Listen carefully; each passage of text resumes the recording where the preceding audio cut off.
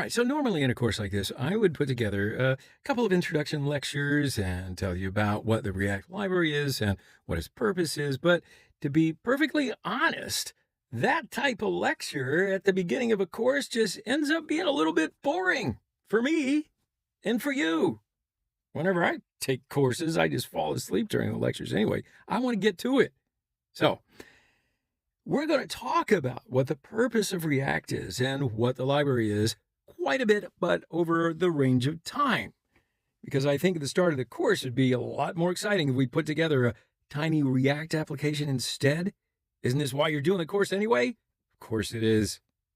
And that's what we're going to do in this video. So we're going to put together a tiny React application. Now, we might not understand everything or even a lot of the code that we're going to write into this lecture, but that's totally fine. If you stick with me, you're in good hands. All right? So I just want to write out a little bit of code and show you how quickly and how easily we can just put together something with React. So to put together this React application, we're going to use a little online tool. And I've got an address to the tool that we're going to use right here on the screen.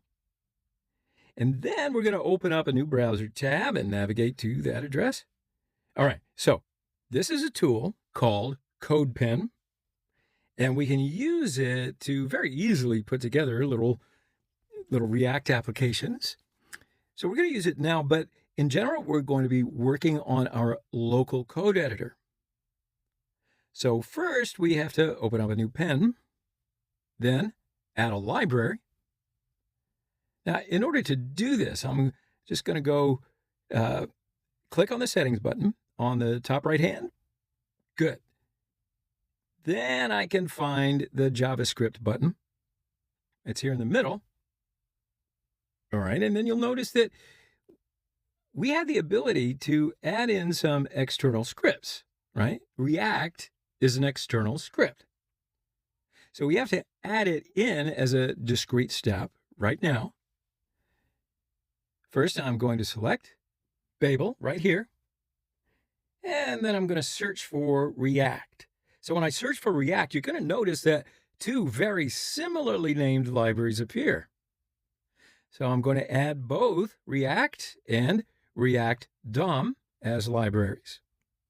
Now, in order to do that, we'll first just click on React, and then I can search for React DOM, and I'm going to click on that one as well. So now I should see two separate libraries inside of here.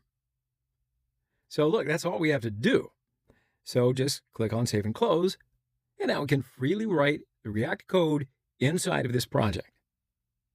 Now you'll notice that at the very top of the screen here, we've got these three separate panels: HTML, CSS, and JavaScript. All right, so now we're going to write a little bit of React code into these three different panels. And then we'll be able to see our app appear here. All right, I'm ready. Are you ready? What are you waiting for? Let's get started. All right, so I'm going to find the JS panel, and I'm going to add a little bit of code down here. So I'm going to say class app extends react.component. And then I'll place a set of curly braces like so. Now, inside of this class body, I'm going to say state equals a JavaScript object. And this object is going to have one property inside of it named btn color. And it has a value of button red. And then I'm going to put a semicolon at the end of the line. And after that, I'm going to add in a method to the class. Now, the method is going to be called the render method. So inside of here, I'm going to write out the return keyword, and then I'm going to place what looks like HTML. Now, remember, we haven't spoken about syntax just yet, so we're going to go over all of the syntax in really great detail in the next couple of videos. But right now, let's just focus on writing out this code. So I'm going to say return div, and then I'll close the div off. That definitely looks like HTML. Then inside of the div, I'm going to write button with the same class name, this state btn color, which is referencing the button red. And I'm going to add it inside the CSS styles in just a few seconds. And then inside of the button, I'm just going to write click me, and I will close it like so. All right, so now I'm going to add another method right above render. So this one is going to be called onClick. And I'm going to assign this method by saying equals, and then I'll put in an arrow function like this. All right, so this arrow function is going to be called with a single argument that we'll refer to as event. And inside the body of this function, I'm going to say this dot set state, and I'll place my parentheses to call that function. And then I'm going to put a curly brace pair inside there like so. All right, so now I can then expand that. And inside here, we're going to say btn color, semicolon, and button gray. And one last thing for the JavaScript side of the project. I'm going to go down to the button right here, and I'm going to add in a little additional HTML. So I'm going to say on click. So make sure that you have the same capital letters that I do, and I'll say that equals curly braces. And then inside there, I'm going to put this dot on click. Okay, so hey, we've now finished this class.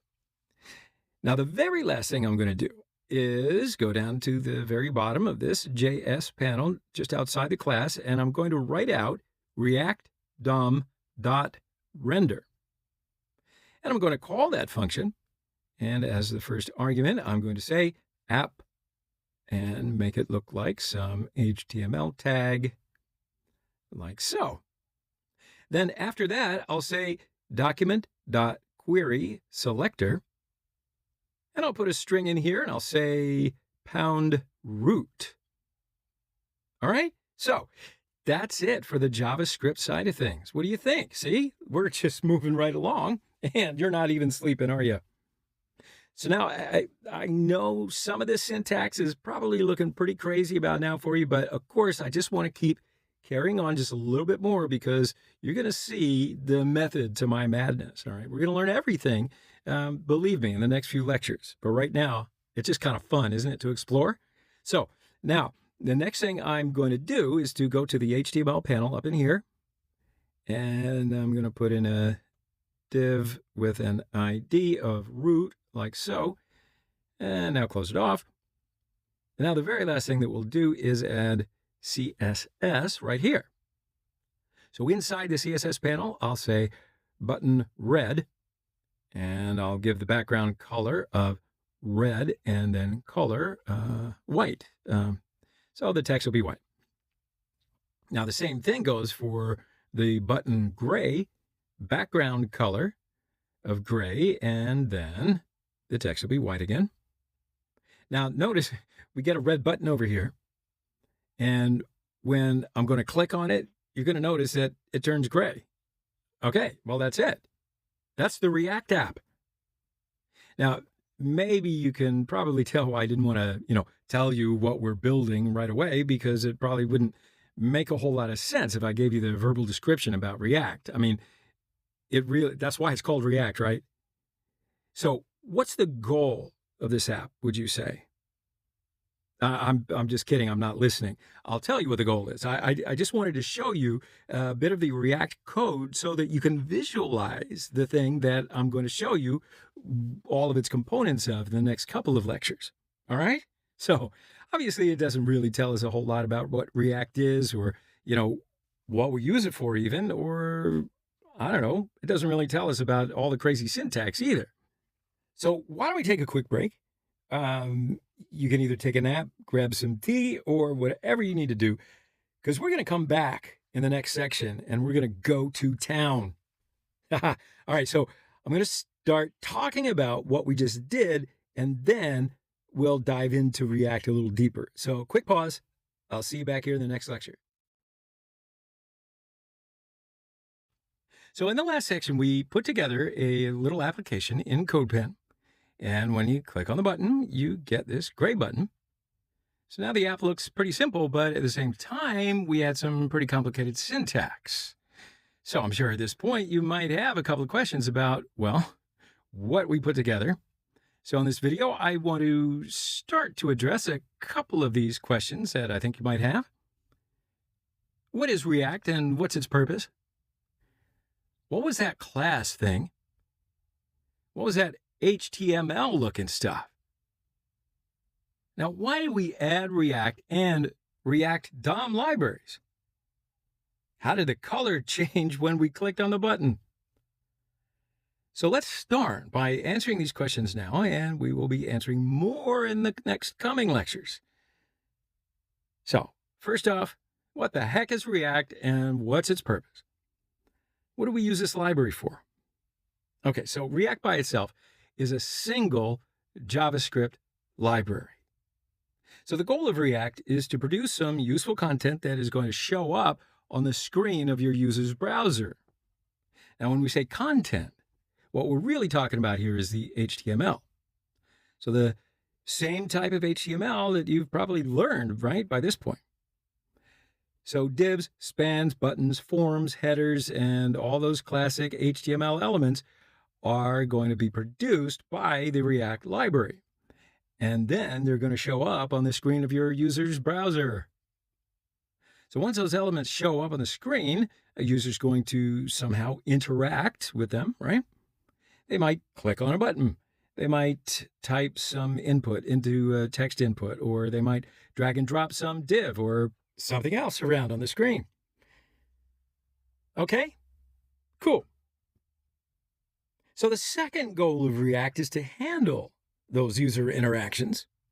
So anytime that a user manipulates our app in some fashion, we're going to want to respond to that in some way. All right, so now we'll talk a lot more about what React is and what its purpose is over time. It'll like gradually dawn on you or sink in or whatever. But now, right now, this definition will suffice. All right? So let's move on to our next question. Yes, you in the back. Just playing. So the next question is, what was that class thing that we put together? Now, if you notice, back over here in the JavaScript editor, line 1, we have this class app extends react.component. All right, you with me? So that syntax we saw there is a JavaScript class. JavaScript classes are just part of what is referred to as ES 2015. Now, if you're not familiar with JavaScript classes, arrow functions, or class properties, that's totally fine. We're going to talk about all of these pieces of ES 2015 syntax throughout the course, so you're going to be an expert. Now, the class itself was creating something called a React component. So a component is one of the most basic pieces of React, and in this course, we're going to build a tremendous amount of different components. The ultimate goal of a single component, though, is essentially the goal of the React library itself. What do I mean by that? Well, a single component is going to be used to create some amount of HTML that shows up on the screen. We can write and create React components using either JavaScript classes, which is what we just used, or JavaScript functions, pretty much the same functions that you're probably used to putting together. Now, we'll talk about the difference between JavaScript functions and classes being used for components all the time, so I don't really need to go into much detail now. You'll get it. So for now, let's just move on to the next question. What do you think? Next question was, what was that HTML looking stuff? So back inside of the editor over here, you'll notice that inside of that render method, we had what, sure enough, looks like a little bit of HTML right here. So in fact, it's not quite HTML, even though it looks very much like HTML. Instead, what we wrote there was something called JSX. So JSX is a special dialect of JavaScript. Remember, it is a language that essentially allows us to tell a React component how it and what it should look like when it's rendered and shows up on the screen of the browser. So it's that JSX used to determine the content of our React application, just like, well, normal HTML does. So in general, if you're familiar with HTML, you're going to do just fine with JSX.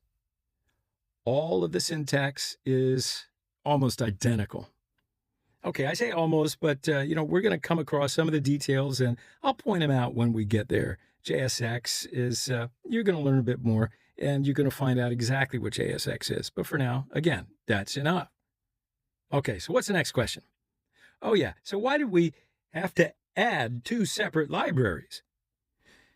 Now, remember when we went through that initial setup, we clicked on the settings button up here. We then clicked on JavaScript, and we added two separate libraries. So one was called React, and the other one was called React DOM. Okay, so I caught you up. The React library by itself contains a ton of JavaScript code that defines what a component is and how different components work together. In typical React applications, we're going to end up making multiple different components and somehow getting them to join up together to form an actual usable application. The React library itself is in charge of making that entire process work. Now, on the other hand, the React DOM library contains a certain amount of JavaScript code that will take that collection of components and eventually get them to show up inside of the DOM or get them to show up as some type of HTML. Okay, so that's why we added two separate libraries. All right, now what's the last question? Do you remember? Oh, right. So how did the color change when we clicked on the button? Well, now remember, the kind of running theme here is that we want to make use of React to handle user interaction. So as we just spoke about with components just a second ago, we spoke about components over here. Now, we said that a component is used to present some content on the screen, right? We can also use a component to create something called an event handler. Event handlers are used to somehow detect when a user is interacting with our app by clicking or dragging or typing or whatever it might be. We can then use that event handler to somehow update our application or update our component, right? And then show some slightly different content on the screen. So we're going to write a tremendous amount of event handlers throughout this course. So I don't want to bore you with any more explanations because this is really one of the main goals of the React library is responding to user interaction.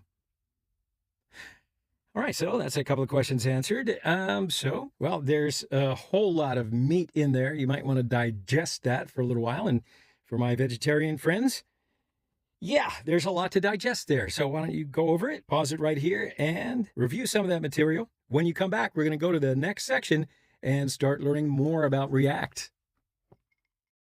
Oh, yeah, hey, you came back. Wonderful. All right, so let's look at the main differences between var, let, and const. So, okay, first of all, let's create an outside block, which is going to be a function. And I'm just going to call that Oak Academy for now. Now, inside this block, I'm going to create another block, which is going to be a simple if statement. And inside of here, let's declare a new variable in the old way, and we're going to call it var pi, and it's going to be a number 3.14, okay? And we'll call that function as well, Oak Academy down. And then outside of the if block, let's print this out. So we can see that we've got 3.14. The variable is being declared inside this block, but it's still being read and printed out from outside of that block here. So if we change this to be let instead of var, and if we try and do the same thing, then we're going to get a reference error because the variable's pi isn't actually accessible from the outside of the block.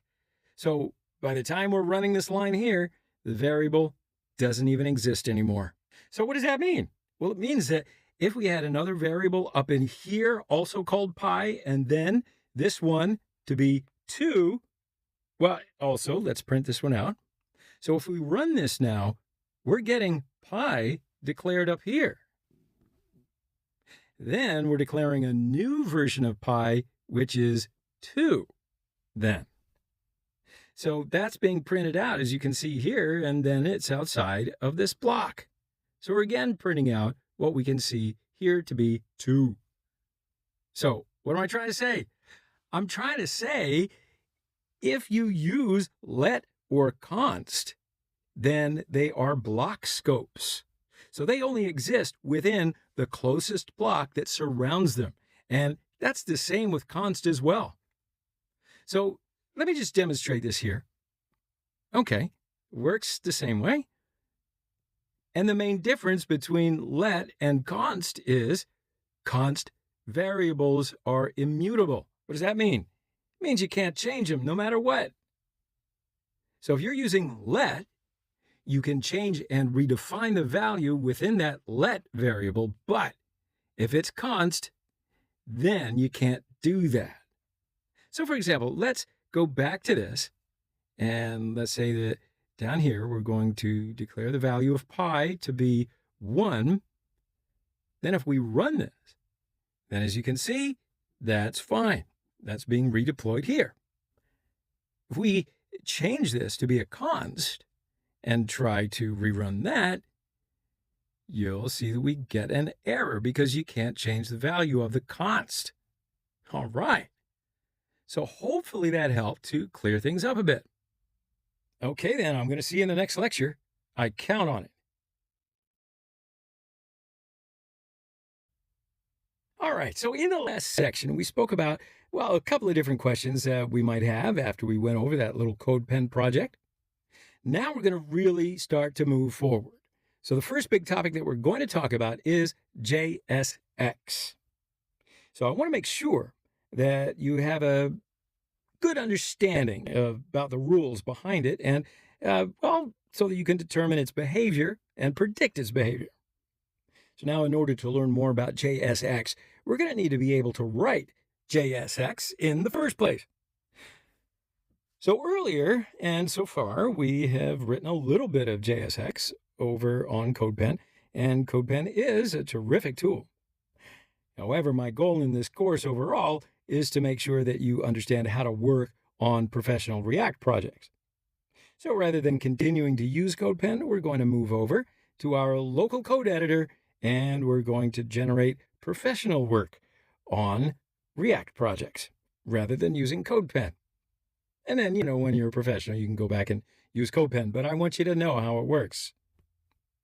So we need to generate new React projects on the local computer in order to do so. So we're going to go through a couple of different steps, and each of the steps are pretty straightforward, but understanding what's going on is, well, it might be a little challenging. So pay attention. So the first thing that we have to do is make sure that you have Node.js installed on your local machine. After you check that, we're going to install a tool called Create React App, which we're going to use to generate a new React project. And then after that, we can start to play around with JSX a little bit. So now in this video, I do want to focus on just making sure that you have the Node.js installed on your local machine. As a quick note, if you know that you already have Node.js installed, then just feel free to move on to the next video. But I need you to know. So I'm trusting you. Stick around if you don't. And even if you just want to, review. All right, you ready? Here we go. So now, if you're not sure that you have the Node.js installed in your local machine, you can open up Terminal and run the command node-v, like so. So when you run that command, you should see a number like this. If you don't see a number, if you see an error message that says command not recognized or command not found, that means that you probably don't have the node installed and you need to go through the installation process. So why don't we do that together right now? In order to install Node.js, we're going to open up a new browser tab and navigate to that link that you see here open on the screen. So now I'm going to open up a new tab and I'm going to navigate to it, and then you'll see a page like this appear. Might not be a surprise. Node.js installation process is pretty much straightforward. So you'll select the installer for your particular operating system, and then if you're on Linux, you can get the Linux version down here as well. So you may have guessed it already, I'm on Mac OS. So I would download the Mac OS installer. It's a pretty quick download for me. So once you download that installer, you will see a window like this appear. Now, even if you're on Windows, you're going to see a very similar message. So all we have to do here is click Continue, Continue, and so on.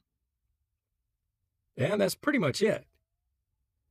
Then as you go through the installation process, we can then open up our terminal again and make sure that Node was successfully installed by running it. Node-V. And here you should see a number appear. And again, if you don't see that number appear after going through the installation process, it's totally fine. But in order to get that number to appear, you might have to restart your terminal. Now, you don't have to restart your whole computer, right? Just your terminal. So make sure you just close it down and quit every terminal or command line window that you have already opened, and then start back up and try running Node-V again. So assuming that everything got set up properly, we can move on. Because that's where we're going to download this Create React App tool, and then we can use it to generate a new project. So we'll take a mini break now, and I'll see you in just a minute. All right, there you are. So in the last section, if you recall, we installed Node.js on your local machine. So now we're going to install a tool called Create React App. And that's going to be used to generate a new project. So let's start that app right now. So I'm going to change on over to my terminal, and I'm going to run the command npm install -g create -react -app, just like that as you see on the screen. And we'll go ahead and run it now. So on my machine, it's going to install very quickly. On yours, it might take a couple of seconds if you're installing this for the very first time. So let's talk a little bit about this command that we just executed. Now, to the first word on there was npm. It stands for Node Package Manager. So the Node Package Manager can be used to install tons of different open source JavaScript packages on your local computer to power projects that you are putting together. So in this case, we reached out to npm to download a package called Create React App and install it on our local computer. The npm command has many different subcommands associated with it. So in this case, we wanted to install a package, so we reference the install subcommand after that. We then put in the -g flag. So this flag indicates that we want to install this package globally on our computer.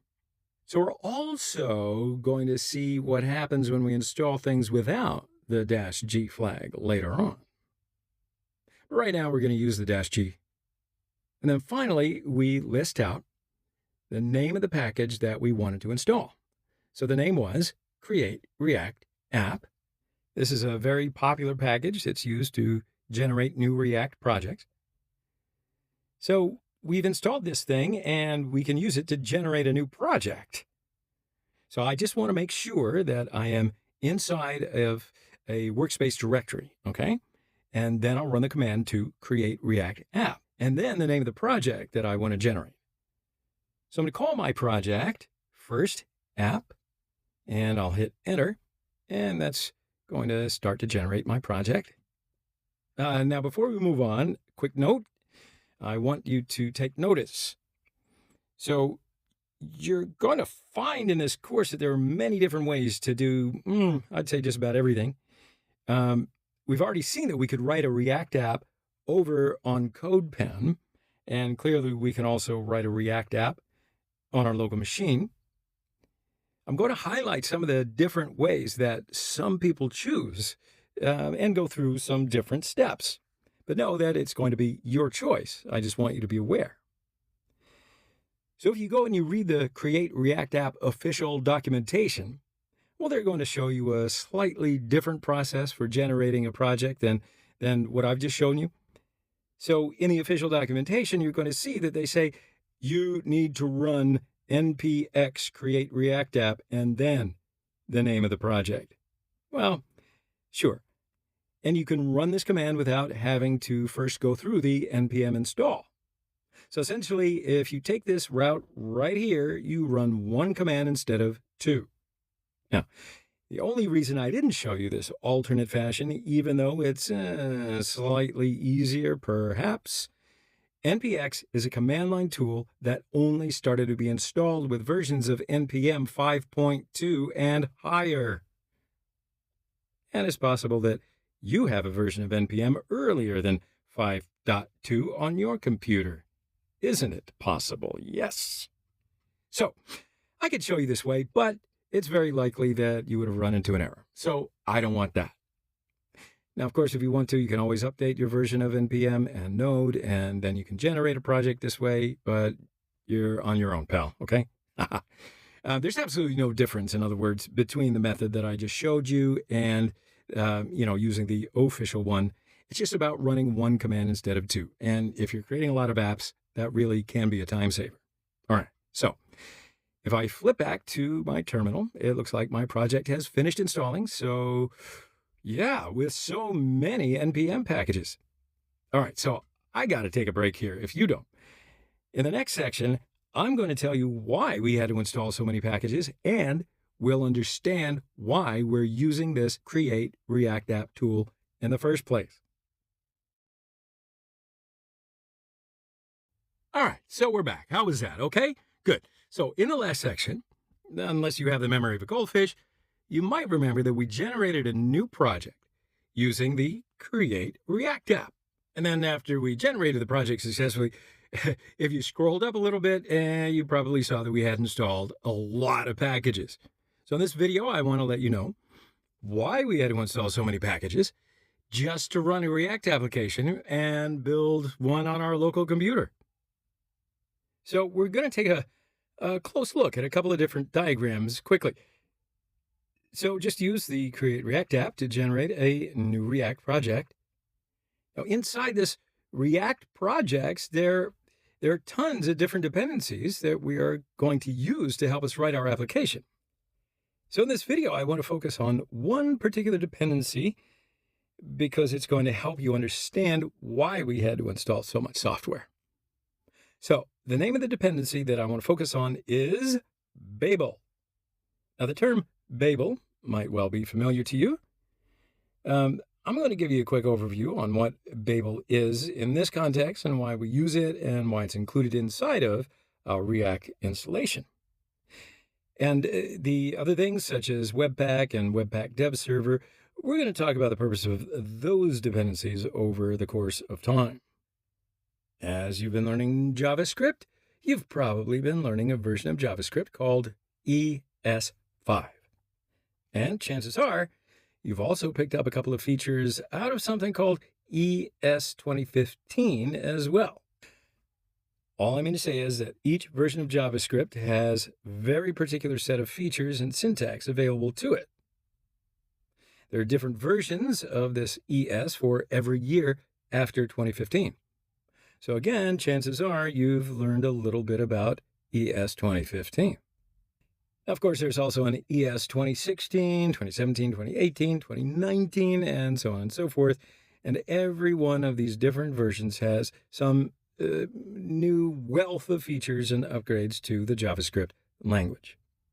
Now, the important thing to understand here is that these updates to the language are generally for the benefit of developers.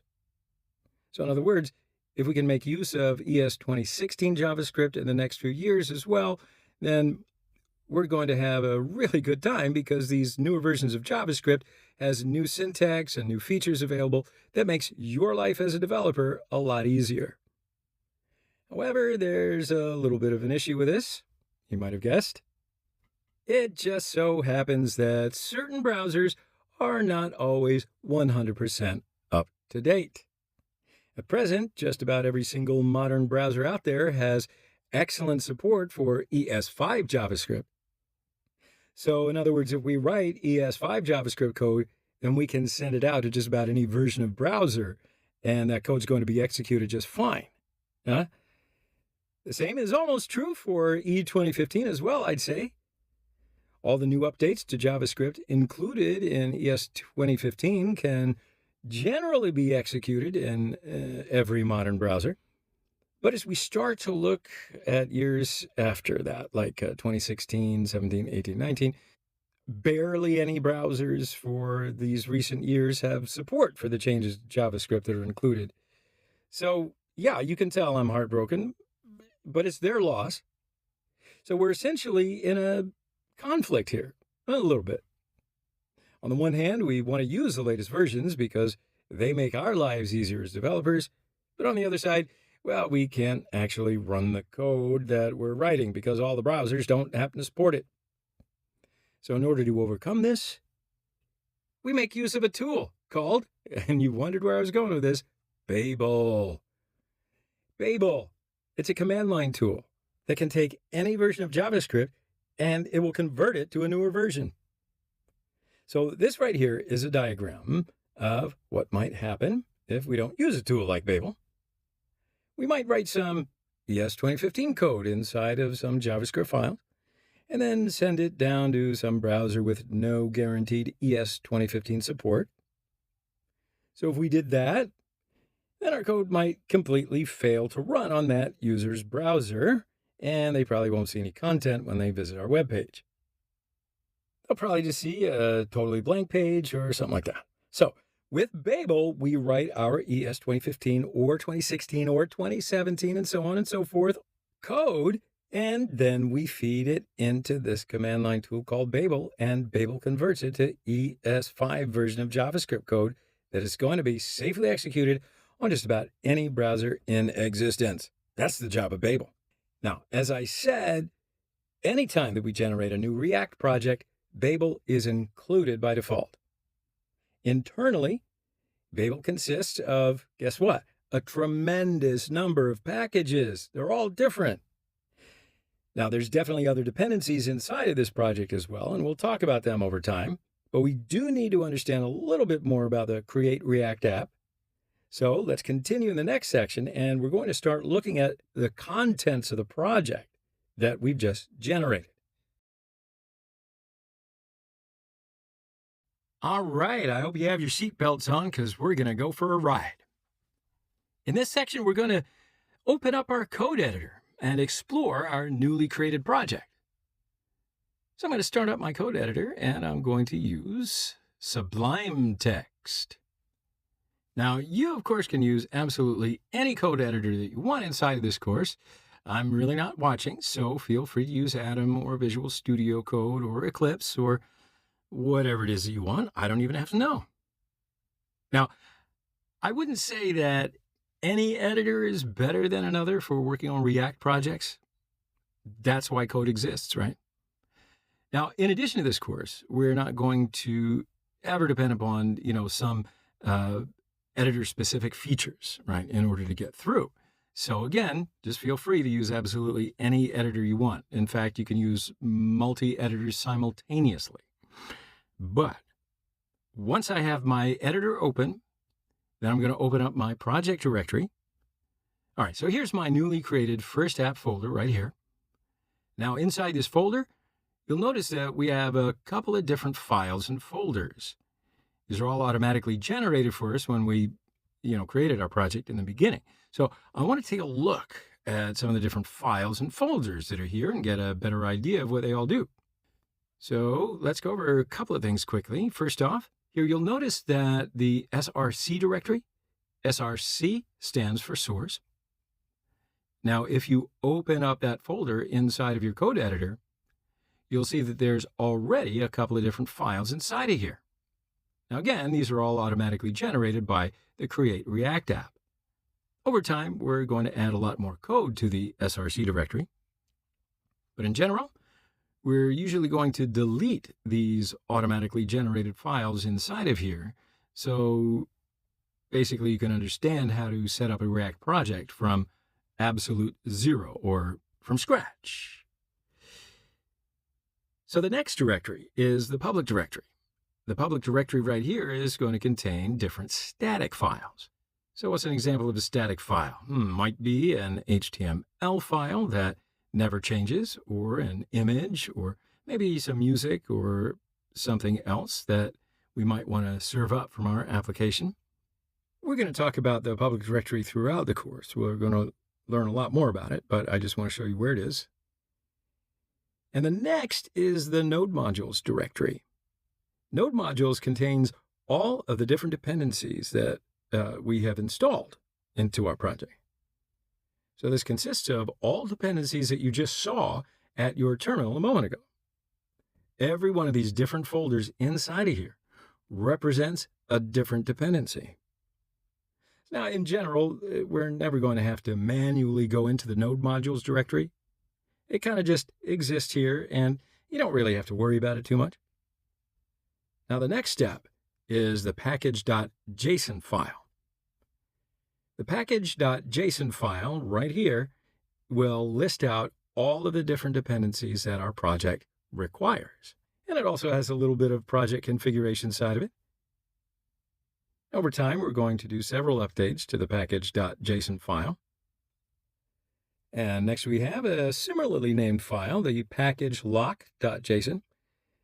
Now, that's the name that I see. You might see a different name in your text editor, but it's a little different name in my text editor, as you can see right here, yarn.lock. It's absolutely fine. Don't worry, nothing to see here.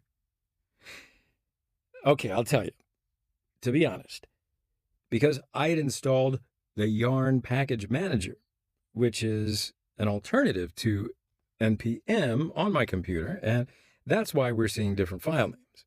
Now, I'm going to recommend to you to use it on your own project because it is going to be faster than NPM, but right now, we don't need to use that package. We're just going to use NPM, okay? Now, this file records the exact version of all dependencies that we installed into our project.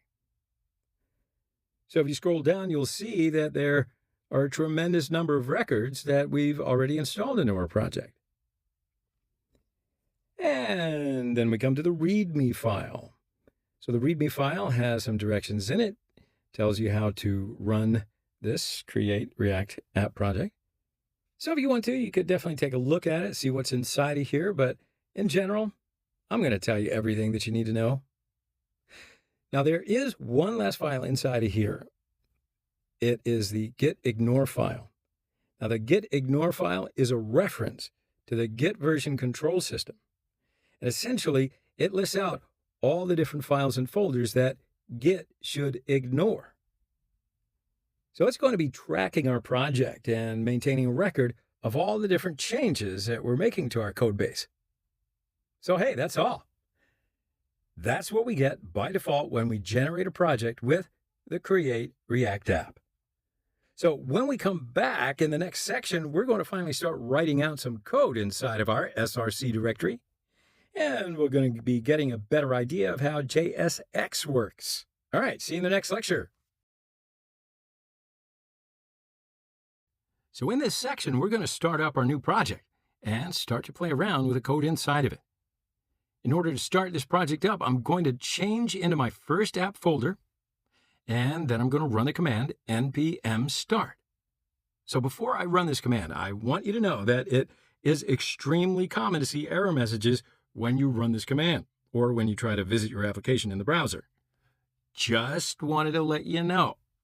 And so in this video, if anything goes wrong, please watch the whole video because at the end of the video, I'm going to walk you through two very common problems and how to solve them. All right, so let's run this command. Now, when I run it, you're going to see a little bit of output scroll, and then you're going to be automatically kicked over into your browser where a new tab is going to open, and visit localhost 3000, and you'll see the default React application appear on the screen. And it's probably going to look something like this. Now, I just want to quickly mention here that I do want to tell you something that you're probably going to want to know. We now have our React application being run inside of our terminal. So as long as it's running in the terminal, we can then visit localhost 3000, and that's the address that we're at. Okay, so that is where our application is available to us. If you ever need to stop the React application running in your terminal, you can open up your terminal, find the tab inside of terminal that's running the React process, and press Control-C. So in fact, let's try that out now so that I can go back over into my terminal, and I'll see where my React application is running, and then I'll hit Control-C to stop it. Just like so. So if I ever need to start it up again in the future, I'll just run npm start in my project directory. I can't run npm start from just anywhere. I have to make sure that I'm inside of my project directory. And now see here, I am still inside my project directory. And I run npm start, and once again, my app will start up, and I'll get directed to localhost 3000. All right, so that looks pretty good. All right, now really quickly here, I want to mention that there might be two possible errors that you're going to run into. So first off, you might see a message that says something like port is in use when you try to run npm start. And if you want to see what that looks like, you could open up a second tab inside of your terminal, make sure that you're still inside of your project directory, and then run npm start. So we're now essentially trying to start up two copies of our React application. And the second copy is going to show me a message like this right here. And so it's telling me, hey, there's something already running on port 3000. So if you see this message, you can either stop the other server, or you can say, yeah, go ahead and run my React application on another port.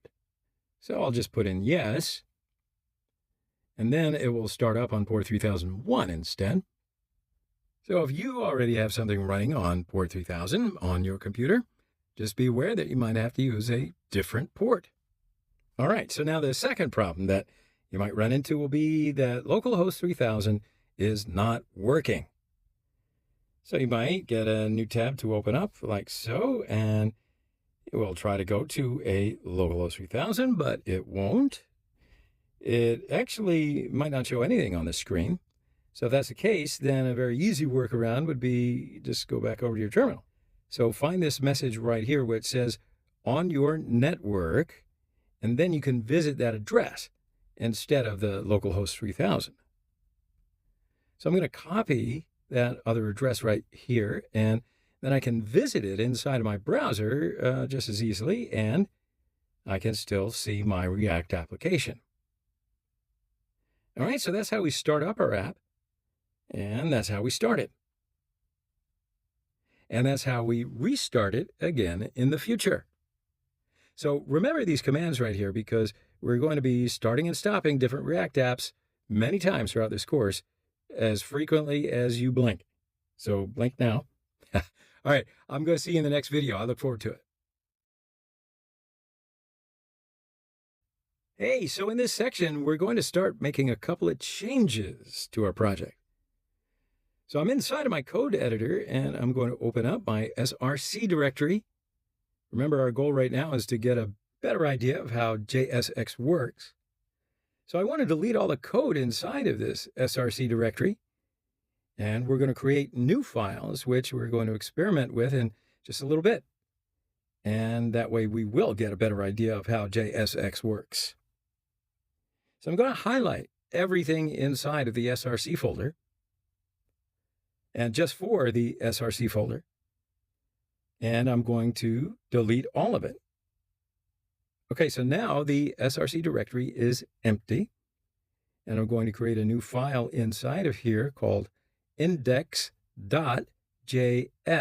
Now, the name of this file is indeed very special. So just make sure that you name your file index.js as well. I'll tell you a little bit later on why this file is so special, so dear to my heart.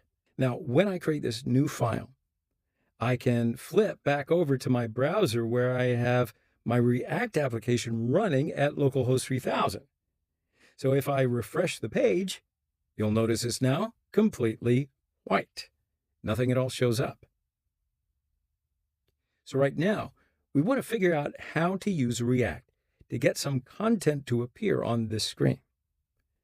Once we figure out how to get some content to appear on the screen using React, we'll then be able to start to play around with JSX a little bit and get a better idea of all the rules around it. You need to know the rules to break them, or you need to break the rules to learn them. Well, let's move on. So it's a 3-step process, basically, and we're going to follow 1, 2, 3. So to get some content to show up on the screen, this is what you do. We'll begin right now with step number 1. I want to import the React and React DOM libraries. And in order to do so, I'm going to write out import React from React, and then import React DOM from React-DOM. Okay.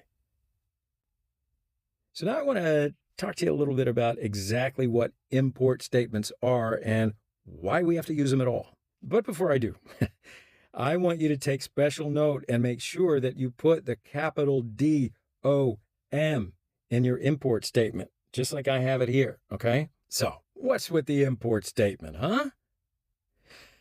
Well, I'd like to take you back a little bit. We are reminded that back on over on the other project that we worked on in CodePen, we didn't have to write an import statement. We just added the React and React DOM to our project, and that was pretty much it. Well, now we are using it with the Create React app, and we're using a bundler system called Webpack. We're going to talk about what Webpack is and why we're using it, but for right now, all we need to understand is that every file that we create inside of our project is essentially its own tiny little universe. Any code that we write inside this file is not going to be automatically shared or made available to other files and vice versa. So in other words, if we want to gain access to any libraries or any other code that we write inside of our project, we have to write an import statement like the one that you see right here. All right. So now, a quick diagram. So first we will place the import keyword, and it tells JavaScript that we want to reach out to either a dependency or another file inside of our project. So the import statements like this can be used to import either dependencies or packages that we install to our project, such as React and React DOM. Now the second word is going to the name of a variable that we want to take all the code from that dependency or file and assign to. Now, I know I kind of said that awkwardly, but essentially what's going on here is that we're going to reach out to the React dependency. Yeah? So we're going to take all the code inside that dependency and then assign it to this React variable. Now, one thing to be aware of is that the name of this variable right here does not have to be exactly React. We could very easily rename it to something like my React or anything else, really, if we wanted to. But in general, we will follow the naming convention where we name our variable along with the name of the library itself. That way, nobody gets confused. So the library name is React.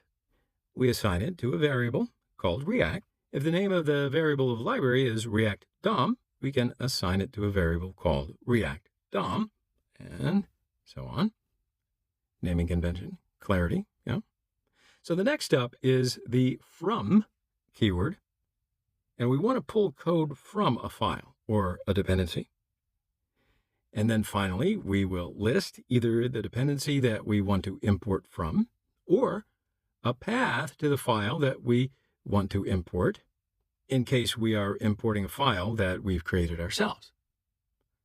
So now if we list out a dependency right here, what's going to happen is JavaScript is going to say, oh, okay, I see that you want React. It's then going to look inside the Node modules directory and is going to try to find a folder inside of here called React. So if you scroll down inside of that Node modules folder, you're going to see that we have a folder called React right here. So when we say import React from React, that means go and find the React folder inside the Node modules directory and get all the code from inside of there. And then the same thing with the React DOM as well. Now you'll see that the React DOM folder is right there. So if we wanted to, we could technically import any of the different folders that you see inside of our Node modules directory. We could also install more modules into the Node modules directory and import those as well. But before you do that, obviously, we're only going to import the dependencies that we actually want to use and really care about for this particular project. Okay? Okay. So next step is we're going to focus on creating a React component. But before we do that, I do want to very quickly let you know about what exactly a React component is. All right, to the diagram. React component. So it's a function or a class component. Back on CodePen with that quick example we did a while ago, you saw an example of a class-based component, and we can also create them as a function. The purpose of a component is that either a function or a class is to produce HTML that we're going to show to the user. Now, its secondary purpose is to handle feedback from the user. For example, anytime that the user clicks or types or drags or any type of event like that. So in order to produce content or HTML to show the user, we're going to write out some amount of JSX. So remember, JSX, that stuff's going to look like HTML. Now, in order to handle feedback from the user, you remember back when we used CodePen, we used those things called event handlers in order to handle feedback from the user? Of course you do. We're going to talk about this step a little bit later on, but right now our focus is just on showing content to the user and using a small amount of JSX. So let's now flip back over to our index.js file, and we're going to create a new functional component.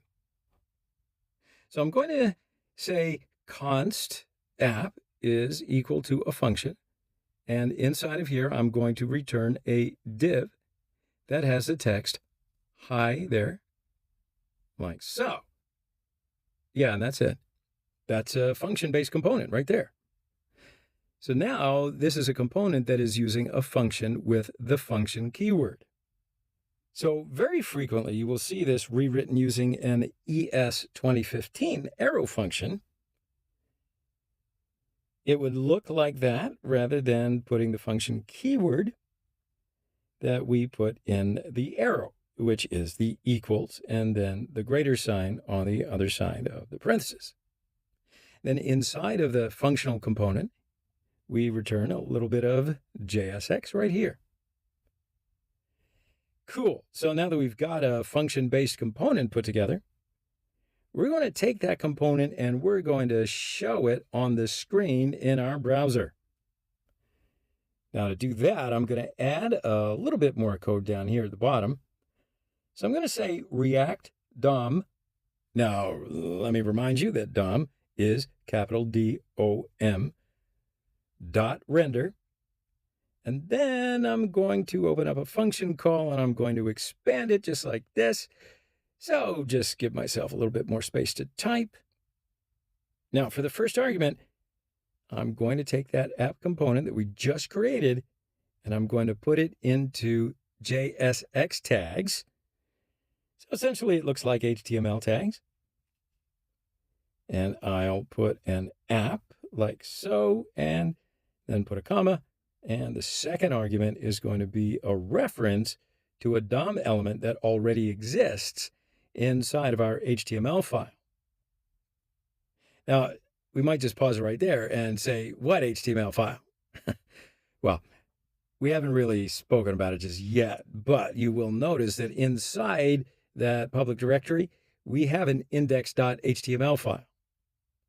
Anytime that someone goes to localhost 3000, they get sent this HTML file right here. So inside this HTML file, you can scroll down to the body, and inside the body, you'll see that there is a div with an ID of root. So by convention, in a create React generated application, we're going to take our component and render it or display it inside of this div with the ID of root right here. So we need to essentially get a reference to this div with the ID root, and then we're going to pass it as the second argument to the React DOM.render, call back over here inside of our index.js file. Follow? So to do that, I'm going to write out document.query selector, and I'll pass a string with #root, like so. Ha! So that call right there is going to get a reference to that div with an ID of root, right? So this is a built-in native function that is available in all browsers. So we don't have to import anything or do anything like that in order to use it. Okay, so that's pretty much it. That's the 3 steps that we have to go through to get some content to appear in our browser. So let's go ahead and save this file. All right, so now that I've saved this file, I should be able to flip back over to my browser at localhost 3000, and I'll see the content being produced from our function-based component appear on the screen. I'm not nervous. I'm just short of breath. Okay, it simply says, hi there. Ah, bliss. Am I right? Okay, so that's pretty much it. That's how we get some content to appear on the screen. We import React and React DOM. We create a React component, and then we take that component and show it on the screen using the React DOM library. Boom. Okay. So why don't we take a break right now, and in the next section, we're going to learn a lot more about JSX and how we interact with it. So in the last section, we finally got some content to appear on the screen of our browser. Ah, but that's just not good enough, is it? No way. So stay tuned, because now that we've got a working application put together, we're going to start to focus on the JSX that we had written into our app component in the index.js file. First, I just want to explain what exactly JSX is. You've had a little bit of an introduction, but I want you to know that when you look at this stuff, as I've said many times, it looks like HTML, but in reality, it's not. So I want to give you a quick reminder about something that we spoke about just a little bit ago. So remember that I told you that when we write ES 2015 code, which you and I like to do as developers, we do not send it directly into a user's browser because their browser might not have ES 2015 or 2016 or 2017 fully supported. So in order to get around that, we made use of the dependency called Babel. Now, we made use of Babel to take that ES 2015, 2016, or whatever code and convert it down to a normal ES5 JavaScript. All right, we got that out the way. Now, before JSX actually gets sent down to a user's browser, it gets converted into normal-looking JavaScript code. And you might be immediately curious as to how do we take something that looks like this right here and turn it into an equivalent normal JavaScript?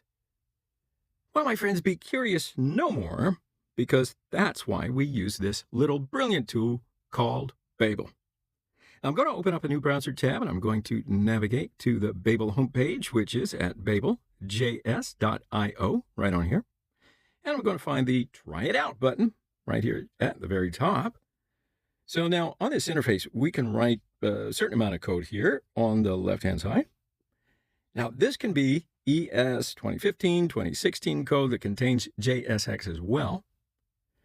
And then Babel will automatically convert that code into normal ES5 JavaScript and show it on the right-hand side. So really quickly, I want you to have a look at the left-hand panel over here and find the preset section. And just make sure that the React checkbox is checked. All right, so then once we're sure that it's checked, I'm going to go back over to my index.js file, and I'm going to copy the entire app component that we just put together, and I'm going to paste it back over here on the left-hand side. All right, so as you can see, that div right there and that kind of JSX looking thing actually gets turned into a JavaScript function call. Excellent. It's a call to react.createElement. So the first argument is a string that indicates the type of element that we want to create. And then the third element is the text that we want to show inside of that div. So every time that you see the JSX we're writing gets turned into this big function call right here. So you might be curious. If this JSX gets turned into a function call, why don't we just write it out and write out a lot of function calls? Well, I think the answer is really simple. Let's picture, if you will, that we have a little bit more of a complicated component than what you might see right here. So let's say, for example, maybe we have a div that contains a UL element inside of it, and then the UL elements contain a couple of LI. So I'm going to put a couple of LI, and maybe those LI have text of their own, like hi. Now, when we take a look at this thing in its JSX form, it's pretty easy to tell what's going on if we're familiar with how HTML works. Now, you can take a glance at this over here and understand that this app component is going to create a div that has a UL and 3 LI. Now, also, you can very quickly see what text those LIs are going to contain. However, if you look at the converted results over here on the right-hand side, it's a lot harder to understand the exact structure and content of what this component is. So the entire purpose of JSX is to just be able to allow us to write out these different function calls that normally occur behind the scenes for us in a much easier to understand, much easier to read, and that way we'll get a better sense of what's going on. Now, when you make use of React, it's not required to use JSX, but it's not just me. I'd say that most everybody highly recommends it. Because if you try to write out all these different function calls, you're going to very quickly write out some code that's very challenging and difficult to maintain. Okay, I'm glad I got that off my chest. Thanks for listening. So let's take a pause here, and I want to see you in that next section. All right, so here we go again. Now, in the last section, we started learning a little bit more about JSX.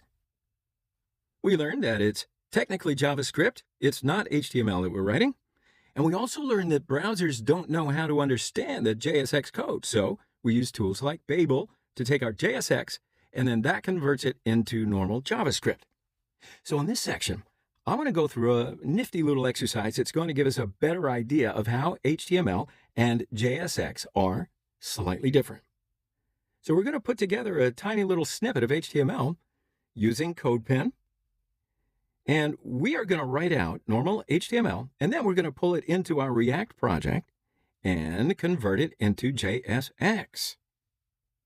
So what this is going to do is give us a really clear idea of some of the differences between the two. Are you ready for this? Right, so first, I'm going to open up CodePen by opening a new browser tab and going to the codepen.io. All right. If you're there, once we're here, we're going to find that create section at the top left-hand side and create a new pen. So we're only going to be doing HTML here. So I'm going to minimize the other tabs, and we'll put together just a couple of different elements. So I'm going to put a div in here. So inside of this div, I'm going to first begin with a label, and I'll give it a title of, I don't know, enter email. How's that? Now, after that, I'll put in an input, and then finally a button. All right, so for the button, I'll say submit. Okay, so just very simple, straightforward HTML, you might say. But now, I want to go through here and add on a couple of attributes. So on the label, I'm going to say that this is a label for input with an ID of name, and then I'll immediately add an ID of the name to the input. And then let's give a class name to the label. Now, we're not going to actually do any styling right now, but I just want to show you how the CSS class is changing when we use JSX. So then on the input, I'm going to say type text. And then finally, I'm going to put a little bit of a, I don't know, custom styling on the button. So I'll say style is going to be background color of red. All right, so now that turned the button red. And let's give the text a color of white as well. All right, so that's it. Pretty simple HTML snippet. And I hope that everything that we put in here is pretty easy to understand. So now let's copy this HTML, and we're going to go back over to our friend, the code editor, and we're going to paste it into our app component, and then we'll see how this HTML displays inside of our React application. Okay? So back over here, I'm going to find the div that we currently have, and I'm going to delete it. And I still have the return keyword. However, don't forget that return keyword. And I'm going to paste in the HTML that we just wrote out and save it. And I'm going to see how this appears in the browser. All right, so you can see that we immediately get an error message here. Ha-ha! Okay, what happened? The question of the day is, why did we see an error message when we just took some HTML and tried to use it inside of our React component? So what we're going to do is start to learn some of the differences between JSX and just regular old HTML while we are responding to the reason that this error message occurred. Ah, see, you're starting to see the method of my madness. Now, I got a quick little list right here. In general, all of the existing knowledge that you have around HTML is going to apply directly over to JSX. But there are some differences, okay? They might be subtle at first, but you're going to realize how big they really are. Now, the first difference that I want you to be aware of is how we add custom styling to an individual element, as we are attempting to on the button element right here. So that's the first thing that's different between JSX and HTML. Now, let's take a look at another diagram. And that's going to help you understand how we can take the HTML version and then convert it over to JSX. Okay, so in this example, we've got a div with an inline style of background color red. In order to apply that to JSX elements, we're going to change the syntax just a little bit. So we're still going to say style equals, but after that, we're going to place two curly braces in a row. The outer curly brace right there indicates that we want to reference a JavaScript variable inside of our JSX. And the second curly brace right there is meant to a JavaScript object. So in other words, when we do styling with JSX, rather than provide a simple string like so, we're going to instead provide a JavaScript object where all the keys of the object reference a different property that we want to style, and the values indicate a value for that particular styling. Yeah? Now, the other thing that you need to be aware of is that if we're trying to apply a style property name like background-color, we're going to remove that dash and then capitalize the next letter. Then we need to make sure that our values are wrapped with a single quote. Okay, so let's do it. First, remove the double quotes and replace it with curly braces. And then remove that dash and make sure that's a capital C. Alrighty then. All we need to do now is make sure that these values are wrapped in a string. So I can wrap it with a single quote like so. Then we just remove the semicolons, and don't forget to add a comma right here. Now, you may have noticed that for these values right here of red and white, I used single quotes, whereas for all the JSX, I used double quotes instead.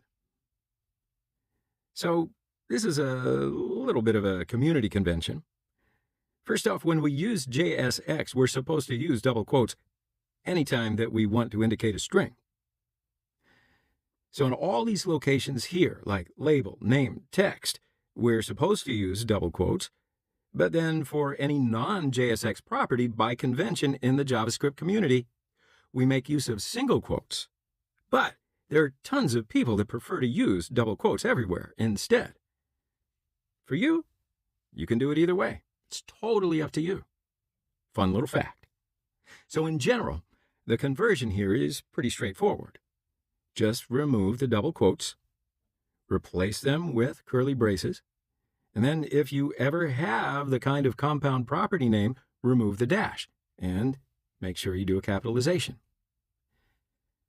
So then after you make a change, you can just save this file, and then flip back over to your React application, and you will see, that the error message goes away.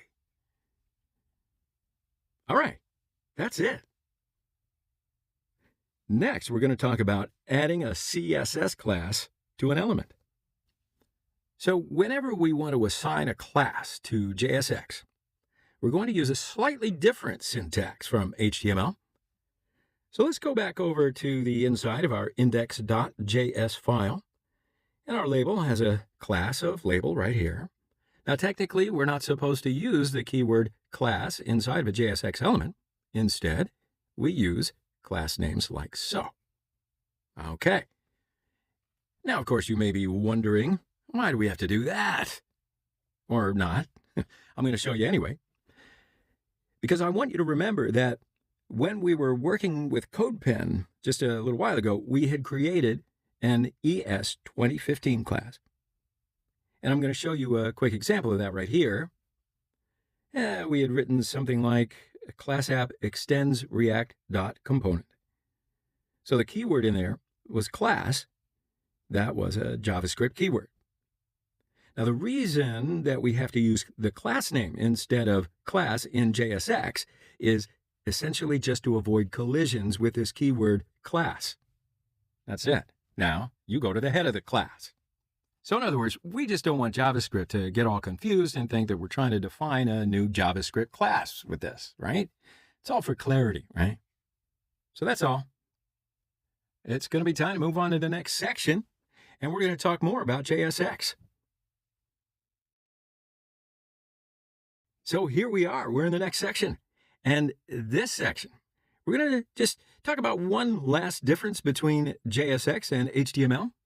So this last little thing is what I consider a very, well, perhaps the most important feature.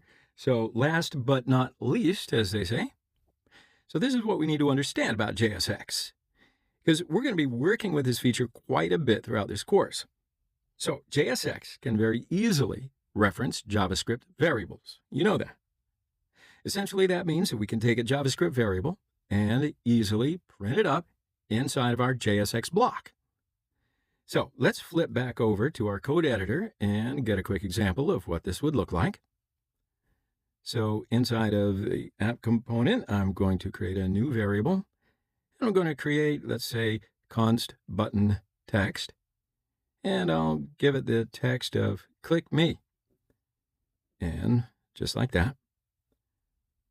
So now, if we want, we could refer to this text variable inside of our button in place of just putting the plain text of submit.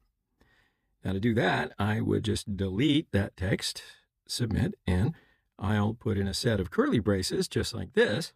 Now, the curly braces are not indicating a JavaScript object. So instead, the curly braces are indicating that I want to reference a JavaScript variable right here. So then I'll type out the name of the variable that I want to insert into this button, and then save this file, flip back over to the application at localhost 3000, and I'll see that. Now the button says, click me. So with this curly brace, we can very easily reference different JavaScript variables inside of our JSX. So we're not only limited to making very simple statements like this, obviously, when we define a single variable at a time and then reference it inside, we may define something like function get button text, and then anytime someone calls this function, maybe I will return hi there. Then inside of my button tag right here, rather than referring to text, I can delete that and call the function that we just created. So I'll say get button text like so. Now make sure you get the parentheses on here so that you can actually invoke the function. Excellent. So the other thing that I want to do is clean up that variable that we're no longer using. So let's save this and see how it goes. And it's the button, and it says, hi there. So now there's only a couple of limitations around what type of variable we can reference inside of these JSX blocks using these curly braces. Give you a couple of quick examples. So I want to tell you a little bit more about what different types of variables we can reference inside of JSX, specifically when we're trying to put something in here that's going to display on our screen as text or some other value. So first, let me begin by deleting that function that we just put together. And then I'm going to go inside of the app component.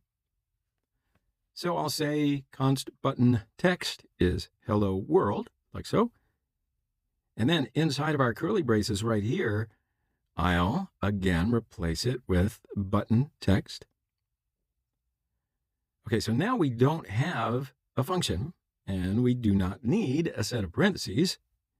So it's just button text like so.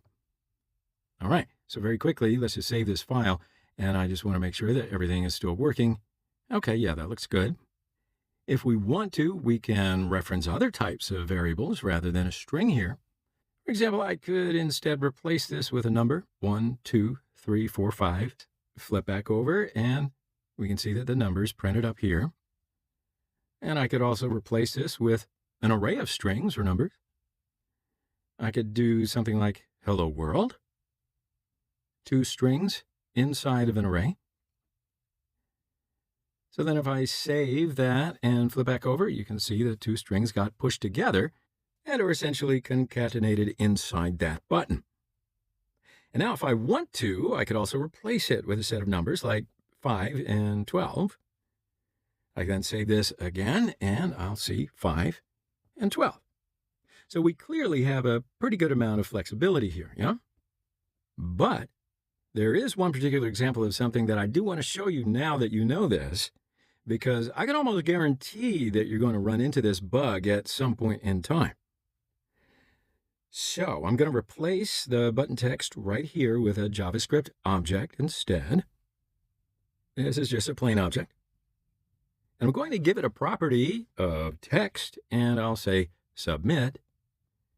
And I'm now going to save the file again. When I flip back over, we're going to see an error message.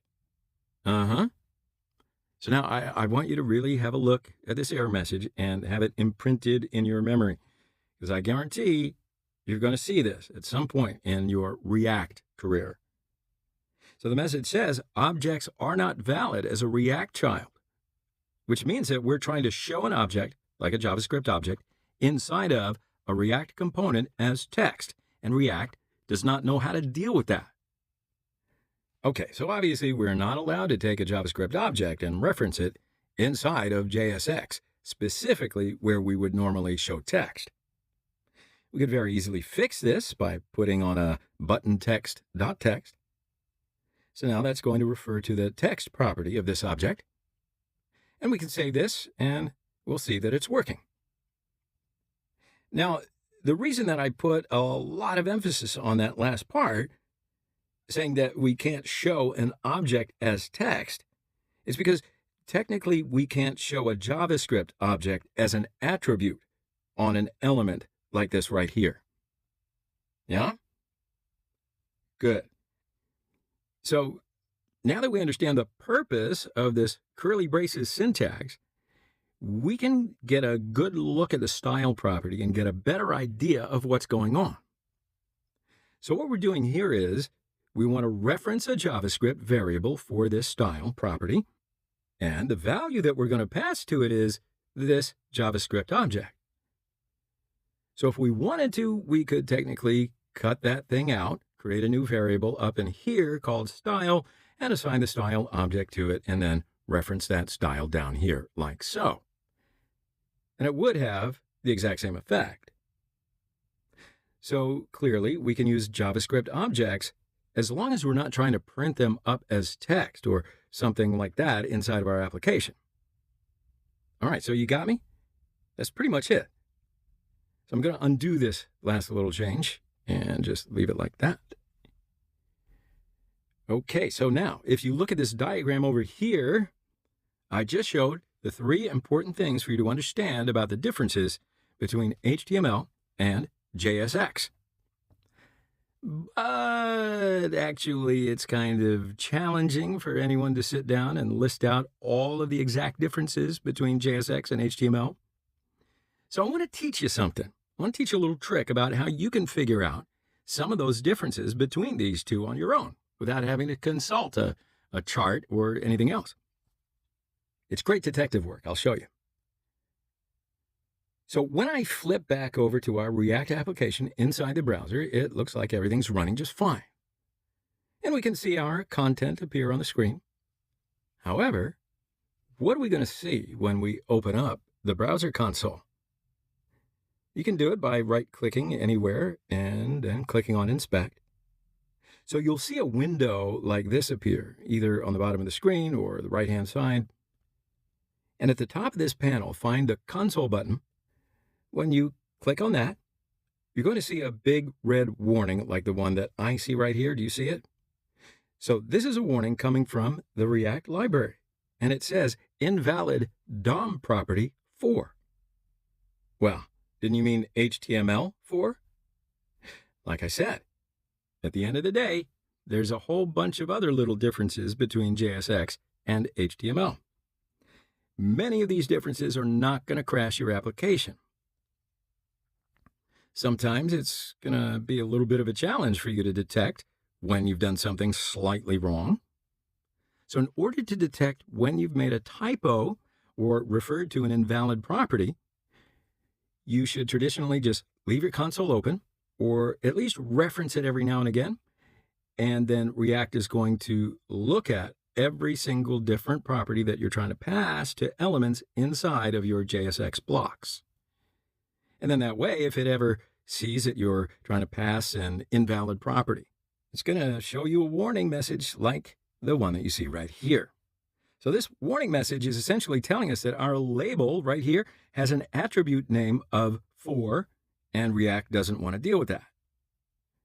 It actually wants us to replace it with the HTML 4, the capital F, like so. So why is that? Well, it's a very similar reason to the class name, the one that we used earlier. For some different browsers or some different tooling, it's going to incorrectly see this. 4, the word right here, is incorrectly interpreted as a traditional JavaScript for loop, like so. So, as I said earlier, it's not really an issue. As you just saw a moment ago, our application works in the browser just fine without error. But nonetheless, the requirement is still encoded in the React library. So we have to replace it with HTML4. Now, if I do that and save this, flip back over, and I'll see that the warning message just went away. All right? So anytime that you see a warning message from React like that, something that says, did you mean to do this? Well, usually it's going to mean that you accidentally put together an invalid property name somewhere inside of your JSX. So I want to take a break here, and we'll continue in the next video. I promise you, it's going to be terrific. All right, my friends, here we are. And I think that now that you understand the basics of JSX pretty well, I want to expand your knowledge.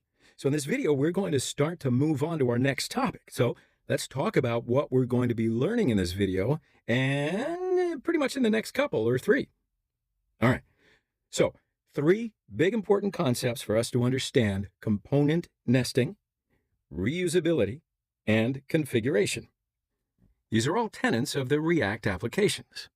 So let's talk about each one of these in turn, and we'll go through a couple of quick code examples. So first off, component nesting. So far, all the code that we have written, we've only been creating one component at a time. But for a real React application, we usually make many different components. So when we make many different components, we're going to nest them, or essentially place them inside of each other to make an actual usable React application. So we're just going to very quickly start to look at a couple of examples of how we nest different components inside of each other. And the next thing we're going to start to talk about is component reusability. I want you to think about a typical web application that you might use every day. Chances are you use a web application that has some buttons or text fields or menus inside of it. And I got a quick question for you. No, this is not a quiz, but just think about it. Do any of those buttons ever really look different from each other? Chances are they don't. Just about every button inside of a single React application is going to have some similarities or identical functionality. It's going to show some text and then do something when the user clicks on it. So rather than making a separate component or essentially write out some different code for every single button or every single menu or every single text input that you might put into an application, we instead can make use of reusable components, or little pieces of code that can be reused several different times inside of a single application. And then we'll take a look at a couple of examples on how we might achieve reusability. And then finally, very tightly coupled with usability, component configuration. So I just gave you the example of a button, right? Now, most buttons will look very similar, but there's tiny little pieces about every single button that need to be customized in some very specific way. For example, one button might need to have the background color red, and another button might need to have the background color blue, and both of those buttons might need to do different things. So we need to make sure that when we create different components, we have the ability to somehow customize them when they are created. Okay, so these are the 3 big topics that we're going to start in, each with their specific video. So take a pause right here if you need to, and in the next section, we're going to talk more about these 3 things. All right, so if it wasn't that long ago, in the last section, we talked a little bit about components. Now, we're going to actually write some code to understand what's going on. So in this section, we're going to start to talk about a little application we're going to put together to get a better idea of what all these different terms mean. So I want to quickly show you the mock-up, and then we're going to generate a new project to build this thing. Okay, so here's our mock-up, and it's really rather simple and straightforward. We're going to essentially make a couple of React components that are going to generate what looks like a list of comments. So we're going to display an image and user's name in bold and time at which the comment was posted. And then finally, the actual comment text underneath of it. Now, until you look at this a lot closer, you'll just notice that almost every little one of these comments look very similar to each other. Maybe the only difference between them is that they tend to have a little bit of different text, maybe different usernames, different times, different content for each comment as well. But the styling looks almost identical. So now, rather than just building a bunch of different components to build this thing out, we will just try to make one single component. And in that single component, we're going to put all of the JSX that is going to make this a list of comments that looks like this. Then after we see some of the negatives around that approach, I want to start to refactor into separate components. Okay, so we'll generate a new project to begin with. And we'll start writing some code for this in the next video. So right now, let's start making up a new project. And I'm going to want to flip back to my terminal where we still have our first app project running. Do you? Excellent. Now I'm going to shut that thing down by just hitting Control-C. And then I'm going to go up one directory. And now I'm back in my workspace directory. And then I can go to generate a new React application. So I'm going to run create React app, and let's give it a name, call it blog posts, like so. Okay. So it's installing dependencies. So I'm just going to let that finish, and we'll start back with the next video.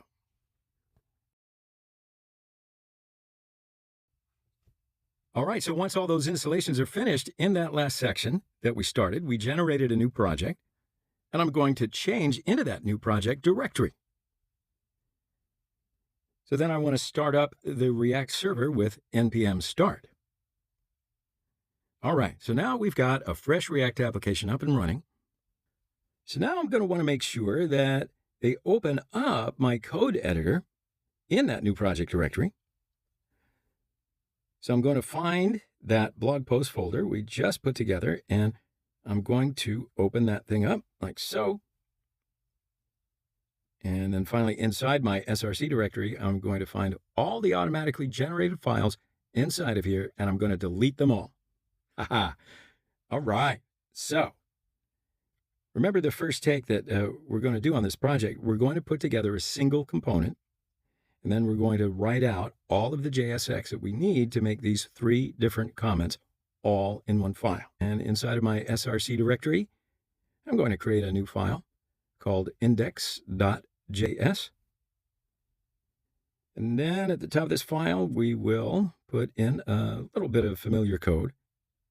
So I'll say import React from React, and I will do the import React DOM from React-DOM. Then I can make a new app component, and inside there, I'll return a simple div that says hello world. And now I can go to the bottom of the file, and I'll do React DOM.render, and I will render an instance of my app component. So now I want to render it into document.querySelector, and I'm going to find that div with an ID of root. All right. So now I'm going to save this file, and then we should be able to flip back over to our browser and see that text hello world appear on the screen. Okay, so it looks just dandy. So now we're going to need to start replacing this div that we have here with the list of comments instead. Now, to be wholly honest with you, this is not a course about basic styling and CSS. So please, just remember, I'm doing it simple. We're going to talk about how to integrate CSS in different forms into a React project, but we're not going to spend a tremendous amount of time writing out CSS from scratch. So what does that mean? When I look at this list of blog comments right here, there's going to be a fair amount of CSS styling that we're going to have to do. So rather than writing out all of these CSS from scratch, we're just going to use a very handy CSS library to essentially take care of all that styling for us. So let's talk about the styling that we're going to use. First, we're going to navigate semantic-ui.com. Okay. I'm going to open up a new browser tab and navigate to semantic-ui.com. Semantic UI is an open source styling or CSS framework. And you can click on this menu button on the top left side and then scroll through all of these different elements that are provided here for you. You can click on any of them and take a look at some of the default styling. that you can get if you make use of this Semantic UI library. So it's just a CSS file that's going to give us a little bit of default styling. Now, if we make use of Semantic UI, we can essentially get all of the styling that we need for free without having to waste a lot of time on it. Now, if you want to exercise your design skills, that's something different. So with that in mind, let's just install Semantic UI. Okay, so now we could install the Semantic UI following the Getting Started documentation here, and it tells us how to put all of this stuff together from scratch using build tools, but there's definitely a much easier way to install this. So for that, my friends, we're going to navigate to Semantic UI CDN. So if you open up a new browser tab, you can search for Semantic UI CDN. And then the first link that you'll see right here will probably be something like cdnjs.com. All right, you see it? So if you follow and you click on that, it will just take us to a page that lists all of the different versions of that Semantic UI library. See, so that's nice and easy to use. That way we don't have to do any additional build steps or anything like that. Now you'll also notice here that there's many different versions of this library. So we're going to look for something called semantic.min.css. And you can probably just scroll down and look for it on the list. Now, if you can't find it in the list, you can always hit Command F, do a quick search. There it is, semantic.min.css, just like that. So now we're going to copy that link right here. Now, this is a link to a publicly hosted version of the Semantic UI at CSS file, so we can very easily use that inside of our project. So I'm just going to quickly copy it over here for the min.css file, and then I'll just paste it inside of the HTML file that is currently used for our project, which is inside of that public directory. So inside of public, I'll find index.html, and then we're going to add this CSS file into our head tag as it would just any other CSS file. So after the meta tag right here, I'll put a link and rel equals style sheet, and then href equals, and then I'll paste in the link that I just copied from that CDN page. And make sure that on the right-hand side, I'll close off that tag like so. All right, so now I'm just going to save this file. And then if I go back over to my browser and find localhost 3000, we should see that the page has automatically refreshed, and you'll know that Semantic UI has been loaded up properly. And look at that. The text font right here has changed slightly. So that way, I know that Semantic is installed correctly. Now, another way, of course, that you can make sure that it got installed would be to right-click anywhere on the page, open up your Chrome Inspect menu, and then go to the Network tab. You can then click on this CSS option right here and refresh the page, and you'll see that Semantic min.css got loaded up successfully. All right, so now we've got this styling library for free. Stay tuned for the next video. So now that we've got our CSS library linked up, we're going to start to write a little bit of JSX into our app component inside the index.js file. Now we're just going to write out a little bit of JSX inside of here. And probably we're going to copy paste 2 times to get that list of 3 different comments that we eventually want to end up with. So, okay, let's start. So first, let's begin by removing that text here. All right, so now inside of here, beginning with the div that has a class name of UI comment. And then next we can do a div with a class name of comment. All right, so this div is going to represent one single comment by itself. And then inside there, I'm going to put a anchor tag with an href of /. So this is a link that takes us nowhere because we don't have any navigation going on just yet, but hold on. So after that, I'll just give it a class name of an avatar. And now inside of that anchor tag, I'm going to place an image. And what I'll do is I'll give it an alt text just in case our image does not load up properly.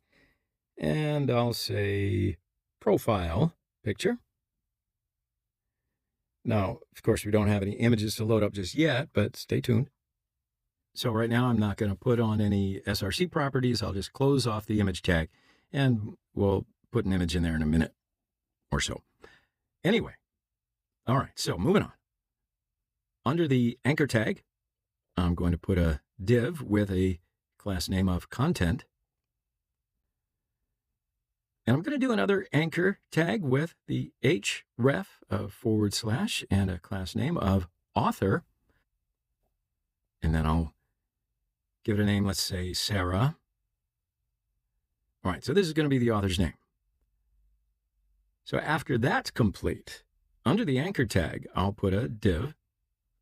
And I want to do a class name of metadata, and I'll close it off. Now inside of it, I will put a span with the class name of date and close it. And then inside of there, I'll put the time. So I'll say that this comment was posted today at 5 p.m., we'll say. So then lastly, I will do the div with the class name of text, and then this is going to be the comment part. So I'll say, it's amazing. And then I'm going to save this and go back over to my browser and let's check it. All right, well, that's it.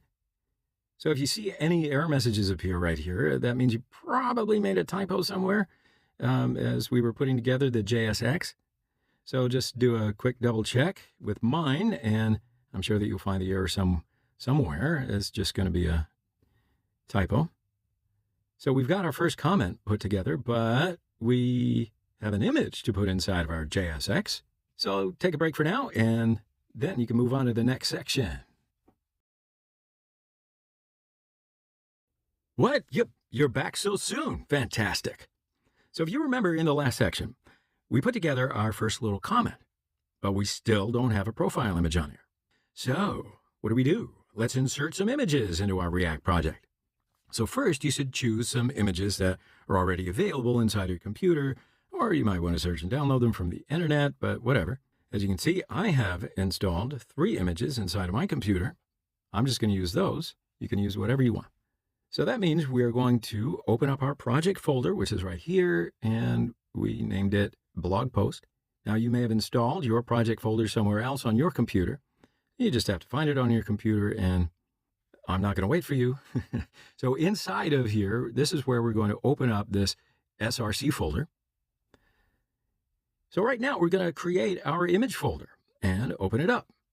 Then we're going to copy our images into that we want to use inside of our project, and we can just paste it in. So now we can flip back over to our code editor. And if you see right here, we have our images inside the image folder just as we installed it. So now that that's set up, we have to link up these images with our image tag.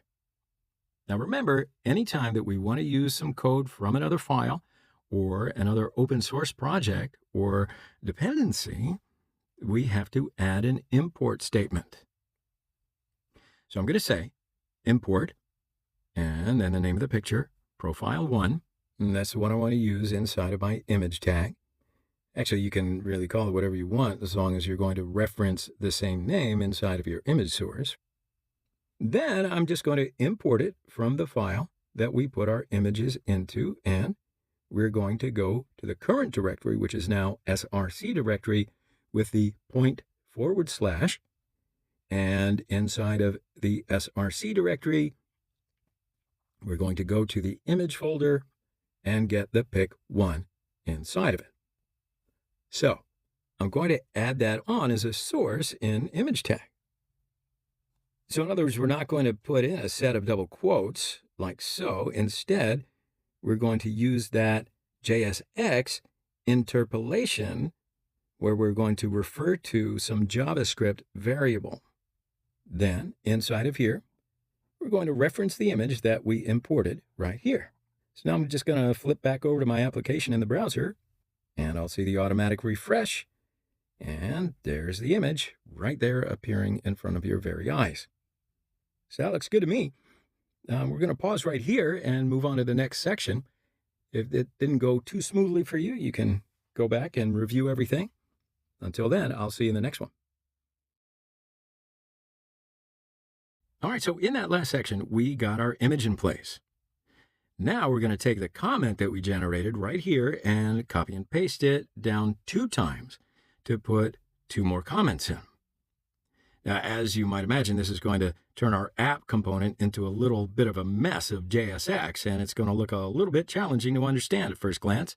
But after this process, you're going to quickly understand why we like to make reusable components. Now, to duplicate this comment, I'm just going to find the div with the class name component right here, and I'm going to highlight everything down to the closing div tag for that comment. Now I'm just going to copy this thing and paste it underneath 2 times. All right. So now I can just save it and flip back over to the browser, and we're going to see that we have 3 comments. Of course, if we want to, we could go through and change the name and the time and the actual blog content on there as well, but we're going to have to do this in just a moment anyway. So what if I told you to go and find the second comment and edit the title? Well, you're going to have to scroll through this thing and try to understand what you're looking at. By just duplicating all that JSX inside of a single component, we end up with a little bit of a mess, and it tends to be rather challenging for us to, well, make any updates to the app component. So let's take another break right here, and when we come back in the next section, we're going to talk about how we're going to refactor this thing so it's clear, understandable, and great for you to code. All right, so as we mentioned, this app component looks a little messy. So in this video, we're going to do every single step to create a reusable component. All right, so here are the steps to make a reusable component. The first thing we're going to do is identify the JSX that already exists inside of our app that is all ready to be duplicated. So now if we go back over into our code editor over here, we know that this div with the class name of comment all the way down to the closing part of that tag right here is the duplicated part that we copied 2 times, right? So next thing we're going to do is provide a name for the component that we're going to generate. So we're going to eventually take that duplicated JSX and put it into a new component. And now one of the most important things in this process is giving that component a meaningful name. So in this case, I would say that the purpose of this JSX right here is to display a single comment. All right. So now I'm just going to give this thing the name of single comment. And next, I will create a new file to house the component that we're going to create. So this file is going to have the same name as the component. So that means we're going to now make a new file called single comment inside of our src folder. All right, you with me? So I'm going to flip back over to my code editor inside the src folder, and I'm going to make a new file called singlecomment.js, like so. Now I want you to take a close look at the name that I put in right here. You see what I'm seeing? Usually React components are written in uppercase or camel case. So that is a single comment for the name of this file in camel case form. So now we're going to create a new component inside that file, and we're going to move that duplicated JSX over into this new component. So let's do it right now. So inside of this file, I have to first import the React library at the very top. And after that, I'm going to make a new functional component for that single comment component. And I'm going to say const single comment. And that's going to be an arrow function. Then inside of here, I'll put a return statement like so. Then I'm going to go back over to where we have that duplicated JSX. So everything from this div class name of comment all the way down to the closing div, and I'm going to cut that and paste it inside of the single comment component.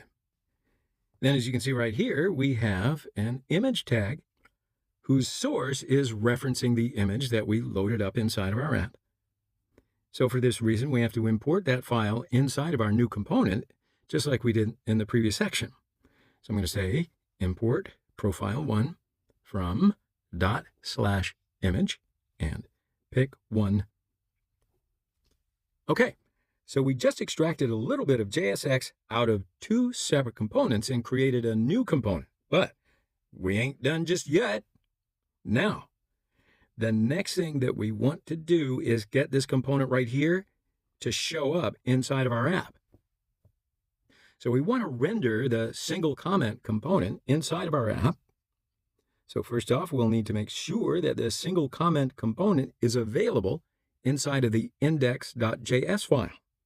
But right now, they're not connected in any way at all. So how do we do this?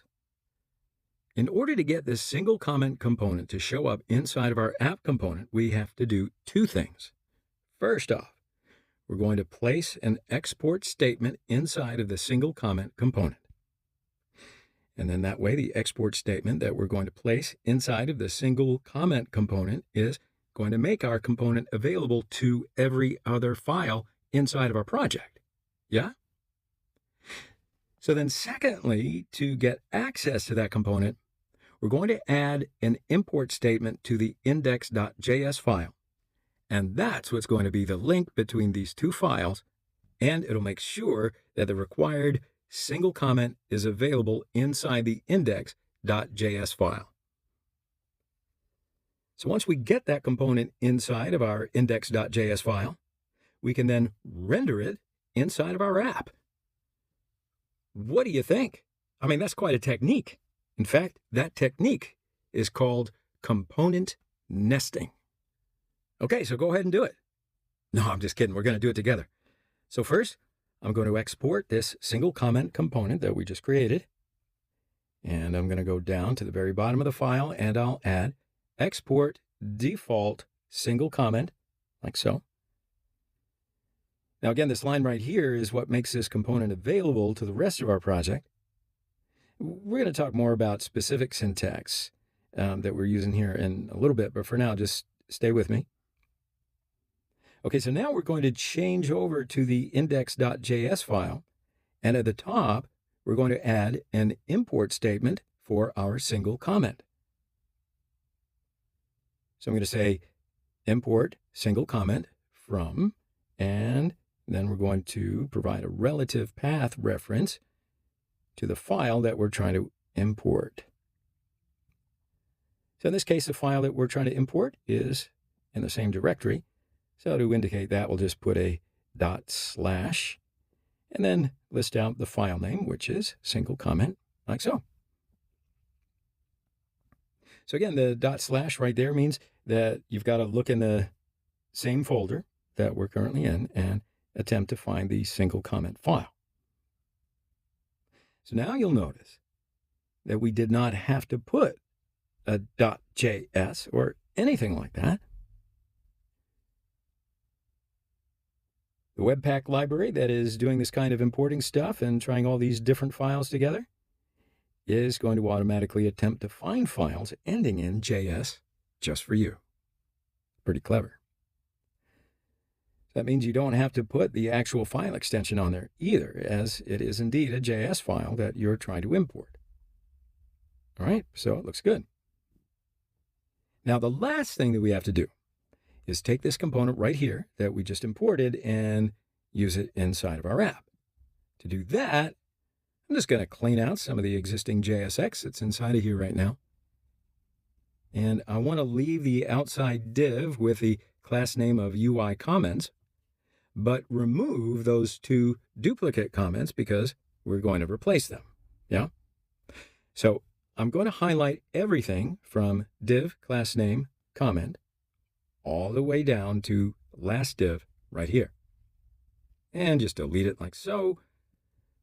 So now we're just left with the one div with that class name. So now the last thing we need to do is tell our app component that it should show the single comment component. To do that, I'm just going to write single comment as though it were a JSX tag. So inside of here, I'm going to put single comment like so. Now, you might have thought that to show that component, we would use those curly braces and say something like single comment.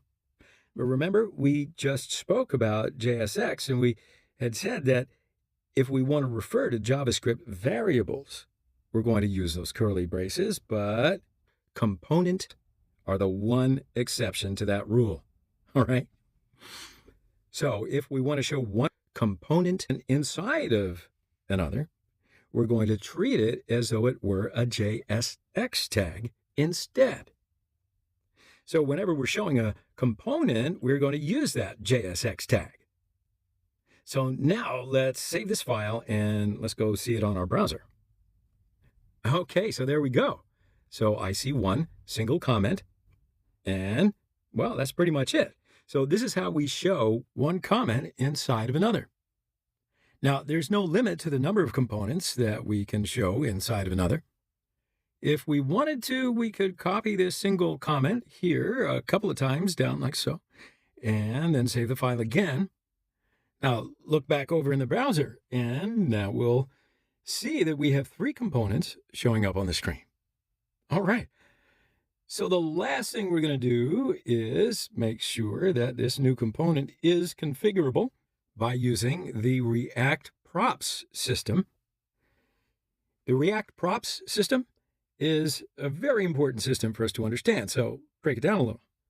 In fact, I'm going to do it in a whole other video because it's a system that is a topic in and of itself. So I want to spend some time on it. But before we do, I want to let you know exactly what props are, and I want you to have a look at the JSX that we just put into our single comment component. Okay? So chances are not every single comment that we want to show inside of our application is going to have an identical author, time, and content assigned to it, right? So anytime that we will try to show this single comment on the screen as a component, we're probably going to want to be able to customize it when we create that component, yeah? And that's what this entire prop system is all about. It will allow us to configure exactly how a component behaves and the content that it's going to show. So when we come back for the next section, we're going to talk exclusively about how we use that prop system. So let's take a quick break here, and I'll see you on the other side. So in that last section, remember, we put together our first example of component nesting. So we now have several copies of the single comment component showing up inside the app. Bravo. But now, as I've probably said many times by this point, the current issue with our application is that every single comment component has the same exact author's name, time, and content. So that's why in this video, we're going to figure out how to fix that. You ready? So before I go ahead and spill the beans and tell you exactly how we're going to fix it, I want to show you a quick diagram that you're going to see many times throughout this course. You might have already seen it. Go to the diagram. So this diagram right here is what we might refer to as our component hierarchy. So it's a diagram that tells us the different components that are currently being displayed inside of our application and the relationship between those different components. So as you can see in this diagram, we could say that we have a single instance of the app component, and then underneath of it, we have 3 single comment. So the single comment is nested inside the app. So we would refer to the app as a parent component. And these single comments are then child components, right? So we're going to use this term, child components, a few times throughout this course. So that's you being familiar with it. So now that we understand this diagram right here, I do want to tell you about the props system, which we're going to be using to customize a single comment when they show up on the screen. So the prop system in React is a system for passing data from a parent component to a child, or a nested component.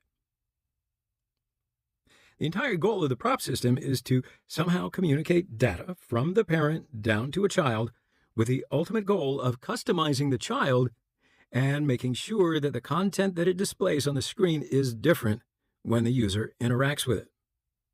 So remember the overall goal of components. Their goal is to either show some content to the user or react to user interaction. So the whole purpose of props is to customize those two things. Either customize how their component looks or how a user interacts with it. Okay, so we got that out of the way. Our app component is going to show instances of the single comment. And when the app shows these components at the same time, it's going to pass in a little bit of configuration to each of those different components. So this little configuration of each of these would refer to props. And these props are going to tell the single comment to show a name of an author of whatever, Alex or Sarah or Jack. Now we can also use the same prop system to customize the time, content, and picture that each single comment is showing. But we're going to do the examples of that in the next video. Just wanted to give you that props system overview. It's just about having a parent customize how the child looks or behaves. You can think of it that way. So let's take a break here. You can play around with that if you want, and we'll go on when you're ready in the next video. So in that last section, we started talking about the prop system in React. I think you got it, right? Remember, it's all about passing data from a parent to a child. Now, what about, can a child pass data back up to the parent? Well, not through the prop system directly, but we can do it indirectly. Gonna show you some examples of that later on, but the system is generally about communicating information from a parent to a child. All right. Now, one thing that I perhaps forgot to mention in the last section is that props is short for properties. All right. But you probably figured that out on your own. So now let me tell you that when we use the prop system, there are going to be two steps. First, we're going to provide information from the parent to the child, and then the child is going to be able to use that information. So let's first focus on how we get information from the parent to the child. So we're going to find in the parent component where we show an instance of the comment. So remember, we're going to provide some information from an app component down to that single comment. So we're going to write out what that looks like, just about any other property or attribute that we've been providing to JSX. So we're going to say that the property name equals, and then the value for that property. And this information is going to show up inside the single comment. So now that syntax right there looks pretty similar to a lot of the syntax that we've already been making use of inside of JSX. For example, a class name equals comment. So the syntax here for providing a props to a child is very similar to what you've already gotten used to. And now the other thing that I want to mention about this property that we're looking at right here is the name that I chose. So I said name equals. Now there's nothing special about using this particular name. It's totally up to you. You can name it whatever you want. You could call it person or author or whatever.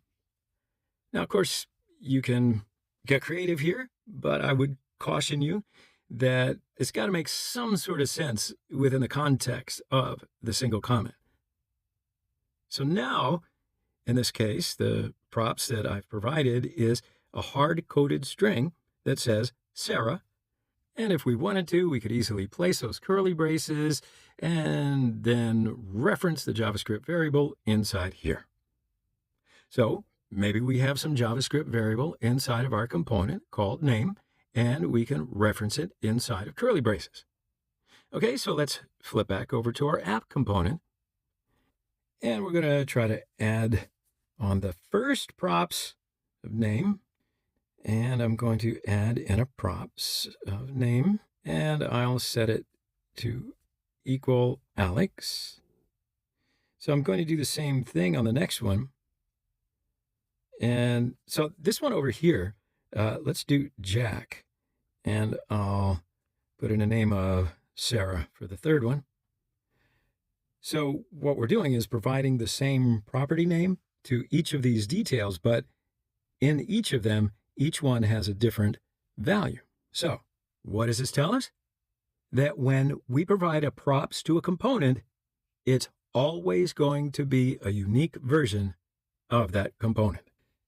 And this props name equals Alex is not going to somehow be shared with this second component or the third component either. Now over here, this prop is unique. It's only being passed to this one. All right. So now that we've provided some information to a child, we have to open up that child's component in order to make use of this information. It is a two-step process. The first one I just had a little explaining to do. So first, we provided the information. Secondly, we use that information inside of a single comment. So now we need to get access to that prop that we have provided to this component. Okay, that props is going to show up inside of an object that is provided as the first argument to this function. So now let's pass it as the first argument and just console log that props argument and see what happens when we refresh our page. So I'm going to put that console log in there. And I'm going to save this file now, and I'll flip back over to my browser. Now I'm going to also open up my Chrome inspector so that I can see that console log. All right, so here's my console, and there's the 3 console logs. You see, each of these objects that you can see right here, bop, bop, bop, they are the 3 instances of that single comment that we created. And if you'll notice, the props object has a key value pair inside of it.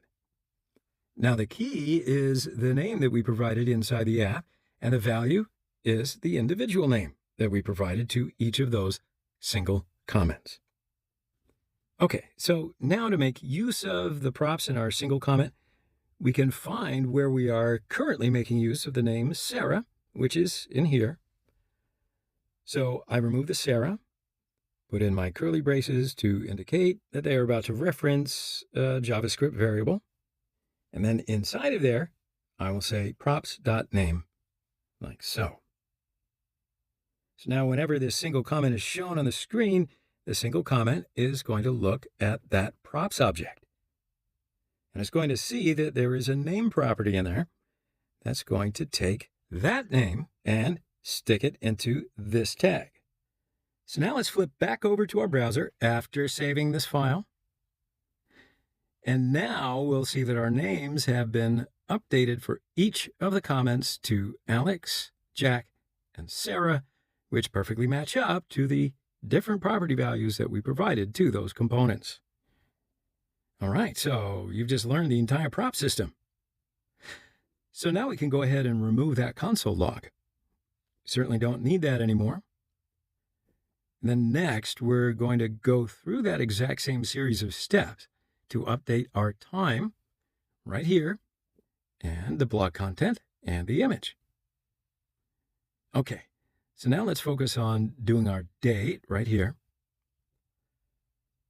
So in order to do that, I can go back over to my app component, and I'm just going to add in a new prop to each of these different single comments. And I'm going to name each of them date. I think that's reasonable. And let's provide a simple string that says something like today at 5 p.m. And I'll do the same thing for the next one. I'll say date equals today at 6 p.m. And for the third one, I'll do the same. Time equals today at 7 p.m. Just like that. So now, inside of our single comment component, the props object right here is going to contain two key value pairs. It's going to have both props name and props date. So I'm going to find the date inside that span and delete that, and I'll replace it with the set of curly braces then inside of here that will say props.date. So I'll save this and flip back over, and I'll see my newly updated times. All right. So now let's go and do the others. We'll first begin with the comment texts down here. Now, in order to do this, I'm just going to first flip back over to my app component, and I want to add a new property name to this thing. I'm going to say text as a name for props. And for the first comment, I'm just going to give it content of it's amazing. Oh, amazing. All right, so on the second one, I'll do text equals great job. And the third one, thanks, like so. And we've provided the comments now, and they got progressively terse. But now we can flip back over to the single comment.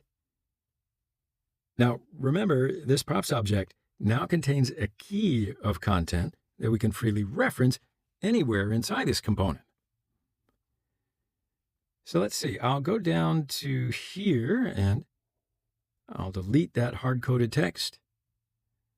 I'll put in my set of curly braces, and then I'll say props.text. Alrighty then, so let's quickly take care of our images. And then after that, we're going to check our single comments in our browser. So I'll open up App Component again and import our profile pictures from the image folder. Then we can do the same thing for the other picture. Copy and paste it and change the name like so. So now we can use those images as props. And I'll say picture equals and a set of curly braces, and then I can reference the image that we have imported inside of here. Now the same thing goes for the other components. I will say picture and profile 2, and again, picture profile 3. So it'll be a slightly different approach, but in practice, the syntax will be identical. We used a set of curly braces instead of quotes, because in this case, we're not referencing the string, we are referencing an image.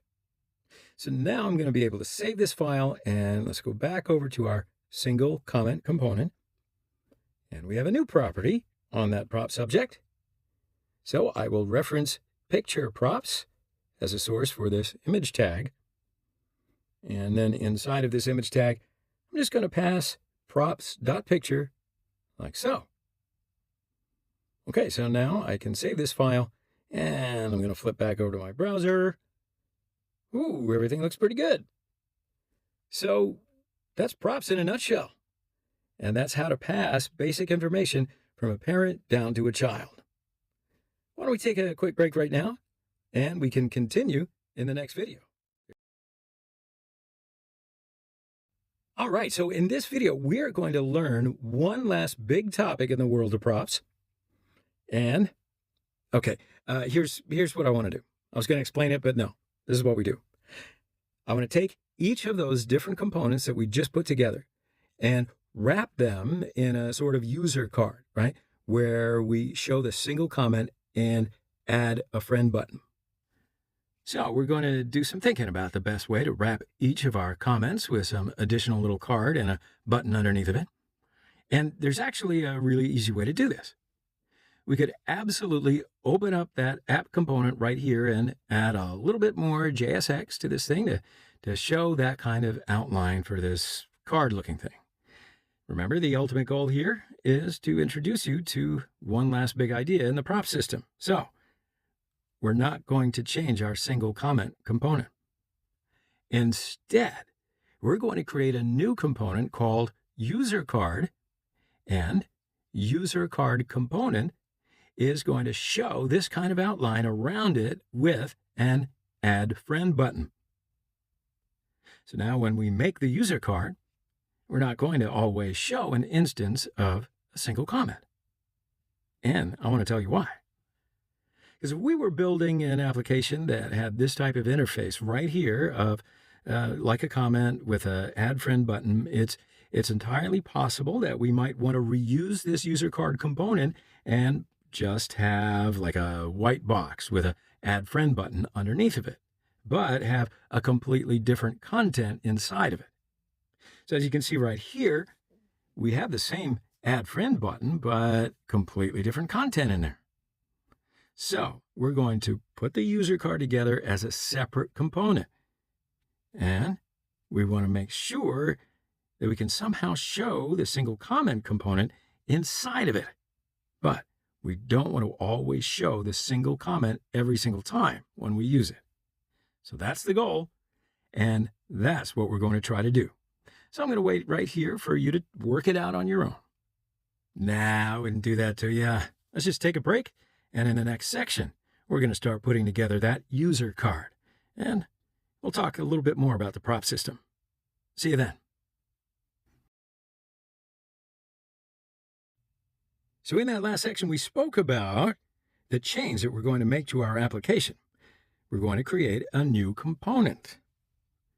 So let's first create a new file inside of our project directory to house this new component. And then after that, we'll start thinking about how we're going to put this together.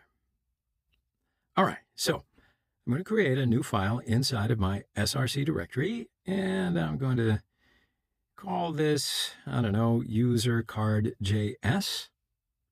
So let's put some boilerplate in to set up our component. And we will import React from React, and we will create our user card component. And this will be a functional component. So then at the bottom, we're going to immediately put down that export default statement so that we can make use of this component in other locations inside of our project. All right, so now we need to start thinking about that JSX inside of this user card component. So again, we're going to borrow some super styling from that Semantic UI library so we don't have to worry about doing a whole bunch of CSS. And let's just make the card with buttons underneath of it. And then we can start to think about how we're going to insert some custom content inside of that. All right. So inside of my user card component, I'm going to put down a return statement. Then I'll do a div with the class name UI card. Now inside of it, I'll do a div with the class name of content. That's where our ultimate content is going to go. Now we're going to place some text inside of here. So I'm going to place a div with a class name of header, and I'll say Alex Tancredi as an author of this post. Please don't let Alex know that I'm doing this. I don't think he's going to be taking this class, but you never know. So underneath of it, I'll add a description with the div class name of description, and I'll add some text inside of it just so that we can see that things are working out the way we expect. So finally, under this div class name of content, I will do another div with the class name of UI button. And then we're going to put our button in here. Now, I hope you notice that we have a plus icon inside of our button before the button text. So first we're going to add that icon with the icon tag and give it a class name of add icon. Immediately after, we will put the text add friend. Cool. So make sure that you don't have any typos inside that block of JSX that we just put together. All right, so that looks good.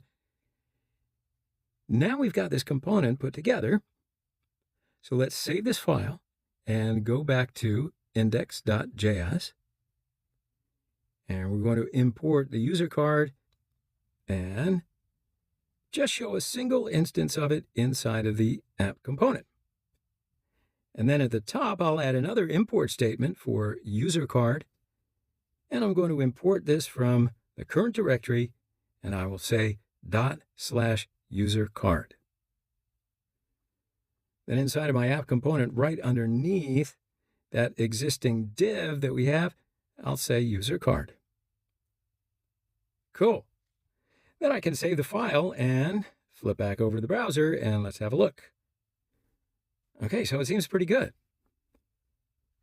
So we now want to show this single comment inside of our user card, just as we saw on our mockup. But we don't want to use the user card to always show a single detail. If we did that, we'd then lose out on some of the reusability within that user card. For example, we couldn't, reuse it to show some arbitrary text inside of there, like this. So now we're going to do this. Well, we're going to make use of a great little feature in the prop system. Now, again, by this point, we've only discussed props as being some property name equals, and then the value that you pass directly to a component inside of the component tag, like that right here. But there is another way that we can communicate information into a child component. Let me show you how I do it. So right now, right here, we have a user card as a self-closing tag right here, right? So I'm going to update this so that it no longer has a self-closing tag. So I'm just going to delete that /, and then I'm going to put a closing tag on the other side, like so. Now the syntax right here shouldn't look so crazy. It's essentially the same syntax that we use whenever we create a div, but we have the opening tag and then the closing tag. So to communicate this component down to the user card and tell the user card that we want to show the single comment, we're going to take this closing tag right here. I'll put it on the other side of the single comment, and then I'm going to indent the single comment. All right?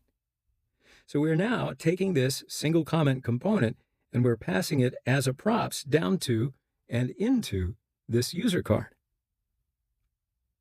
We would refer to this as props as well because we are providing some configuration to the user card component. And when we pass this thing in user card, we now have to open up our user card component. And remember that every function that we put together receives a first argument that we refer to as props.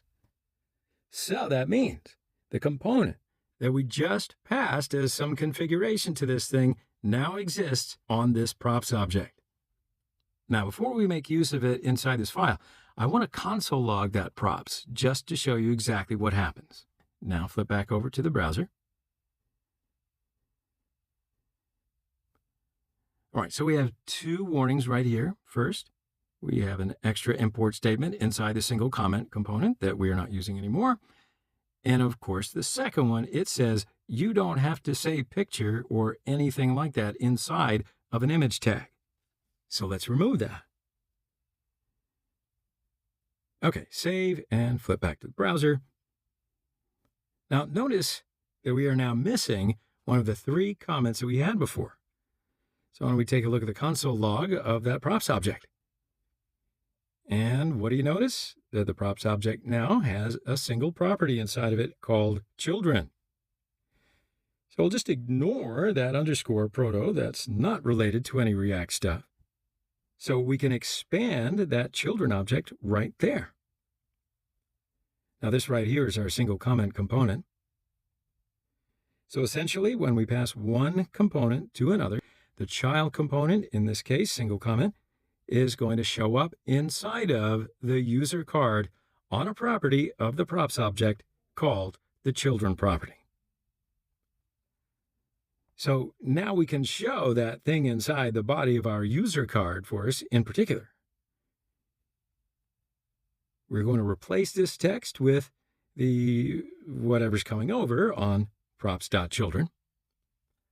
And I'm going to put props.children in curly braces because we want to reference that JavaScript variable. And then I'm going to remove that console log. So now I'll save this and let's flip back over to the browser.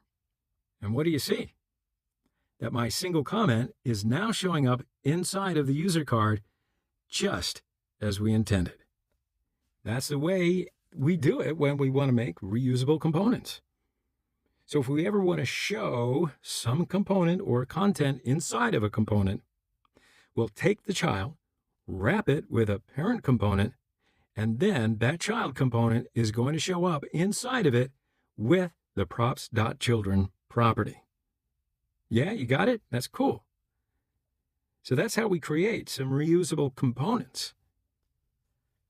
So I think we need a little bit more practice. So let's wrap the other two single comment components with a user card. I'm just going to find the second single comment and I'm going to wrap it with a user card. Then I'll do the same thing for the third comment as well.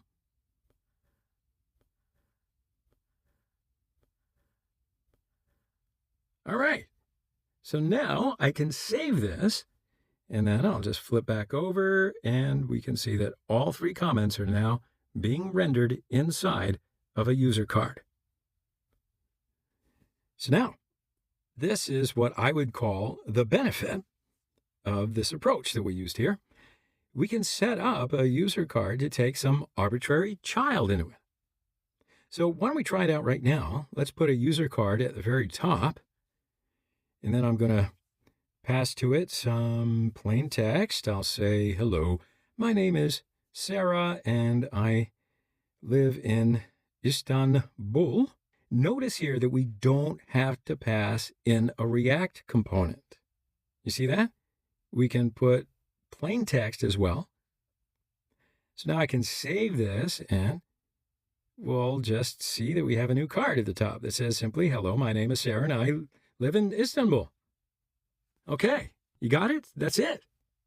So the one key thing to keep in mind here is that whenever we want to use this technique, we always have to make sure that we go into that target component. I could say it slower, but it would hurt. So in this case, a user card, and we just have to make sure that somewhere it references the props.children inside of there. Now, if we don't reference props.children, then the child that we pass to the parent will never show up inside. All right, let's take a quick break, and I'll see you in the next lecture.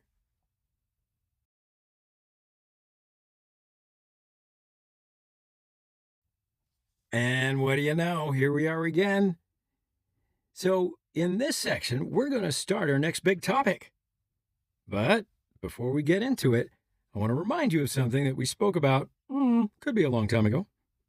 So when we started this course, we discussed what a component was, and I had said something like a component can be a functional component or a class-based component, and that we use these to produce some content to show the user. And we also handle feedback from the user. You remember? All right. We've only spoken about what a functional component is up until now, and we've only just seen how to produce some JSX to show the user, but not handle any feedback or updates. So what do you say? In this section, we're going to start to discuss class-based components and how we can use them to somehow manage feedback from the user or from other systems inside of our program, and then have it update how our components are rendering content on the screen based on some of that new information, or all of it for that matter. Okay? So I want to first give you a quick overview on the differences between functional components and class-based components. One of the more challenging things to do when you are a beginner in the world of React is to decide whether to use a class-based component or a functional component. So I want to try to teach you some of the quick and easy rules that you can use in order to discern your component usage. So we can say that we want to use functional components anytime that we are trying to show simple content to the user without a lot of logic behind it. Now, everything that we've done so far, like I said, are pretty much all examples of simple components that we just create some amount of JSX and return it. So if your goal in creating a component is just having some simple content show up, then you're not going to go much further. You're going to pretty much stick with a functional component, right? However, you're probably going to want to do more than just that. So that's why we have another type of component called the class-based component. So if you plan on getting wild with your creations, you're not going to do just simple content. You're going to use a class-based component. So in other words, if you have any complex logic, if you have anything that needs to respond to user input, if you have anything that needs to make network requests, anything in these regards, chances are you're going to want to make a class-based component. So why do I keep hammering that? Why don't I just show you how to do it? I know you're asking, what's the difference between the two? Why do we have to choose one or the other? So I want to highlight some of the pros and cons of, well, both approaches. In that way, you will be able to make a fast and equitable choice. In my opinion, one of the biggest reasons to use the class-based components is that we get an easier time to organize our code. That's in general. It's not always, but it's usually organizing our code is a little more straightforward. Now, personally, when I look at a functional component, if there ends up being a decent amount of helper functions, you know a helper function right here, and maybe we've got another one underneath of it with the same amount of code inside of there, and then it can be, well, let's just call it rather challenging to merely take a glance and figure out what's going on inside of here. However, with a class-based component, it's a little bit easier to read as an engineer. But that one is totally subjective. So don't want to, persuade you one way or the other. Don't want to waste any more time talking about it. But I do want to include some of the other benefits of class-based components. And that is that they can use the state system in React, which is something that we haven't learned yet, but we'll get to it. So right now, we can just barely understand that the state system is something that we can use to make it easier to handle user input and then update our application. Now, another benefit is understanding lifecycle events. Now, that's another thing that we haven't discussed yet, I know, but we're going to discuss these two things pretty quickly later on. But right now, just basically understand that a lifecycle event just means that it's easier to do some of the tasks when our application first starts up. So that's the gist of some of the benefits of using class-based components. But to be honest with you, understanding the difference between these two things is just nearly impossible until you see some very good examples of both of them. So why don't you just take a quick break right here, and we will continue talking about components on the other side.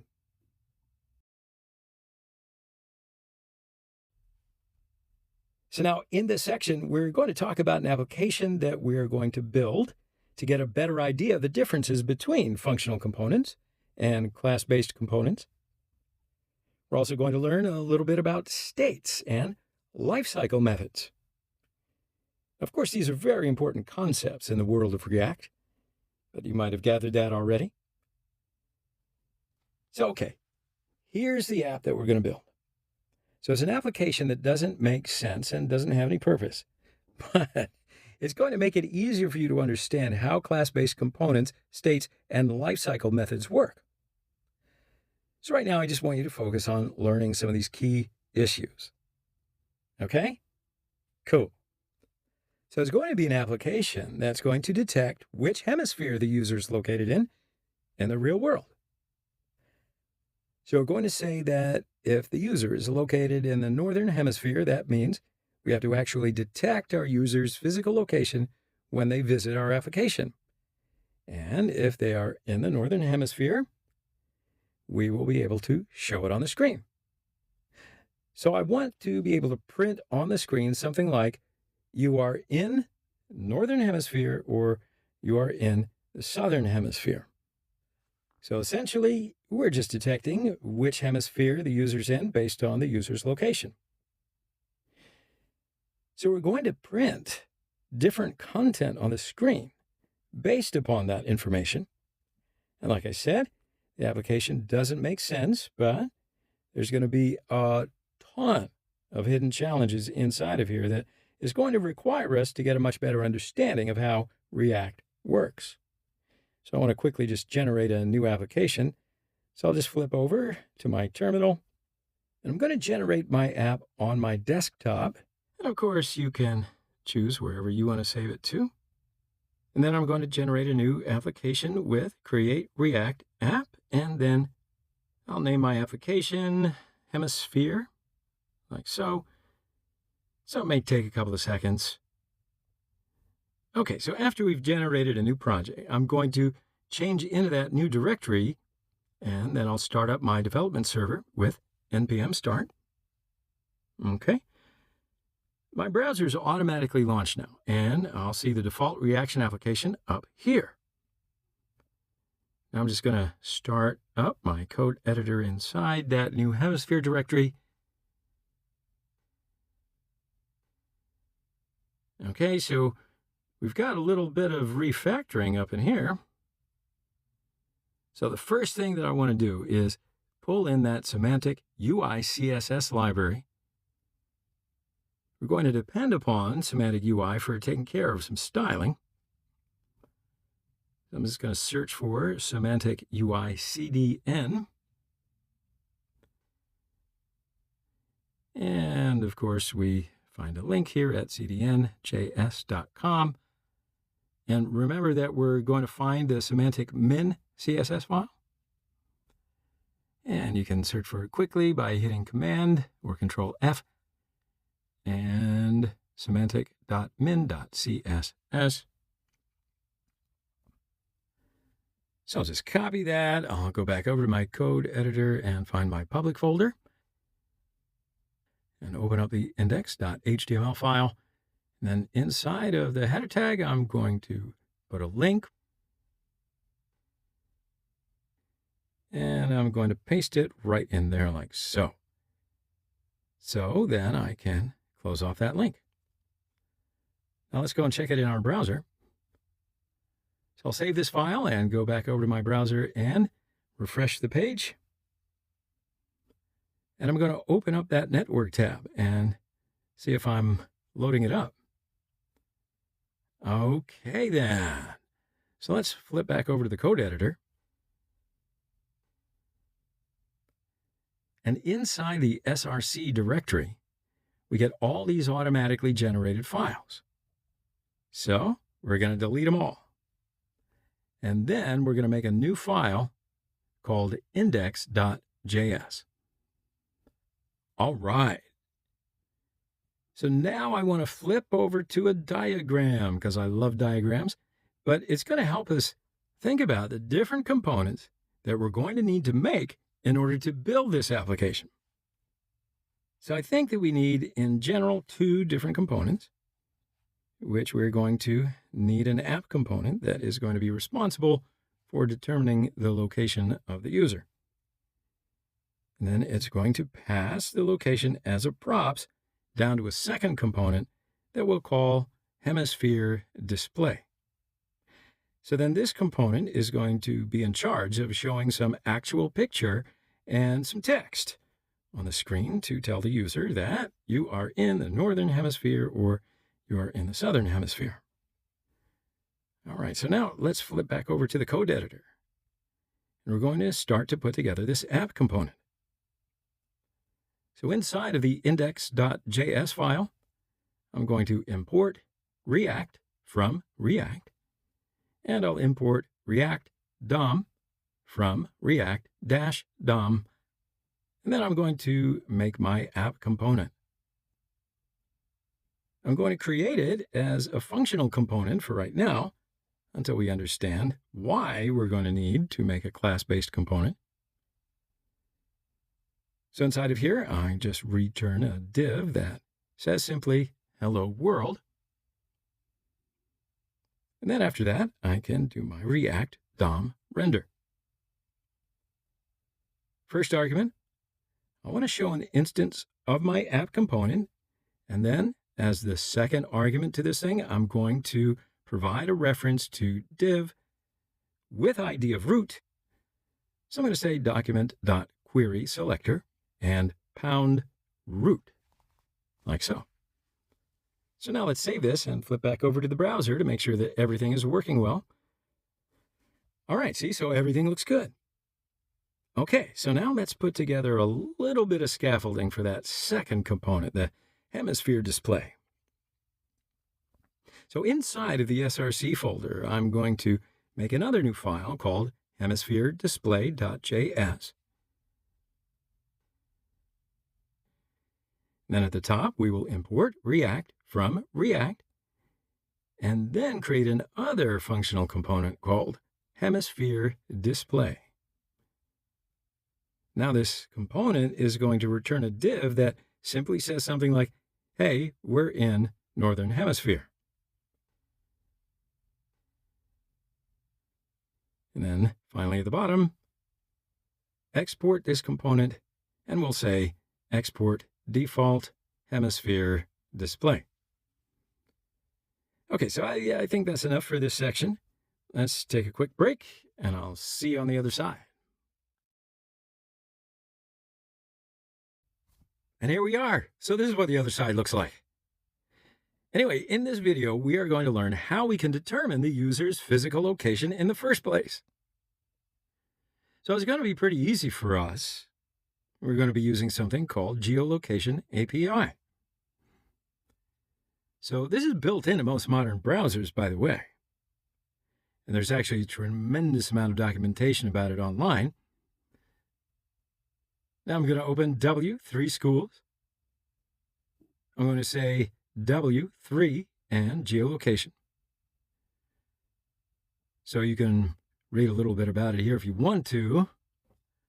But essentially, this is a function that's going to make a guess about where the user is physically located, depending upon a couple of different parameters, such as the user's IP address, different Wi-Fi networks that are visible in the area, and some other similar information. In practice, it can actually come up with a very good guess of where you are physically located in many cases. So why don't we just try it out? So I'll flip back over to my code editor, and I'll find my app component inside of here. I'm going to make a call to that geolocation API. I'm going to call window navigator geolocation, and then I'll say get current position. And when we call this function, it's not going to instantly return our position. Instead, it's going to take a certain amount of time for this function to determine exactly where our user is. So in order to get a response from this or get some information about where that user is located, we have to pass two separate function callbacks.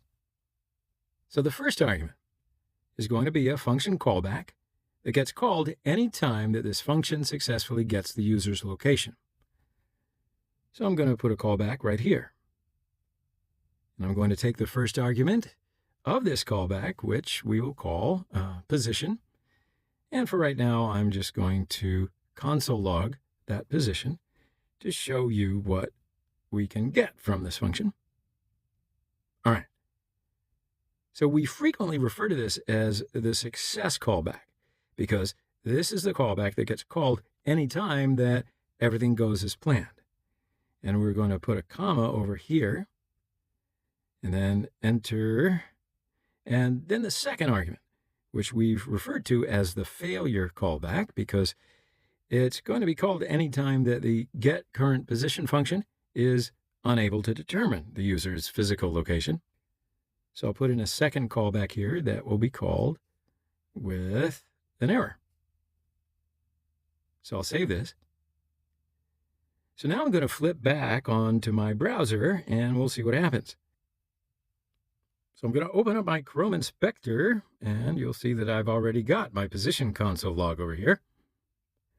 Now, chances are you're going to see a little pop-up that says localhost 3000 wants to know your current location.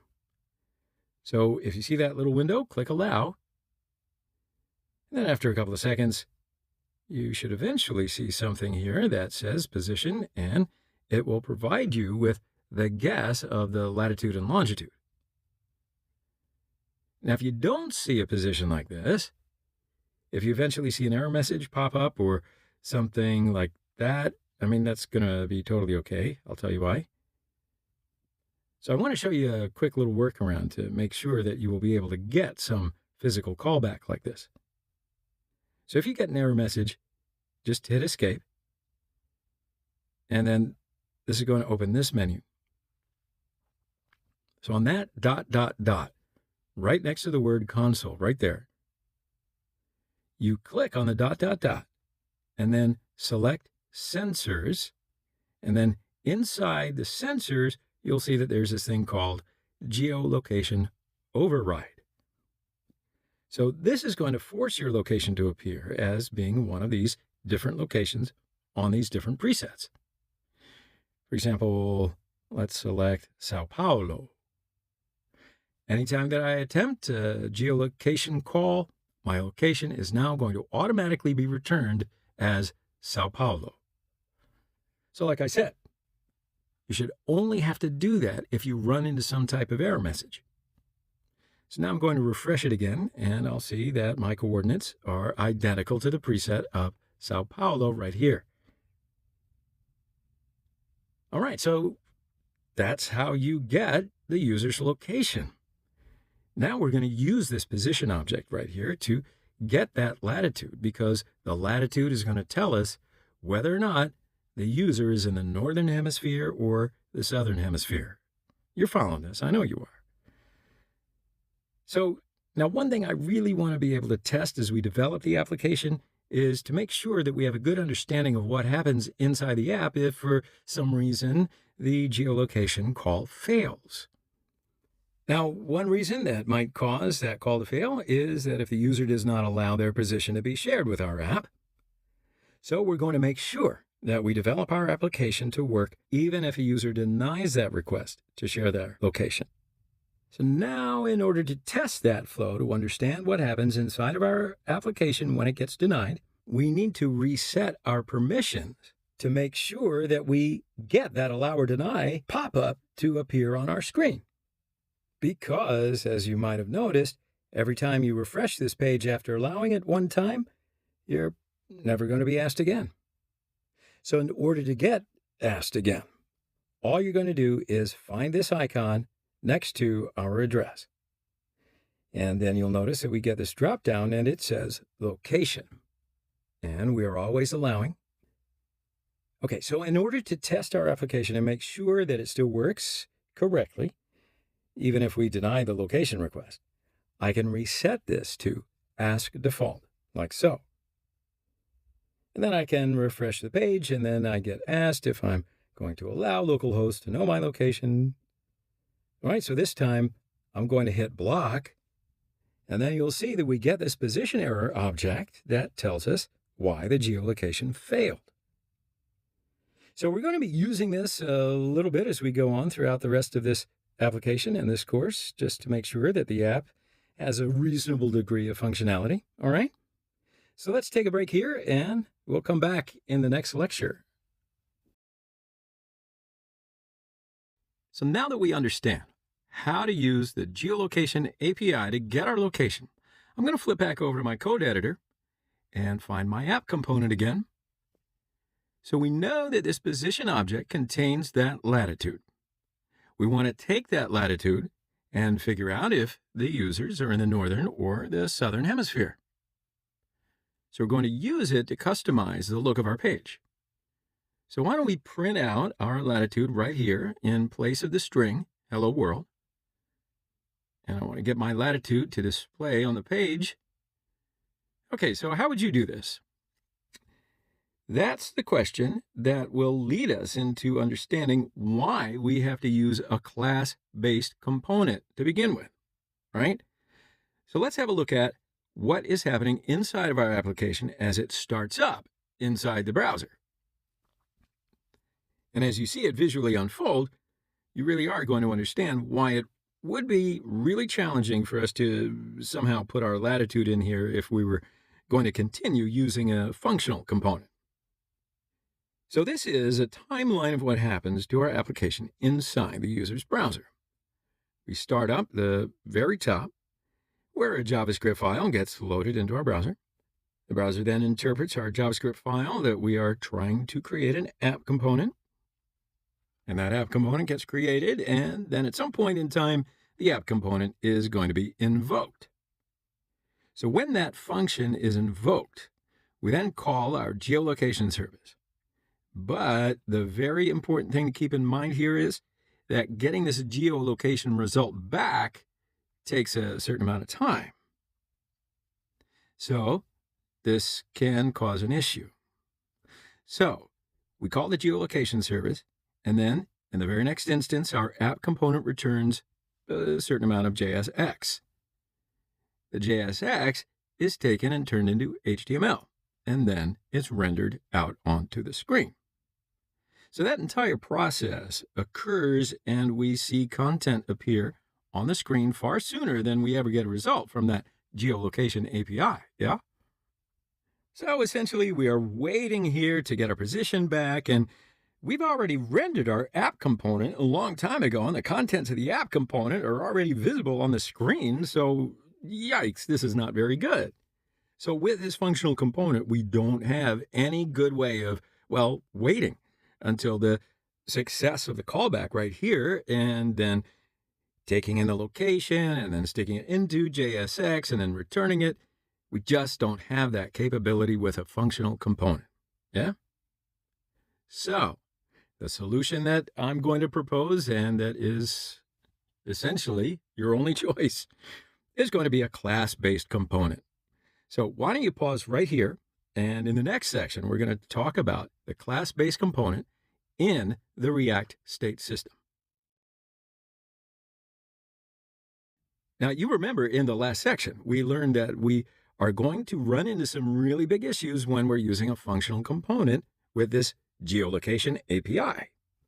So the problem is that it takes some amount of time for the geolocation service to return our position. And by the time it returns our position, we've already rendered our app component on the screen, and we have to somehow tell our component to re-render itself or update the content on the screen right after the success callback. So the solution is to create a class-based component instead of the functional one that we are currently using. So once we move over to a class-based component, we're then going to be able to use the React state system and Lifecycle methods. So we're going to learn these two different methods at the same time. You ready? All right. So here are some rules of creating a class-based component. First off, we must create a JavaScript class. JavaScript classes were introduced with ES 2015. Now, the second requirement is that the class that we create must have extends worth. Then we're going to say React.component. We're going to talk more about exactly what that means in just a moment when we refactor the app. And then finally, the other rule or requirement of our class-based components are that they must define a render method that is going to return some JSX. So with all that in mind, let's flip back over to our code editor, and we're going to start to refactor our app component. Now, I'm going to leave this functional component just right here so we can easily make some comparisons between the functional and the class-based implementation of our app. So just leave it there. Now, I say class app extends React.component. So what I'll do is then open up the class body with a curly braces, and then I can try to define a render method. And then once inside the render method, I'm going to return a div with the text you are in the northern hemisphere. And that's all. So I'm going to pull over this geolocation API stuff right here. So I'm going to cut all that and paste it down into the render method like so. And then I'm going to just delete the functional component. Okay, so now I want to tell you a little bit about this extending React component thing right here. So when we make a class, we are creating a new class inside JavaScript that has just one method assigned to it, and that is the render method. However, React expects that our class-based component has many other methods attached to it. Now, normally we do not implement these methods by ourselves. Instead, we follow all these other methods from this other class called React Component. So essentially, the reason that we're extending React Component right here is that it allows us to put a ton of built-in functionality from this other class called React Component into our class. So in other words, we're just borrowing functionality to put in our app class. All right? So let's save this, and then we'll flip back to our browser. And we can see our text, "You are in the northern hemisphere," right here on the screen. Now, you might think, great, that's fantastic, our job is done here. No. Just turning that functional component into a class-based one is not going to solve any of the problems that we have fetching our physical location, but it is one step toward getting a solution. So why don't we take a break right here, and in the next section, we're going to talk about the second step, which is to use the React state system to approach the solution. Just a little recap. In the last section, we turned our functional app component over into a class-based component. Now, I've mentioned before, but I'm going to say it again, doing this refactor alone is not going to solve the problem that we have, because we still need to get the current position call, and that's going to take some amount of time, right? So in this video, we are going to talk about states in React, and that's the actual system that's going to solve this problem. So why don't we start by talking about states? These are the rules of the state system in React. First, state is only usable with class-based components, which is what we just created one lecture ago. So we've got that. Check.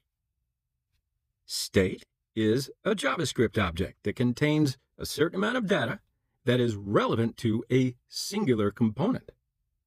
Now, in our case, we would have one state property that is relevant to our app component, and the one that we care about in our app component is the user's current latitude, which we will get out of that position object.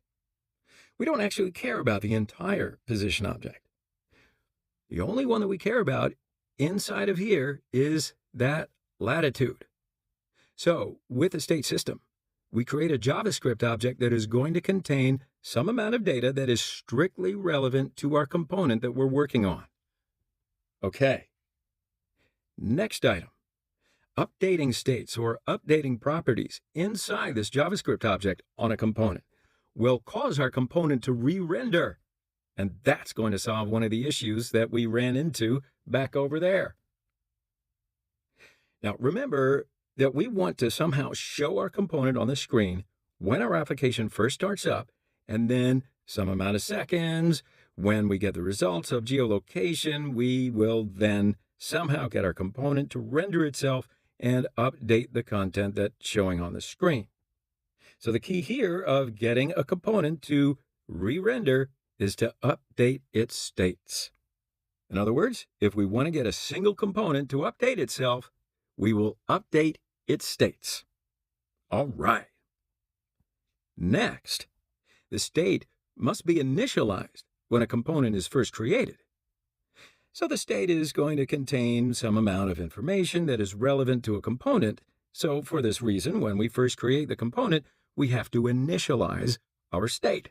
That makes sense? So the last item is so very important. Again, last but not least, right? a state property can only be updated using the function setState. Now, I know you don't know what the setState is yet, but you can imagine, and I will repeat this line to you again and again because it is the most common error that everybody makes when they start learning React. Well, except for me, but that's why I'm here. So again, what's the most common error? They try to update their state and they do it in ways that they are used to doing with JavaScript, which is not the right way to do it. So please, remember this line. We're only updating state using the function setState. All right. So I know, with all of these things, it could be a little confusing to you without seeing any code, but we really will do each of the steps over and over again until you understand it one at a time. So why don't we take a break, and then in the next section, we're going to start to implement state into our app component. I'll see you on the other side. So in the last section, we started talking about the state system in React. In this video, we're going to start to refactor our app component to make use of state. So the first thing we're going to do is make sure that we initialize our state when the component is first created. After that, we're going to make use of our state inside the render method. And then, I'm sure that you remember, at some point in the future, we will also update our state with setState after we successfully retrieve our location. So I'm going to flip back over to my code editor now inside of our class component. We already have one method called the render method, and that render method is required for every single React component we create. If we don't define the render function, React is going to throw up an error. Now, there's another function that we can define inside of our class-based component, and that's another very special function called the constructor function. So this function is not required by React, unlike the render function, and it's a function that belongs to the JavaScript language itself. Now, this is a specifically named function that is particular to the JavaScript language, not specific to React. In a JavaScript class, the constructor function is the very first function that's going to be called anytime an instance of this class is created. Make sense? So in other words, anytime that we create a new instance of the app component and show it on the screen, this constructor function is going to be automatically called before anything else. Cool. And it makes sense that it's a very good location for us to initialize our state when our component is first created. You know? It's not the only way to initialize state, however. I'm going to show you another method of initializing state in just a second, but right now I will stick with this particular way because this is what you're going to see all of the documentation about it, and it shows you this, how to initialize state using this method right here. So I want you to know it before you break it. The rules before you break the rules, that's what I mean. All right. When we define the constructor method, it's going to be automatically called with the props object.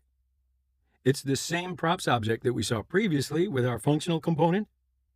Now, before we do anything else inside this constructor function, we have to go through one more little step. We've got to call a function called super, and we have to pass the props as an argument to this function. All right, so what the heck is this super thing, right? So if you notice, we don't have any other functions inside this file called super. So what could it possibly do? Well, you got to remember that our app component is extending or borrowing functionality from the React.component base class right here. This base class has a constructor function of its own that has some code inside of it to set up our React component for us when we define a constructor function inside of our app class.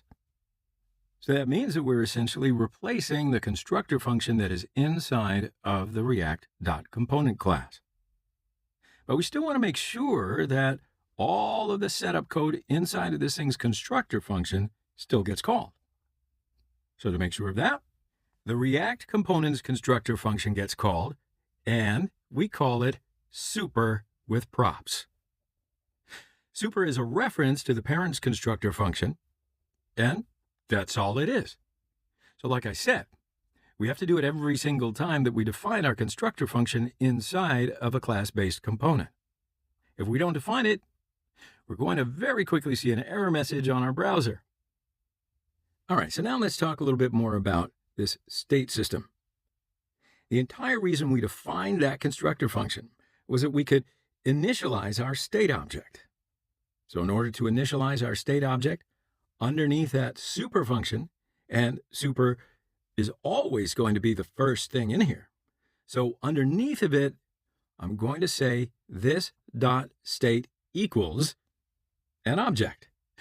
Okay, so this object, this is the state object. And it's going to eventually contain some different pieces of data that are very important and very relevant to our component that we're putting together. So now remembering in our case, the most relevant piece of data that we have is our latitude. So let's put that inside of here. And I'm going to simply say latitude. Now we're going to usually give it some reasonable default value. But in this case, we know that our latitude is going to eventually be a number as a property on our state object, but we don't have it yet.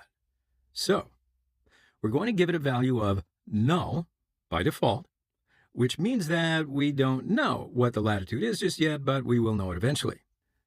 All right, so now we've got our constructor method defined, and then we have initialized our state object by creating a JavaScript object, and we put a property of a key value pair to it, and then assign the result of it to this state.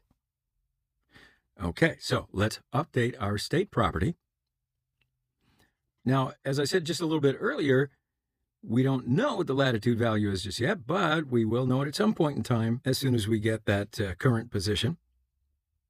So after creating the state object, we then assigned it to the this.state property. So now we can freely reference this state object and the properties inside of it from any function inside of our app component. For instance, down inside of my render method where we try to print out our latitude, I'm going to put in a set of curly braces because we're going to reference a JavaScript variable, and I'll say this.state.latitude.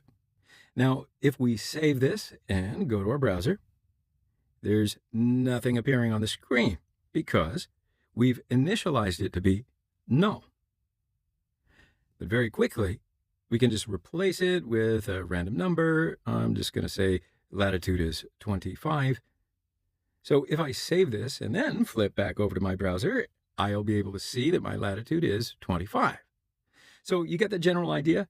It's that we might make use of this state property inside of our JSX or other functions inside of our component. We understand how we can initialize our state and how to reference it inside of some JSX. So the last thing we need to do, after we succeed in getting our position, we somehow update this latitude property in our state object. Now remember, the big key to this thing is that any time that we update our states object right here, our component will instantly re-render itself. So if we're going to somehow get our location with the get current position right here, and then update our state object, our app is going to render itself, and we should see a new latitude printed out on the screen. All right. Now, before we think about having to update our state, there's just one little change that I want to make to our class. The render method inside of a component is going to be called somewhat frequently, and we're going to learn a lot more about where the best place is to put calls that take some amount of time like this. Right now, I just want you to understand that we never want to initialize some work or some request or anything like that in the render method. The reason is that the render method is going to be getting called all the time. So rather than leaving this get current position call inside of here, I'm just going to cut it, and then I can move it up to my constructor and I can paste it right underneath the state call.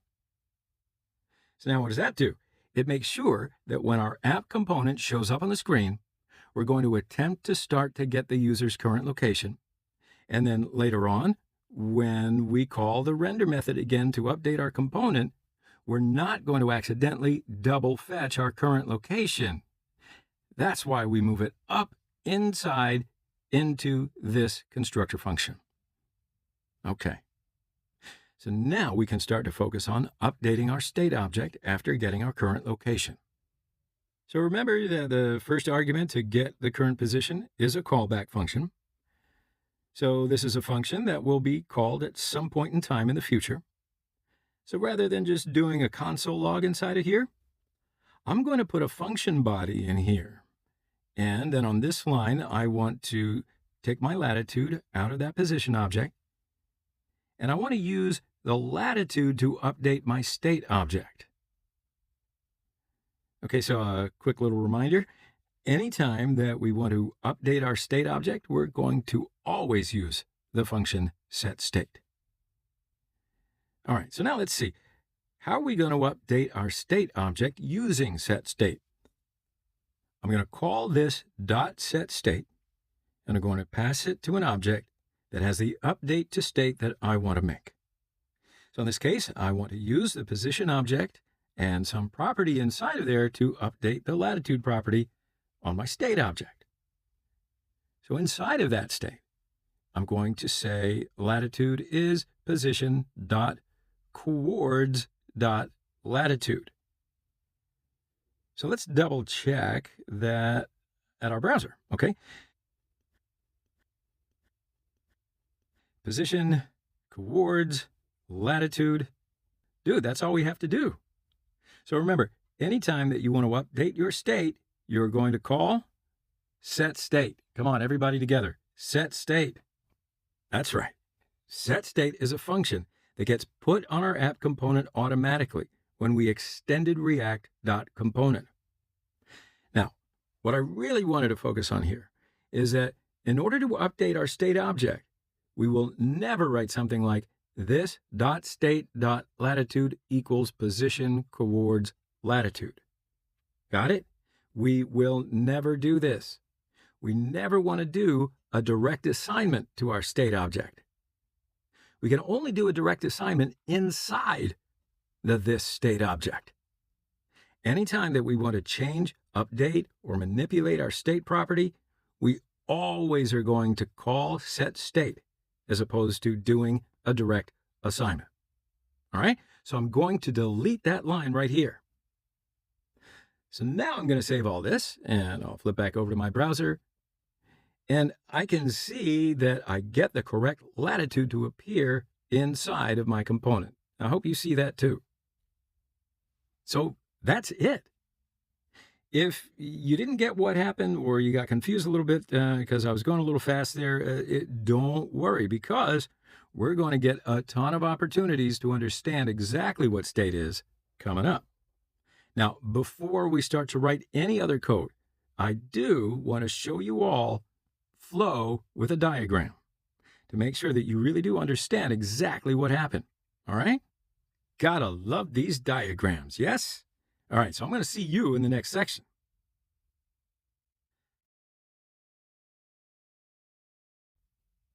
So now I'm remembering in that last section, we initialized the state into our app component. Now I want to go through a very quick flow diagram to help you understand exactly what happens step by step. In that our application was first loaded up to the browser all the way to the point in time where we saw our latitude appear on the screen. Okay?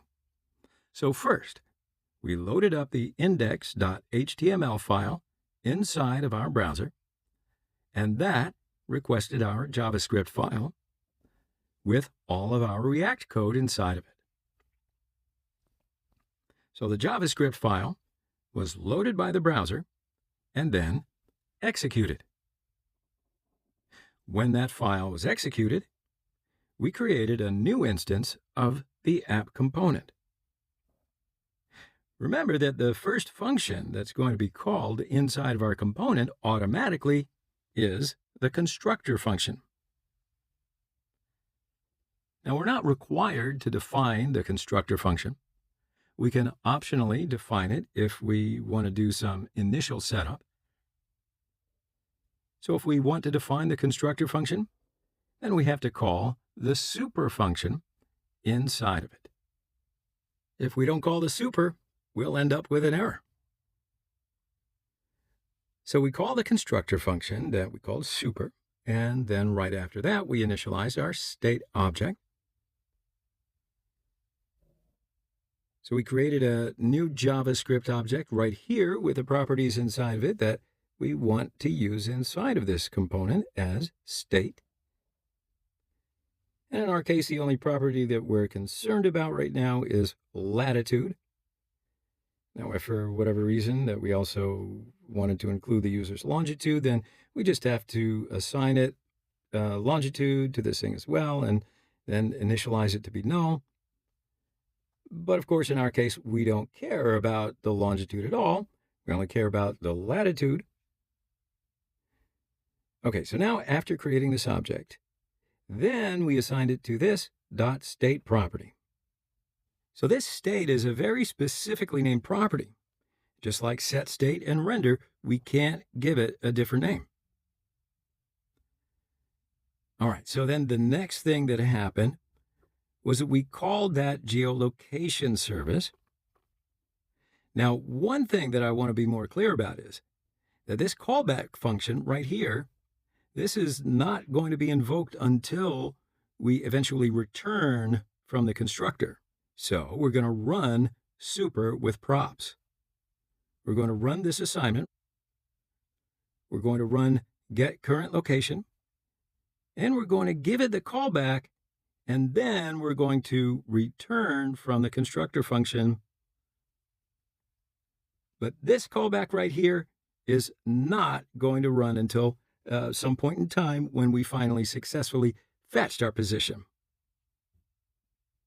So this setState call right here does not actually occur while we are running the constructor. Yeah, it's going to run at some point in time in the future. All right. So after that, React then takes out component and it calls its render method, and render method then returns some amount of JSX, and that gets rendered to the page as HTML. So then we wait for some period of time and we finally get the result of our geolocation request. And then we can execute that callback. This one right here, we take the position object, we pull our latitude out of it, and we call setState to update our states on our component. We update our state by calling setState. And when we call setState, React is going to automatically see that we updated a property on our state object. And of course, you remember that anytime that we update our state objects, React is going to almost instantly re-render the component. So React saw that we updated the state property and then called our render method a second time. And the render method returns some amount of JSX, which was then used to update the content on the screen. Now, one thing that's really important to understand here is the fact that our app component was actually rendered 2 times, right? One time when our application first started up, and then a second time after we updated our state. So there was a very small gap in time where our component was rendered onto the screen without any number right there. So in a very short time, we saw nothing on the screen. And then only after that, we got our geolocation requests completed. We finally see a number that appears right here. All right, so let's have a look.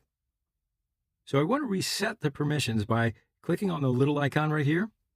You can find the location and reset it to ask default, like so. Okay, so now I can just reset and refresh the browser. All right, so what's happened at this point? So we've gone through the process of calling the constructor that calls the geolocation service when we call the geolocation service. And up pops this little approval request thing right here. And then immediately after that, React has already called the component's render method, taken that JSX, and shown it on the screen with our states of latitude right here being equal to null. Now, when we render out null inside of a component, the component does not show the word null, right? It just appears blank. So at this point, we've not completed that request to get our location, right? So when I click allow right here, that's when we're finally going to call this set states, which is going to cause our component to re-render with a value of this .set state. And we see now that the number finally appears. So now I do want to focus on the second callback that we have provided to the get current position call. Remember, this is going to take some error from that request. And right now, just console log it out. And we'll just write this here because the application is not always going to work the way that we expected. So rather than going ahead and continuing on with our application and making use of the latitude, I want to instead make sure that we'll handle this error message in a reasonable way. So it's going to be pretty easy if anything goes wrong with that get current position request. And we'll enter this error callback right here. And we probably are going to want to re-render our component and directly tell our user, hey, something bad's happened here, and we can't really tell what location you're in, but hold on. So as we talked before, anytime that we want to render our component, we're going to update our state. So I'm going to add a new property to our state object right there. And I'm going to add a new property called error message. And I'm going to default this thing to be an empty string. So when our component is first created, we're going to have an empty error message. See where I'm going with this? But if anything goes wrong while we were attempting to get our current position, we're going to update this error message property right here. So now when we update the error message property, it's going to cause that component to re-render, and then we can attempt to show the error message inside of our render method. So come on, let's go ahead and give it a shot. So inside of the error callback right here, we're going to remove that console log and replace it with a function body like so. And then inside of here, I'll just call this .set states and pass in an object, the property that we want to update. So in this case, I want to update the error message property on state, and I want to set it to be equal to error.message. And whenever we update our state, we are not required to update every property in it. So when we call set state with error message like so, it's not going to somehow delete our latitude. It's going to leave the latitude untouched. So when we call set state, we're only adding or changing properties on our state, right? We're never removing or deleting properties, only adding or changing. So now let's reference that error message down inside of our render method to see the warning on the browser in case we have an error. All right, so down here, I'm going to put a set of parentheses, and I'll say this state.error message. All right, so now we can save this, and let's flip back over. Click on the icon right here and block location. So now we can see right here it says user denied geolocation. That's because I currently have my geolocation blocked, but I can reset it so that it'll ask me again. So default, like so. I'll refresh the page, and now I have no error message. I get my latitude to appear again.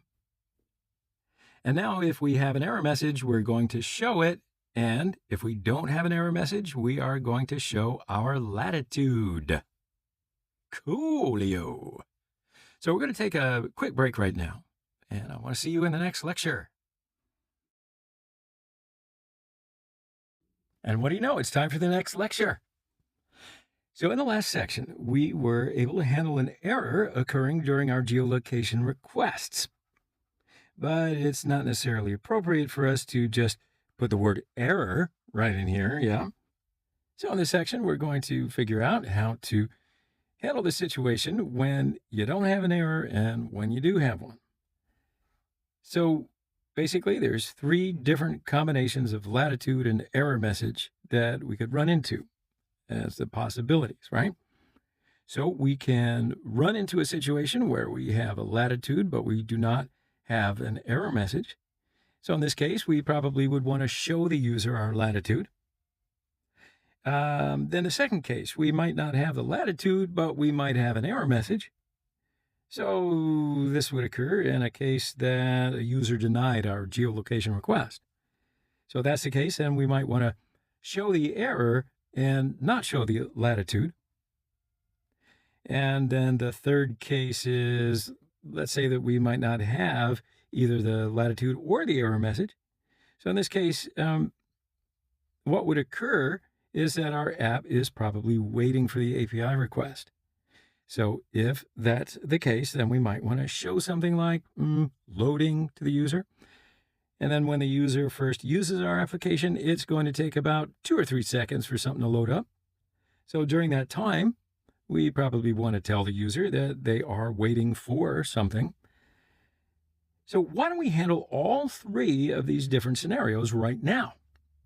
So in order to conditionally return some different JSX, all we have to do is put in a simple statement into this render method.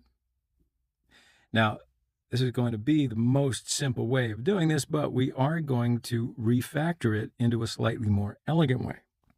So I'm going to delete everything inside the render method for right now, and I'm going to put in 3 different statements. First off, I'll say that if we have an error message and we do not have a latitude, then I want to return a div that contains my error message.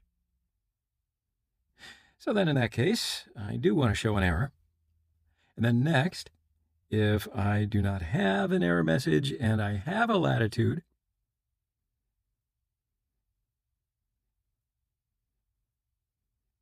then I want to return a div with the latitude.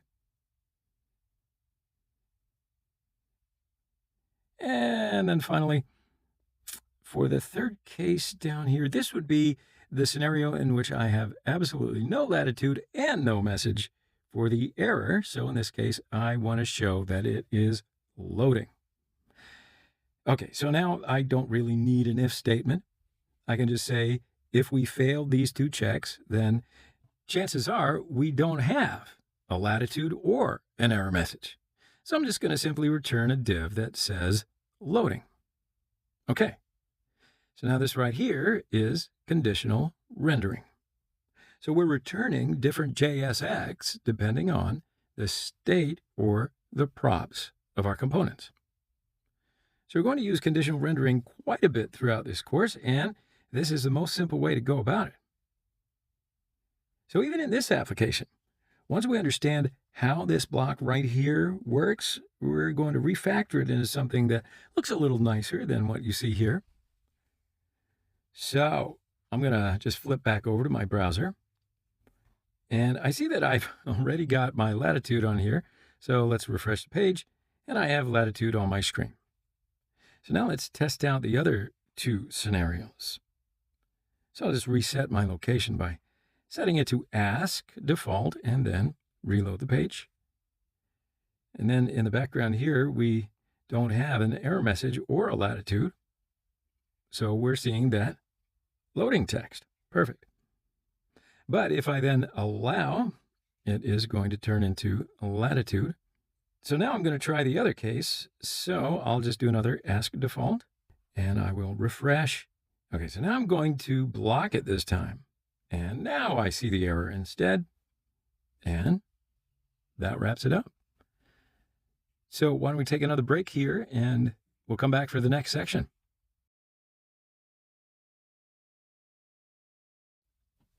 All right. So when we initialized our state property right here a couple of videos ago, I had mentioned that there are two ways to initialize state.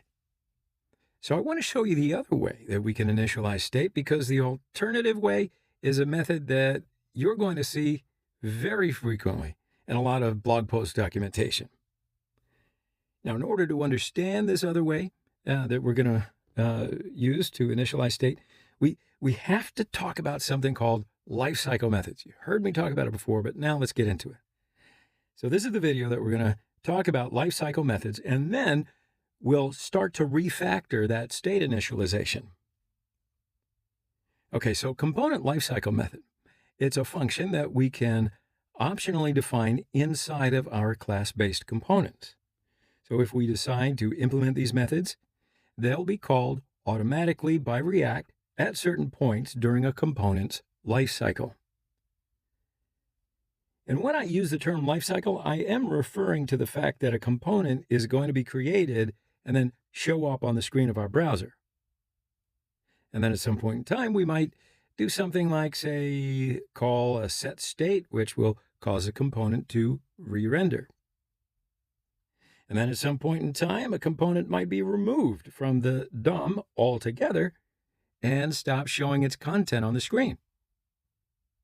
So that entire series of events is the component's lifecycle. So we've already seen the constructor function.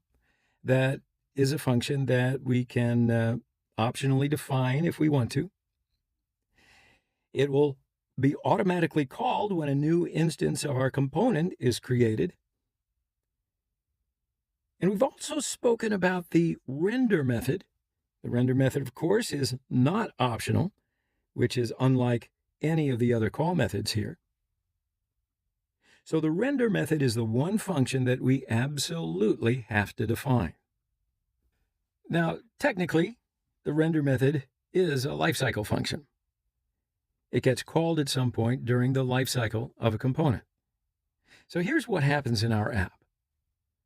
Constructor is being called, then the render method will be called, and we return some amount of JSX, and then that content becomes visible on the screen.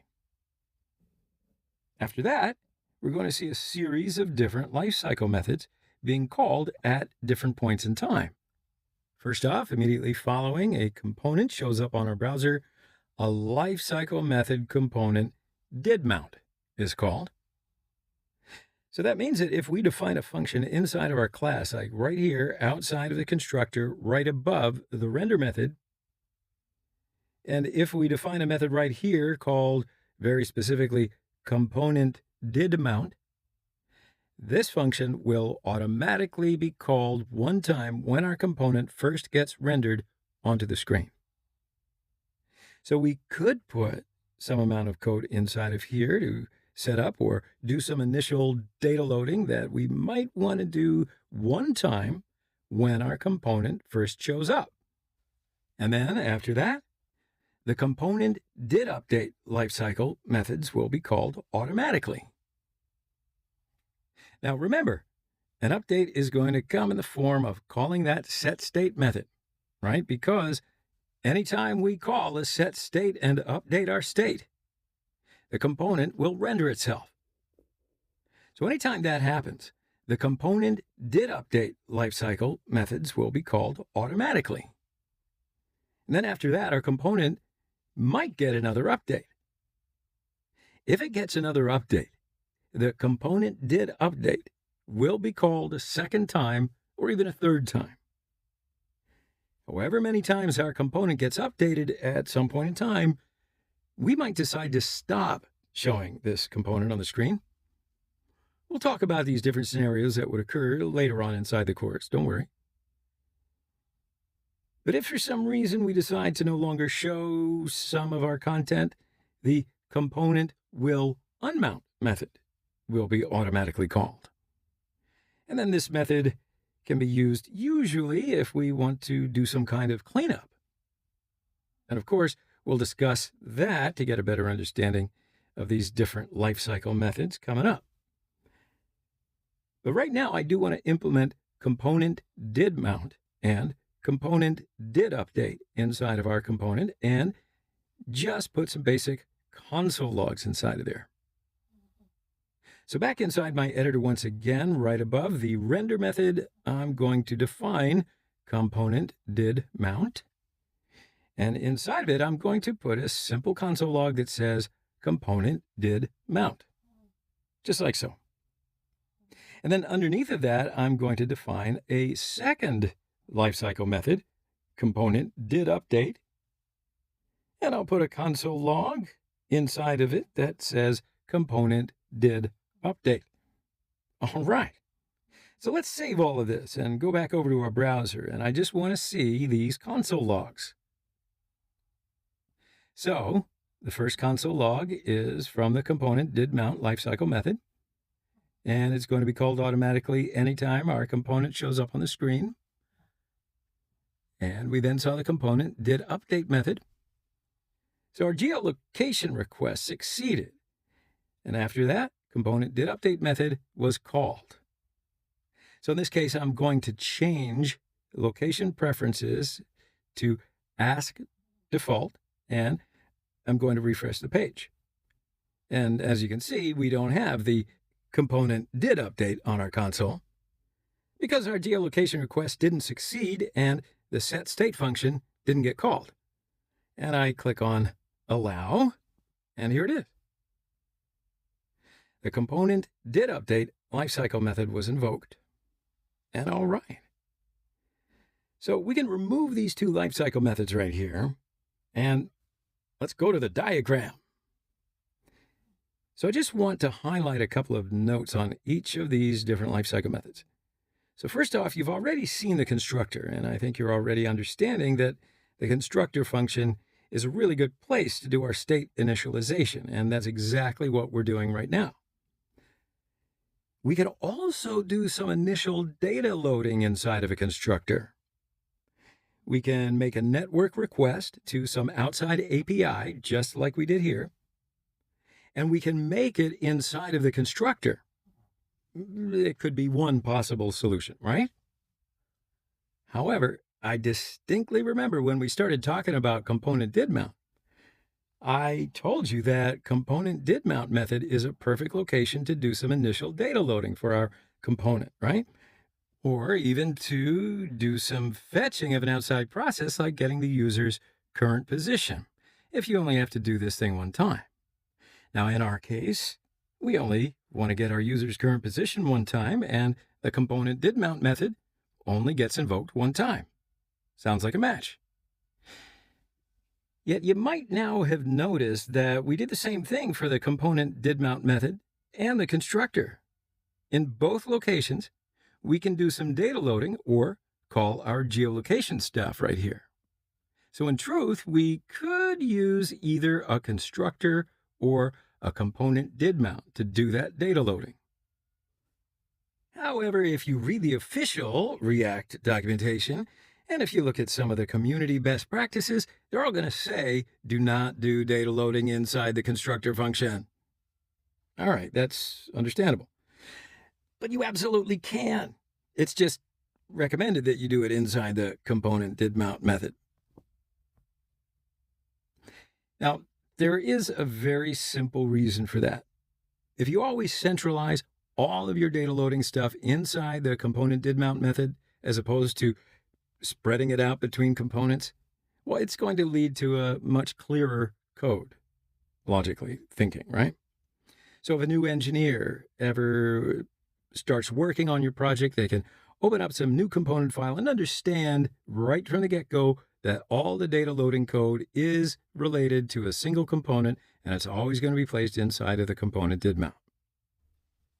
So I'll tell you what, we're going to take that advice right now and define a component did method, and we're going to move our get current position call inside the component did mount lifecycle method. But right now, we're going to finish talking about these last few lifecycle methods. So next up is the render method. I think you already pretty well understand what's going on with the render method, yes? Inside of the render method, we're going to return some JSX in general, and that's the only thing that we do inside of there. We're not going to ever make a network request, right? Okay. We're not ever going to start up something like fetching the user's location or something like that. Render method is just about returning JSX and not doing anything else. Now, the component did update method gets called every single time that a component is updated for any reason. Maybe our state changes or our component gets a new props from its parent. So this would be a great location to also do some data loading that needs to be done every single time that a component is updated. So a good example of that would be if we wanted to make some type of network request every single time that a user clicks on a button or every single time that they enter some text into an input.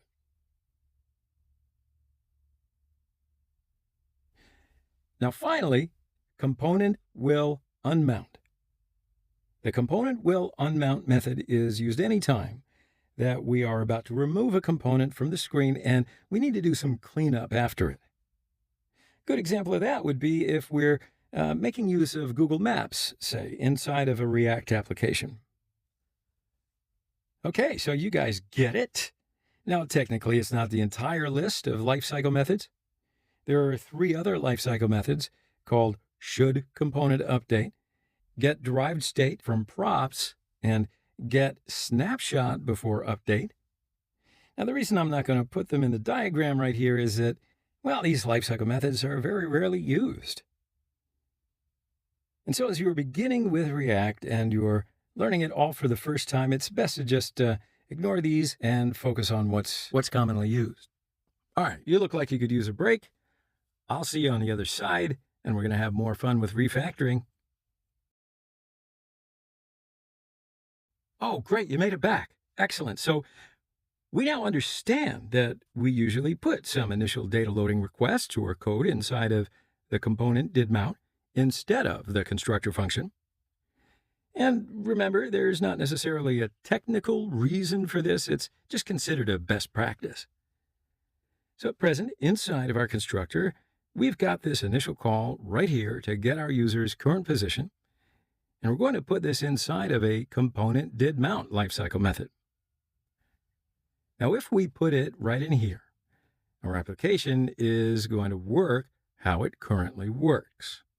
So I'm going to add a new function underneath my constructor function and call it component didMount. And then I'm going to find the entire block of code where we get our user's current position.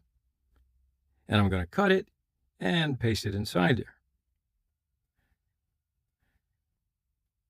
I'll save this and flip back over to our browser. We should see that our application still works as expected. So I can refresh the page and boom, it's working exactly as it did before. Okay. So now I want you to take notice of the constructor function. Its only purpose is to initialize our state object. Now remember that when we first initialized this, I mentioned that there were 2 ways to initialize our state.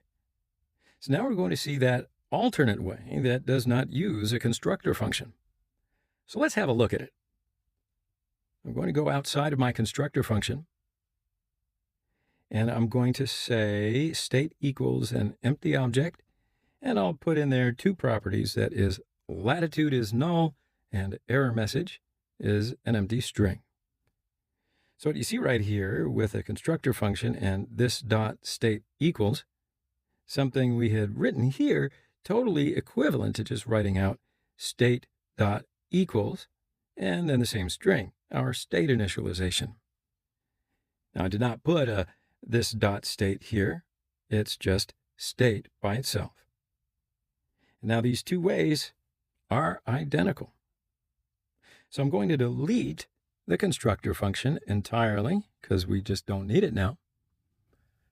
Okay, so let's test this. Save this file and go back to my browser and I'll refresh the page and the application works as it did before. That is it. So I think this way is shorter and it's also cleaner than the way that we did it before, but now you understand the mechanisms involved. So, quick break and see you in the next section.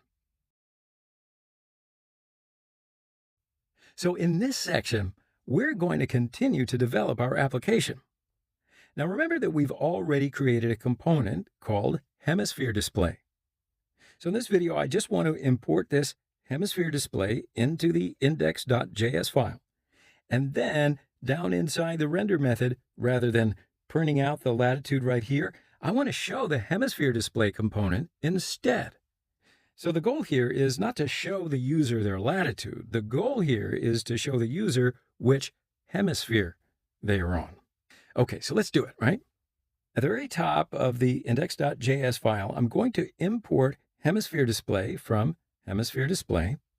Now remember, we already created that component and it's inside the same directory, which is why we use the // right there. So now down inside of my render method, I'm going to find where we are currently printing out the latitude. And I'm going to remove that. Instead, I'm going to create the hemisphere display component.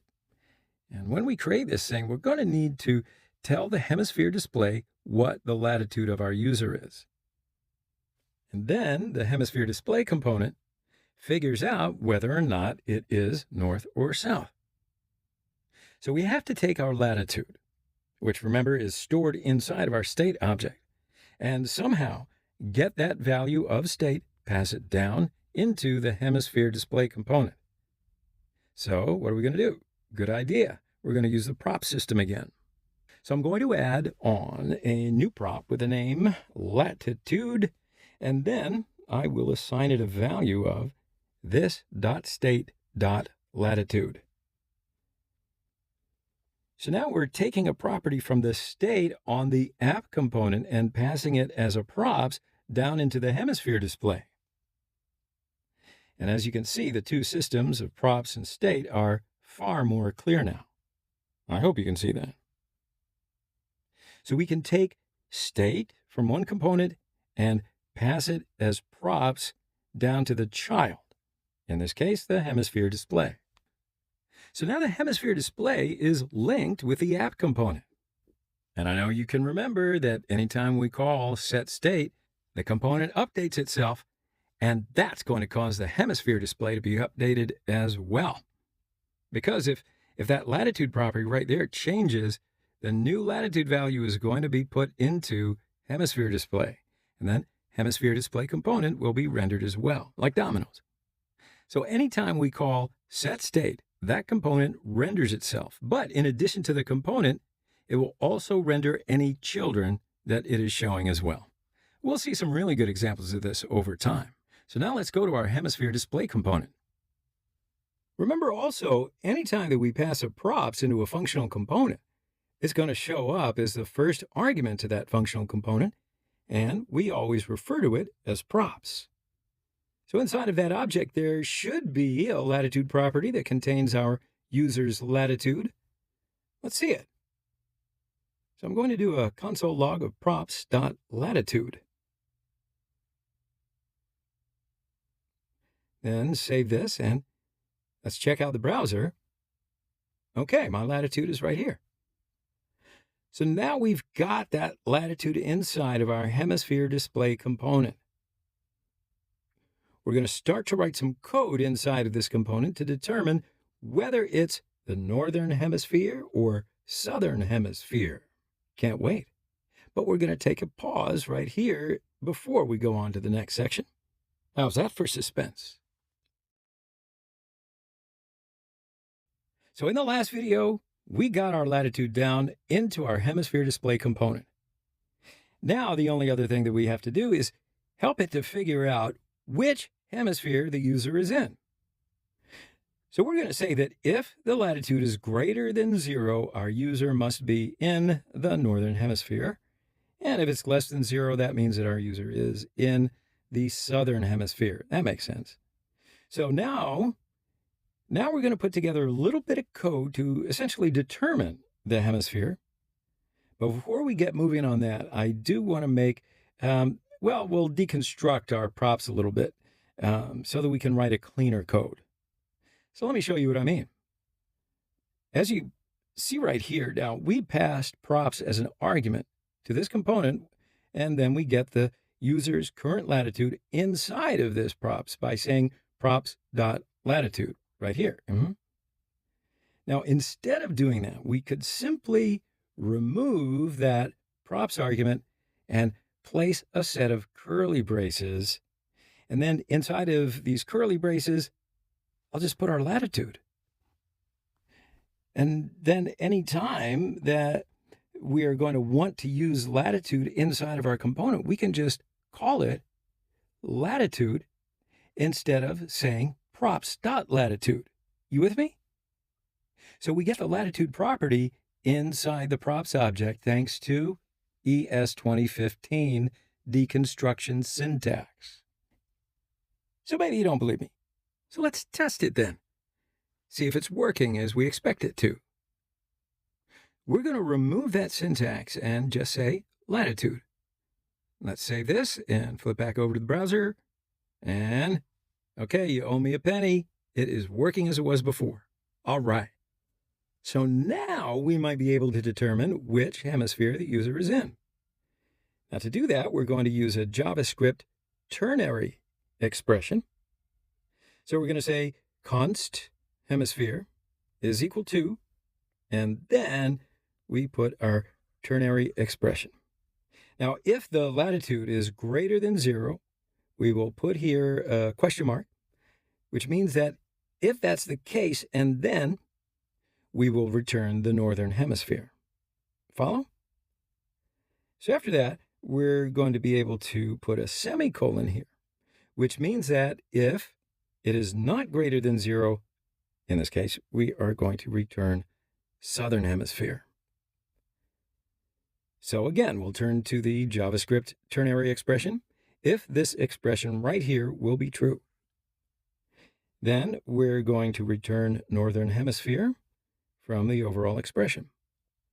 Otherwise, if latitude is less than 0, then we will return southern hemisphere instead. And then lastly, we're going to return the result of this entire ternary expression and assign its result to our hemisphere declaration right here. So let's go ahead and remove that console log here. All right, so now we need to customize how the hemisphere display component is going to look, depending on whether or not it is northern hemisphere or southern hemisphere. Now remember here that the ultimate goal is to show text on our browser, right? So I'm going to remove that hard-coded text of hemisphere display, and I will replace it with a set of curly braces. Now remember, we use those curly braces anytime we want to reference a JavaScript variable. In this case, we're going to put here the hemisphere variable, and it's going to say to us either northern hemisphere or southern hemisphere, according to the result of that ternary expression.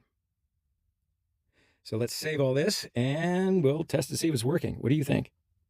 Okay, so we're now seeing that I am in the northern hemisphere. Now, to make sure that it's working correctly, I'm going to refresh my application, and I'm going to make sure that the correct hemisphere is being displayed.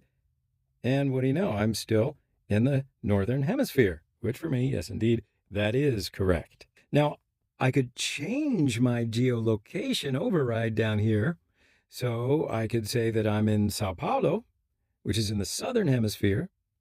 So now if I refresh the page, I should see southern hemisphere. And so now we have that text on our screen. I think we got something here. Now the last thing we have to do is just a little bit of styling inside of our hemisphere display component. All right, so that was a lot. So I'm going to give you guys a little break, and we're going to continue on the other side. So in that last section, we put together the logic of our project to show the user that they are either on the southern hemisphere or in the northern hemisphere. And I know I was pretty strict with you, sticking to the text. We still don't have an image here, and you probably distinctly remember that we went looking for some images. So let's insert some images into our React project. So I already have the image right here on my computer, and I'm going to just add that picture into our project file. And at the end of this section, I uploaded the finished instance of our application. So you may go and download it yourself. And after downloading the file, you can find the SRC folder inside the project, and then you may get the image folder inside the SRC folder, and then you can insert it into your own project. Or you might find some picture on the internet that, is somehow related. You just have to take it and put it inside of your project's SRC directory. All right, so you got that. So now I've installed my image folder on my desktop, and inside of it, I have 2 images right here. And I'm going to take them and put them inside of my project. So I'm going to open up my project folder, which is just right here, and name it Hemisphere. Now, you may have installed your project folder somewhere else on your computer, so you just have to find it, and I'm trusting you to do that. And then inside of the project, we're just going to open up this SRC folder. Now I'm going to take this image folder and drag it inside the SRC folder, like so. Now we can flip back over to our code editor, and as you can see right here, we have our images inside the image folder, just like we uploaded. All right, so now remember that the idea here is to use these images inside of our Hemisphere display component. So in order to do that, we have to import it into this file. I'm going to say import, and then the name of the picture, and I'll call it Northern Pic. And then I'm going to import it from the image folder. And then I'll be able to pick the Northern Hemisphere.jpg inside of it. So I'm now going to do the same for the Southern Hemisphere picture. So that means I'll just have to copy this line and paste it just underneath, right? So I can call this Southern Pic. And now this time we're just going to get the Southern Hemisphere picture like so. Okay, so now what we really want to do here is somehow produce the name of our picture dependent upon our current latitude, and then pass this name as a source into an image tag in order to determine the picture that we want to show the user, right? I mean, that makes sense. Okay, so to do that, we just need to make use of a very similar expression like we used just a couple of videos ago in order to get our text. So let's see, I could say something like const picture is equals, and then if the latitude is going to be greater than 0, we will return Northern Pic. Otherwise, we will return Southern Pic. See, and then that will give me either Northern Pic or a value of Southern Pic, like so. All right, so now that we wrote both expressions to get our text, and now we can reference them into our image tag. So right here inside this div, let's say image. So we're not going to put in a set of double quotes like so. Instead, we're going to use that JSX interpolation where we are going to refer to some JavaScript variable, okay? So then inside of here, just going to reference the text that returned from this picture result either Southern Pic or Northern Pic. So to be clear, these two are a little bit of an identical ternary. Now the only difference is the values that get returned, right? Because in this case, we're going to reference this text here inside the JavaScript object. And of course, you remember that we are not referencing the string inside of the JavaScript object as a source to an image. Actually, I mean that we're not using any quotes inside of this JavaScript object, right? So I'm going to be able to save this now and flip back over to my application in the browser. And look at that. You can see the automatic refresh And then we see the image appear right in front of our eyes. All right, so that looks good. So it says Northern Hemisphere. And we'll do a little quick test over here. And we'll select the Sao Paulo right here and refresh the page. And we are seeing Southern Hemisphere. Bravo. In case you missed it earlier, Sao Paulo is in the Southern Hemisphere. So for now, let's just say that this is working well enough.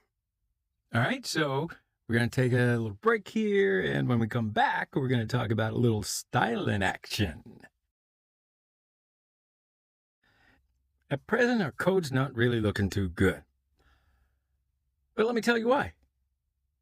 First off, we have these two basically duplicated ternary expressions, right? So I think that we could probably do a better job of deciding what text and image name to display rather than putting two expressions in a row. The idea is that we're going to create a configuration object at the top of the file. So let's do it right now, and you'll see what I mean. So at the top of the file, I'm going to create a new object called hemisphere config. And this will be an object with two key value pairs inside of it.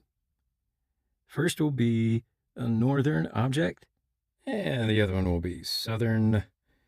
And of course, it'll be an object as well. So now we have to make these keys inside of this object match up perfectly with the strings that we are returning from our hemisphere ternary operations. So we're going to change them as well. So I'm going to delete both of these hemisphere texts right here.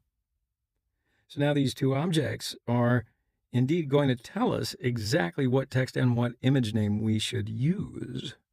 If it's northern, we'll say text, it is northern hemisphere. And I'll designate the picture of northern hemisphere. And I say northern pick. So then what we can do is pretty much the same thing for the southern as well. I'll say text is, it is southern hemisphere. And I'll give it the picture of the southern pick. All right, so now that we've got this hemisphere config thing put together, we can now remove these ternary expressions. So to get at either of those objects, this thing right here, the text and the picture name, we can reference them back down inside of our component. Hemisphere config with square brackets. And inside of it, I'll put this hemisphere like so. So that's going to return object with the text and the picture name inside of this object.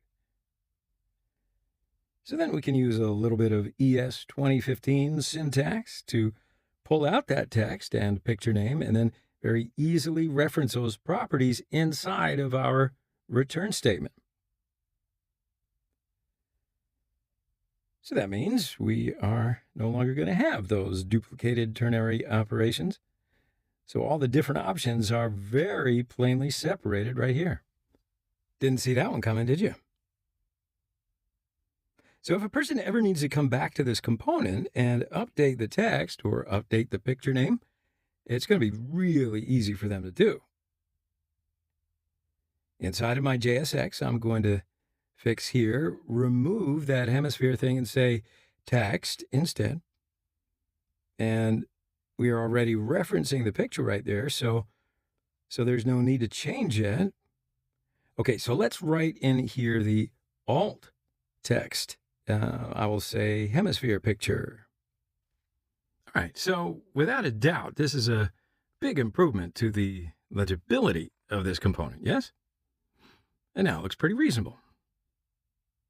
Now, if we flip back over, we're going to see that our components are still working as expected. All right, so it seems like we don't have a problem, right? Not a care in the world. So now let's do some styling. So our app is a little bit different than we wanted it to be. So now we're going to use that, remember Semantic UI? Those class names, and we'll also learn by adding custom styling to our app. So first up, we're going to create a CSS file to customize the background color, all right? So inside my src directory, I'm just going to create a new CSS file. I'm going to give it a name. Let's call it hemisphere.css. And that's going to indicate to anyone else looking at my project that the CSS file is modifying the hemisphere display component. So let's first add a class name to our outside div right here. And I'm going to give it a class name of hemisphere inside of JavaScript object. As we know, this is referencing the result of this ternary operation right here, right? So that means it's going to return to us either northern or southern, depending on latitude. And I do that because I want to use different styling for both different situations. So right now I'm going to save this file and go over to hemisphere CSS. And inside of here, I'll put on some styling for the northern and southern hemispheres. I'm going to say northern.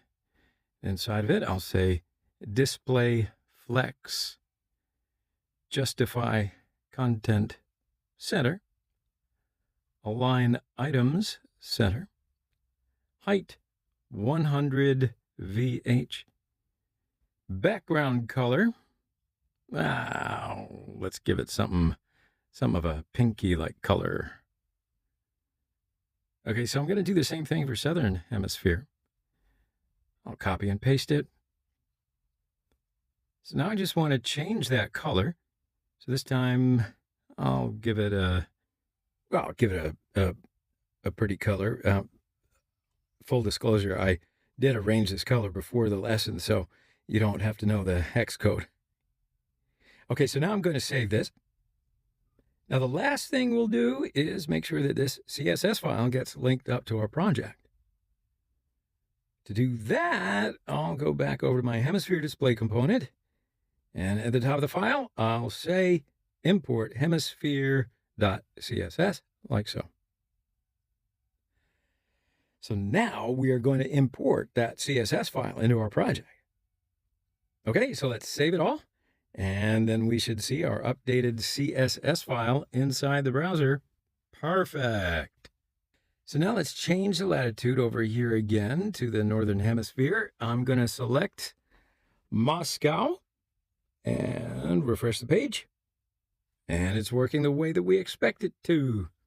So right now, there's still a little bit more styling left to do. Can we quickly do it? I think so. And I'm going to find my div right here. So inside this div, I will say another div with a class name of UI raised text container segment. Now I'm going to take this image and text inside of this div. And then after that, I'm going to wrap this image tag with a div that has the class name of image.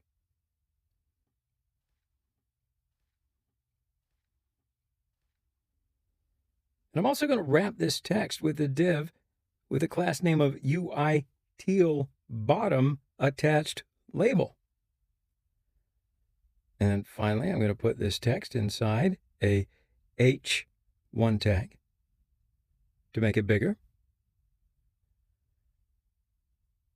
Okay, so I know we're going through the CSS a little quickly here, but just remember the entire goal of this course is really React in JavaScript, not CSS. And I'm also kind of assuming that you understand some of the basics of CSS. Now, if you're wondering about this class right here, you might have a look at the Semantic UI documentation.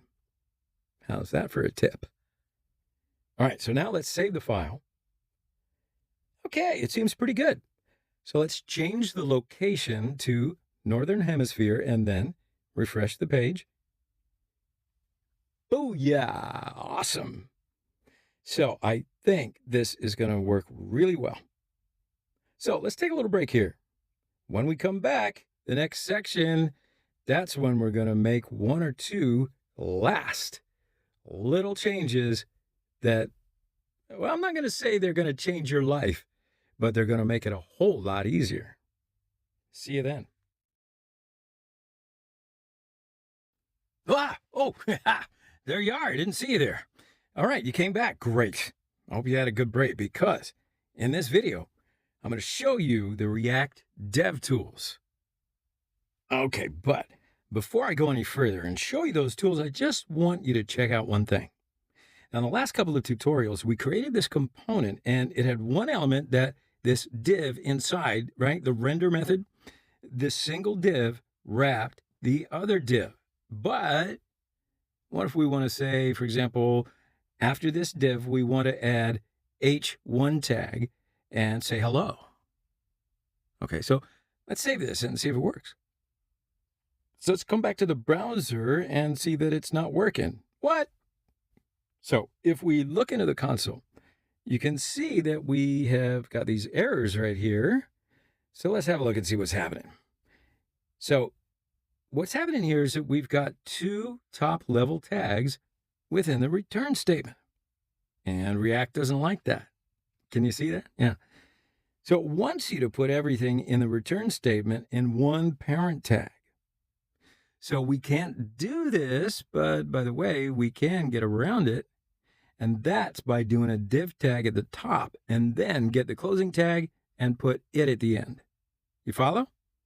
So shift these, and now everything is contained within one parent tag. See how it works now? Awesome. So we can't actually add multiple elements, but we can put everything within one single parent tag. How's that? Pretty cool. So now I'm going to delete this whole thing. And now I want to show you some of the React Dev Tools. So I'm just going to zoom into the console right here, and you can see it on my toolbar that I have the React tab.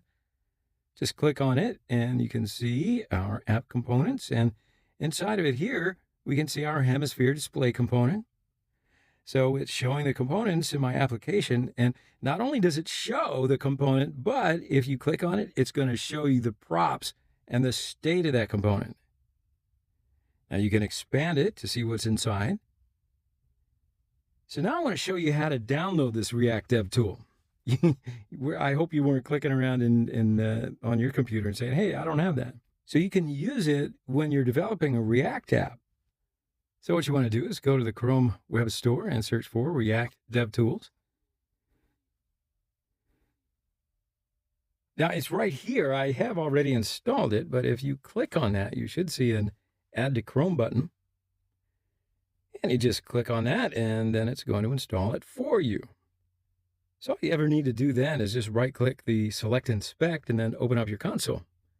And then go to React, and it's going to show you the different components in the application.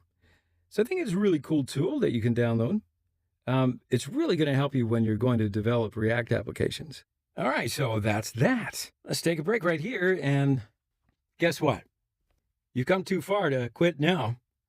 Let's move on to the next section. Now, in this video, I want to very quickly do a review of everything that we've learned inside of this application. All right? So let's get to it. We first began by talking about the difference between functional components and class-based components. I hope you remember that I said that with class-based components, it's generally easier to organize our code. Now, the reason for that is that if you start to look at this index.js file, it becomes pretty easy to understand what's going on at first glance. So we can open up this file and then instantly see that we have a class called app. It has states, it has a component didMount method, and it has some optional methods here to decide what content to render. But if you open up our hemisphere display component, understanding what's going on inside of here is a little challenging when you first open it up. Am I right? So you see something here called hemisphere config at the top, and I don't know about you, but I go like, wait, what hemisphere config? What's this thing? But on the other hand, if we would have a couple of helper functions inside this file, it would be a little bit more confusing for us to decide which one is our component. As you can see here, it seems a little challenging to decide what's going on. Okay, so I had to scroll all the way down to the bottom of the file to finally see the component inside of here. And if we wanted to, we could definitely take that component out and move it up to the top like so. And we'd probably not run into any issues. So we could put the functional component at the top, but you're going to find that in a lot of standards, people generally want to put the config objects and the helper functions at the top and then the functional components at the bottom. It's, kind of a community convention to put the component at the bottom. So right now I'm going to remove this. And the next thing that we learned about class-based components is that they can make use of the state system, which makes it easier to handle user input. And the next thing we learned was that with the class-based components, we can make use of lifecycle methods. We then spoke about some big rules of class-based components. So we said that we have to define a render method that's going to return some JSX.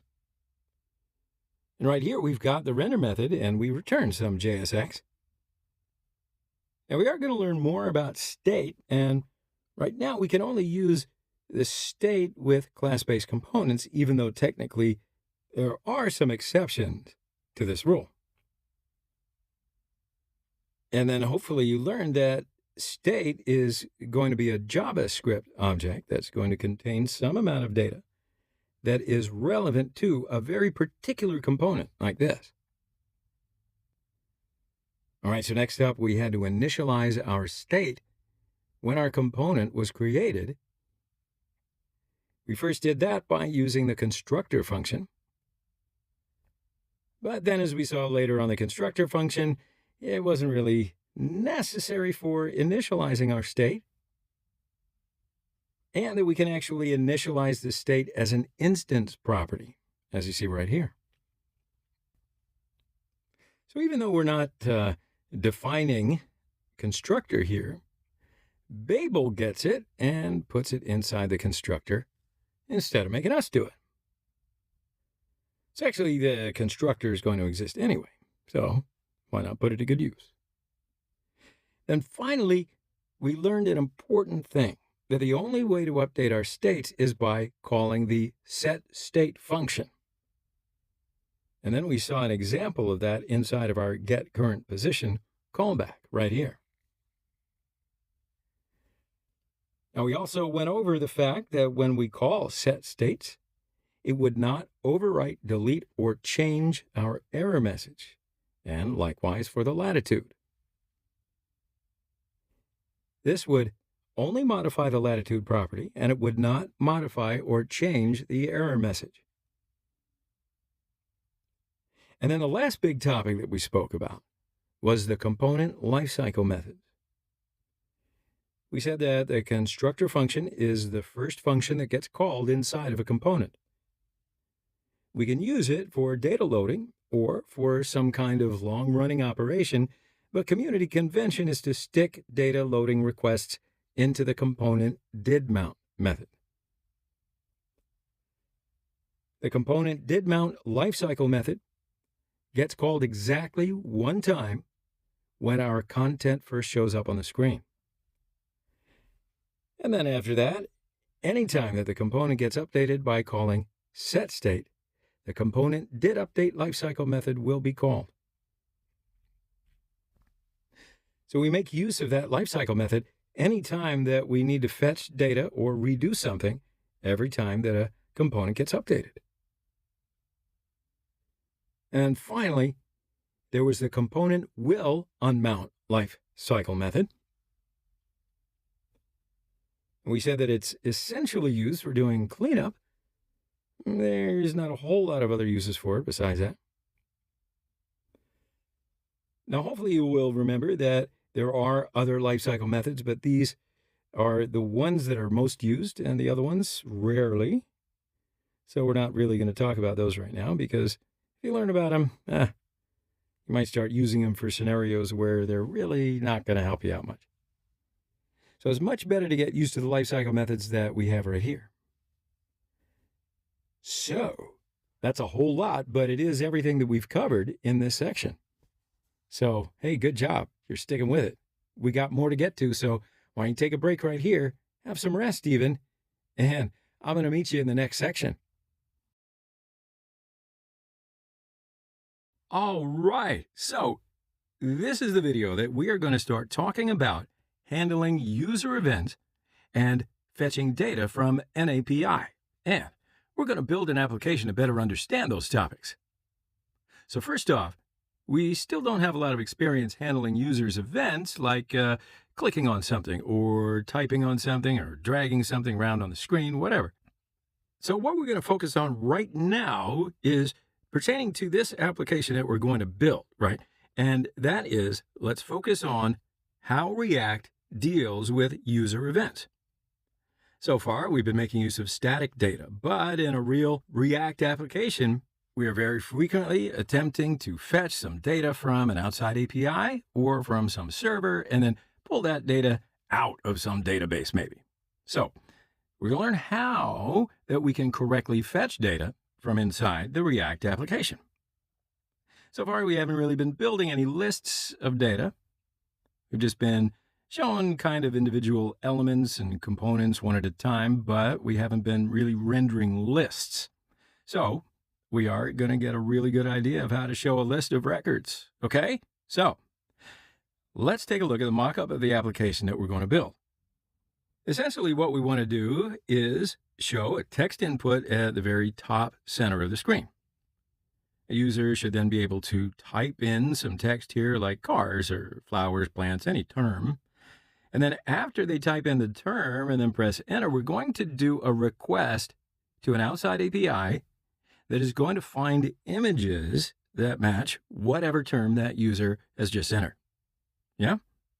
So if a user types flowers and then presses enter, I would want to somehow get a list of images of flowers and then show them on the screen to that user. Now, there's not going to be a lot of styling right now. We're just going to focus on the handling of user typing, searching for images, and then showing that list of data, okay? All right, so that's the idea.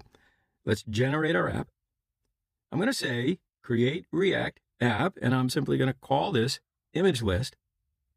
And then while it's installing, let's just take a break right here, and I'll see you in the next one. Great. So in the last section, we generated a new project, and I'm going to go into that folder now, and we called it what? Image list with cd image list. And then I'm going to say npm start, and it will run my React server. So now let's open up our code editor inside that new image list directory. And I'm going to select the image list right here. Oh, now before writing any code, I do want to do a quick overview on how we're going to, well, generally approach the design of our project. So let's go back to our mockup. And what we're going to do here is somehow we're going to get the user feedback and receiving the user interactions anytime that the user types a new search term into that search bar at the top of our application. So we need to somehow get that text and then do a search with that text, right? So once we get that search term, we'll need to somehow use that term to make requests to an outside API to get our list of images. Now, all we can do is throw the search term, and this outside API is going to give us back a list of images that match the search term. Then finally, we're going to take that list of images and then render them as a list on the screen. And by doing all this, we are going to learn how we handle search terms, user input, and fetching data. Now, we could build this entire application with just one component. That wouldn't be much fun, is it? But in general, we would like to break our applications into multiple separate components just to get a little bit more code reuse for the future. All right? So let's break this thing up into separate components, and here's what we're going to do. We're going to make a search input component, and anytime that a user types something into there, the search input is going to handle that typing event. We'll also have a second component called the image list, and the image list will take a list of images and just render them out as a list on the screen. And we're going to have an app component as always. You're always probably going to end up with an app component that's going to be at the very top or the most root component of your application. So our component hierarchy is going to look like this. Great. So the app is going to show an instance of the search input and an instance of the image list. All right, let's break it right here. Go over that, and I'll see you on the other side. All right, so now in this video, we're going to start putting this application together. Now, in that last section, we started our image list project and my new React project running on the screen, and we also started our code editor. Now, make sure that you have those open now if you took an extended break, because now I'm going to go inside of my code editor and I'm going to open up that SRC directory. So I'm going to highlight all of those and I'm going to delete them entirely. And then inside my SRC folder, I'm going to make an index.js file. And then we'll put together some of that same boilerplate that we put together inside the index.js file. So I'll say import React from React, import React DOM from React DOM. And then generally inside of here, we would create an app component. But this time, we're going to do things a little bit differently. Told you, learn something. So in total, we're going to end up with a decent number of files inside this SRC directory. So rather than just throwing all of these different files directly into the SRC directory, we are going to try to impose a little bit more structure in this project. Now to do that, inside my SRC folder, I'm going to make a new folder called Components, and we're going to end up creating all of the different components that we create inside of that folder instead of just the SRC folder. So now this includes the app component as well. All right, so we got that.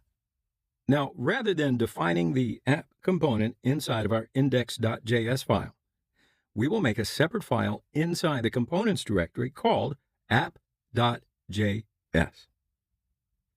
Now, this is a very common pattern, even though we've been putting our app components directly in the index.js file before. But now we're going to end up having a lot of setup code inside of the index.js file besides the app component that we've had before. So rather than putting a ton of setup code inside of the index.js file and at the same time defining an app component, that's going to make a little bit of a mess, right? So we can kind of break these two things down to make it more understandable by putting the app component into its own separate file in the components directory. So now with all that in mind, inside of this new components folder, I'm going to make a file called app.js. And then inside of there, we can very quickly put together some scaffolding for this component and then import it back into index.js to show it on the screen. So I'll do a import React from React, and then I'll make a functional component. And this component will return a div with text, hello world. And I'll do an export default app, just like so. And then back inside of index.js, I'm going to import that new component. So I'll say import app from. Now, remember before with every statement we did for a file like that, we just said // and then the file name. But this time around, to get that app file, we would say in the current directory to // and look in the components folder and then get the app file. So in other words, I would say / components app, like that. All right, so now we've got the reference to the app component. Now we can show it on the screen with a React DOM render.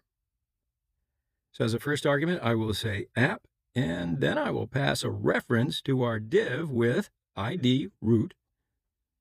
And that is shown inside the index.html file as the second argument.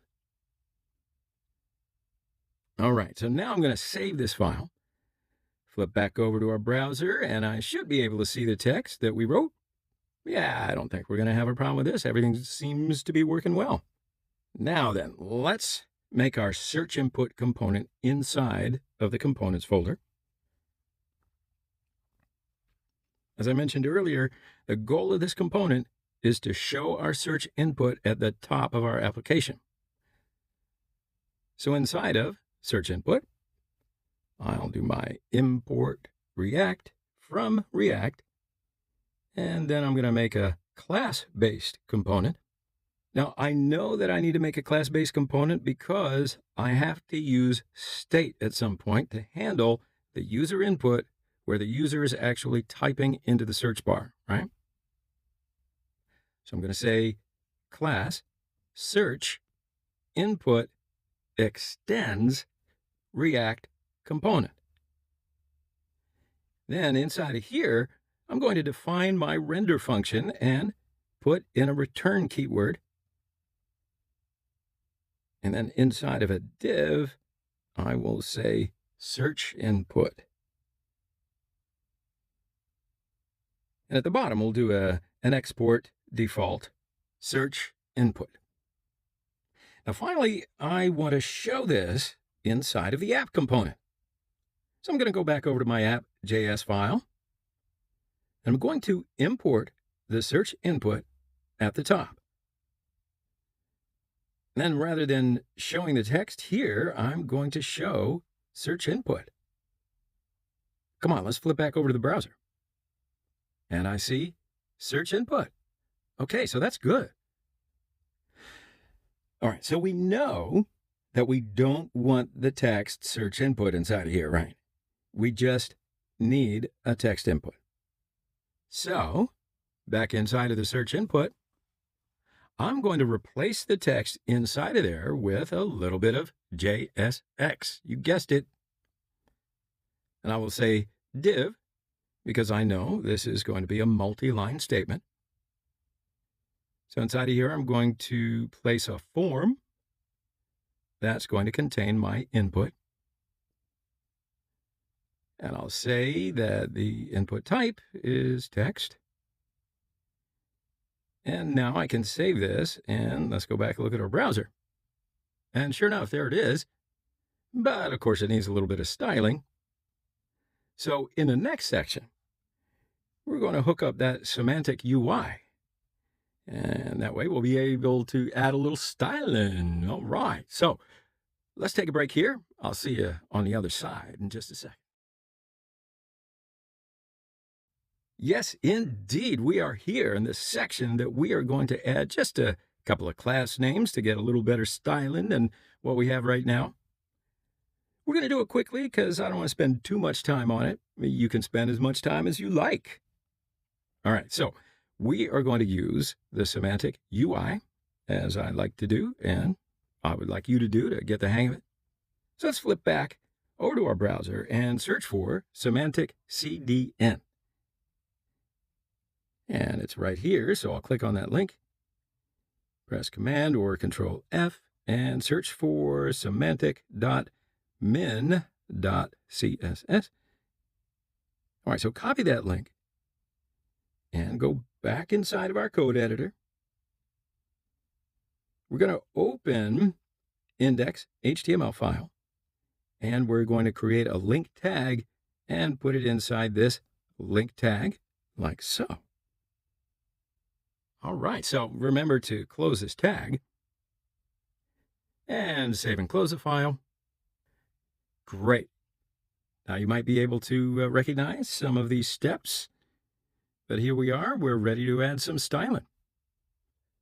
So I'm going to find my search input component, and then the outside div right here. I'm going to give it a class name of UI segment. And then I will give the form class name UI form. Now, under this form element, I will open up another div with a class name field. And again, inside of it, I will put another div with a class name UI massive icon input. And I'm going to cut my input and then place it inside of this div. And I want to give my input a placeholder search, just like this. Now, finally, just underneath the input, I'm going to add an icon and give it a class name of search icon, like so. And the last touch that I want to do is inside of the app.js file, this div, which is wrapping our search input component, I will give it a class name of UI container. And I want to give it a little bit of a margin at the top. So I'll say margin top 30 pixels. Now I can just save this file and flip back to the browser, see what it looks like. Looks pretty good. All right, so that's enough for now. Let's take a break right here. So right back. So in this section, we're going to add some functionality to our user input. If a user starts to type something, we want to react to the user typing, right? So I'm going to define a new method at the top of the class. And I'm going to call this onInputChange, like so. So now I want to make sure that this method right here gets called anytime someone changes the text inside of our input. So in order to make sure of that, I'm going to create an event handler called onChange right here. And then I'll pass it a reference to the onInputChange method that we just created. And I'll say this dot onInputChange. And I want to highlight one point here. When we pass a method to a props like this called onInputChange, we do not put a set of parentheses at the end of it. If you were to put a set of parentheses on it, because I know what you're thinking, it means that onInputChange is going to be automatically called whenever a component is rendered. So we don't want to call onInputChange when our component is rendered. You follow? Instead, we want to call this function at some point in time in the future. So in other words, rather than calling this function with a set of parentheses, we're going to leave the parentheses and we're going to pass a reference to this function, to the input element, so that the input can call that function at some point in time. All right, so now what that means is anytime that someone types in something into the input, our callback is going to be invoked. And then this callback will be run with one argument being passed to it automatically. And we usually refer to that object as the event object. So this is pretty much normal JavaScript objects that will contain a bunch of information about the event that has just occurred. In this case, the user typed something. All right. Now there's usually just one property inside of this entire object that we care about, and that is the event.target.value property.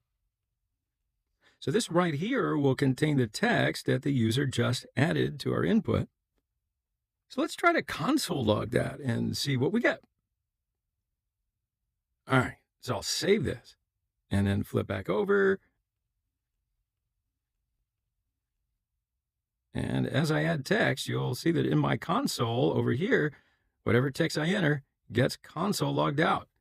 If I delete the text inside my input, the console shows nothing. So pretty clearly, anytime that we type into the input, and then the onInputChange method is going to be called automatically, and then we will be given whatever is typed into that input. So now, I'm sure a couple of quick questions have brewed up here, so let me see if I can address them. First off, you will indeed notice that we pass this callback function to a props on the input called onChange. It's a very special property name, and different events are going to be wired to different property names. In this case, we want to get a callback when we want to change this text input. So we use the property name onChange. There are several other property names for wiring up callbacks or event handlers, like onSubmit or onClick, of course. We might have probably seen those event handlers at some point in time. But the last thing that I want to mention about event handlers here is the name of the method that I put together that you see right here is indeed a community convention. So usually it's going to always be on, and then the name of the element that we are assigning to this callback, in this case an input, and finally the event that we are watching for, which is now the change event. So it's simply on input change. And anyone who reads this is going to understand when this function gets called, it gets called on input being changed. That makes sense, right? Cool. Now, let me tell you, too, that in some cases you may see a little variation on this, like handle input change, which means this is a function that is responsible for handling the input being changed. Personally, I like to use the on, and I think that it's slightly more popular, but to me it's more clear. But actually, the name of the callback does not really make too much of a difference. We can actually call this thing whatever we want, as long as we're going to change this one with the same name.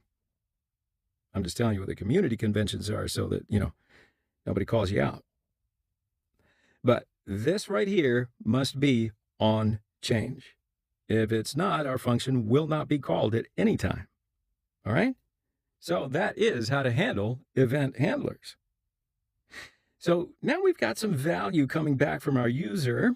Why don't we have a break right here, and we will continue what to do with it in the next section. See you there. Yes, indeed. So in the last couple of videos, I believe, we've been talking about event handlers in React. All we have to do is find some element that we want to watch for, and then add a props to it. Then we'll pass that prop a callback, and then that callback will be invoked at any time that the event occurs. So besides that, you probably see some different syntax for this callback right here. It's something like that we can pass an arrow function to this props instead of just referencing the method like this. So let me show you how to do that. So I'm going to remove this, and I will put this function right here, and then pass the event object as an argument to it. And we will say again, console log event target value. And I'm just going to remove this method right here. Okay, so now we can save it and go back to our browser and test it. I'm going to type something, and you can see that it is working just as it was before. Okay, so now we're going to continue talking about event handlers. So inside of our search input component, we have created an uncontrolled form element. In particular, this input right here is an uncontrolled form element. Capiche? Now, in general, as React developers, we prefer to work with controlled components. Perhaps even just the way you are, you like to work with controlled components. So in this video, we're going to refactor our search input from an uncontrolled element into a controlled element. So first, we're going to do it, and then after that, I'm going to tell you exactly what the difference between the two of them are and why we would prefer controlled elements. All right, so let's get to it. So inside my search input component, at the top of my class, I'm going to initialize a state object. I'm going to say state is an object that has a single property that we will refer to as entry. And this is going to be an empty string. Then inside of here, I will say this dot set state entry. is going to be the event target value. Okay, so right now we are initializing our state, and it has a single property called entry that starts off as an empty string. You see where we're going with this, right? And then every single time a user types inside that input, we're going to update our state. So we're going to update that entry property with whatever the current value coming from the input is. And then as a final step on the input, I'm going to say a new prop called value will be equal to this dot state dot entry. All right, so I'm going to save this file, flip back over to the browser, and we're going to see that our components still work the same way as it did before, just the way we want them to. Perfect. So let's type something. Yeah, see, it seems like we don't have any problems. Okay, so now through this, you might have some questions bubbling up to the surface, like, wait a minute, why are we using state? Why are we updating state whenever we change the input? And I don't know, why are we passing something called value back into the input? Well, don't worry about that. In the next section, we're going to talk about all of that, and we're going to discuss exactly what the differences are between uncontrolled and controlled elements are. So take a break right here, give your brain a rest. I'll see you on the other side. Here we are. This is what the other side looks like. In this video, I'm going to tell you what's going on with the code that we just wrote in the previous lecture. Then I'm going to tell you exactly what the differences are between an uncontrolled and a controlled environment. So first, I'm going to show you a flowchart to explain what's going on with that code inside of our component. So the first thing that happens is, when the user types in that input, then instantly our callback gets invoked. The one we are passing to onCharge right here. Then inside that callback, we pull the current value of the input or whatever the user just typed in, and then we update our state on our component by calling setState with that new value. So now this state entry is going to contain whatever the user just typed into that input. Remember, anytime that we call setState, the component is going to automatically render itself. So the render method right here gets called a second time the instant the user types something in there. Now, when the component renders, we'll take that value of this state entry right here, and we assign it to the value prop of the input. The value prop right there is going to essentially overwrite whatever text is already inside of the input. So now let me just demonstrate that to you pretty easily. So I'll change it to some random text, save it, and I'll flip back over to the browser, and you'll see that my text input right here now has all of whatever that was that I just typed in. So whatever we assign to that value prop is what the input is going to show. We take whatever the string is inside the this.state.entry and then push it into that input value, and then we show it in the input on our browser. So this entire series of flow is a controlled element with the refactor that we just did. And we had an uncontrolled element. Now let's talk about exactly what the difference is between the two and why we prefer controlled elements. So let's pull up another quick diagram here. Now this is a diagram of the code before we refactored it to be a controlled component. So let's first consider the older version of the code. On the left-hand side, I've got a diagram of what we called the React. This is essentially all of our components, all of our classes. And then on the right-hand side is the HTML world. And this is essentially all of the HTML that is showing up inside of the application and displaying some information to the user. Now, with the old version of our code, how would you answer if I asked you what's the value of the input right now?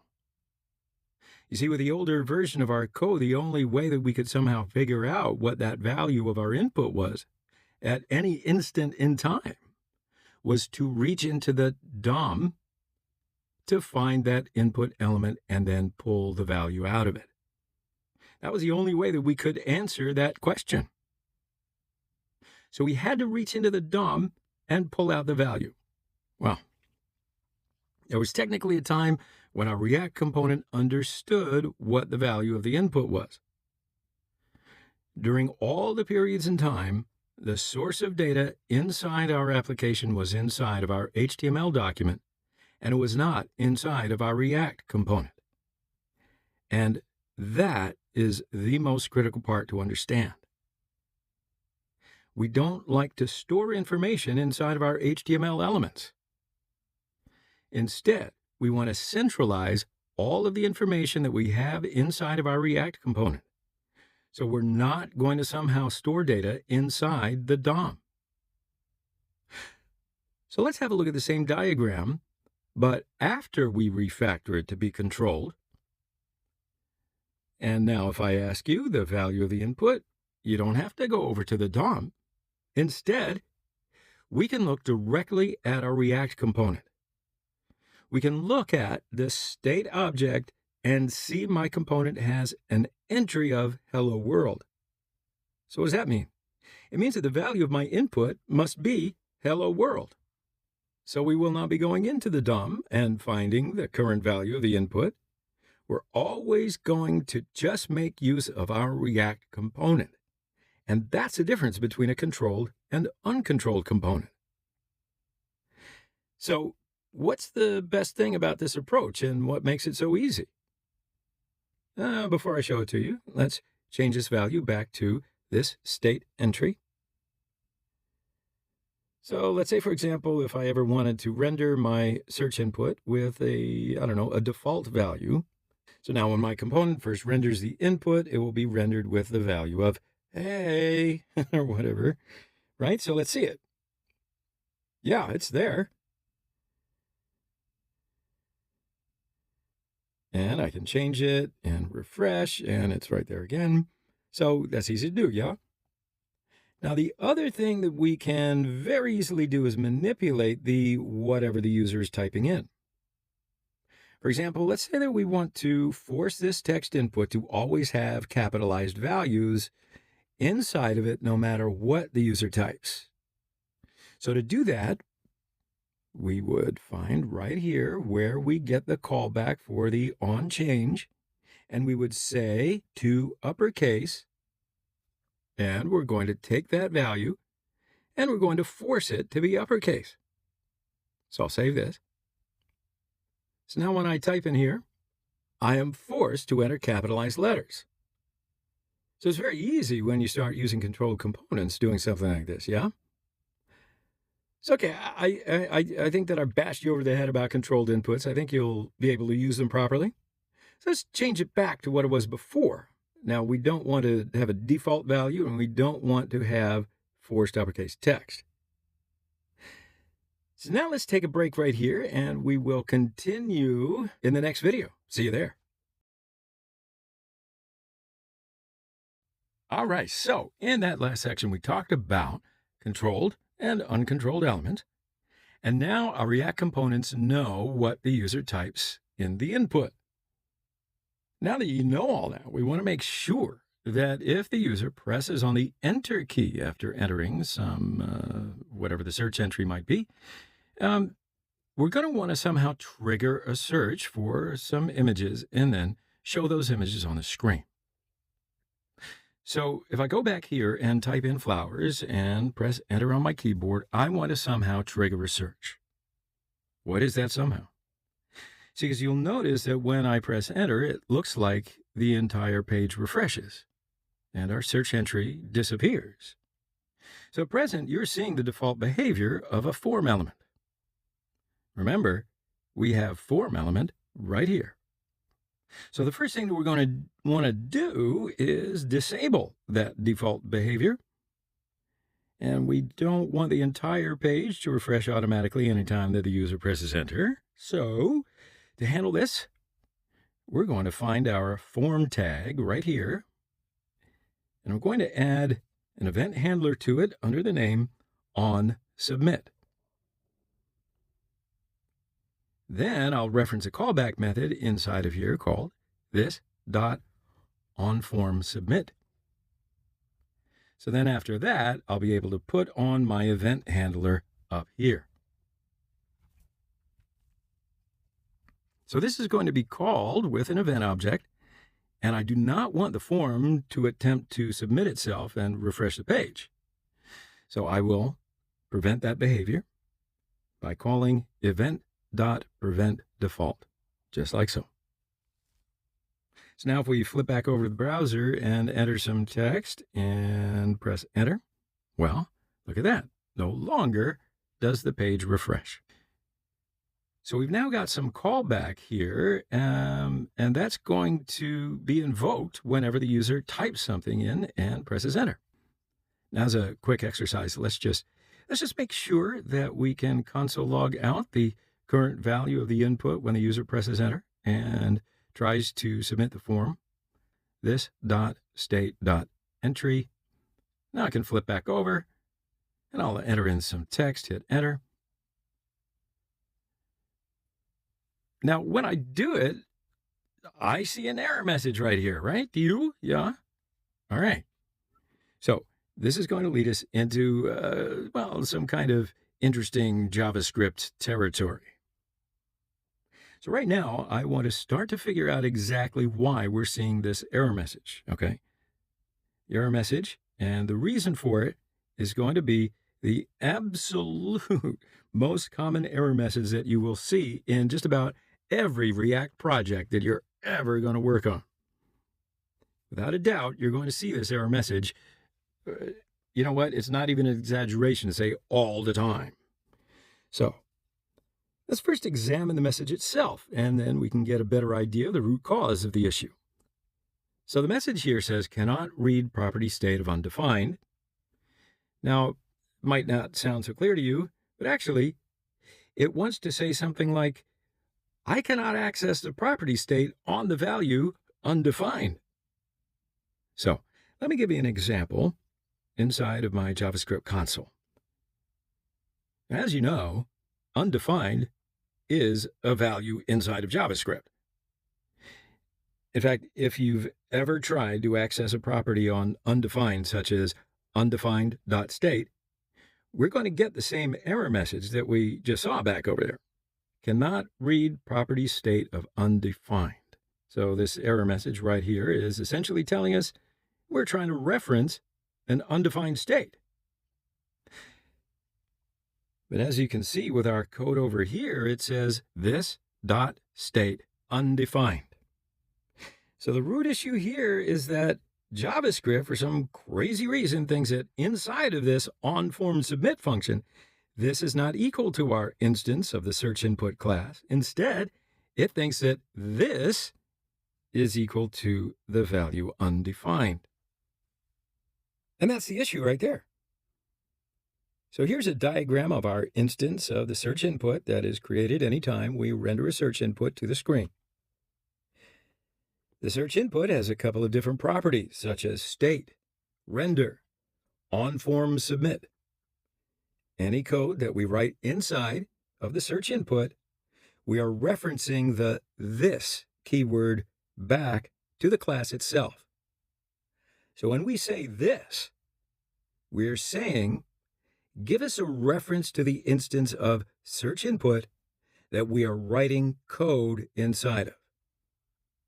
Then we can use that to get direct access to our state, render, or onFormSubmit properties. So for example, I could say this.state, and it'll give me access to the state object that belongs to this particular instance of the search input. And we've already done that several times inside of our render method. So here is this.onFormSubmit. And in our case, we can't reference this line of code to the instance of search input class. So we have to somehow bind this to our search input class. And of course, just like anything else, there are many different ways to solve this. So what I'm going to do is I'll show you a couple. It'll be your choice. So let's see. So the first way to solve this, we can define our constructor function inside our class. So let's go ahead and define it. So I'll solve this by binding the this method inside the constructor. And to do that, I'm going to say this.onFormSubmit equals this.onFormSubmit and bind this. So when we bind a function, it's going to produce a new version of that function. Okay, so this right here creates a new function that's going to always have the correct value of this, and the value of this will be equal to our instance of the search input. So that all we have to do is take that new function and overwrite the existing kind of broken function, right? So let's go ahead and check it, see it's working. So this is the highly recommended way of solving this problem, and you're going to see it, what did I say earlier? Like all the time? Well, frequently, at the very least. All right, so also what I mentioned before is it's only one way to solve the problem. So let's remove this constructor function and have a look at a second way. So the second way we can solve it is to turn the function right here that we are assigning to onFormSubmit into an arrow function instead. Now, I'm sure you're aware that arrow functions with ES 2015 are always going to lead to a broken value of this. Yet one of the special features of arrow functions is that they automatically bind the value of this for all the code inside the function. So we can replace this default implementation right here with this usual syntax that we've been using so far with an arrow function instead. The only difference is that this time around, rather than assigning an object, we are assigning an arrow function. So the arrow function is going to automatically make sure that the value of this is always equal to our search input. So let's have a look quickly. Let's save this and let's try running the code. Flip back over to my browser and I will type something inside of here and then I'll just hit enter. All right, we don't have any errors. All right, so that's what I wanted to show you. That's it for right now. 2 ways in which we can solve this error. So I think that's enough for right now. I want to take a little break right now and we will come back and move on in our next section. I'll see you on the other side. So now, when we type something here and press enter, we've got our search entry right here. Yeah? Now we know that if a user enters some amount of text, whatever it is, and hits enter, we're going to want to initiate an API request. And we intend to go find some images that are matching whatever we enter as text here. Yeah? So the first thing we're going to need to think about is where are we going to write some of that code to actually do that API request. Then after that, we're going to talk about a service to fetch some images. So when I look at the search input component, well, I think that the only purpose of the search input is to allow a user to type in some input, right? And then submit it by hitting enter. It's not really the search input's job to take this entry and then use it to make an API request or to find some images for that matter. Instead, I would argue that it's the job of the app component, right? For the search input, rather than doing any API requests, I think that we need to somehow take the search entry and pass it back up to the app component. And then the app component can be the one in charge of actually making an API request and somehow getting that list of images. So in this section, we are going to figure out how we can somehow get that search entry from our search input back up and into that app component. So this is definitely going to be a new thing for us to learn here. At this point, we've really only learned how to communicate between components through the prop system. And remember, the prop system only allows us to pass information from the parent component down to a child. We can only pass information from the app component down to search input through props. but we can use a little trick. All right, so here's what we're going to do. We're going to turn the app component into a class-based component. And then inside of it, we're going to define a callback method called onSearchSubmit. And then whenever the app component decides to show our search input, it's going to pass that callback method as a props down to the search input.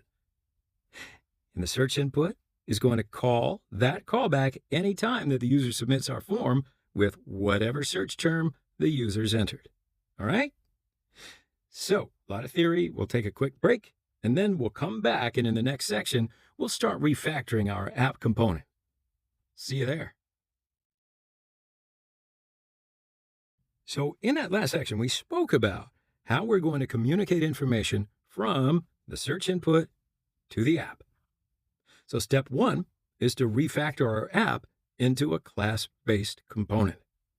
Now, I know that we've already learned about refactoring a functional component over to a class-based component. So I'm just going to take this and I'll replace it with class app extends react.component.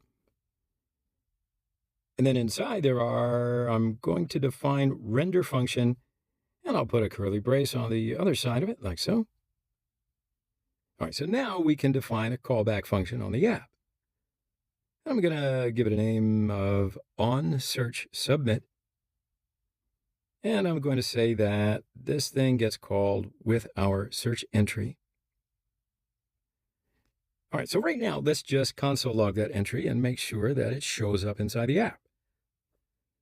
So we can now take this method and pass it down to the search input as a props. So I'll say to my props, onSearchSubmit, and pass it to our onSearchSubmit method.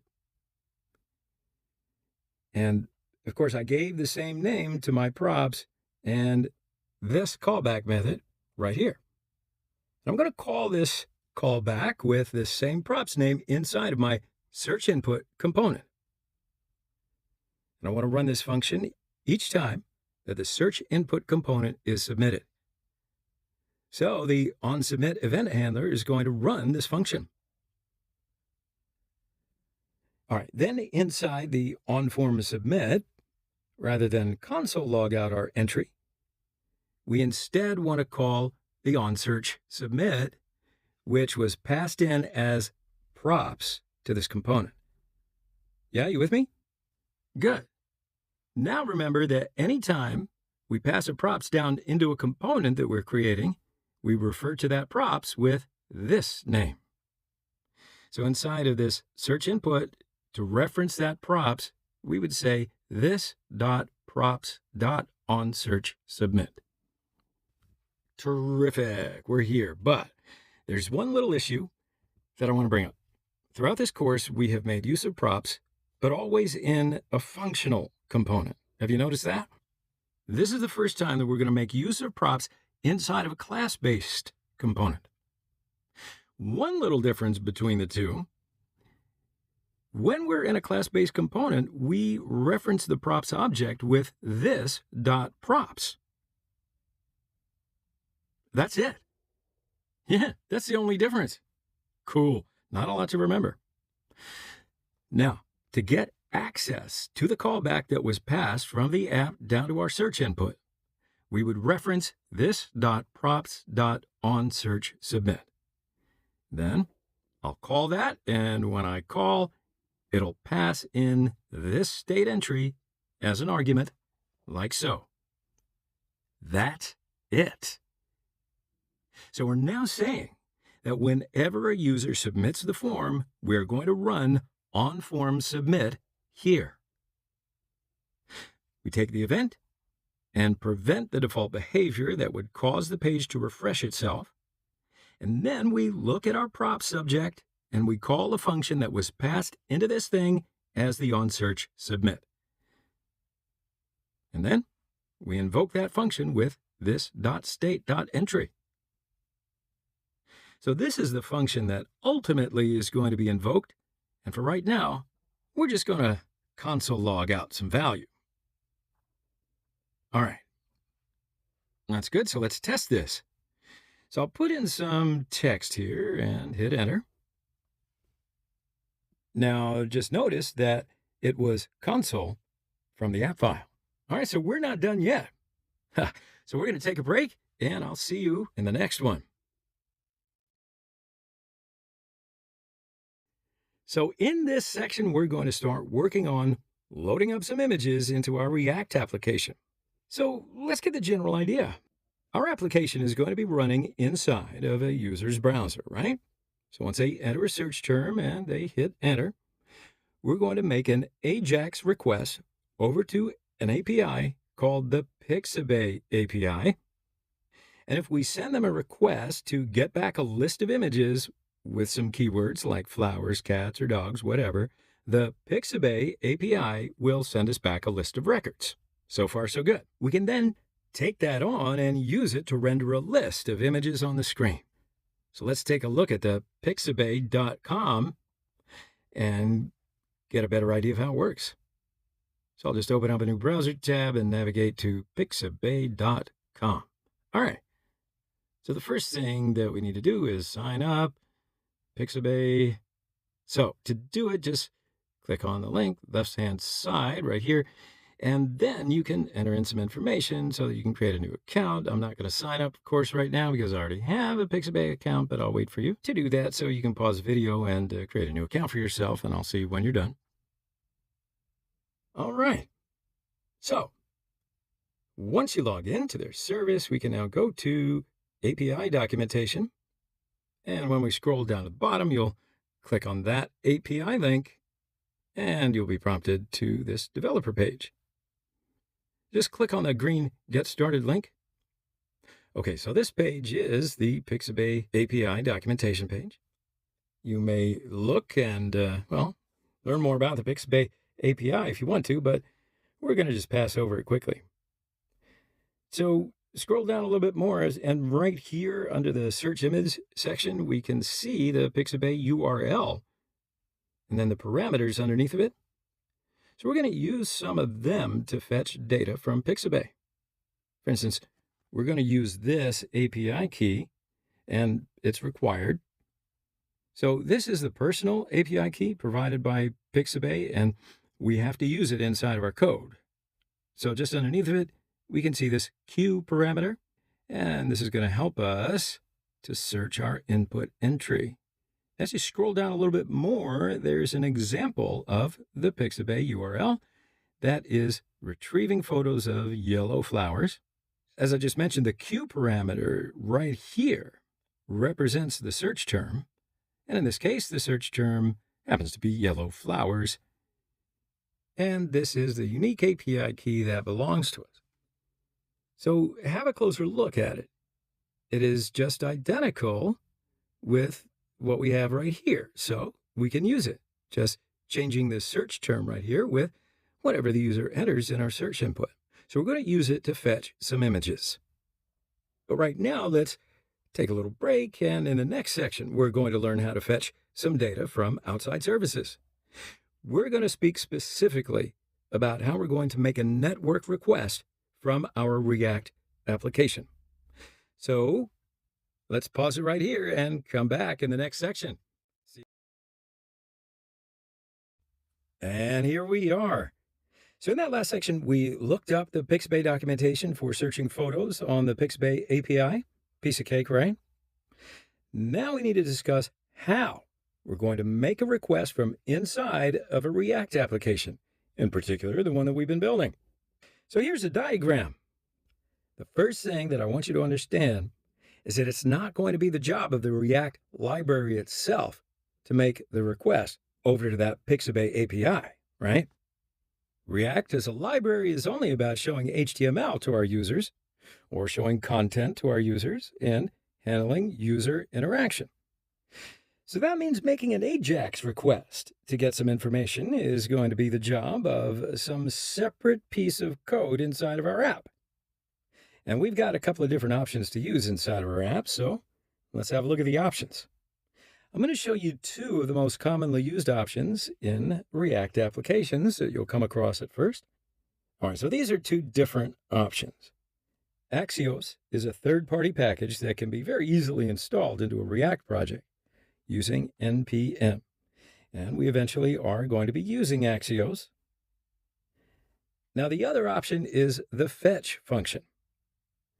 Unlike Axios, this is not a separate package.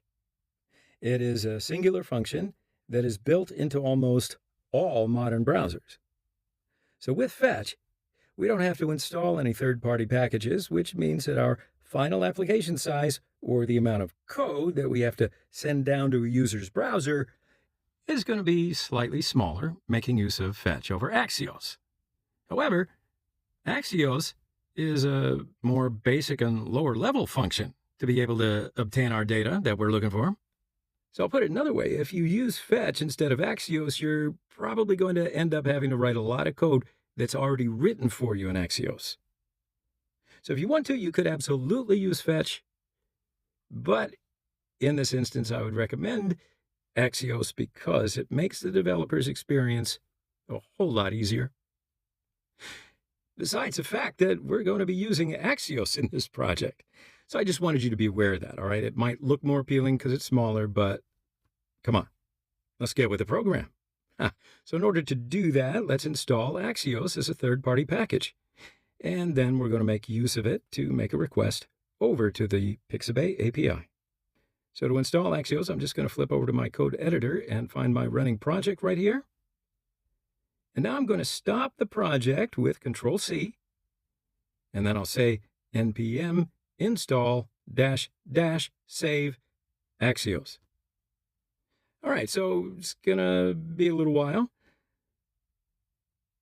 All right, so let's get our server back up with npm start.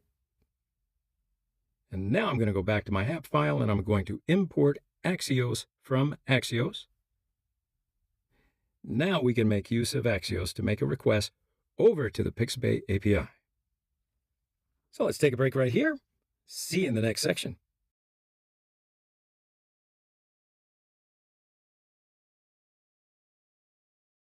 All right, so we did a lot of prep. In the last section, we installed Axios into our project.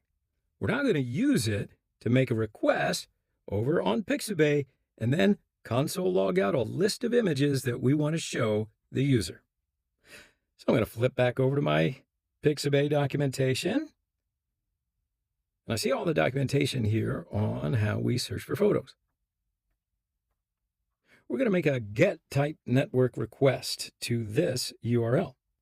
Now, in order to make a search for a list of photos matching with this Q parameter, I'm going to change this static yellow flowers data to the search entry. As a reminder, please check that the API key is this one. If they're both the same, then you don't have to do anything. If it's not this one, just take this one and then put it inside of this URL. Okay, so I think Pixabay is doing that instead of us. All right, so let's copy this URL and flip back to our code editor. Now, in order to make a request with Axios, inside of the onSearchSubmit method, we will call axios.get, and then this get function is going to take our URL and paste it inside of here. All right, so now we have our access key right here. And we saw that key just a moment ago when we were looking at documentation. And remember, it's required to be able to fetch data from the Pixabay API. And then there's one last thing we have to do. And hopefully you'll notice that when we make a request to this URL, we have to include a Q parameter. And I think it's an abbreviation of query. So this Q parameter is going to contain the search query that we want to use instead of yellow flowers like it was before. So in our case, we want to add in a parameter of Q, and we want to set its value equal to the entry that was passed into the onSearchSubmit function as an argument. And because we don't always want to be fetching data for yellow flowers, we do want it to be fetch data of whatever the user types in the input. So in order to ensure that's what happens, I'm going to remove these quotes, and I'm going to use ES 2015 backticks. And instead of these pretty yellow flowers, I'll just put in our search entry. I will say $. Right after that, put a set of curly braces, and inside of it, I'll put the entry parameter like so.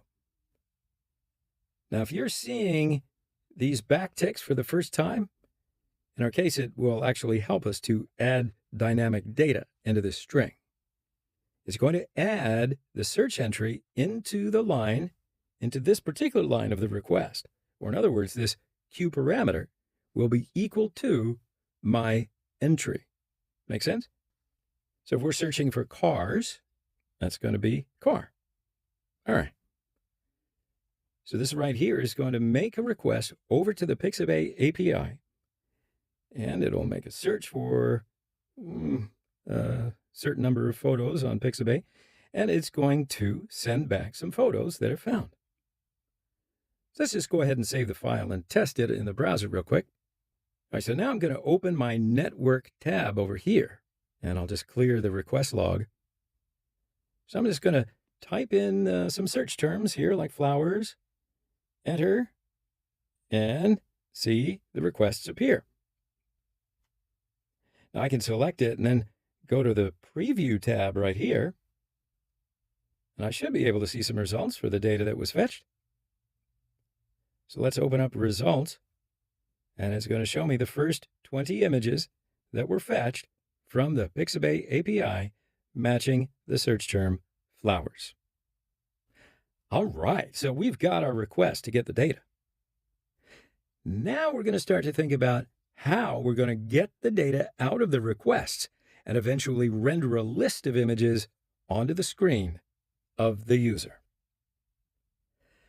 But we're going to have a quick little discussion about how we're going to do this first. All right, so that's what's going to be happening in a time sequence of events, right? So in chronological order, we first start with rendering our application. The app component is going to render itself one time without any images. Remember, when we first load our application, we will have no images. So it's only when a user enters a search term and then hits enter, then the onSearch submit method gets called, and we make an actual request over to Pixabay API. When we make that request over to Pixabay, it's going to take some amount of time to get a response from that API. So we're essentially going to be waiting for a response. And then when we finally get a response, then we want to use that image data to update what our app component is showing. And in order to get our app component to re-render, we're going to have to call the setState function. And then setting our images as state on the app component will cause the app component to re-render, and then we can use that as an opportunity to show the list of images. So remember, when we first start that app, we had said earlier that we would make a new component called ImageList, and that would be responsible for showing the list of images. But right now, let's just print out the number of images that were fetched because I don't want this particular video to be so long. So I'm going to find my onSearch submit function, and I'm going to mark it with the async keyword like so. Putting the async keyword in front of the function name, that'll allow us to use the async await syntax inside this function. And now in front of the network request that we make, we'll be using Axios right there. I'm going to put an await keyword. And then in front of that, I'm going to assign a new variable called response. So now I have const response equals await Axios, and then that entire request. Okay, so I can console log out the response in order to show the result. All right, so before I tell you anything more about this syntax right here, let's save the file and then run it so that we can see the result. I'll just put in a search term of cats and hit enter, and I see the result of that object right here. So this object contains all of the images that we're searching for, right? So when I click on it and open the data, we can see the array that contains 20 different images, which is cats, right? So let's console log out to see it more clearly. We'll say response.data.hit. Now let's look at the results again. I'll type cats and hit enter. All right, here we go. We can see the array of cats again. Good. So now let's talk about this async await keyword. So when we want to use the async syntax, we just put that async keyword in front of the method name. And then we're going to find whatever is returning or whatever is taking some time to resolve. In our case, it's the network request with Axios.get. And we put the await keyword in front of that. And then whatever gets returned from this entire statement right here, we will assign it to some variable, in our case, this response variable. And then we can freely work with that variable later on. All right, so now we're able to get our list of images in here. So we're going to take a break, and we will continue in the next section.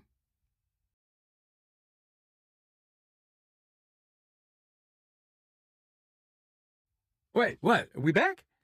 So we are. Okay, so where were we?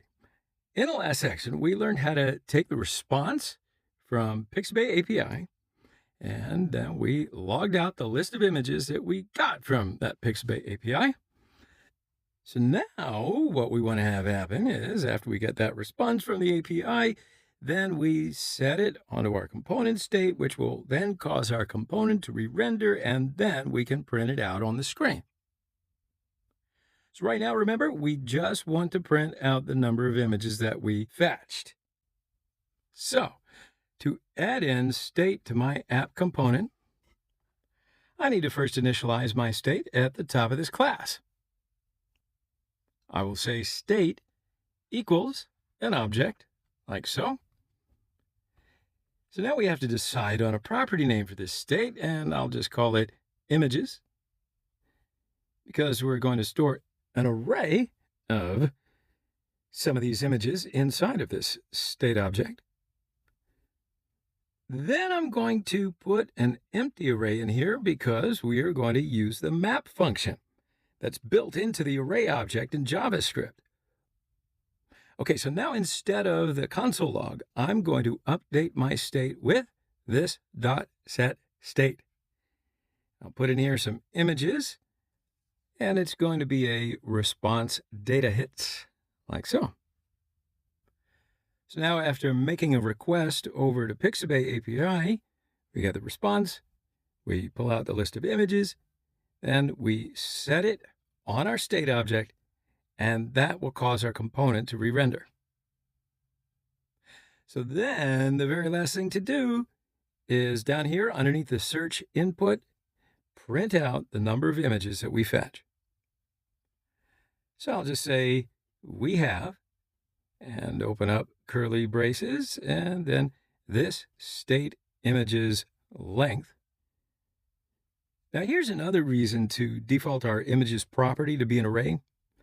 Because if we had defaulted it to be null when we try to access this statement, images at length, we would have seen an error message and it would say, cannot access property length of null.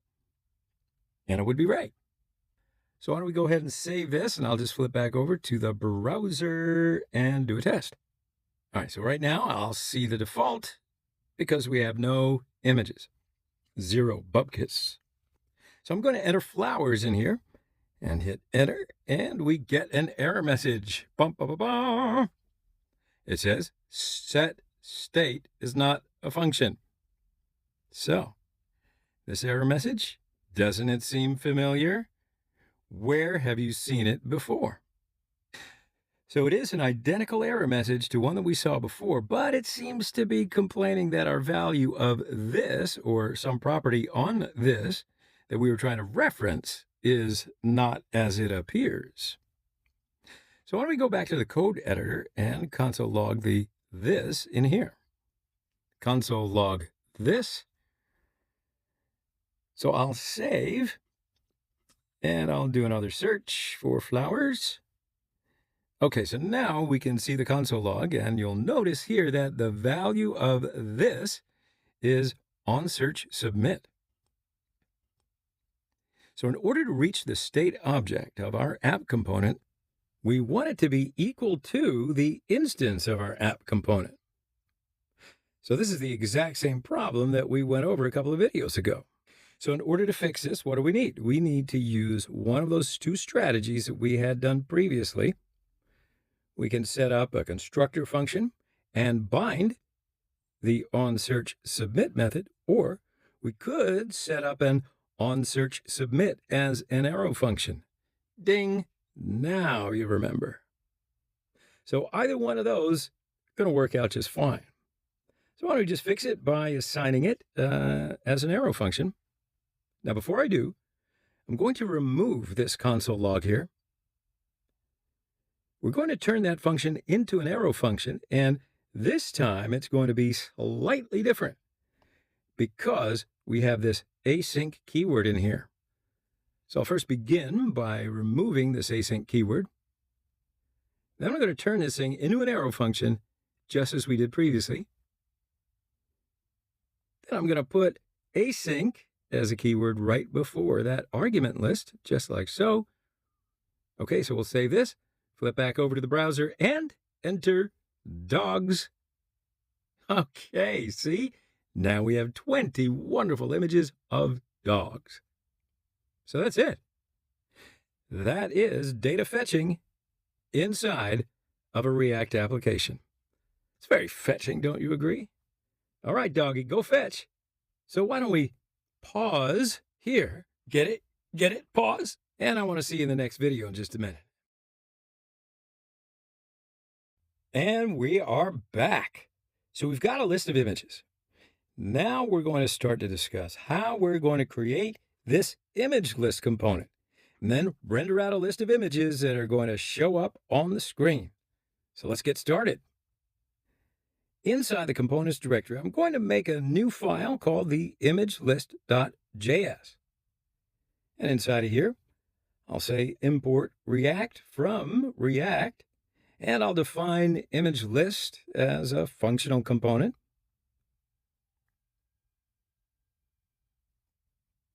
Then I'm going to return a div that says my images, and then I'll do an export default of image list at the bottom like so.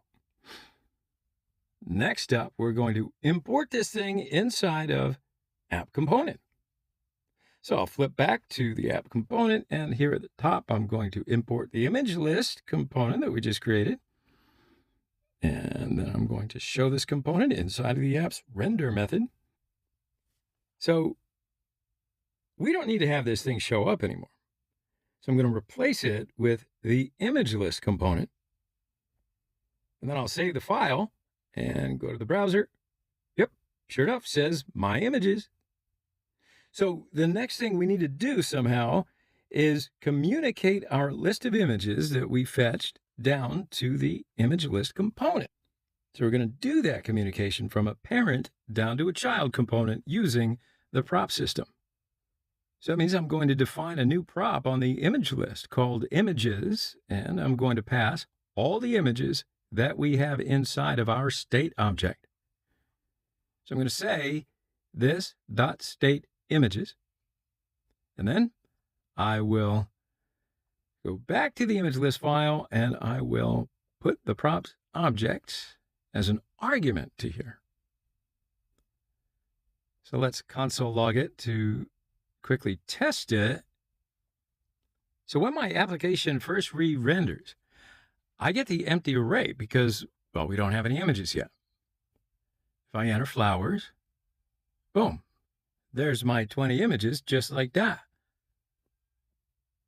All right, so let's now show a list of images inside of our browser.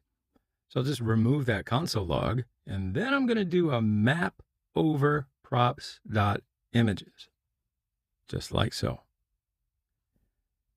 So I'm going to put an arrow function into this thing, and this inner arrow function is going to be called with each image from our list of images. Okay, so now we need to use that image object to somehow return an image tag that has the appropriate source, like this. Okay, so now this image argument right here is going to be exactly identical to some of those different objects that we console logged out inside of our application. So we can look at the definition of each of these different images. And as you can see right here, all images have links to different URLs. So inside of here, we want the web format URL, this one. So go back inside of our image list component to specify the image URL that we want to show on the screen, and we will reference image.webFormatURL, and then that's going to return that really long URL. Excellent, excellent. So finally, we're going to take this tag that gets returned from the map statement and assign it to the variable images like so. Now this images variable is going to contain all of the images that get returned from the array that we fetched. Pretty cool. Inside the div, I am going to remove this text and I will reference that image variable. Okay, so let's save all this and go back over to our browser. I'll do a search for flowers. Now we have a list of images. And if you've noticed that on our console, we got a little warning message. So why don't we pause right here and we're going to fix it up in the next section. Hey there, all right, so this is really coming together. In the last section, we got our list of images to display in the browser. But you might have noticed we got a little warning in our console. So actually, this is a warning. It's not an error message, and it says, each child should have a unique key prop. And then it also goes on to say, the source of this warning is the image list component. So let's talk about what this key thing is and why we're supposed to use it. So right now, we have a list of images. We have rendered this list of images, and we've shown it in the DOM, and it's visible on the screen. And then maybe at some point in time, our user comes along and decides that, well, they need to add one more picture to the list. To do so, we tell React to re-render our application and update our list of images with the incoming new picture. So React is going to take the list of images that we now have rendered as JSX, and it looks at each one of them, which is currently present in the DOM. So React is going to look at each one of the images and compare the current list to the new one. And it takes the new picture that we have added inside the new list and renders it inside the DOM. So it actually appends some new element to the DOM and skips the existing ones. Now, while React is doing this, it is also comparing the existing contents key with the newly rendered contents key. And by this method, React determines the new content and then renders it inside the DOM. And as you guessed, each one of the key values has to be unique. So see, that's the purpose of the key. Now, it's purely a performance consideration, and it's really going to help React to update the lists to be more precise and more performance-oriented. And no, we cannot apply the key for every element. It's only for lists of elements. And then one last little question, how can we determine the different keys for each image? That's a really good question. So let's look at the console, and I'm going to open up this image object, and it has a lot of properties inside of it. As you might have seen, we have an ID right here. So in this case, this ID is unique for every element of a list. So we're going to use it as a key value. All right, So now let's go back over to our image list component. So here's where we are rendering our list of items. We want to find the root JSX tag that is being returned from our map statement. So in this case, it's the image tag, and I'm going to add a key prop and give it an ID out of this image object. So I'm going to say image.id. I think I mentioned a second ago that we're going to add the key property to the root tag that we are returning inside the map statement. What I mean to say is that if we had div that wrapped the image tag like so, in this case, we would add this key property to that div instead of an image. So we only have to assign the key to the root element that we are returning from the list of records. So let's save this and flip back over to the browser. And I'm going to enter cars and see what happens.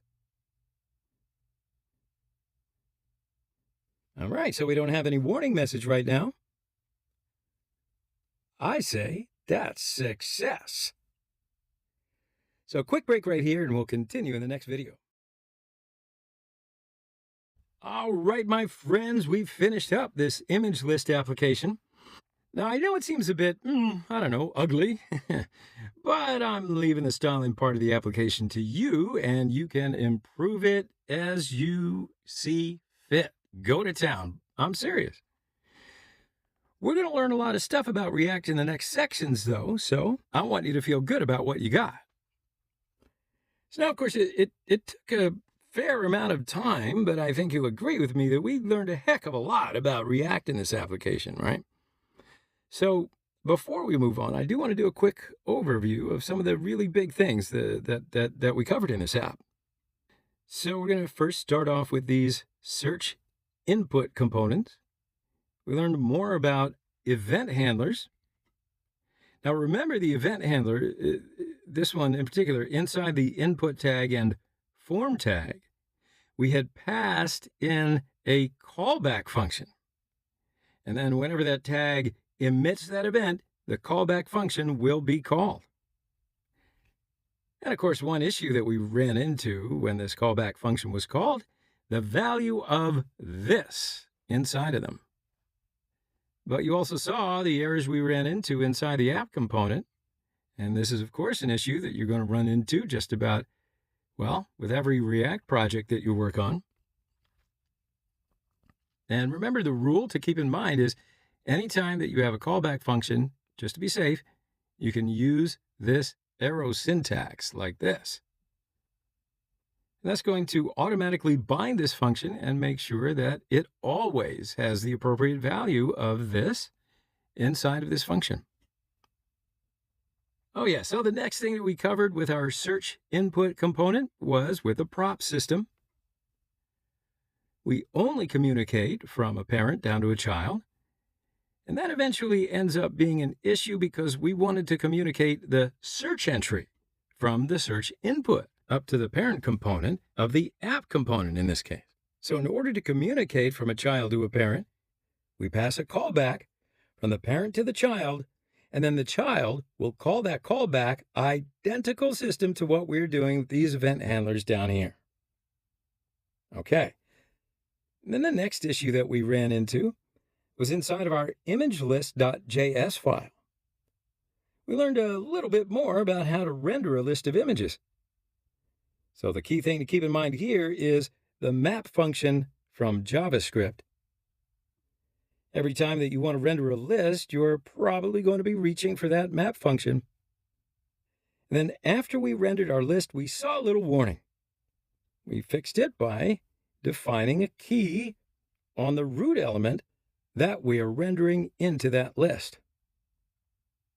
So we should use a key that has a value that is consistent and unchanging for each record between renders. And so if you're ever working with data that has an ID property, then you're always going to use the ID of each record as the key property. Wow, that was a lot. So I hope you enjoyed learning this application and building it. So right now, I'll have a little bit of a break, and we'll continue in the next section because we got some exciting stuff in store. And here we go. Now, so far, we've been using React to show only one page in the browser, right? Most websites, guess what? They have several pages. So how do we implement different pages in React? So React applications are single-page applications where only one HTML file is sent down to the browser from the server. So what happens when we do want to see different pages, like a home page and an about page or a contact page and all that stuff?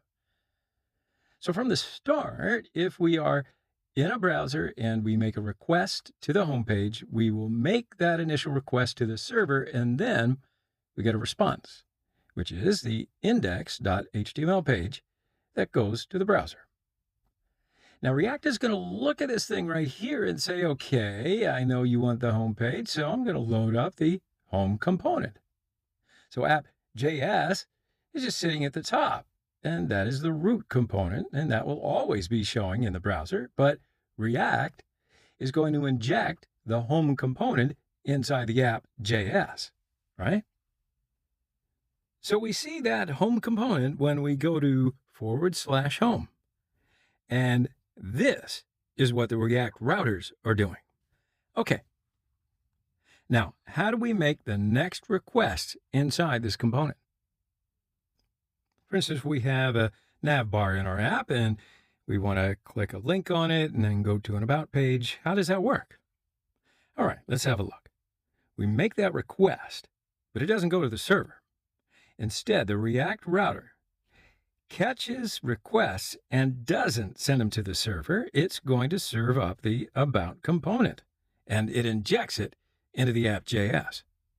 So that's what the React router does. It stops requests from going to the server because we only need that index.html file every time, so there will be no point in sending it over and over and over again. So instead, it just injects the component it needs to. So this is the main point of the React router. All right, so to see how we work with the React router, let's create a new project. Now I'm going to flip back over to my editor and open up my project directory. And I'm going to say create React app, and I will give it a name of React router, just like that.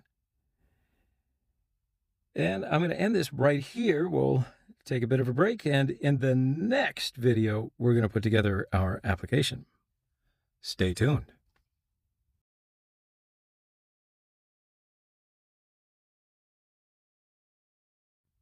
All right, so here we go. In the last section, we created our React application, and so now let's start up the application.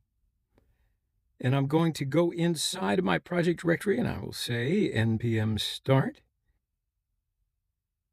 And then I'm going to open up my code editor, and inside of it, I am going to open up our newly created React application, React router. Okay, so the last thing for setting up our app, we're going to add Semantic UI library to our app. That's what we usually do, right? So I'm going to open up a new browser and tap and navigate to Semantic UI CDN. I'm going to search for semantic.min.css. And right there, I am going to copy this link and put it inside of our index.html file. So I'm going to open up my index.html file inside the public folder. And I will put a link tag after this link element and paste it inside of this href attribute. And again, remember to close that link. Okay, so now I'm going to open up my src folder. And now we've got all the default files inside the source folder right here.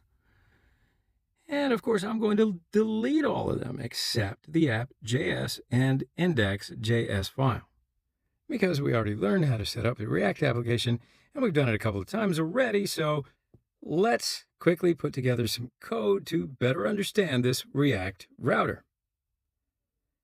So I'll get rid of all this stuff inside this div right here, and I will say app inside of it. And I'll get rid of this import statement.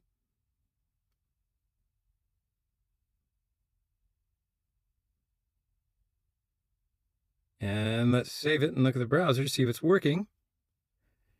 Sure enough, it seems everything's working okay. So now I'd like to demonstrate the React router for you. To do that, just going to need a few different pages. So I'm going to very quickly mock up 3 components. One for the About page, one for the Home page, and one for a Contact page. And this third page is going to have some really basic content.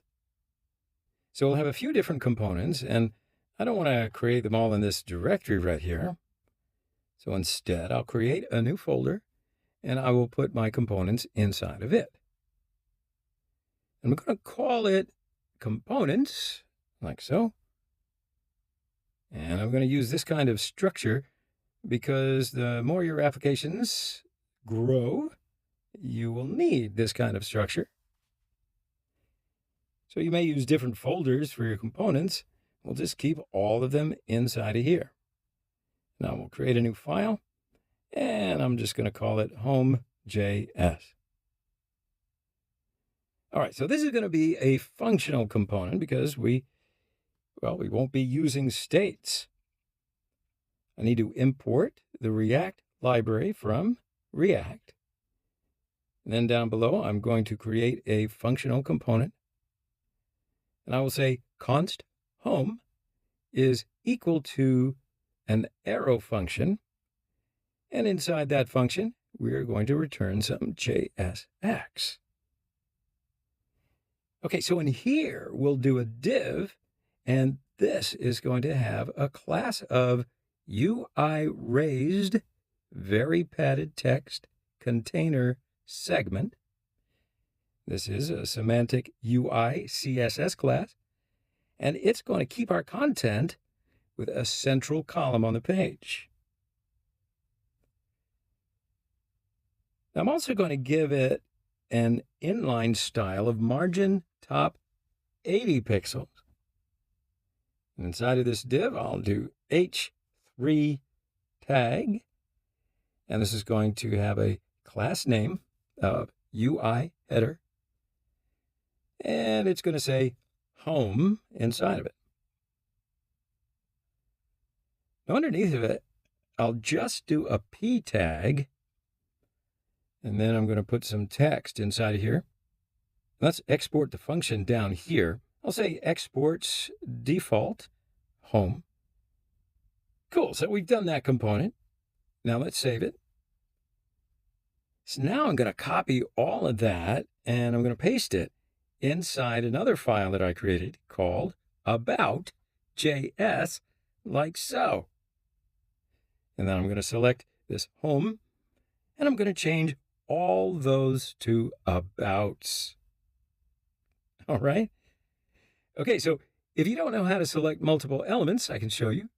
I selected this one, and then I just hit Command or Control D, just like this. All right. Love shortcuts.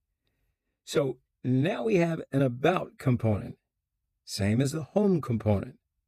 We're just changing the text right here in the H3. And the name of the function and the thing we export. But everything else can remain the same. So save all that, and we'll do one more new file. We'll call this contact.js, and paste that in again. Select this, and change all the occurrences of home to contact, like so. Yeah, that's it. So we now have 3 components here, and these are the 3 components that represent our 3 pages in the application. So if someone goes to /, we will load the home component. If someone says / about, we will load the about component. Yeah? So we have all those now, but we need to link them. Now to do this, I'm going to create a nav bar and then set up the React router.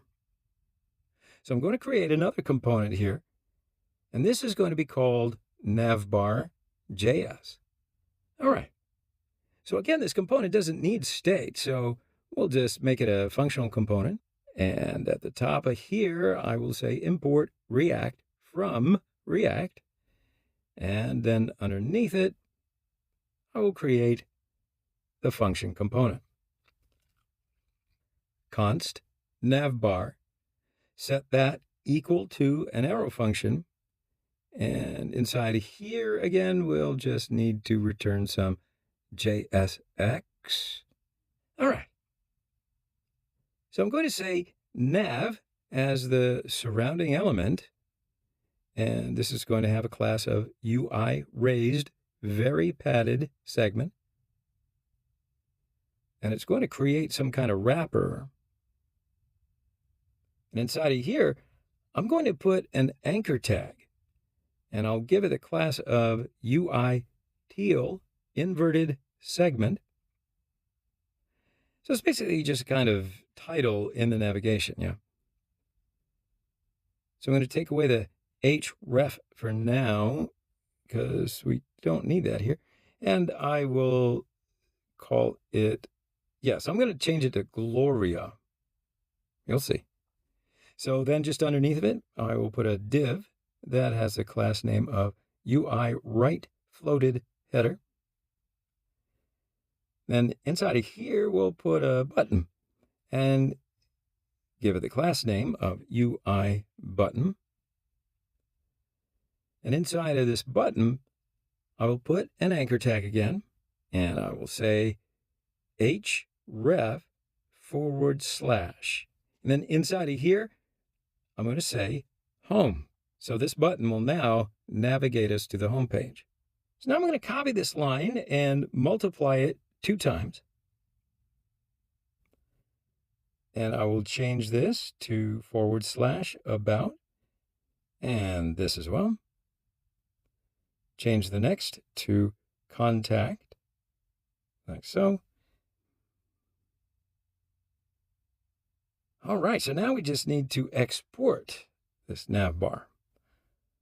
So I will say export default, and then the navbar. Awesome. So we've created that navbar, and now I want to import that into the root component right here. So we can nest it inside the root component, and it displays on all pages. So I'm just going to import the navbar from / and the components folder / navbar. So now we can just nest that right in here by saying navbar, like so. So if we save all this and go to the browser, we should be able to see that navbar at the top of the screen. We have Gloria here, and we have these 3 links as well. Excellent. So now I want to set up the router so that when we click on one of these and we go to / about, we actually want to see the about component. Or if we go to / contact, we want to be able to see the contact component. So right now, even though we're just going to be able to see the URLs, we will not get the content on the screen. So that's why we need to install right now the React router. So I will open up my terminal, and I am going to open up a new tab in our project dictionary by saying cd react router. Then I'm going to say npm install react router DOM. Please make sure that you are in the correct directory. In this case, React router is my folder. And there is another alternative. You can always stop your currently running React server by hitting Control-C and then load up the npm install react router DOM package and then start your server again. All right. So now we are installing the React Router DOM, and that is the package that allows us to set up the router inside of this application. So now let's import it in order to use it in our app. Now we're going to import a series of things. I'm going to say import and open up some curly braces. First thing we'll import is the browser router, like so. And this is going to be from React Router DOM. Now we need to use it inside this application so that we can use the routes. So the way we do that is by surrounding our entire application inside the JSX with a browser router tag, like that. Now we can add routes. So we want our routes to be inside this application, just loaded in below the navbar. So right here, this is where we can set them up. And to do so, we will need to import the route parameter down here. And let's set these routes up here. So I'll set up the first route, and I will say route. The path is going to be equal to /. And then the component that we want to load in for this is going to be the home component. So the React router doesn't know this home component, so we need to import it into this file. So we'll say import home from, and it's going to be ./components folder, then the home component. And there we have a route setup for the home component. So first we set up the browser router and wrapped the whole application. So this application can use routes. And then we're saying that we want the routes to be loaded in below the navbar. So grab the component for this route and load it in right here. And we say whenever a user goes to this route, /, then the React router is going to load up that home component. So if we save all this and go to the browser and check out the home page, then we can see we get the home component. But what happens if we go to the About page? We get the home component. And if we go to the Contact page, we get the home component again. All right, so of course we don't want that. We're going to want to load up the different routes for the different contents. So in order to do that, I'm going to just flip back over to my app component. And I'm going to copy this line and paste it just underneath. And in this case, a path is going to be /about. And this will load up that About component. And of course, we can do the same for the Contact page. And I say Contact component like so. Now let's import these two components as well. So I'm just going to copy this and paste it twice. And this is going to be the About component. And this one will be Contact. Okay, so that's good. Now let's save it and test it. So if we go to the home page, we get this. If we go to the About page, we get Home and About pages. And if we go to Contact, we get Home and Contact. So it's kind of strange behavior. Why do you reckon that we're getting the home content on every single URL? Okay, I'll let you know. The way the React router works is that it sees that we're still in a subset route of home. Okay?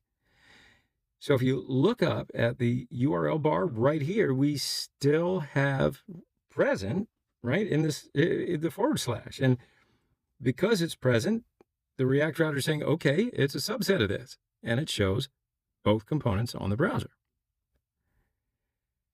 All right, so if we change this to the /home inside the app.js and do the same thing for the navbar component and save it, okay. Now let's go to the Contact page, and we don't get that anymore because home is not part of this URL. So let's go to the About page and Home page. Okay, so it looks like it's working now. So the reason we were getting the home component loaded in on the About and the Contact pages, because we were saying for it to look for any routes that is just / and then load it in. So now the contact has that / within it, so it holds the home page. I know it's a little bit weird behavior, but this is the default behavior of the React router. So that means the way that we get around that is either by doing what we just did, by changing the link to home, but I can understand that you might not want to do that. So we'll change it back to just the / there, and we'll change this back to just / as well. And then the way that we can get around this is by saying, okay, make this an exact match. So the route has to be the exact path equal to /. Now, of course, / about is not exactly the same as /. So that means it won't load in the home component. So if we save this and flip back over to our browser, let's get to the contact page and About page, and then the home page. Okay, that's it. So we've set this up and we're getting the right components, but there is one issue here. You know what it is? Notice what happens very quickly on the page when we click on a link. It reloads the component and then sends it to the server. So we don't really want that, right? We don't need to make a request to the server every time and reload the page. We want to receive back the same index.html file. So before we get into all of that, why don't we take a break here and we'll look at how to dissect that in the next video.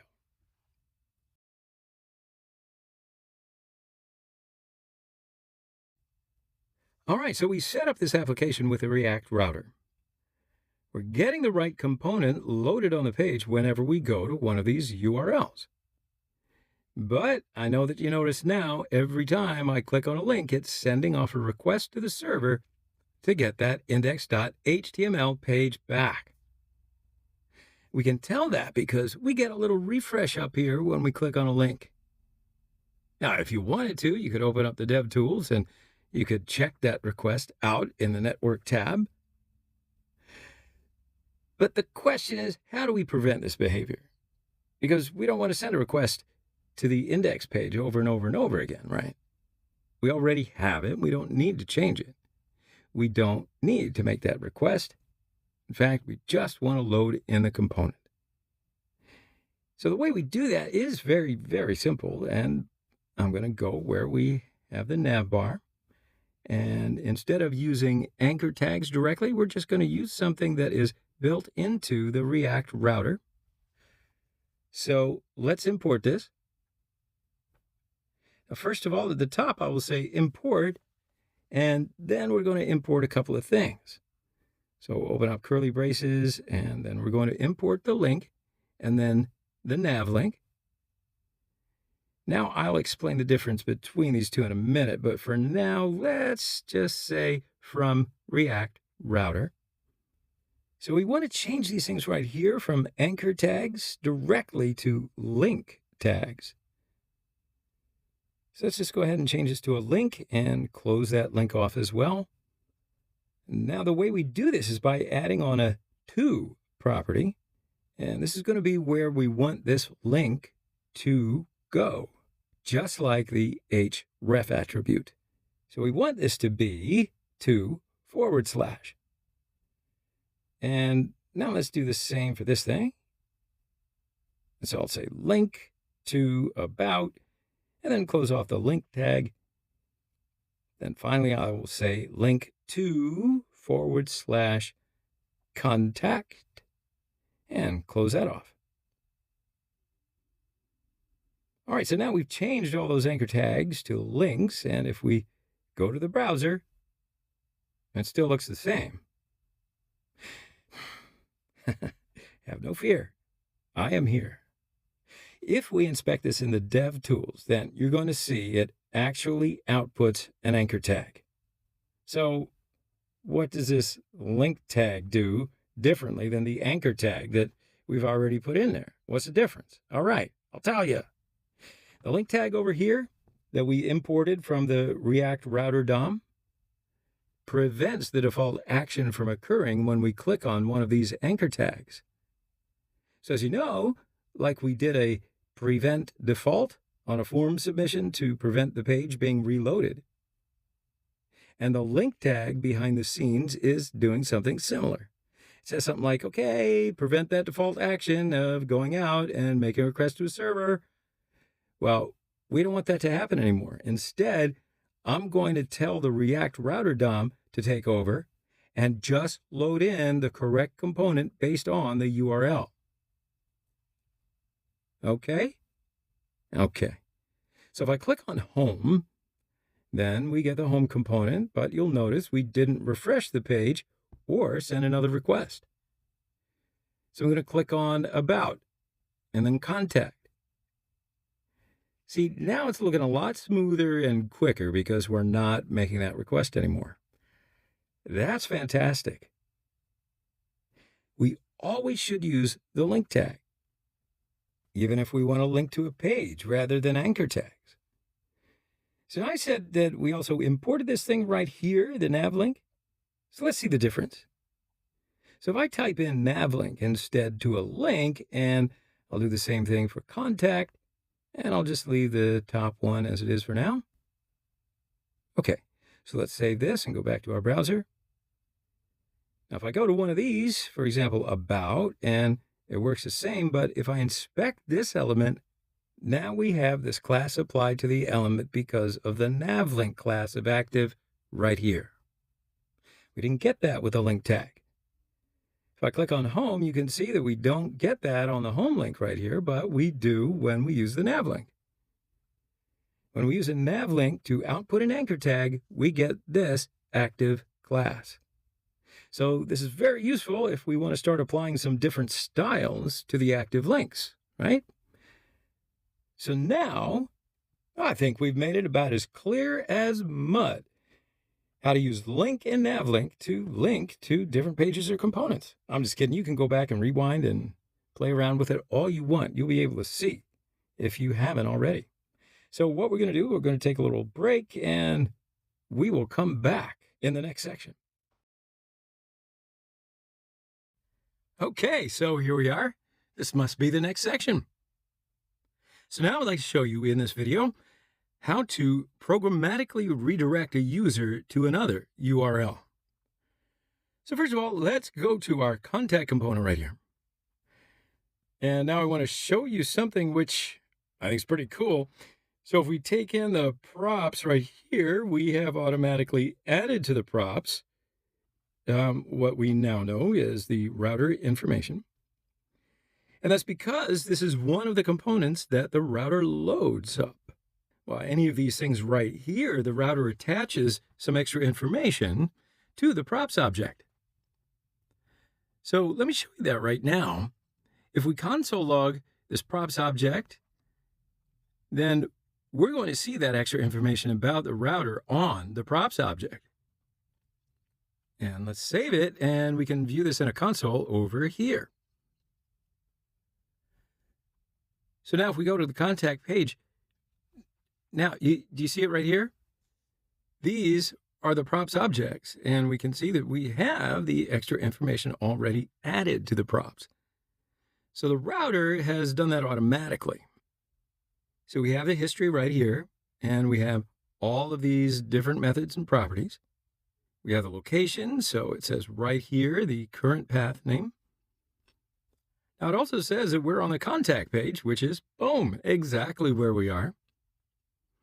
So for now, we want to redirect the user to a different page. For example, if we are at the home page and then after we wait, let's say 2 seconds, then we are redirected somewhere, right? Maybe to the About page or the Contact page. So how do you do that? Well, in order to do that, what we need to do is use this history object on the props object.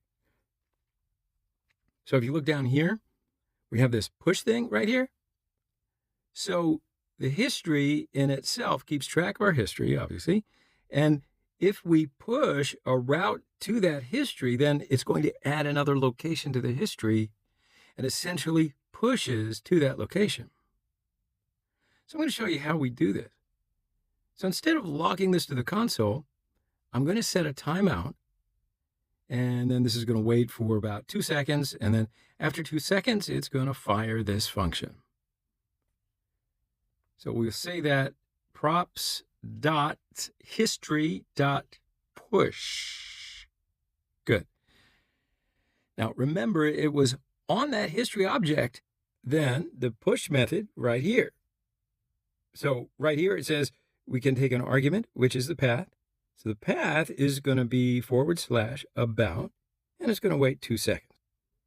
So how do we make it 2 seconds? Right here, I'll just write 2000 milliseconds. Okay, yeah, so that looks right. Let us save all this and see if it works. So let's click on the contact page and wait for 2 seconds. And as you see, after 2 seconds, it sent us to the about page. All right, so let's try again. Okay, so that is programmatically redirected. So we just say props.history.push, and then where we want to go to. So I'm just going to delete this right now because I want to try this in a different component. So I want to try it right here in the nav bar. Let's see if it works here. So I'll say set timeout again, and it's going to do exactly the same thing.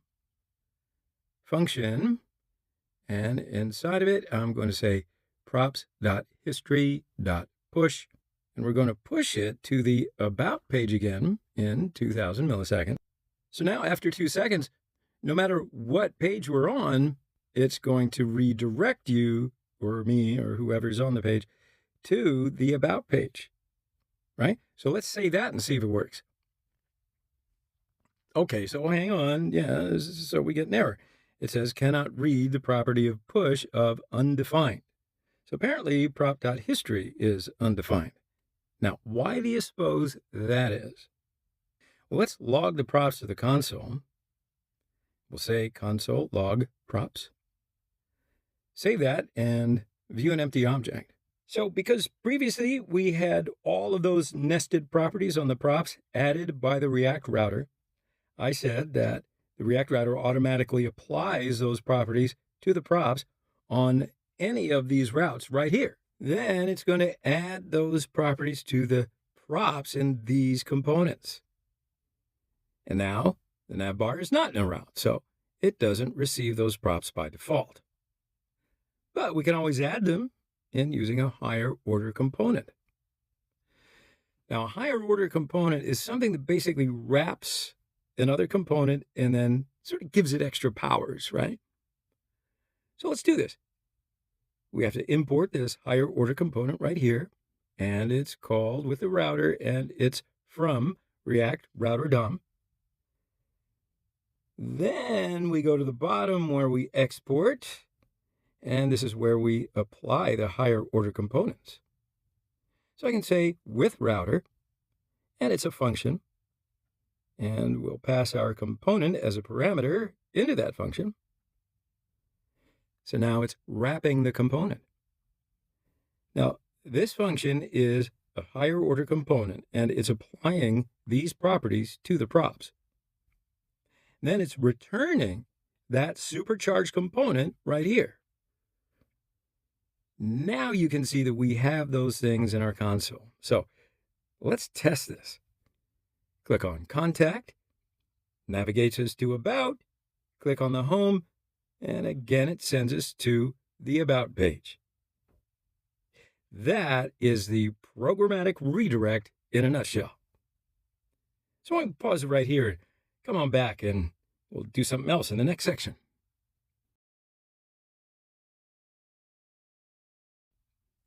All right, so in this video, we're going to talk a little bit about route parameters.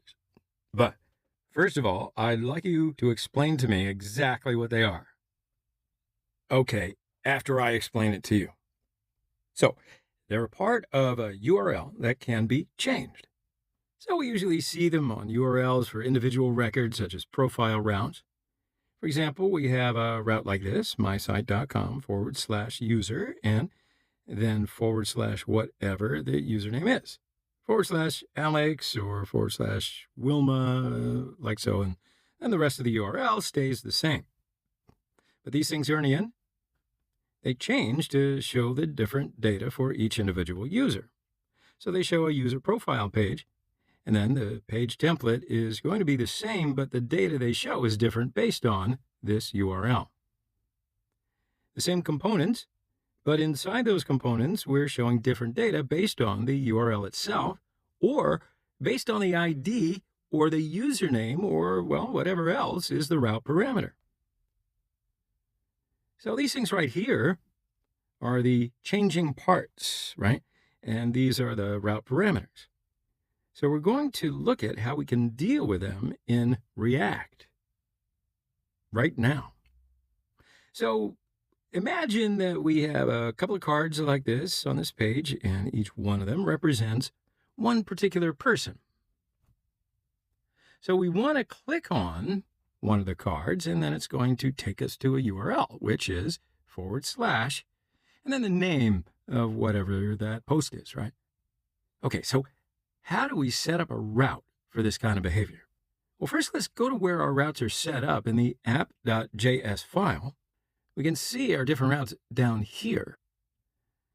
All right, so now then what I'd like to do is place another route at the bottom, and then this route is going to have a path, and it's going to be equal to something, and we'll come back to that in a second.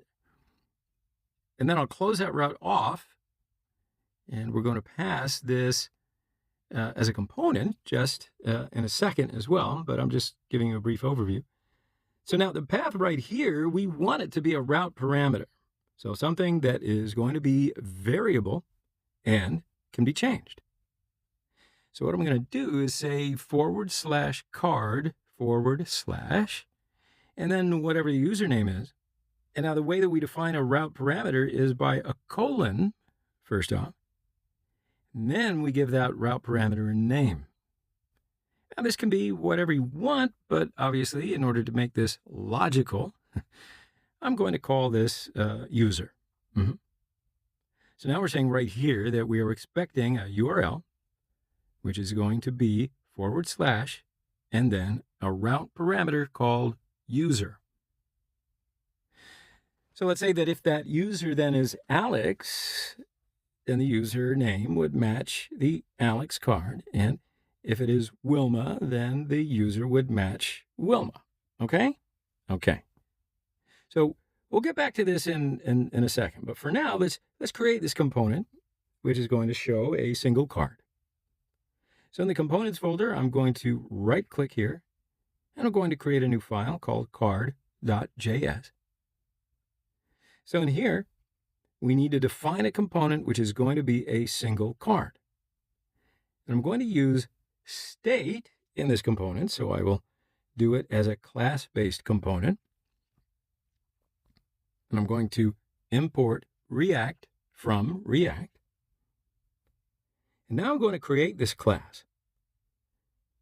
So I'll say class, then call it card extends React dot component. Now inside of here, I'm going to create a render method and then return some JSX in here. And we already have cards inside of our component. So I will open the contact file and copy this, and then I can paste it inside of the card component. In this case, I don't want to show any text right here, so I'm going to delete this paragraph and delete this contact text as well. I'll just say card instead. And then this is where we're going to output the route parameter. So let's just export this component. Export default card like so. Okay. So now what we're going to do is when this component is loaded up, we're going to try to identify what the route parameter is because we need to know that username in order to know which card we want to show here. So we need to know the name of that post so we can request it. So we'll save that and then go back to the JS app because we need to import that component right now. And then ./components and then /card.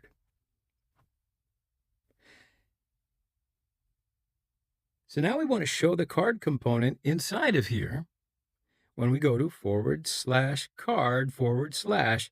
and something that is the name of the user. All right, so let's save this and try it out now. I'll go to a browser and go to /card/123/4. And then we can see this thing right here. That's the card component. So how do we then identify the route parameter inside this component? Okay, so let's go to the card.js. And this is where we want to identify what the route parameter is.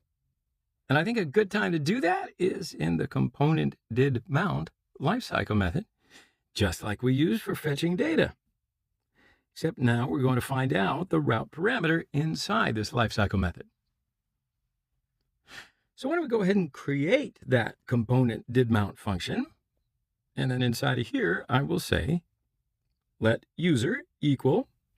And the way we find the route parameter is by using that extra bit of information that the React router provides to us on the props object.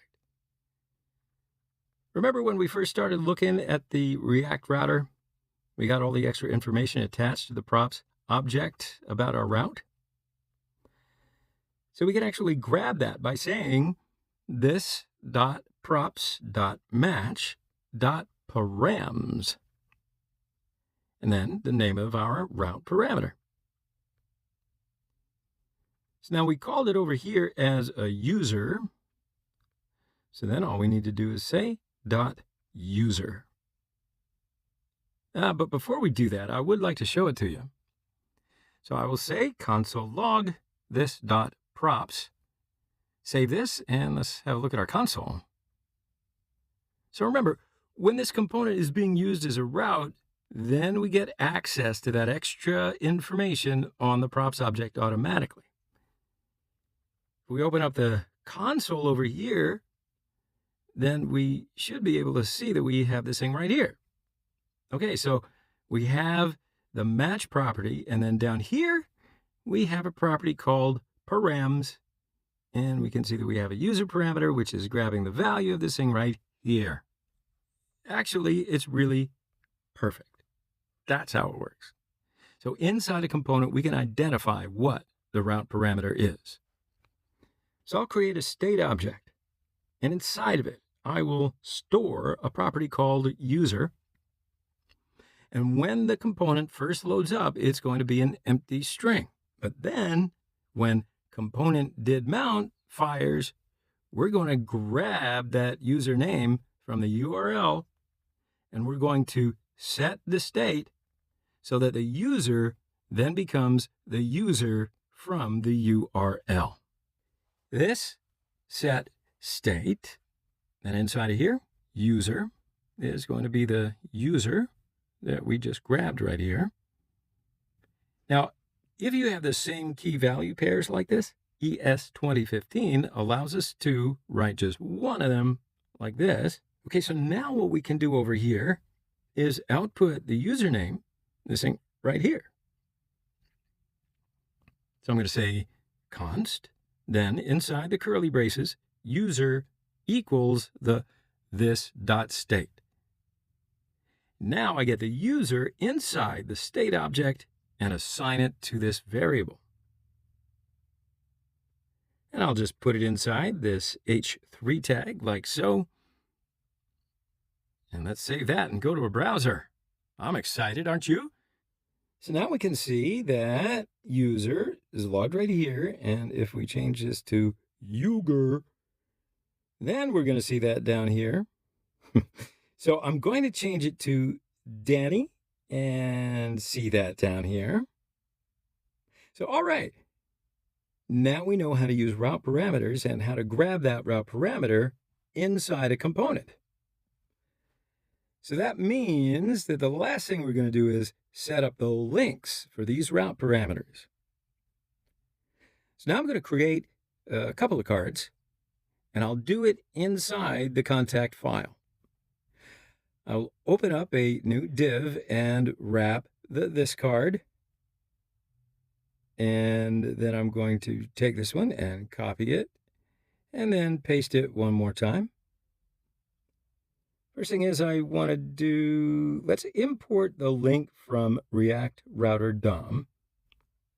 I'll say import link from React Router DOM. So then I want this H3 tag to be a link. And we'll select all of those and change to the link. So right now I want these links to navigate us to the card components that we just created. And we want to show each individual card inside this card component. So I'm going to say this link will navigate us to /card/Alex. So now I'm going to do the same for this one. So I'll say /card and /Wilma. Let's change this text as well. So I'll delete this contact and I'll say Alex, and then right here I'll say Wilma. All right. So now we have the link set up and the route parameters are set for each individual user. So anytime that we click on this link, it will navigate us to /card/Alex URL. And in this case, the URL navigates us to the card component. So just as you see right here, our card component has the path of card/user. And in this example here, our user is going to be Alex. And when we click on it, the card component will grab that username. It sets the state to Alex, then shows that data in this card component. Okay, fingers crossed? No, I'm just kidding. All right, so let's save it and test it. All right, so I'm going to click on the contact page and click on Alex, and it will navigate us to this page. It says Alex. Let's go back to the contact page again. This time I'll click on Wilma. Now we can see a different user card. Bada boom. Okay, that's it. Now we've learned how to use the route parameters and how to grab that route parameter inside a component. And I think we also learned how to show different data based on the URL. And, well, so much more. We'll, of course, review it in a little bit. But that's basically the route parameter in a nutshell. That's pretty cool, I think. So let's take a break right here. And when we come back in the next section, guess what? We're going to learn the last important thing about React Router. And it's really important. So come on back. See ya.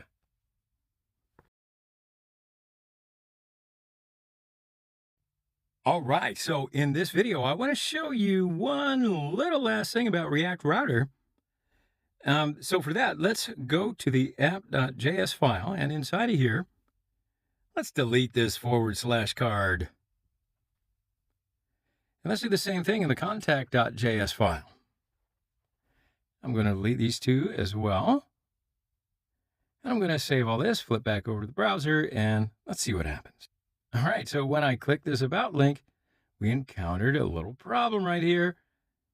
And when we go to /contact, we get the contact component, but we also get this individual card component as well. Why do you suppose that is?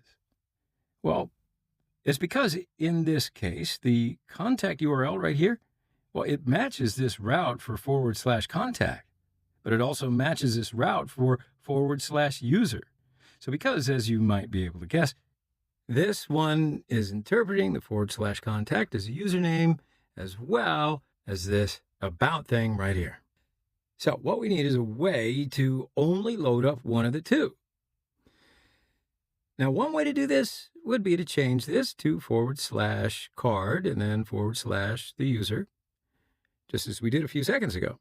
Because in this case, there's no way to match these two or with this. But you don't have to do it like this. So let's get rid of it. We can fix this with a switch tag. So let's just import this and set this up. Then I'll explain to you what it does. So we're going to import it from the React router DOM. Then what we're going to do is surround all of these routes right here with the switch tag.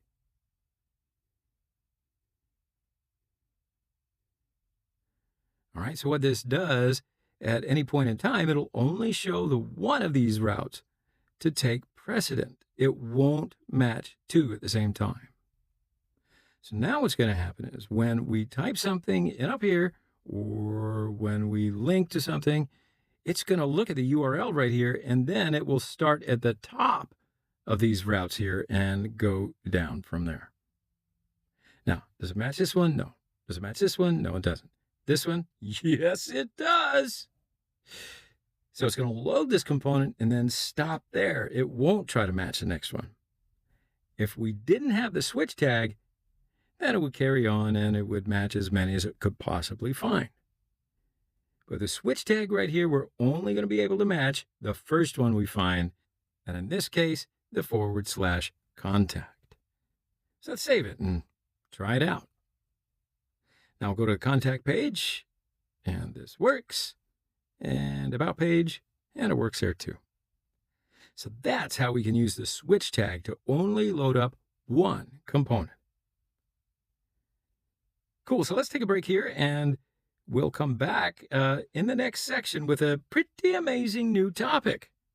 In fact, I'll tease it by saying that we're going to talk about React portals. Whoa. So now let's get some rest, and maybe we'll go on to the next section. Or if you can't wait to get started, let's do it right now. Hey, you're back.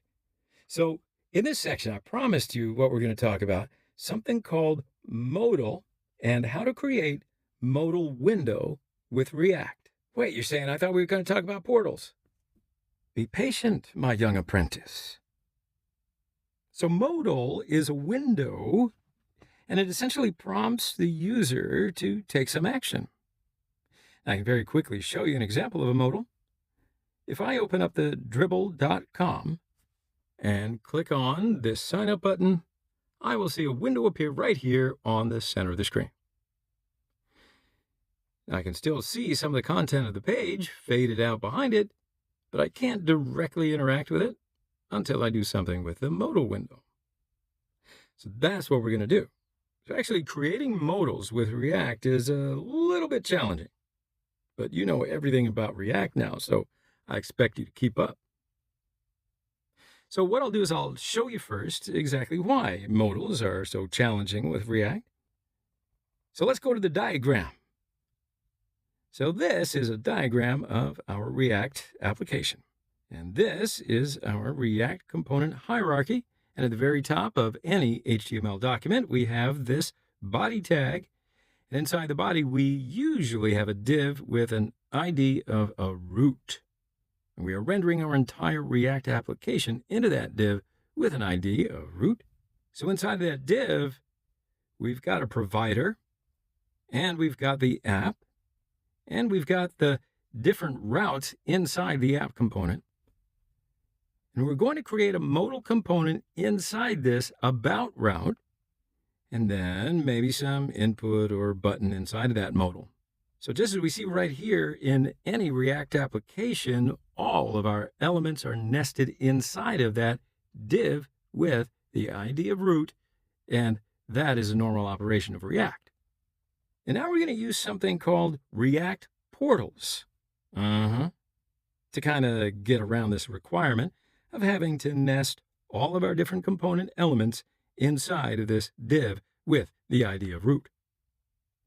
Now, before I tell you how a portal works, you will really need to understand why we want to use a portal in the first place. They are kind of dangerous things, if you know what I mean. So I'll first show you how challenging it is to create a modal if we use traditional React layouts. All right? You with me? Well, let's do it. So I'm going to do it inside the about.js file.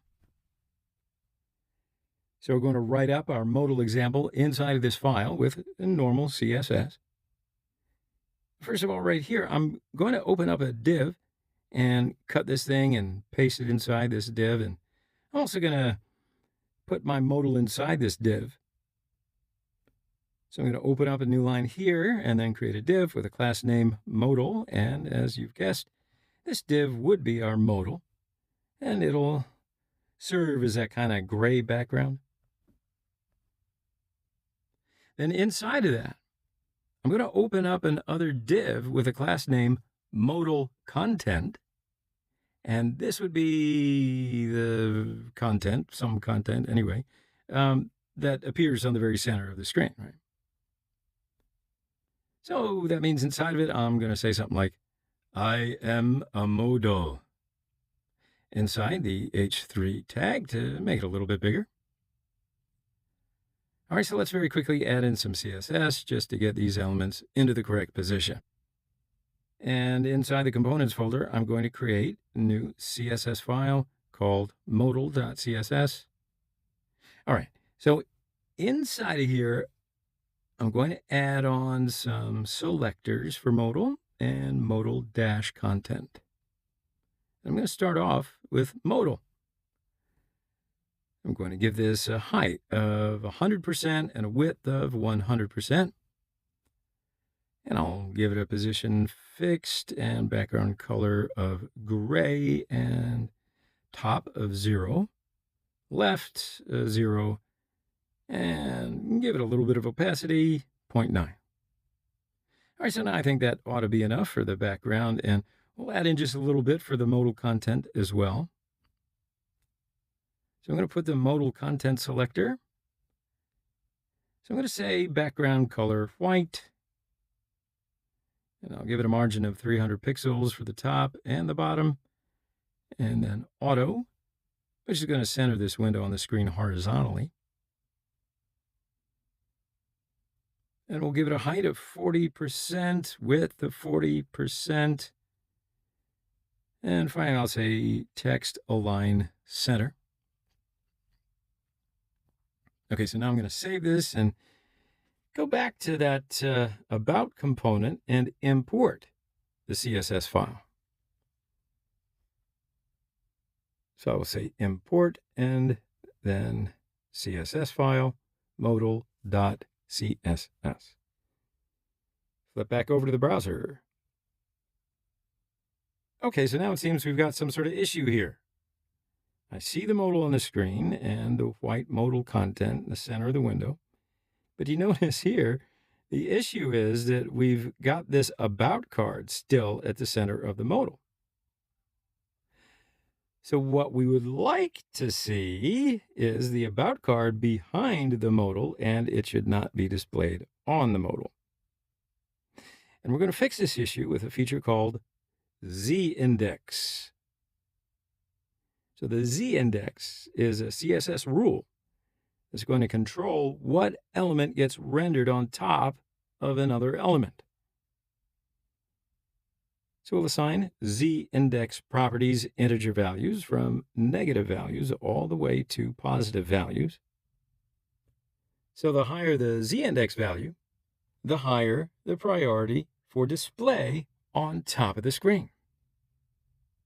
So right now, if we give our modal a z-index of 10, it will be displayed on top of the about card, which by default has a z-index of undefined. So to fix this up, I'm just going to give the modal class z-index, make it 10, like so. So now this has a higher z-index than the about card, and our modal should be displayed on top. I'm going to save it, and I'll flip back over. And now we can see the about card goes away. And there it is in the background right here. So it's just that our gray background is on top of the about card. So it looks like it's working out for now, but it's not actually so good as it seems. So let's pause it right here. And then in the next section, we're going to discuss why this is not as good as it seems. In other words, why isn't it a perfect solution? You were promising perfect portal solutions. I'll see you in the next video. Hey, so in the last section, we created a modal right here, and we talked about that it's really not a very good way of doing modals, is it? So now I want to talk to you about a really big issue that we probably would encounter at some point in the future. So remember, this modal right here is always going to be deeply nested inside of our application. We might have a tremendous amount of JSX with a ton of styling, params, to that modal component. So this modal is going to be wrapped by maybe 2 or even 3 divs inside of the about component, or maybe even another div inside the app. And every one of those divs can have a certain amount of styling being applied to it. So let me just quickly show you what I mean. I'm going to go back over to my editor, and I'm going to wrap my modal element right here with a new div. And I'm going to give that div a class of wrapper, and then I'll add in a selector for it inside my CSS file. And I'm going to say that the position is relative and the z-index is 0.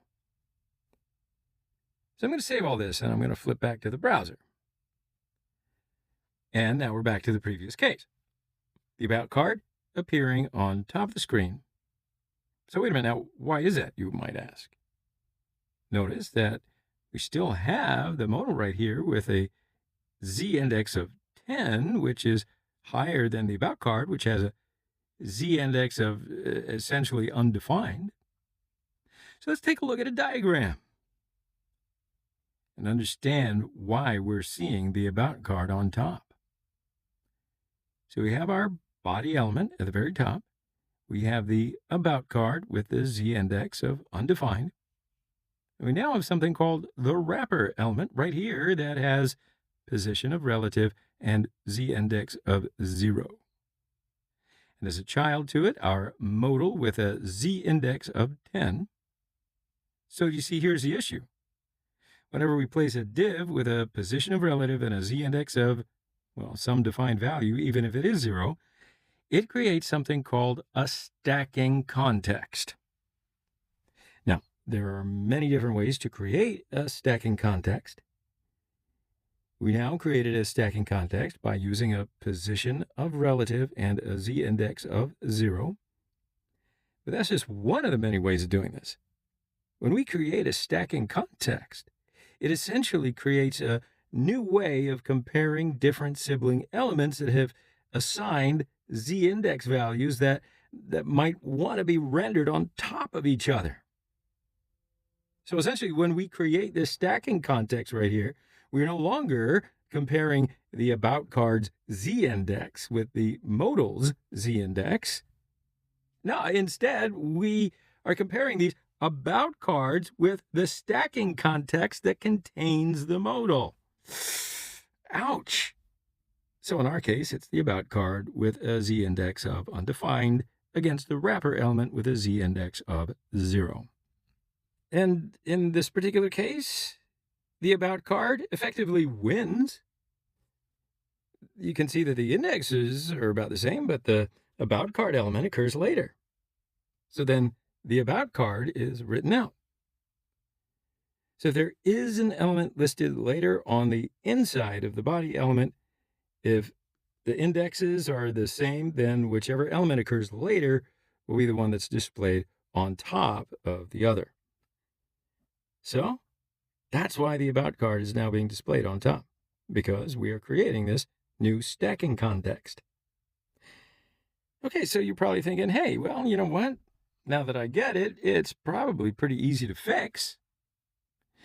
You might think that you want to take out this div with a class of wrapper and change the z-index to 100, and now that's going to definitely beat out the about card. And yeah, that's pretty good thinking, but here's the issue.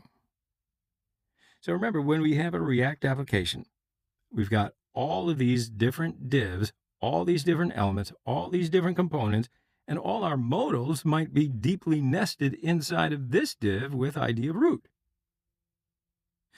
So at some point in time in the future, you might work on an application that already has hundreds of components inside it. And let's say you might have a super deeply nested component structure. And so it's not always going to be quite so easy for you to just say, I just need to change some parent CSS, because there's always going to be a possibility if you change it, you might break the entire application. So that's why it's not always such a good solution to change the Z index. But instead of doing that, we're going to follow a little different way to fix it, and follow along. I'll show you what I mean. So here's what we're going to do first. Rather than showing our modal as a child of the wrapper, we're going to instead show the modal as a child of the body. Now remember this diagram right here? Let's go to the diagram. So this is essentially how we have to put the React applications together.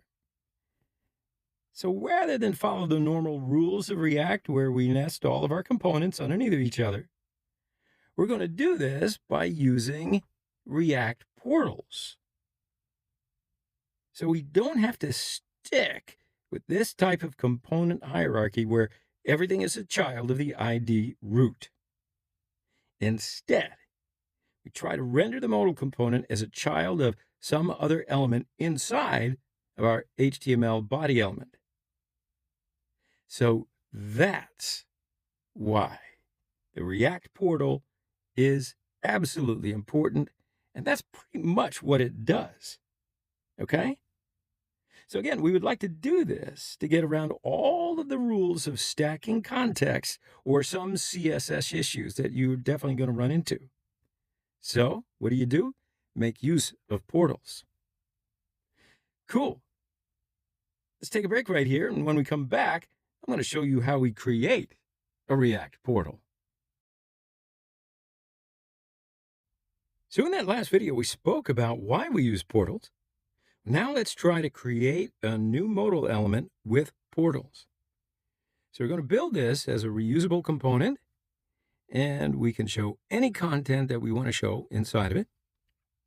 So let me just get to it.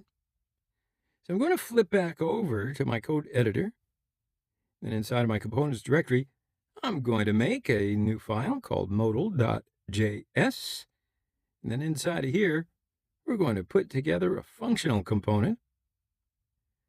So I'll say import React from React, then I'll say import React DOM from React-DOM.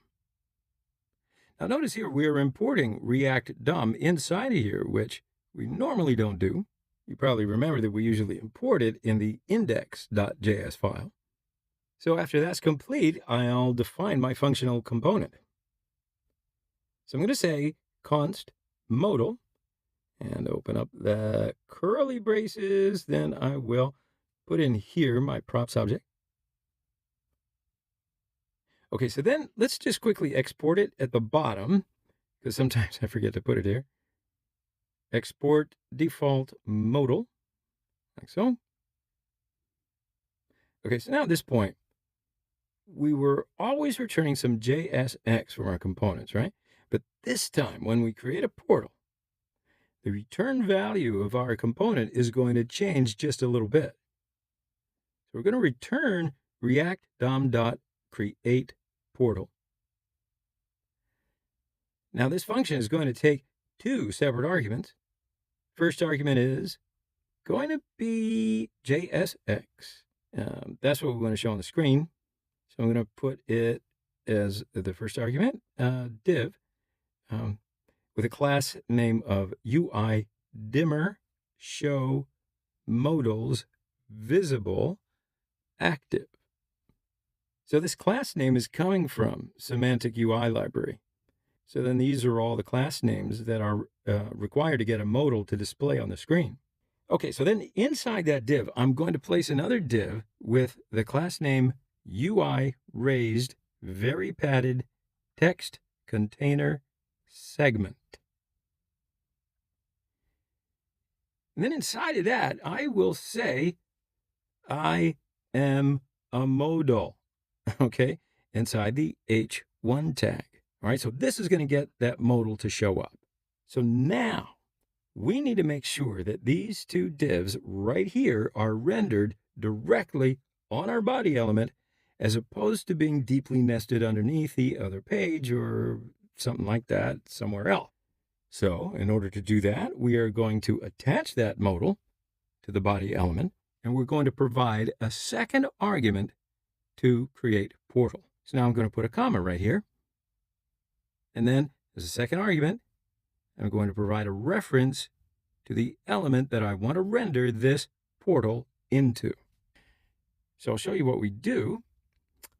We're going to go into our index.html file, and we'll create a new div with some ID, and then we will target that div to place in our modal.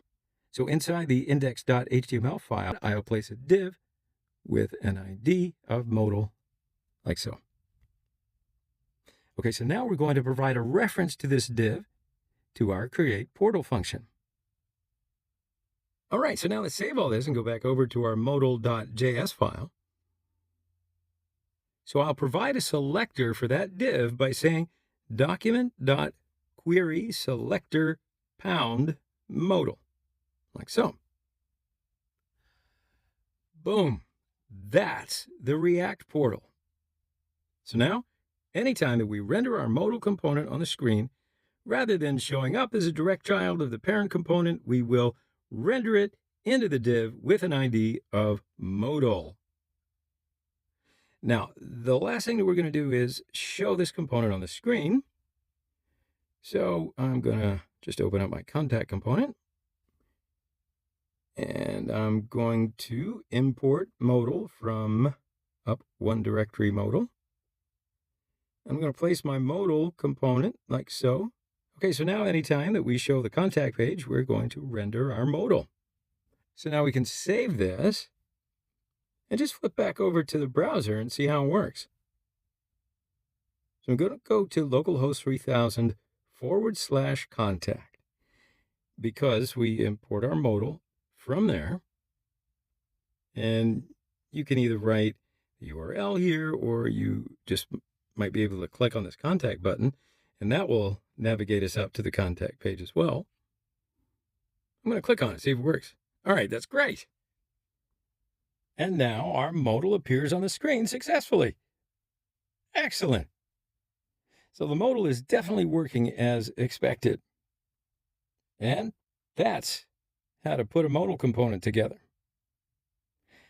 So my friends, this has been quite a journey. There's been a lot of learning going on, and I think this has been a huge success. If you've made it this far and you've been able to follow along, and hey, you know what? You can always review stuff. And in fact, if you have any issues at all in this course, please share them with us.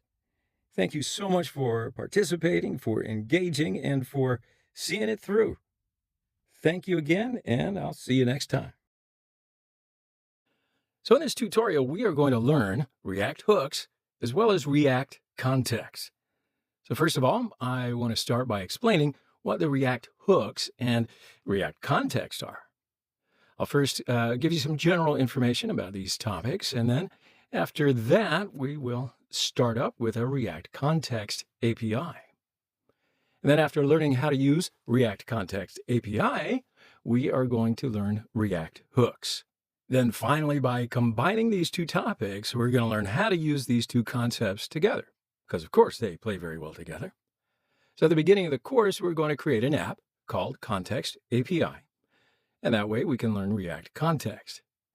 And after we do that, we'll start to learn the basics of React hooks. And finally, combining these two, React hooks and React context, that'll be our first app, the Context API. So for this reason, I don't want you to delete the Context API application that we will first create, because we are going to combine all of the information that we're going to learn throughout the entire course in one single app.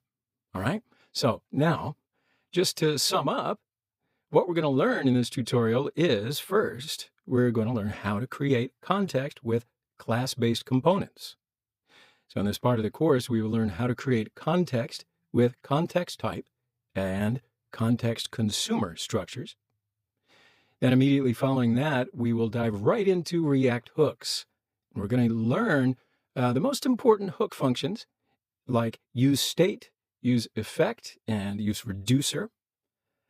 And then we're going to learn how to use React hooks and context together. So I know in these lectures, they are action-packed, and we're going to learn a lot of stuff. We will learn how to create context structure and some terminology with context, like dispatch actions and reducer. And also, we're going to learn how to use useReducer and useContext hooks. Hello, my friends. So in the previous lecture, we installed React. Now we can go ahead and go inside of the Context API app directory by saying cd context API. And then let's say npm start to start the local dev service. So it should open up in a browser, and we should be able to see that in a second. So let's open up our project in Code Editor and organize the file structure. All right, here we go. These are the React boilerplates. So let's edit this boilerplate just a little bit to begin our React project. First, I go into the source folder, and I'm going to get rid of a few files. I'll get rid of the app.css file. So I'm going to get rid of the test file. We won't be using that at all. And also the logo, we don't need that. Okay, so I'm going to open up the app.js file. And we don't need this app.css or logo imports anymore in the app.js file. We need React library right up here at the top, and inside component, we'll just delete most of it right here because we really aren't going to be needing or using any of that stuff. We'll keep the surrounding div with a class of app and remove all that other stuff as well. Okay, so now we are ready to create our project. When creating our project, I don't want to waste too much time on the CSS side. So we're going to use Semantic UI CSS classes to create our project. To include Semantic UI to our project, let's just go to the browser and search for Semantic UI CDN. Then I just click on the CDN.js link here. Okay, so inside the CDN.js page, I just hit Command F, Control F for Windows, and I am just going to search for semantic.min.css, like so. All right, so let's copy this semantic min CSS link and go back to the code editor. And I'll open up the index.html file under the public directory. Inside this file, I'm going to create a link tag here and paste the link that we copied inside href attribute. And here, don't forget to close link tag. Okay, so now we can use Semantic UI inside our project. So let's save all this and close it. All right, so now under the src directory, I'm going to create a new folder. I will create a components folder under the source folder, and I will put all of my components in here. Right after that, I will create two components. I'll create one for navbar and one for to-do list. All right, so let's create the navbar first. I'm going to say new file and call this navbar like so. All right, so first of all, let's import the React library. And to do that, I'm going to say import React from React. Then I'm going to create class component. To create a class component, I will say class navbar extends React dot component.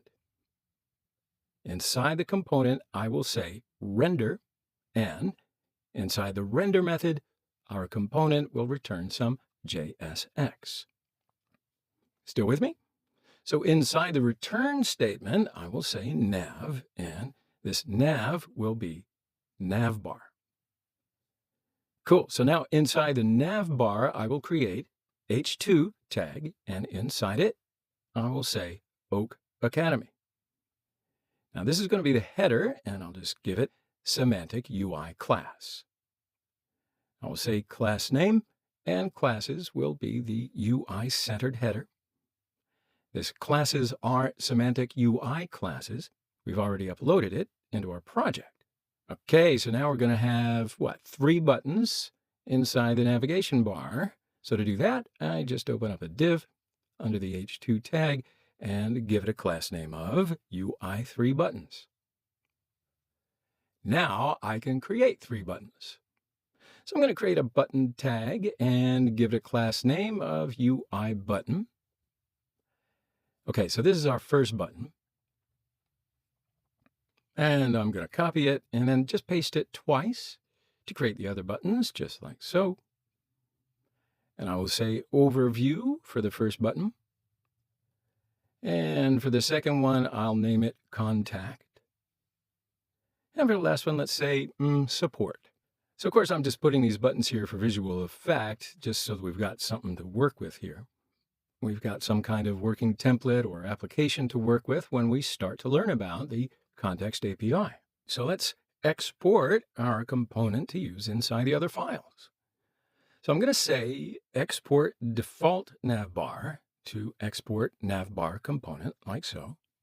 All right, so now let's import this navbar component inside app.js to see it in the browser. I'm going to open up the app.js file and import navbar at the top. I'll say import navbar from ./component/navbar.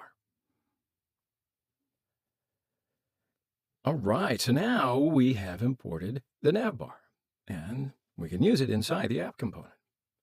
So I'm going to put the navbar and the to-do list components inside of a container div. To do that, I'm just going to open up a div and give it a class of UI, raised very padded text container segment.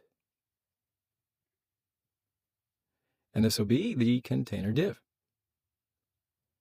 And now I'm going to put navbar inside this div. All right, so you see we're nesting the navbar inside the app. Okay, so we have now created the navbar component. Let's create a to-do list now, and that'll be our component to, well, list out some to-dos. I've got enough to do. Okay, so let's do one more component file. We'll call this to-do list.js. And again, this is going to be a class component. So let's import React first. And I'll just say import React from React. So now let's create another class component, and this one is going to be called to-do list.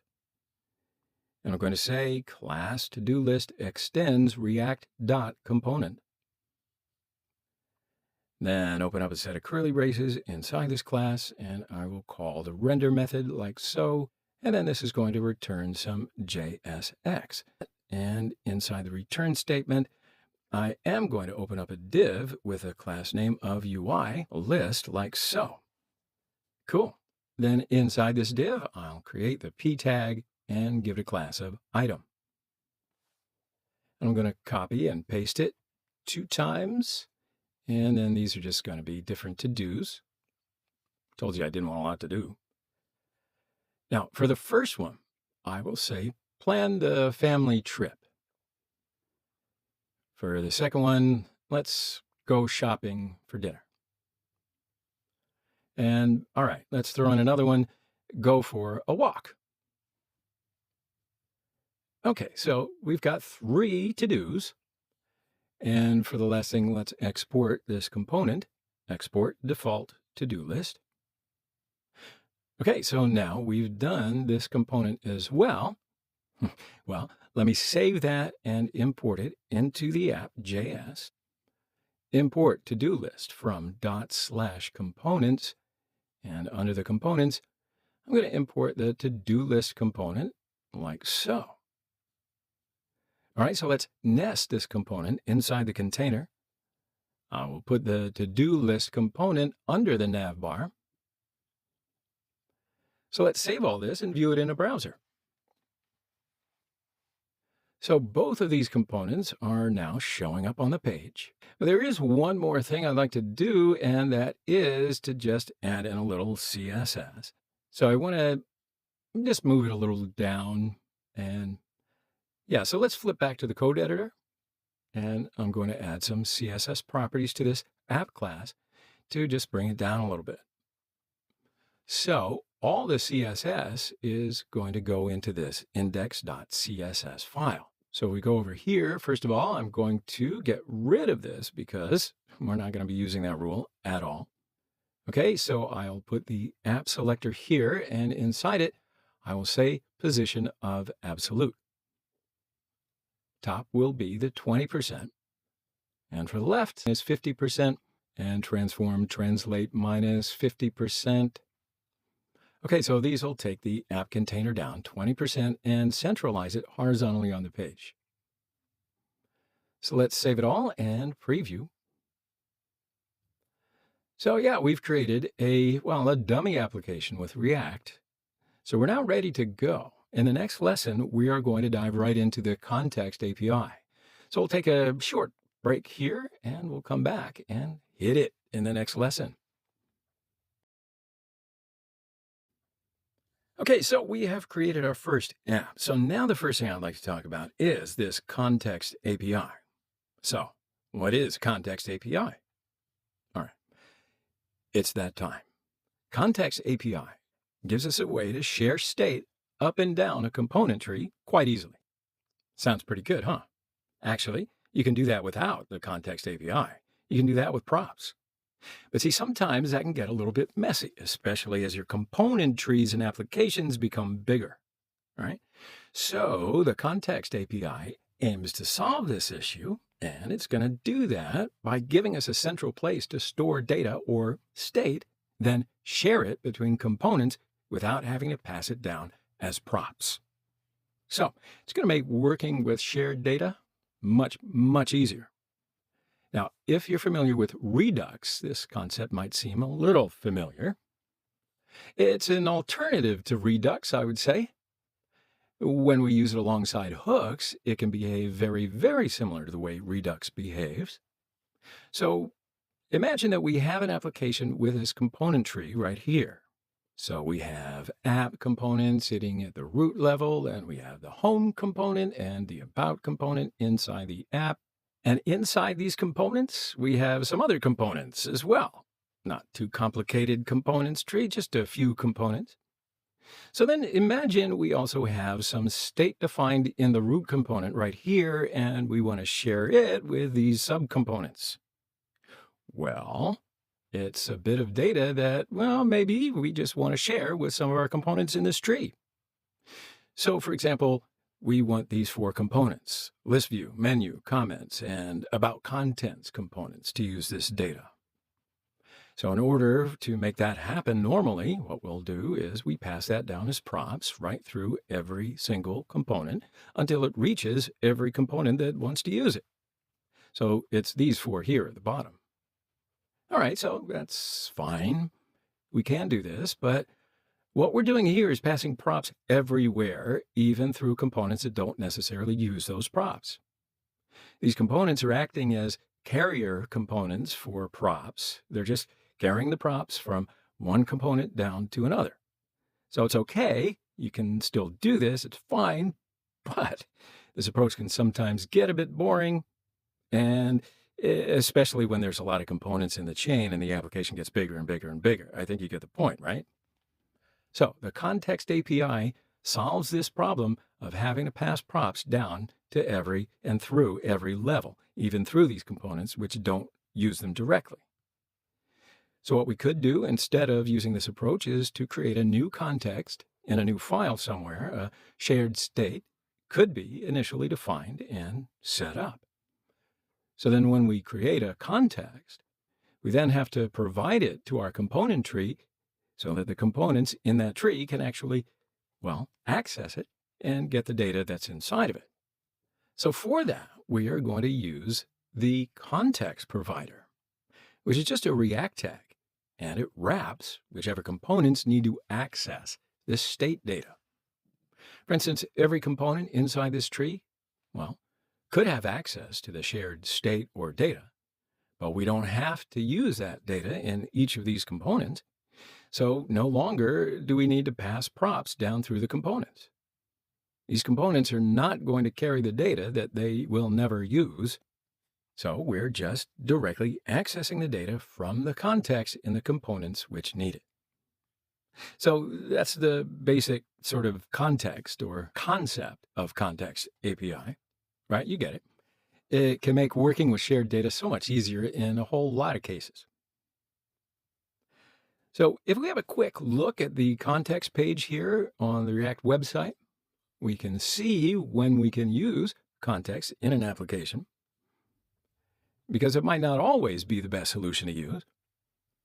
So look at this. It says right here that it's designed to share data that can be considered global for a tree of React components, such as the current authenticated user, theme, or preferred language, or maybe some other kind of data which is considered global from that particular tree of React components. All right? So if you're ever in a situation where you're unsure as to whether you should use context or not, just ask yourself this question. Is the data that I want to share global? And is it going to be used in several of the child components? And then if the answer is yes, then yeah, context probably is a good solution. If no, there might be other options which, well, will serve you better. For example, you can use props to share data between components, right? Context is just for global states that's shared between many different components in a tree. All right, so one more thing though before we start coding. In this course, I am going to be using the React developer tools for Chrome. It's just going to help us when we're inspecting states and props inside the application. So if you want to download this first, just go to the Chrome Web Store and search for React Developer Tools, and then click the Add to Chrome button and go ahead and install it. Then you'll be able to use it when I do. All right, so we've learned a little bit about the Context API and why we need it. We'll take a short break right here, and in the next lesson, we're going to create our first context and provider. So I'll see you in the next lesson. All right, my friend, we've learned what context is and why we use it. So now we can create a context for this application. All right, let's set it up. So we have these two components, navbar and to-do list, right? Now what I'd like to do is use some shared data inside these components. And of course, we're going to use more components a little bit later on because we're going to create a whole lot more in the future. Okay, so the data that we're going to use is, well, it's all going to be about the theme of the application. So is it a light theme or is it a dark theme? We'll create a context called theme context in order to figure this out. First of all, I'm going to create a new folder under the src directory, and this will be called contexts, because I want to keep all of the different context files in one place, and it's going to be in this folder. You know, I just like to keep things organized. All right, so now I can create a new file, and I'll call this themecontext.js, because our context is going to be related to theme. So now inside this file, this is where we're going to create our theme context. So the first thing that we'll need to do inside this file is to import React. So I'm just going to say import React from React. And we'll also need to import create context as well. So this is a function which is going to, well, create a context for us. So I'm going to say export const, because ultimately we are going to export this context. And I'm going to call this context theme context. You can call it whatever you like. And I'm going to set it equal to create context and invoke that function. So this is going to create a context for us, and it's going to be stored in this constant theme context.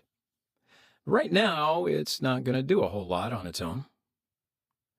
We've not defined any data for this context, and we certainly haven't provided it to the different components.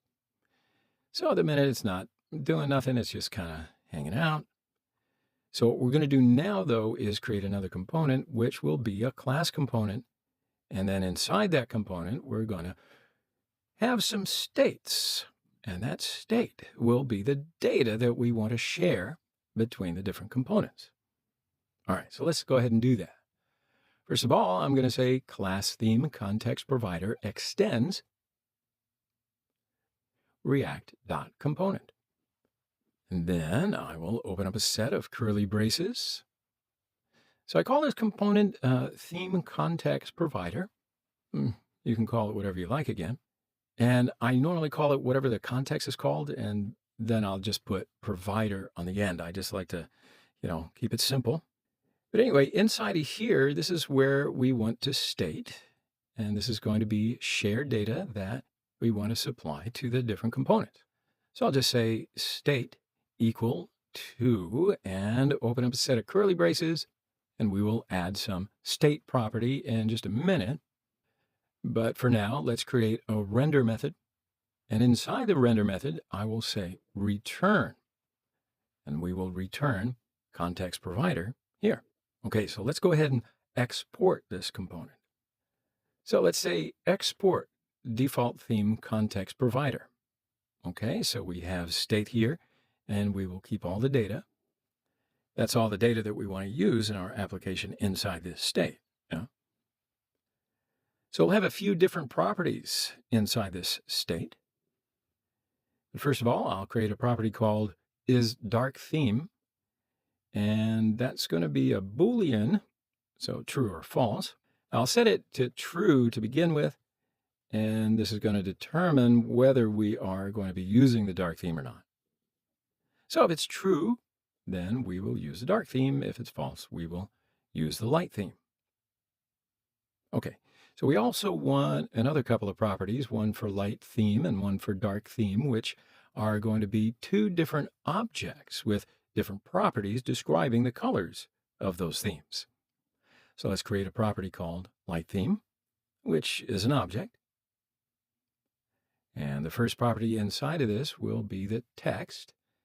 And this property will specify the color of the text in the light theme. We'll set that to a color 222, which is kind of like a black. It's just going to be for all the text inside the app. Alrighty, then the other property is going to be background.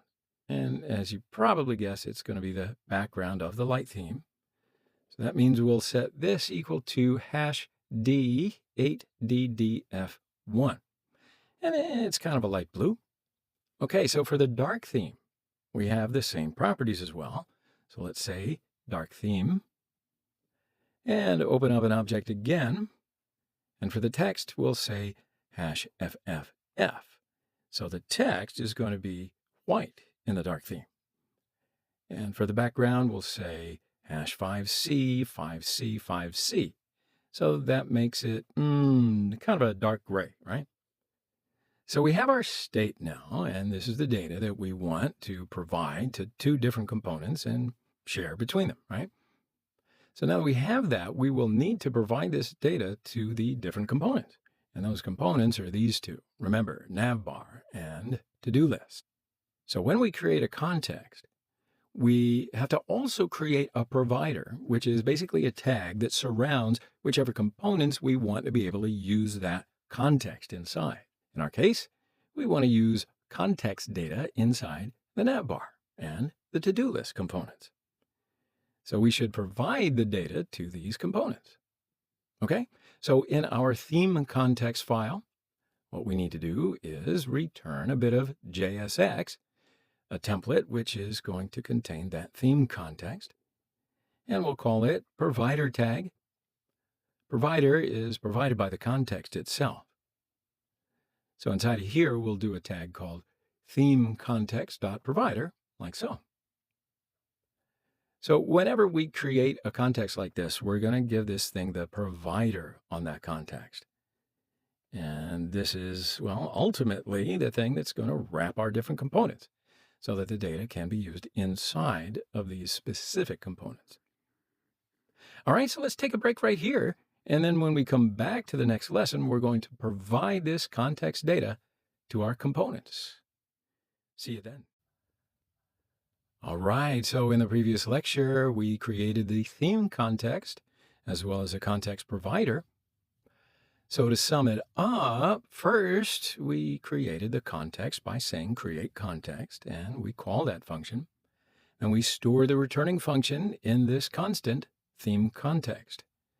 Then after creating the context, we will need to provide the context data to the components, And to do that, we have created the context provider tag right here. And this provider is provided by the context itself. It's pretty clever. So remember that when we create a context, we have to create a provider, which is a tag.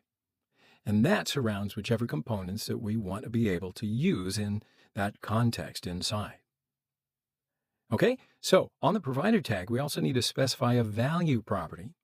And this value property is going to take whatever data we want it to, because it's going to be provided to the components that is in this wrap. All right, so we want to basically provide this state object in here. So to do that, let's do another set of curly braces, and then we'll want to provide whatever properties that we have inside the state. So I'm going to use a bit of spread syntax, ... and this .state. So this spread operator takes all of the different properties inside the state, and it's going to take all of the key value pairs in this state right here in, these three things. And that way it will spread them out into the new object that we will provide inside this value props.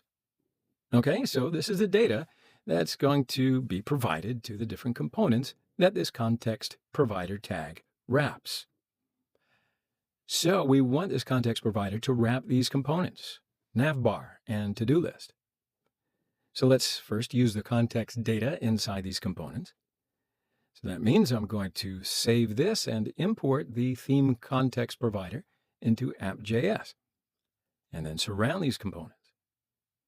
Inside the app.js, I'm going to say import theme context provider from /contexts/theme contexts, like so.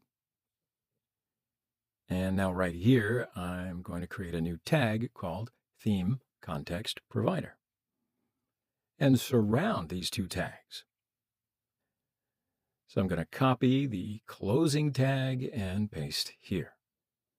All right, so I'll just save all that. And now, of course, nothing much is going to be happening, right? Because what we need to do is up here, in order to use these components inside the theme context provider, we want to output these two things inside the theme context component. So when we surround components like this using another component, these components are attached to the props of this thing right here. So inside the theme context provider component, we can access navbar and the to-do list components by saying this to refer to this component, which wraps the two children navbar and to-do list. And then we say .props.children, and then this will refer to the children that this component wraps. All right? So when we surround the other two components with this context component right here, it returns this JSX, which is the provider, and then it takes those other two components from app.js that it surrounds and places them here. And then this context provider tag provides all the data inside this value props to its children. And that makes the children these two things. All right, very cool. So that's our overall template. So let's save all this and we'll go to the browser. We still see the app. Now, if we're going to go to the React panel, then let's expand this. And we can see the theme context provider in here. Now, if I select the context provider, we can see that, yes, it has children, props, and inside of it, we have the to-do list and navbar components. And I think you can also see here that we have value object. Now, it has all the value in our context state right here. Let me show you in here. So inside this provider, we have the dark theme, we have the light theme. All of that stuff inside the context state. We have isDarkTheme, the property right here, and that's set to true. So I'm going to just toggle that to change the UI theme, okay? So right now, these are the two children components, and they are able to access data provided by this context theme, all of this data right here. That's pretty awesome. So in the next lesson, we're going to see how we can consume that data in those two components. So we'll take a short break here and we'll come back in the next lecture. All right, so now we have theme context provider, which is wrapping these two components right here, navbar and to-do list. So what we want to do is we want to consume that context from these two components. And we want to access the data that we pass into this provider. And remember as well that we have passed the data as value props to this provider tag. So then how do we access this context data from inside these components? Okay, so there's a couple of different ways we can do this inside a class component. And the way that we're going to learn in this video is by using the context type. So context type can be used in a class component, but not in functional components. Okay, so let's get into the navbar first of all and look at how to use it. All right, so we're now going to use the data inside the context from this component. And the way that we'll do this is by saying static, and it needs to be called context type, just like that. And we can set it equal to whatever context that we want to consume inside this component. So we want to consume the theme context that we create here. So I'll say theme context, and we have to import this context into this component. So at the top, I'm going to say import, open up some curly braces and theme context. And now we're going to import theme context from /contexts and inside the context folder. I'm going to import theme context like so. All right, so this is the theme context, not the theme context provider. Right, I mean, you get the difference. The theme context itself is here, and there is a big difference. So this is the theme context. We create this, and this is the provider, which provides the context. So in here, we're saying that the context type of this component that we want to use is the theme context right here. And then what this does is looks up the component tree, and it finds a provider for this context. So if it goes one level above this component, it's going to come to app.js. And it's going to find that theme context provider right here. Then it's going to access the data provided by this, which is the data that we put into the value property right here. So what it does is take all of this data that we pass into the value property, and it attaches it to a context property inside this component. So let's see that context property inside the navbar. Okay, so inside the render method, let's say console log, and say this to reference this component.context to reach out to this thing over here that we pass through into the value. So if we go over to the browser, right click and inspect the page and look inside the console, and we can see the data right here. And this is what we mean when we log it out, and it's exactly the data that we pass through into that provider. So now we have access to all of this shared data inside this navbar component. And yeah, that was pretty easy, right? So all we have to do is say static context type is equal to theme context and import that up here. Then we have access to all that data on this .context. So what I'm going to do now is I'll show you just a bit of destructuring to get properties from this context. So we have these three properties: is dark theme, light theme, and dark theme. And I want to store all of those in separate constants. So I'll say const, and then curly braces. And then I want the properties is dark theme, and I also want dark theme and light theme. So we're getting all of these properties now from this .context. All right? So this is just destructuring. And all we're doing here is getting these properties from this context object, and we're storing them in these variables. Okay, so we have access to these three variables now. So the first thing that I want to do is figure out if we're going to use the light theme or the dark theme inside this component. And we can figure that out by evaluating this isDarkTheme Boolean. Remember, it's true to begin with, but it could be false. So I want to figure out what this is. And if it's true, then we are going to say the theme is dark theme, and that's what we're going to use. And if it's false, we're going to use the light theme values. Okay, so I'm going to use a ternary operator to decide this. I'll say const, and we'll call this theme, and that's going to represent what theme we're going to use. So I'll set it equal to isDarkTheme. And this is what we will evaluate. Then I'm going to put a question mark here.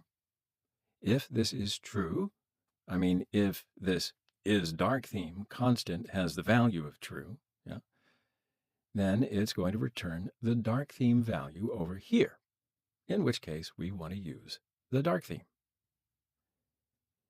Then we say colon, which means if this is false, then it's going to return the second value on the right side of the colon. And that is going to be the light theme. All right.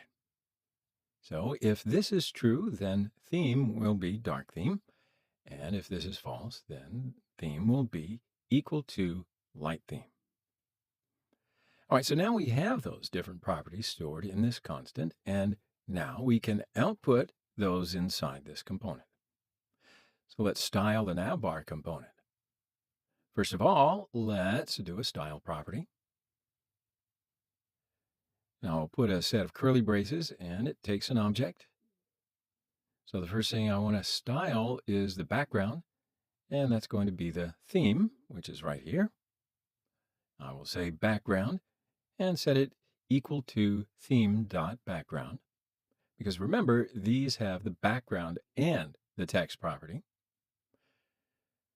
So we're using these properties for our CSS. So that's the background color of the navbar. And then we also want to color the text. So let's say color, and this will be the theme.text. And I just want to make this navbar a little bit higher. So to do that, I will say height is 120 pixels. And for the last thing, I want to remove this semantic classes instead of this classes here. And I'll say style and text align center to center the text. All right, so now we're coloring this navbar right here, and pretty much that's all. So let's save all this and check it out in the browser. All right, so we can see that our app is colored according to the theme that we currently have. We have the dark theme applied to the navbar now, and we have changed the color of the text and the background of navbar. So if we're going to React DevTools over here, and we open this up to go to the content provider, we can see in here that theme is true. And that means that we're using the dark theme. But if I change this to false, it's going to use the light theme. So that's pretty cool. And that's about it. That's how we use context data with static context type. Now we are going to dynamically change this later on. We'll add a button later on too, so that a user can change this without going into React Tools. Okay, so let's take a break right now. And in the next lecture, we're going to do a similar thing inside the to-do list component. See you then. All right, hello friends. In the previous lecture, we learned how to access context data in components, and we used the context data inside the navbar component. So now let's do a similar thing inside the to-do list component. It's pretty much the same thing, but if you have not done it yet, I know some people like to jump ahead. I'll show you step by step. So let's first import the theme context in here. And I will say import theme context and import it from contexts/theme context. All right, so now we can consume the context data. And I'm going to say static and context type is equal to theme context. Then we're going to get the data from theme context. I'm going to do a bit of destructure again. Inside the render method, I'll say const, and we want is dark theme, light theme, and the dark theme. And we get all those from this dot context. So now we need to say const theme is equal to is dark theme. If this is true, we want to return the first value, which is going to be the dark theme. And if not, we'll return the light theme. Same as we did in the navbar component. All right, so we are now storing data inside theme constant, and we can now output it and use it to style this component. So what do you say? Why don't we style this component? So I'm going to say style is equal to, and then open up curly braces. And inside of here, I'll say background is theme.background. Color is theme.text. And this will be the text color. And again, I'm going to give it a height property to this component. The height, let's say 140 pixels. And then lastly, I will say text align center to center all the text inside of this. All right, and we don't need this semantic class, so I can just remove it. Now, our inline CSS would be enough for now. So let's save it and flip on back to the browser, and we'll see our results. Okay, so now we have applied the dark theme in both components. We are currently on the dark theme. And we can change this to the light theme. So I'm going to open the React Components tab and set is dark theme to false. And now currently is dark theme is true, and we are applying the dark theme now. And if I change this to false, as you see, the theme has changed to light theme.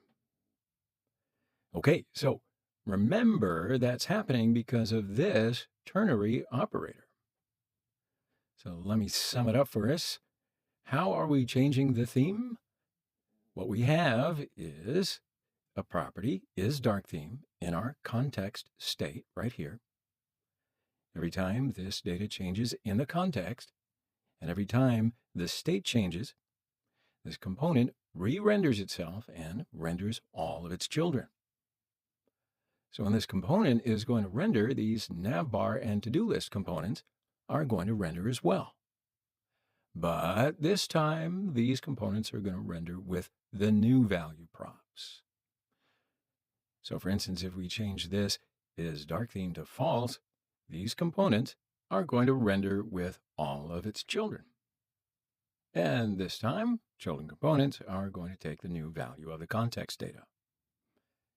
Inside the navbar component, this is dark theme is going to be false. And if it's going to be false, the light theme is going to be applied instead of the dark theme. All right, so this component is going to update with the new value, and the to-do list is going to update as well because we are using the same operators in here.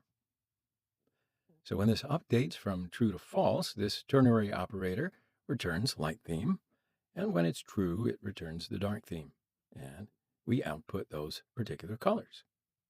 Okay, so that's one way to take data from context and use it in our different components.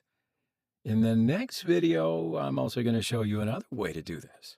All right, so we'll take a break here, and we'll come back, and I'll see you in the next lecture.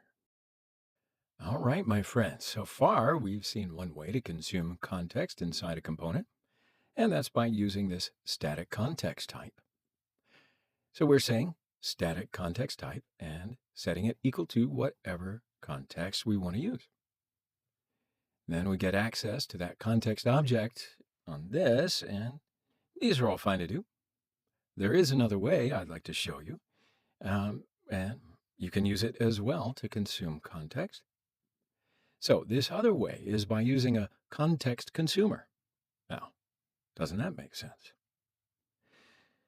So let's just open up the theme context just like this. We have this provider given to us on the theme context when we create it up in here.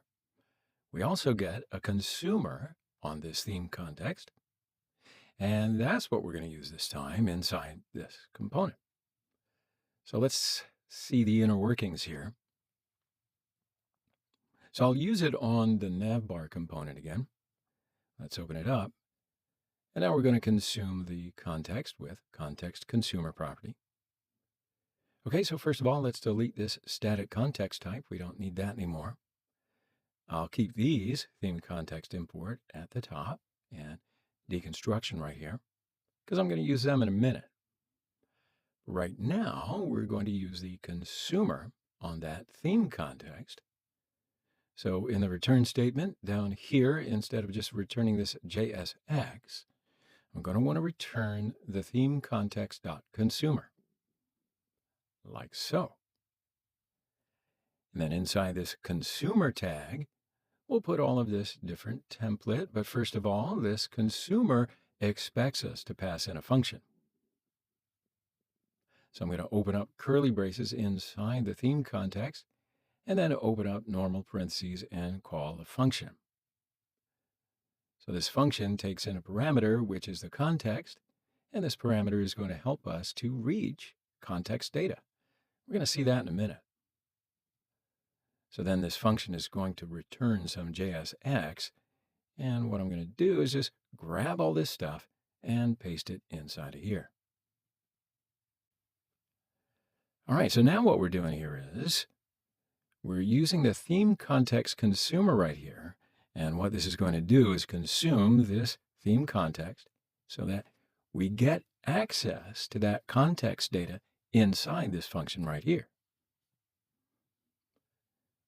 All right, so now inside this function, we are returning some JSX and then reaching out the theme context with this parameter.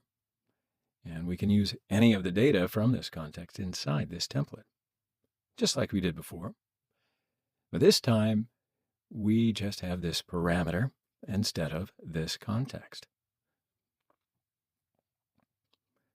So I'm just going to copy this stuff right here and paste it inside this function.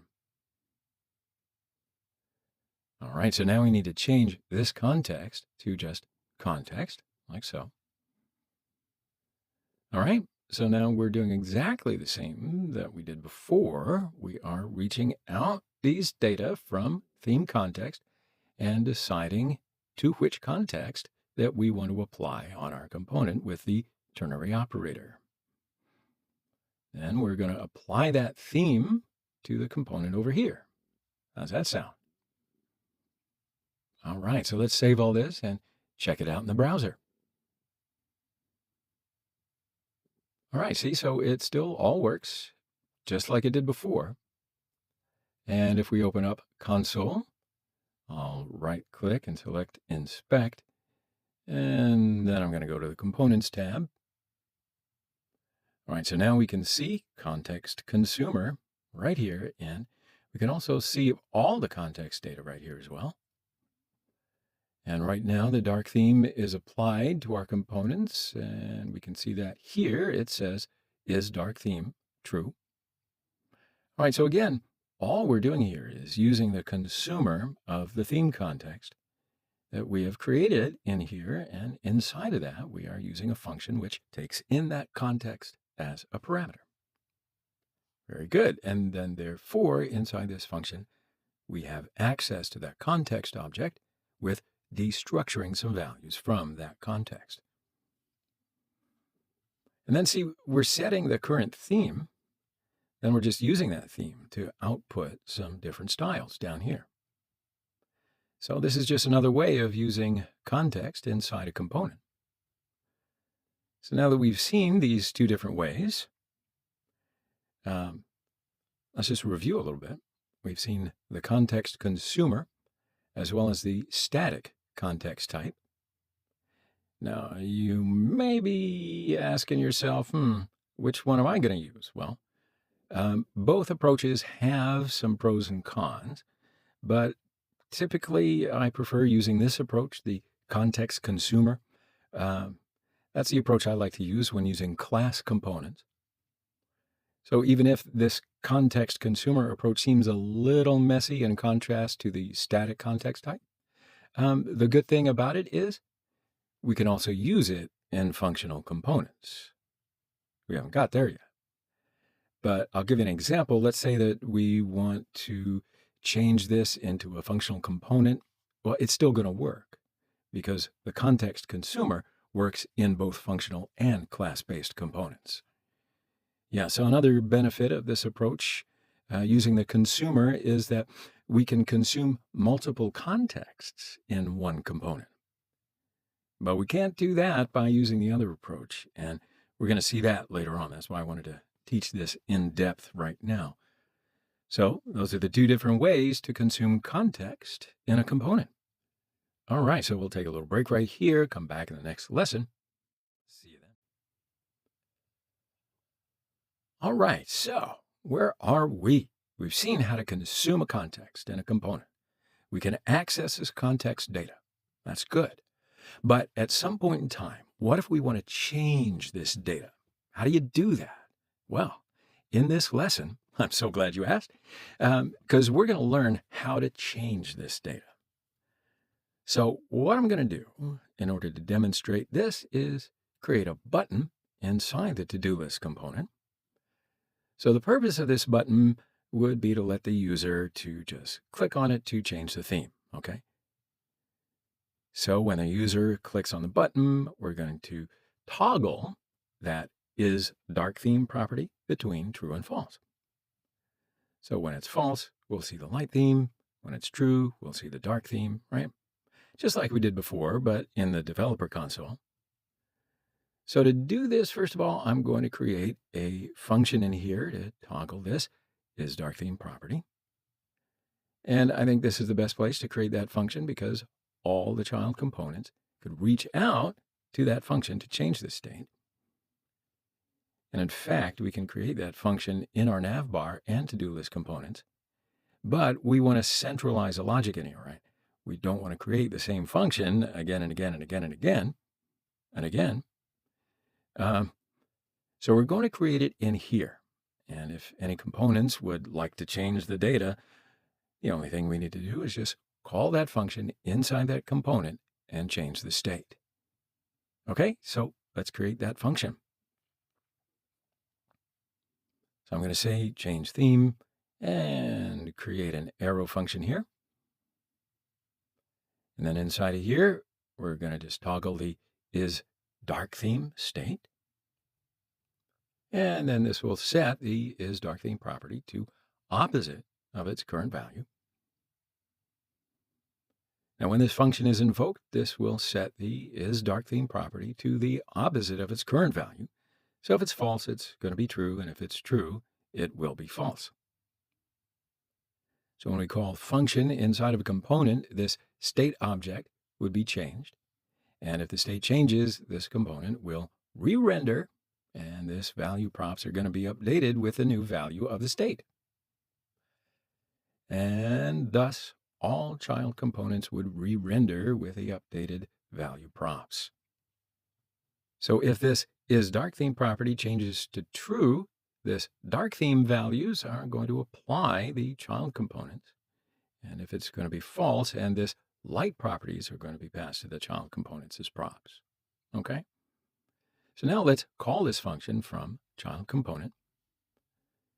Now, first of all, we should pass this function to value props to reach out from the child component.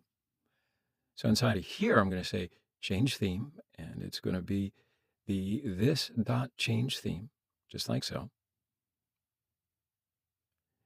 All right, so now we have added the change theme function, and now we can access that function inside the child components with either static context type or context consumer. So we should have access to this function inside any component which consumes this context. So why don't we save all this and then go to the to-do list component.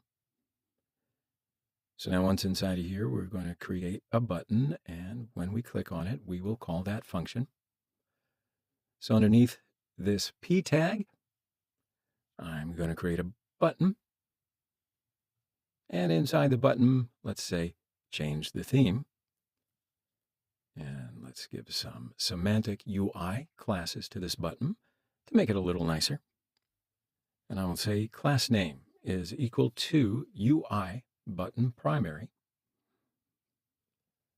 Then we should give this button to click event to call that function.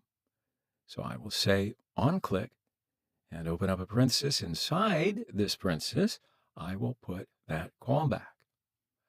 But before that, we need to get that change theme function from this context. Remember, when we add something to this value props, it's automatically attached to the context. So inside here, I will say change theme. And now we can call this change theme function with this click event. So the on click event, let's say change theme to run that function. All right, so we're ready now. So I'm going to click this change the theme button right here, and this will invoke that on click event. And on click event is going to call this change theme function. And then when this function is going to be called, this will toggle the isDarkTheme property in state. And when the state is updated, this component would re-render, and it's going to pass the updated value props to all of its children. And the children components, which is consuming the context data, would then take the new context state and would use it as theme. All right, that's the path. So let's save all that and check it out in the browser. So here's the big moment. If I try to toggle the theme, oh, what do you know? Everything works. Okay, so that's how we can interact with the data and change it. So all we do is define a function inside this class which can edit the states. And then we just pass that function into the value props of the provider. But then when we consume the context, we can have access to that function and then do something with it, right? Seems pretty simple now, huh? All right, so let's take a short break here and we'll come back in the next lesson. All right, my friends, so far we've seen how to create a single context to store some data. And then we've used that data in the navbar and the to-do list components. We've also changed the theme of the navbar and the to-do list components with this context data. We did that using this provider right here and passing in this value. But what if we want some different kinds of data? For example, what if we had some authentication data for the currently logged in user, like email, name, something like that? Would we put that in the same context in here? Probably you're thinking it's not a good idea because this is for the theme and it doesn't make much sense to put some kind of authentication data inside this context. So what do? What we can do is just create multiple different contexts. So in this lesson, we're going to learn how to create multiple contexts. So if we have some kind of data and that is for one part of our application, we could create context for that. If we have some other kind of data, which is going to be global for another part of the application, we could just create another context for that. So that's what we're going to do. Okay, so I'll create a new file and I'll call it authContext. So then inside of here, I'm going to import React. So I'm going to say import React from React. And again, we'll also need to import create context because that's the function that we'll need to create a context. And then down in here, I'll say export const, and I'll call this authContext and set it to equal to create context. All right, so we are following the same steps like we did in the theme context, just like we did in here. Okay, so now down in here, let's do a class component. So I'm going to say class. Then I will call this as authContextProvider extends React.component. And inside the component, we're going to use the state. So state is equal to just an empty object right now. And we're going to just add some properties to the state in a second. The state is just going to hold simple data. So I'm going to keep this really simple because I don't need to demonstrate how to use authentication, right? This is a series about using context, and this video is about using multiple contexts. So I'm just going to keep it as simple as possible just to show you how we can use multiple different contexts in our application. Okay, so let's say is logged in. And this is going to be a Boolean. And let's say false to begin with. And we're going to check to see if the user is logged in or not with this Boolean property. Then I'm going to create a render method. This will return some JSX. And lastly, let's export this. So I'm going to say export default auth context provider. Okay, so now I need to create a function so that we can toggle this is logged in property. So I'll say change auth status, all right, because that's what we're going to do inside this function, and set it equal to an arrow function.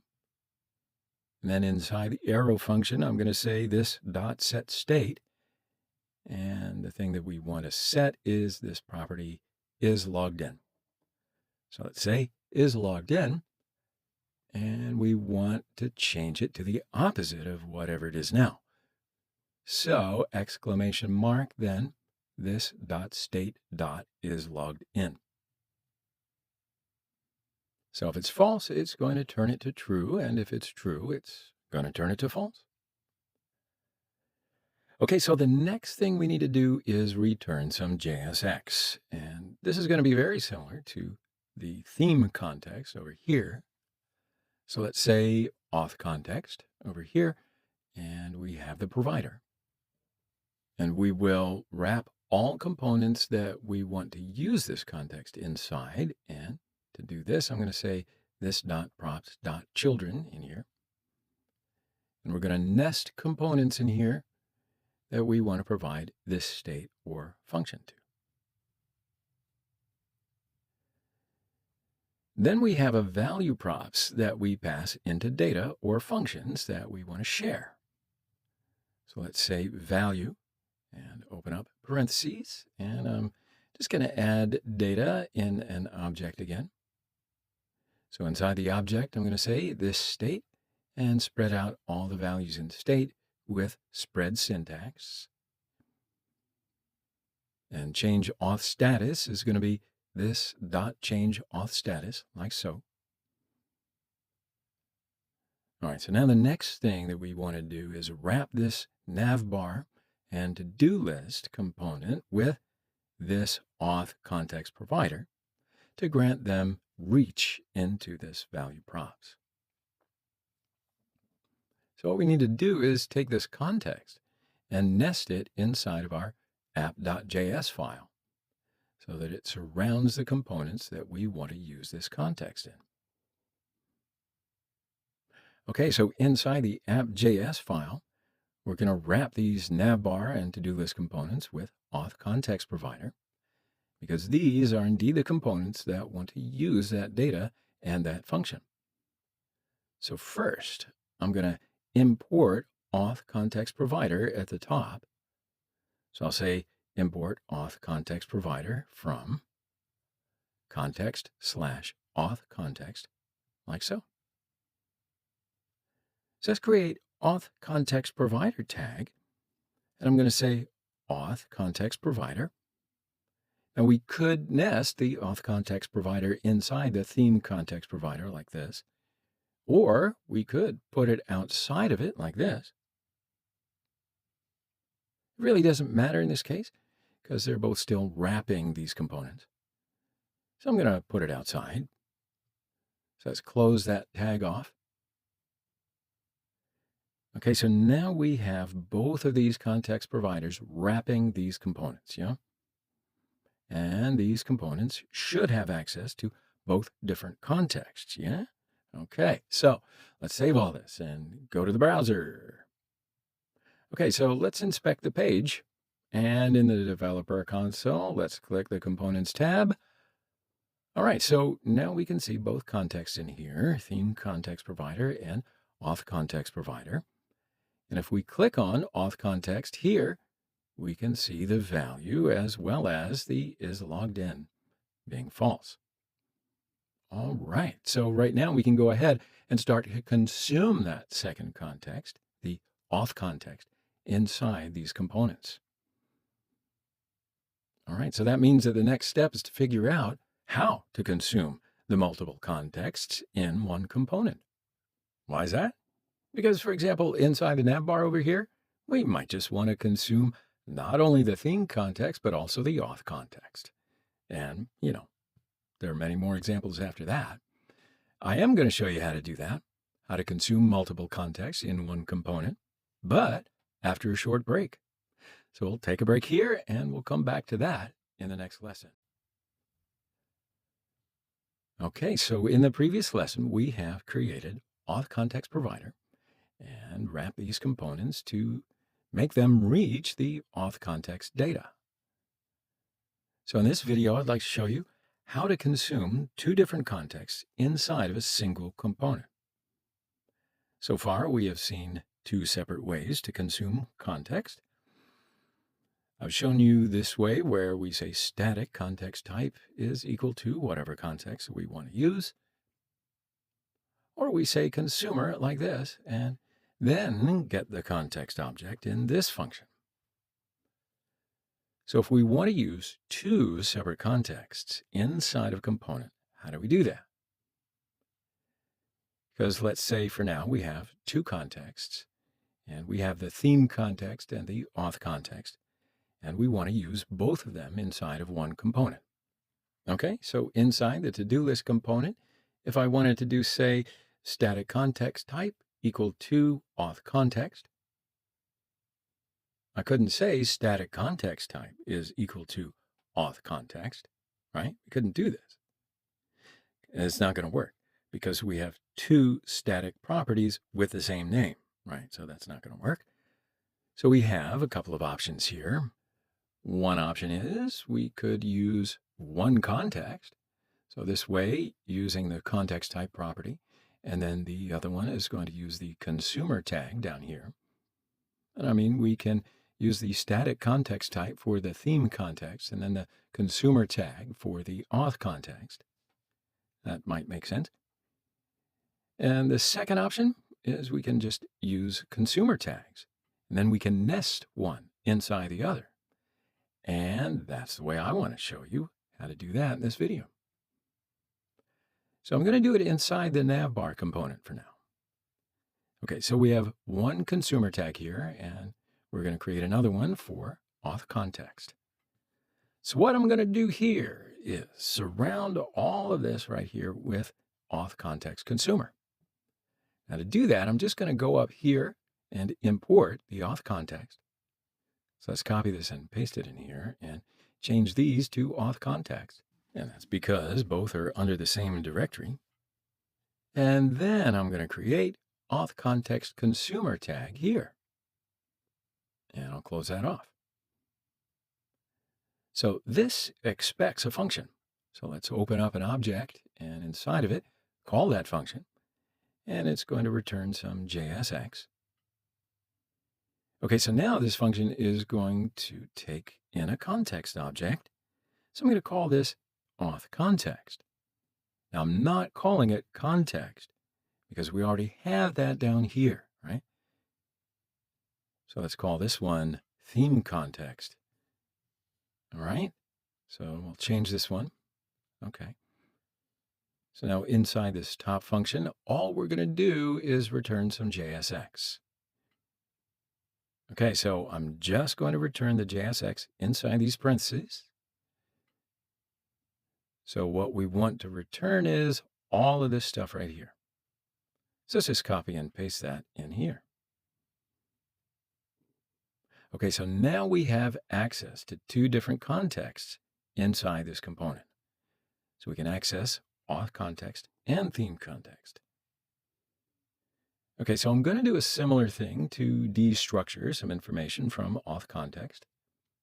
Because remember, we had this stuff right here is logged in, and we also have change auth status, and we have passed both of those into the value property. So let's do our little bit of destructuring in here. So to grab those, I'll say const, and we want is logged in, and we also want change auth status. And we're going to get all from auth context. So now we have access to both of those things, change auth status, callback, and is logged in value. Now we can use these values in this JSX blocks. Okay, so let's use these values in here. So underneath the H1 tag, I'm going to do a P tag, and inside of that, I'm going to output whether the user is logged in or logged out. So to do that, I just evaluate this with a Boolean value. If this is logged in value is going to be true, we're going to show logged in as our text. Otherwise, we're going to show logged out for the text on the browser. And again, I'm going to use a ternary operator, and to do that, I'll just open up curly braces in the P tag, and I'll say is logged in, which is going to be evaluated to be true or false. And if it's true, we'll say logged in, and if it's false, we'll say logged out. Okay, so now we can add a click event to this P tag, and whenever we click on it, we're going to call this change auth status callback, and then toggle this is logged in value. Now remember, this change auth status callback is toggling the is logged in. So I'm going to give the onClick event to the P tag.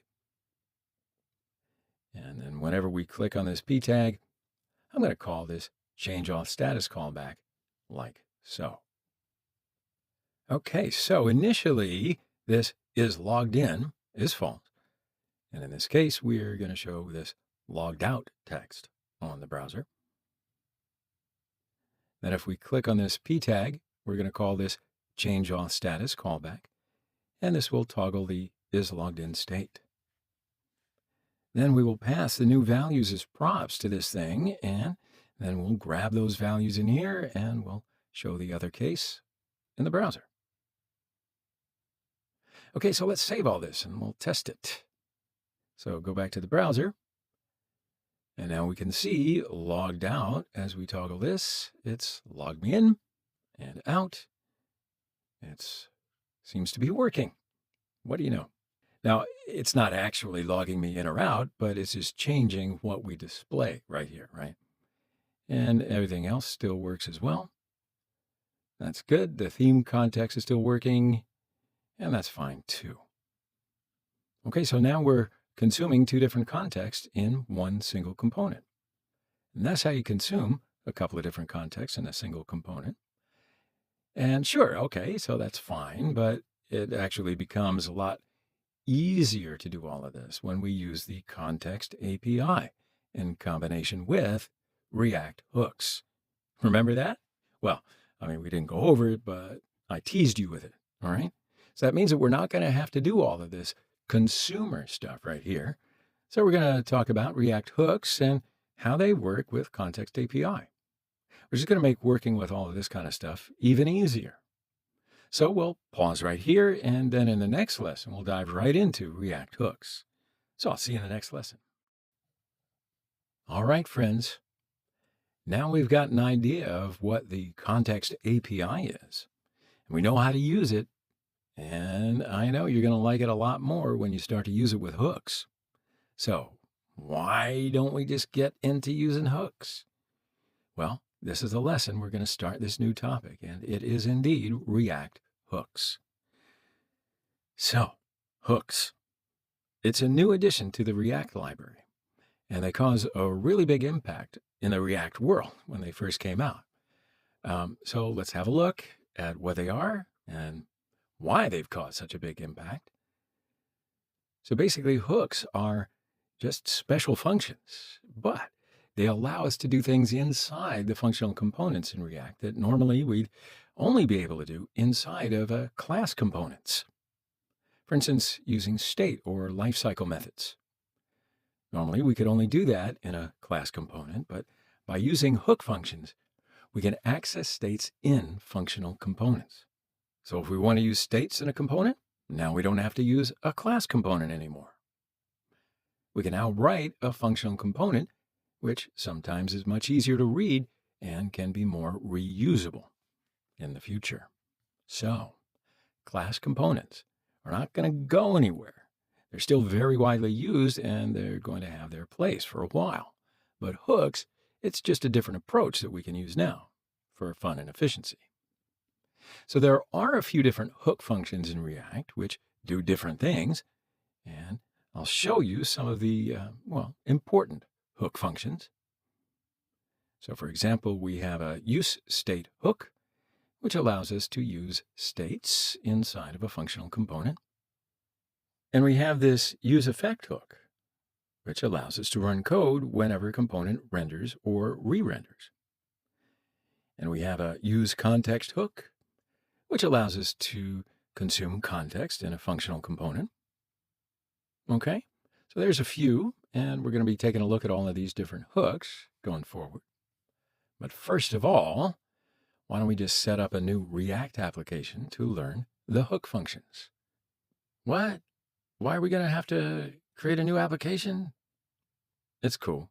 I just like to create a new React application to explore hooks because I don't want to use context for now. And I just want to separate these two topics, and you'll see why in a little while. But please don't delete the Context API project, all right? You'll see where we're going soon.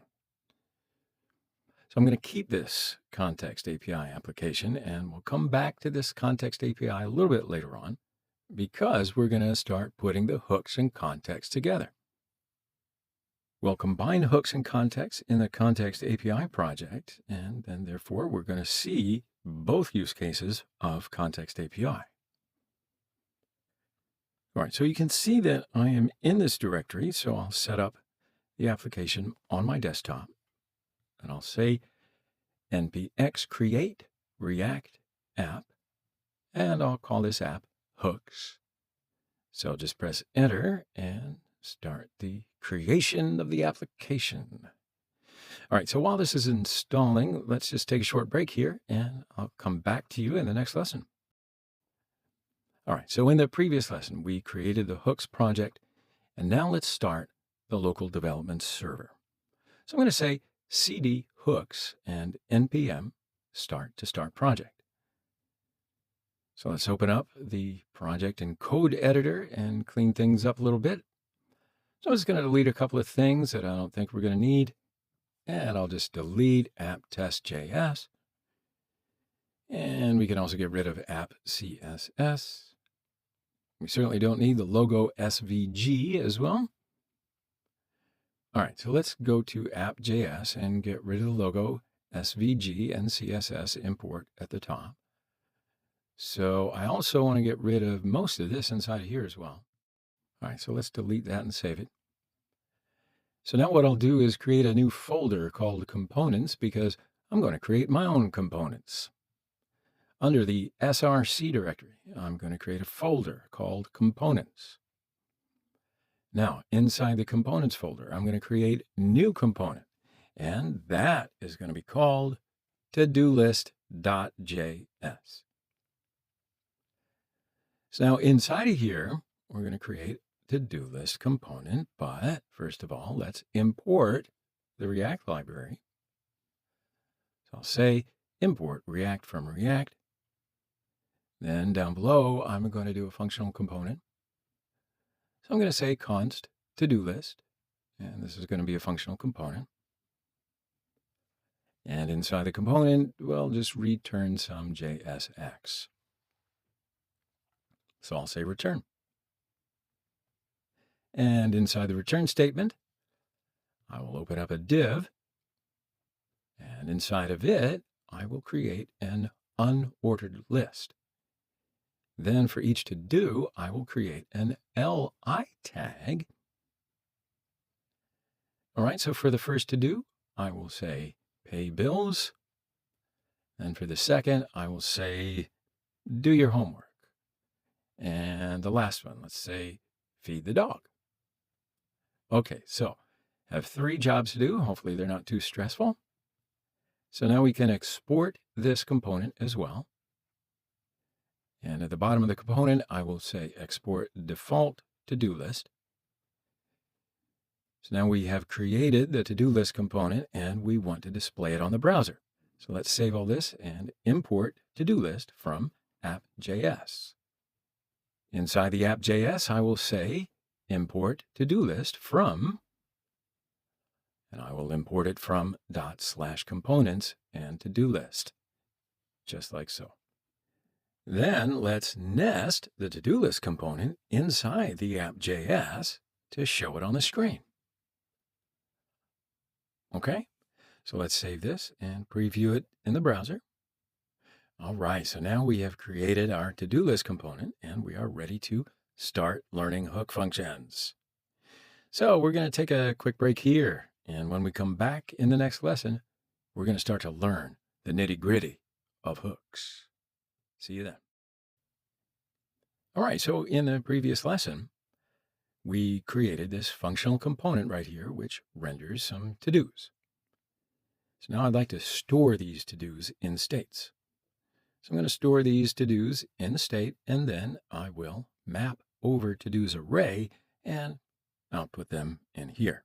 So as you may have guessed in here, my main purpose is to show you how to use states in functional components, and that's why I'm going to do this, right? Okay.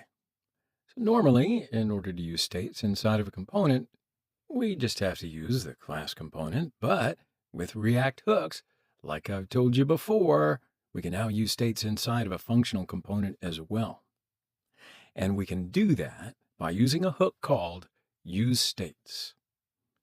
useState hook is a function, and it's going to allow us to use a piece of state inside this functional component. So why don't we start off by importing that hook up at the top. Okay, so I'll put a comma, and I'll open up a set of curly braces, and we will import useState hook from React library like so. Okay, and then we can use this hook in here. So we'll say useState, and we're just invoking a function. Then this hook accepts an argument, which is going to be the initial value for this piece of state that we want to use, just like we're doing in a class component. So we'll say something like, state is equal to an object where we define the different properties. So we're essentially doing the same thing in here as well. We're defining a property of the state inside this function. So for now, I want to define some to-dos inside an array. And that's going to be the initial value of this state. So I'm going to do an array of to-dos in here. So inside the array, I'm going to create objects, and each object would then be each to-do, right?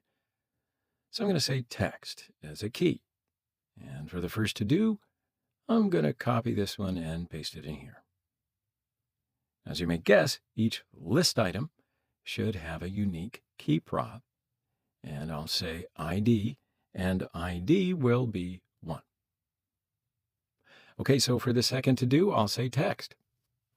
And text will be do your homework. So I will copy and paste it as well, and this time the ID will be 2, just like that.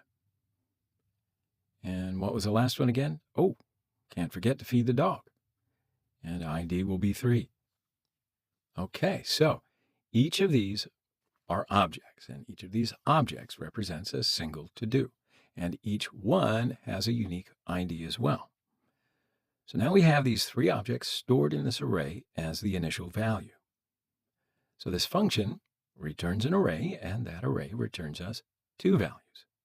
The first value is going to be the actual data, the state itself. And the second value is going to be a function, which we can then use to edit that state. You with me? So it returns those two values inside an array. So we're going to use array destructuring to get these two different values. So I'm going to say const, and then array is equal to this thing, this useState hook. And then for the two properties, we can call what we want. But generally, we will name them whatever the state is, whatever the state defines. So for example, I'm going to call the first property to-dos, and this is the state itself. And the second one is going to be set, and then whatever I call the state. So set to-dos. This is the function which we can use to edit this state.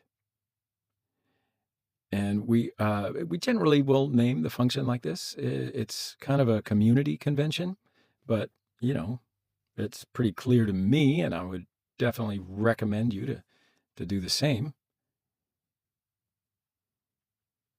All right, so in this example, we have the state itself and also a function to change the state.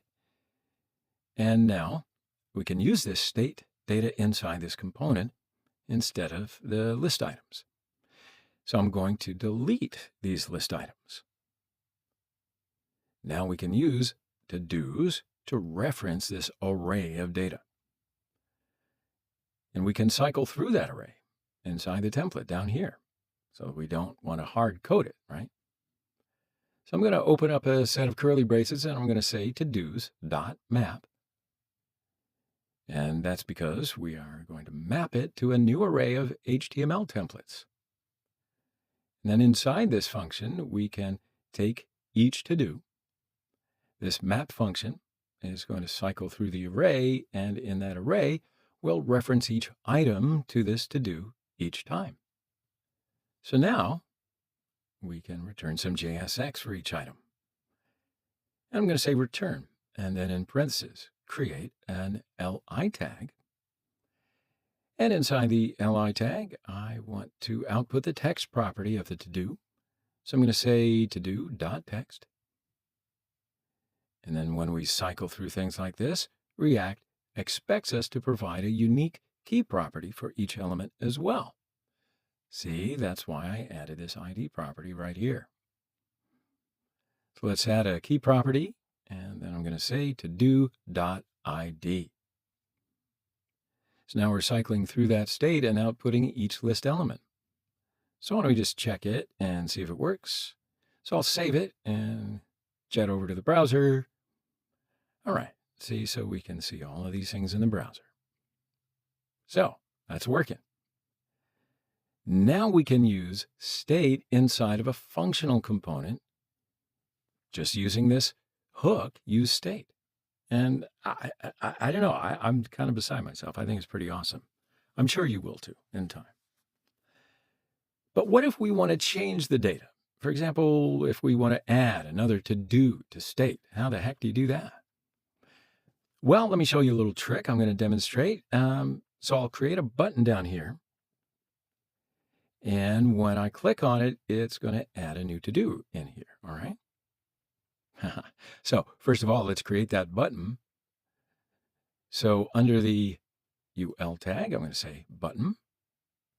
And inside the button, I'll say add a to-do. And we'll need to attach an on-click event handler to do this. And that is going to reference a function called add to-do.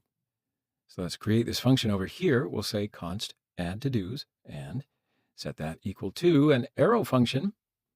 And inside this function, what we want to do is change the state. Now remember, we said that this function will be able to get back from the use state is used to change the state data. So we're going to do that right here. All I do is say set to-dos, which is what we called the function. And then inside of here, we pass whatever value we want. So we want this data to be an array because we are mapping it in here. So we pass in an array, and this is going to completely replace whatever the current value of to-dos is. All right? So inside here, we can't just add something extra into this because it's going to completely replace it with this thing. So for that reason, we need to use the spread syntax like this. And that way we're going to get the current to-dos and spread them into this array. So we're going to grab each one of these and put them into this new array. And then we're going to want to add an additional to-do in this new array. And that's going to be a new object, which will have a text property. And this is just going to be new to-do. So I'm going to say text. And for the new to-do, let's say learn hooks. And then we need a ID property because we are mapping over the to-dos array in here. And as I mentioned before, when mapping over some elements, React demands us that we give a unique ID to each list element. So that's why we have these ID properties. We have 1, 2, 3. So when we click on this button, we're going to call this function, and in this function, we will get all the to-dos with the spread syntax, and then add a new to-do into this array. So when we click on this button, on each click, we have to add a new to-do with a new unique ID. So on each time to give a new unique ID to the new to-do, I'm going to say math.random to create an ID. So we will give the random numbers to new list items on each click. And yeah, you might be thinking it's not necessarily the best practice because, well, random numbers can match and we could get a warning again. But right now we've got a very tiny to-do list example here. And it's a little difficult, the probability to get the same numbers. But if you want to, you could use UUID npm as the package to create a unique ID. Or you may find another ID generator package to create an ID in a more secure way. But you know what? I don't want to get too distracted and waste too much time doing all that to install new packages in the lesson. So that's why I'm going to do this right now. But you get the idea. All right? So let's save all this and get back to the browser. And I'm going to click on Add To-Do button. And we're going to add a new to-do over here.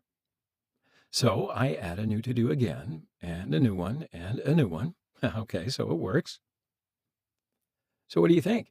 We've now used this useState hook to use some state inside of our functional component. And we're just calling this the useState hook here and giving it an initial value. And then right after that, this hook function returns us an array. And in that array, we're getting two items. The first one is the actual value of the state. And the second one is a function to change that value. That's pretty cool. And that's all about the useState hook. And I think it's pretty awesome because we could never do this in the past. We'd always have to use a class component to use state. But now all we need to do is use one simple hook function to do all of that in functional components. This useState hook. All right. So tuck that under your hat and we'll take a short break here and we'll see what to do in the next lesson. All right, so now we've learned this useState hook. What do you want to do now? So in this lesson, I would like to show you another example of how to use state hook to practice it more and to get a little deeper. So in the previous lesson, when we click on this Add a To-Do button, each time we are adding the same to-do to state, right? Well, let's say I don't want to do that anymore. What I would like to do is, when a user types something into an input field, I want to put in state whatever the user types into that input field. You with me? So that means that then we will show that user entry in the browser. You see where I'm going with this, right? So we're going to do that right now together. We're going to create a form to add a new to-do. And then they type in a to-do that they want to do, and we'll store that in a local state using useState hook. Okay, so to do it, let's create a new component. First, I'm going to create a new file, and we'll call it add_new_to_do.js. And inside this component, we need to import React. So I'll say import React from React. We also want to import useState because we will need that hook. Okay, so then let's create a functional component. So I'm going to say const add_new_to_do. And this will be a functional component. And inside this component, I will say return. And we will return some JSX here. And then we will export this component. Okay, so let's create the form. So I'll create a form tag. Inside this form, I'm going to create input, and the type will be text. Then create a submit input. And then I will add a label for this input and add HTML4 property to do, and I will add the same text as ID to this input. Okay, so let's save it and import it inside the to-do list component. Once inside the to-do list component, I'm going to say import add new to-do from /add new to-do. Now, what I'd like to do here is nest this component inside the to-do list component. And then at the bottom, instead of this button, I'm going to remove it, and I will say add new to-do, like so. All right, so let's save all that and go over to the browser. Okay, so now we've created the submit button and input field. So yeah, right now nothing's going to happen, but what we do want is to attach some kind of event listener to this form right here. And then when the user types something in here and submits the form, that way it's going to output that entry right in here. Okay, so let's go back to the code editor and implement that. So I'll say on submit, and then set it equal to something and define this function later on. But we also want to track what our user types into this input field. So we can do that in React just by saying onChange. So whenever the value inside this input changes, and whenever the user starts typing something in here after each keystroke, this is going to fire a function in here. So now this function is just going to be an inline function, and I'm going to create an arrow function, and we'll be taking the event object. Okay, so now what we want to do inside this function is store whatever the user types into some kind of local state. So to create that local state, we are going to use this useState hook. Okay, so I will say useState and call that hook. So now we need to pass in an initial state for this state. So in our case, it's going to just be an empty string. Okay, so now when a user types into this input field on every change or after each keystroke, we want to update the state with whatever the user has typed in. So do you remember we get back an array from this useState hook with two values? The first one will be the actual value, this state itself, and the second value will be the function to update state. So first, let's say const, and then square brackets is equal to useState. And the first one is called to-dos, the actual value. Then I will say set to-dos for the function to change that value. Okay, so now what we want to do inside this function is actually use set to-dos to update this piece of state with whatever the user types in at that moment. So we're going to do this on one line inside here. We'll just say set to-dos, and we want to pass in the value that's currently inside this input form. So we'll use the event object. I'll say event.target to get this input field, then .value. So that's going to get us the value of whatever's inside this input field and set that value as the to-do state in here. Okay, so it's going to apply it to this thing here, this piece of state. So we're now keeping whatever is inside this input field into state, right? And I'm also going to attach a value property in here and set it equal to do, like so. Now we're setting it equal to whatever's in the state. So to begin with, when we first render the page, it's going to be empty. So if I save this, right, nothing's going to happen because when we change this, all we're doing is updating the state. But what we want is get this text and send it to this add a to-do callback as parameter and add it as a new to-do to this state inside here. And we can do that by passing this add to-do callback as props to this component. And that way, when we submit this input field, we will call that callback function with this to-do state.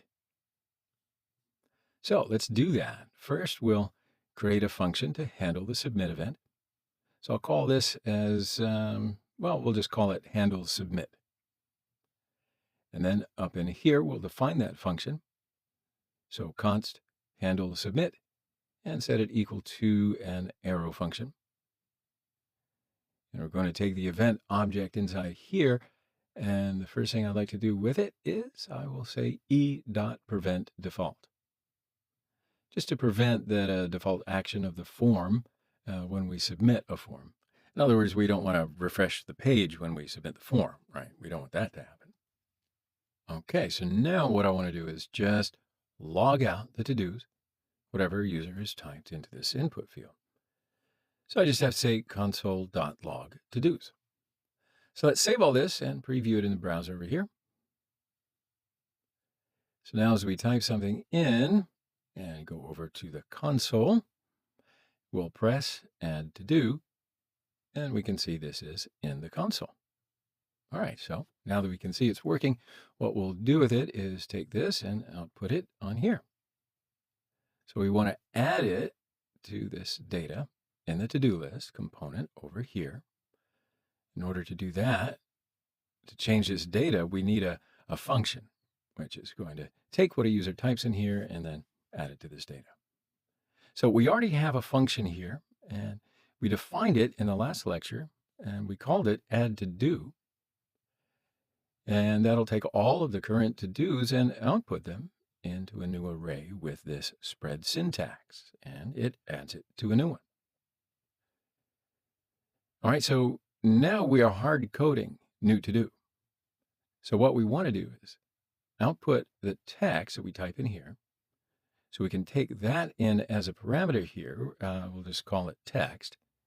And then we'll set text equal to text. Now we can use a bit of ES6 shorthand for this because the key and the value are the same. So we can just say text like so, and that does the same thing.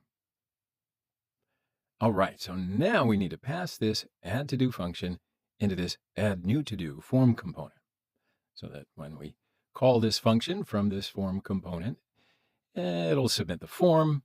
And when we do that, we're going to pass in the text so it will receive that text. And then it adds it into the to-dos array. Okay, so let's do that. So I'm just going to come down here and I will say add to do is equal to add to do. So we're just using a prop right here. So let's save that. And then we need to accept it up here. Props will appear as an argument in here, as an object. So I will say add to do like so. All right, so now we're logging this into the console. So instead of that, let's say add to do, and we want to pass in the text, which is this data, which is exactly what the user will type into the input field. So let's save all this and see if it works, or double check perhaps. So I'll say test and hit submit. And look at that, it does work. So I'll say new to do and press enter again. And yep, it works again. Terrific. So now one thing that I like to do is clear this field when a user types something in and then presses a submit button, right? Because at the moment, if we want to add another one, we just have to delete that first one and then add the new one. So that's a little cumbersome. So I want this to auto clear. How do you do that? Well, I'm just going to say set to do, which is the function. We can use it to update this over here, set to do, and we're going to change that back to an empty string. Because this value of this input field is kept in sync with this piece of state. So when we do that, we update this piece of state. Then this input field is going to update as well with that empty string.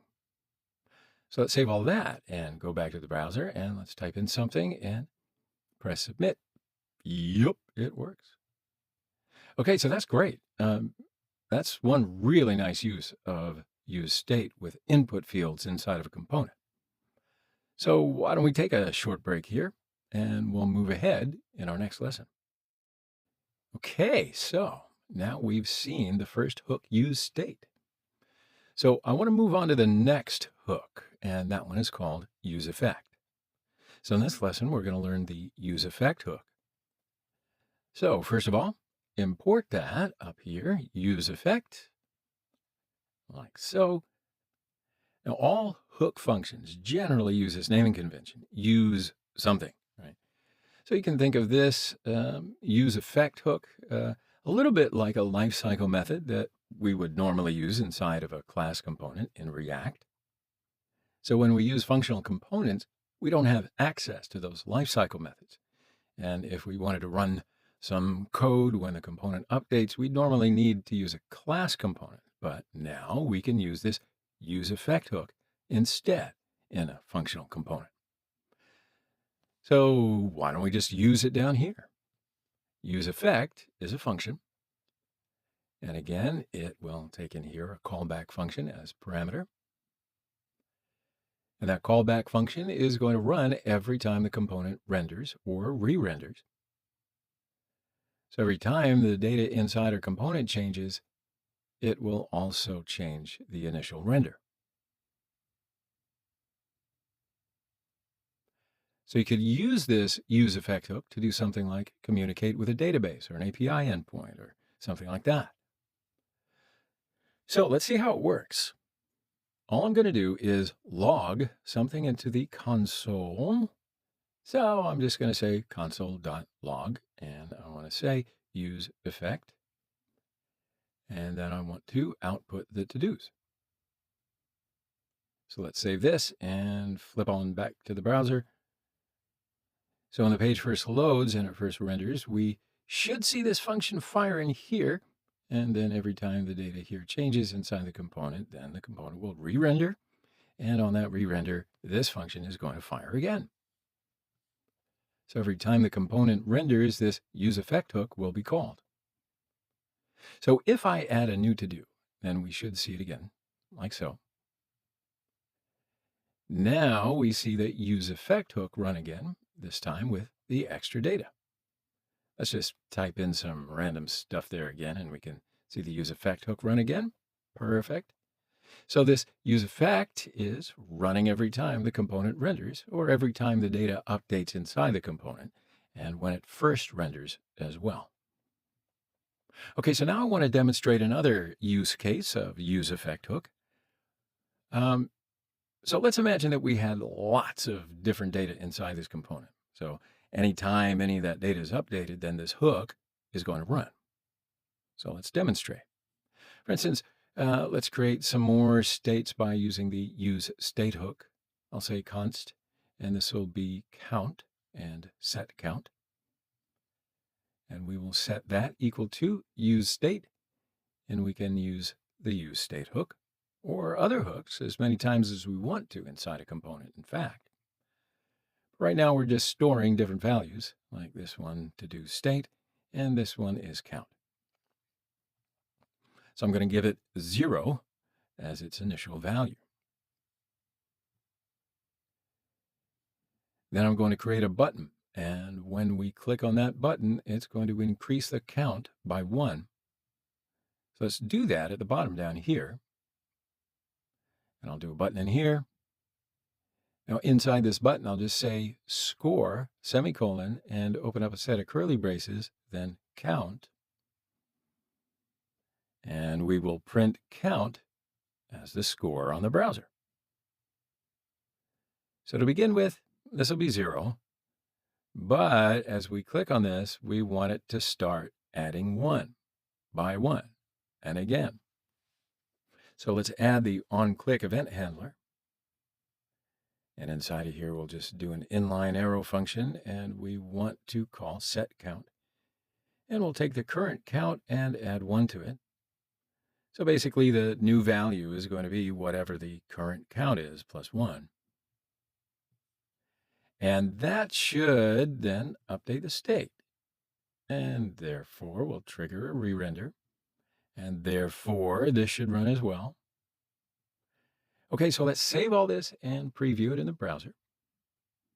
So we can see it's currently 0. Add 1 to count. Score goes to 1. And you see the useEffect hook run. Now I'll do it again, and it comes up again. So this data is not changing the to-dos, but all right, that doesn't matter right now. Some data inside the component is changing. Therefore, it re-renders the component. When the component re-renders, it's running that useEffect hook. But now, I'll show you, though, in this case, we might not want to run this callback function every time that any data is updated. For example, we only wanted to run this function when this data changed and not this data. So how do we do that? I'll show you. If we come over here, we can see that it still runs when we add some data because it's running after any kind of data change. But what if all we want to do is fire it only when we change the to-dos data, not this one? So we can do that by passing a second parameter into the useEffect hook. And that second parameter is going to be an array of data that we essentially want to watch. So we only want to run this useEffect function when the data inside this array changes. So for example, I could pass in here to-dos like so. That means we only want to run this callback function in the useEffect hook run when the to-dos data changes, not when the count data changes. So if I save this and come over here and add 1 to the count, then it's still increasing the count. The data is changing and the component is re-rendering, but this is not running all the time. We only get it on the initial render. So if I start to add a to-do, then we get that callback function. So that's great. We're now limiting this function when we use this callback function. So as I mentioned before, we can use a useEffect hook as many times as we want inside the component, just like a useState hook. So let me just copy this and paste it down here. And again, I'm just going to change this one to count and change this one to count as well. So that means only run this callback function when count is changed. So in here, instead of to-dos, we will output the count right here. So let's save all this and come back over here.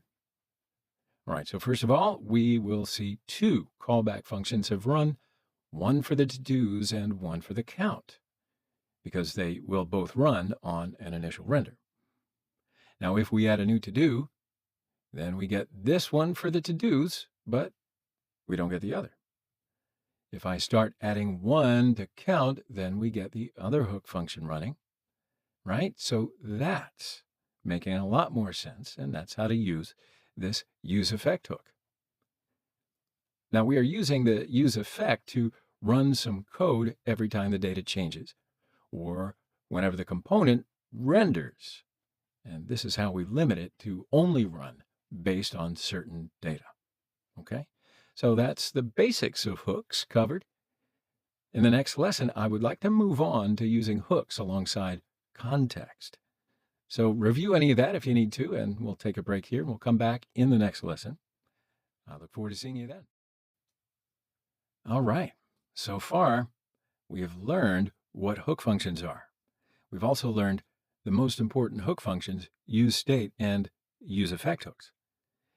We've already learned Context API in class components, remember? So now I'd like to come back to the Context API project, and in that project, we're going to see how we can use these React hooks within Context. So to do this, let's go back to the Context API app, and I have opened Context API in my code editor and in the browser over here. So you can pause the video here and open it up in your code editor and start your local server by saying npm start in the project directory. Cool, so after it opens up in your code editor and your browser, we can start to learn how to use these two hooks and context together. So we're going to start to consume context using React hooks. Now, at the moment, we have these two contexts, auth context and theme context. And we consume these in different components in navbar, as well as in the to-do list component over here. And to show you how to use hooks and context together, I'm going to refactor these components with new React functional hook components.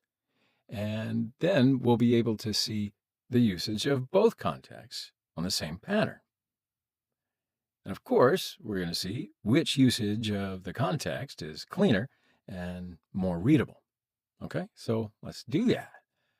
First of all, I'm going to come into this to-do list component, and I'm going to start from this component. Okay, so we can see that we consume the context right here using static context type. Now, remember that we said if we were to use a functional component, we can't use this method of consuming context.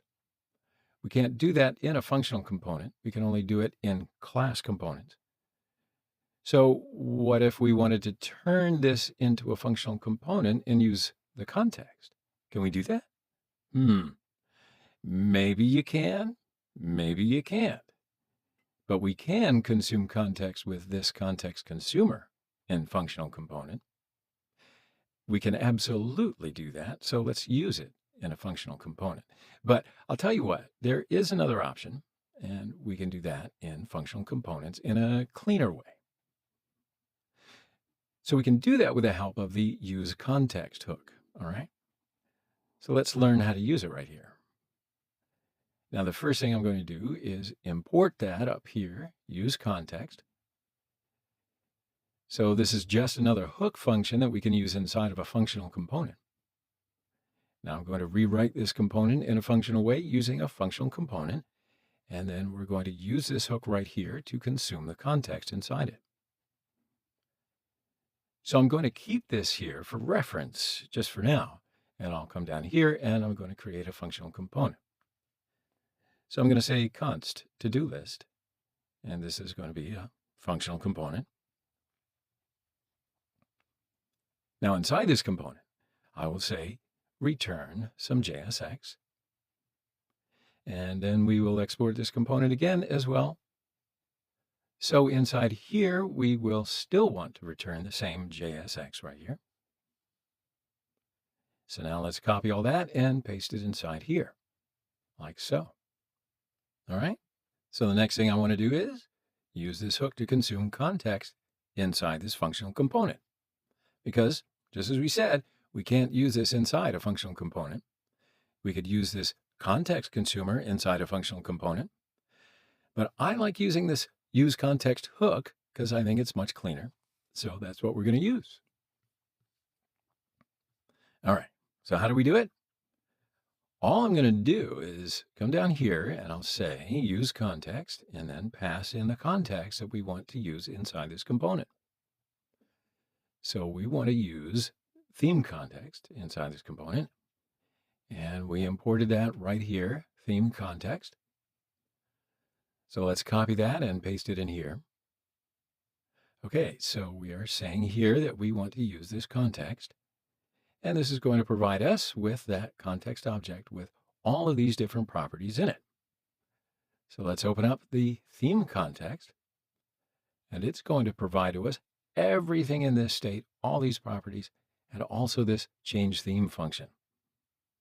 So what we could do is destructure those from this useContext hook, just like we did in here. So I'm not going to write it again. I'm just going to copy this and paste it in front of the useContext. So now this useContext hook returns to us everything that appears up on the value props of this theme context. So now we're just grabbing these properties from this thing. And that's all that we have right here, okay? All right, so now this time we are going to just be using a hook to get that context object, and we're destructuring these different properties from that context object. All right, so now that we have those, and we can also do this logic right here to find out the theme, so I'll copy that and paste it down here. So we're still evaluating the theme in here.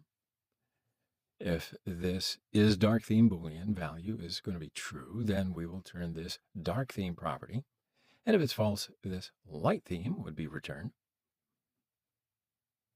So we turn in either light or dark, depending on that Boolean for the theme. And then we're just using those properties to output some different colors on these different UI elements. And look at that. I mean, that's all you need to do to use context inside of a functional component. So what do you think? I think it's much cleaner, easier, and also it looks a whole lot nicer, even though it's only a couple of lines shorter. Also, I think even, when you compare these to this one, when we use the consumer tags, it seems to me just a little messy. But over here, look at this. It's very simple, very clean. So what I'm going to do is just delete this one. And I'm going to delete this old class component. We don't need that anymore. So let's save all that and go back to the browser and see if it all works just like we think it will. And we'll go back to the browser and watch it. Okay, so that's good. See, nothing has changed, and well, I didn't expect anything to change. I just want it to work the way that it did before. The functionality should be just the same, right? But it's the coding that's different. So that's perfect. So there we go, my friends. That is how we can use context inside a functional component using the useContext hook. And hey, wouldn't you like it if the world was that easy? So let's take a short break here and we'll come back in the next lesson. All right, so in the previous lesson, we've learned how to consume context with the useContext hook. Now in this lesson, we're going to learn yet one of the other advantages of the useContext hook. Okay, so one of the cool things about this useContext hook is that we can use it as many times as we want inside a component. For example, we can consume as many different contexts as we want inside this navbar component using the useContext hook. So now we are consuming two different contexts inside the navbar component. We have the auth context and the theme context. So what I'm going to do is change these contexts to the useContext hook. And then what that'll do is turn this into a functional component, because currently this is a class-based component.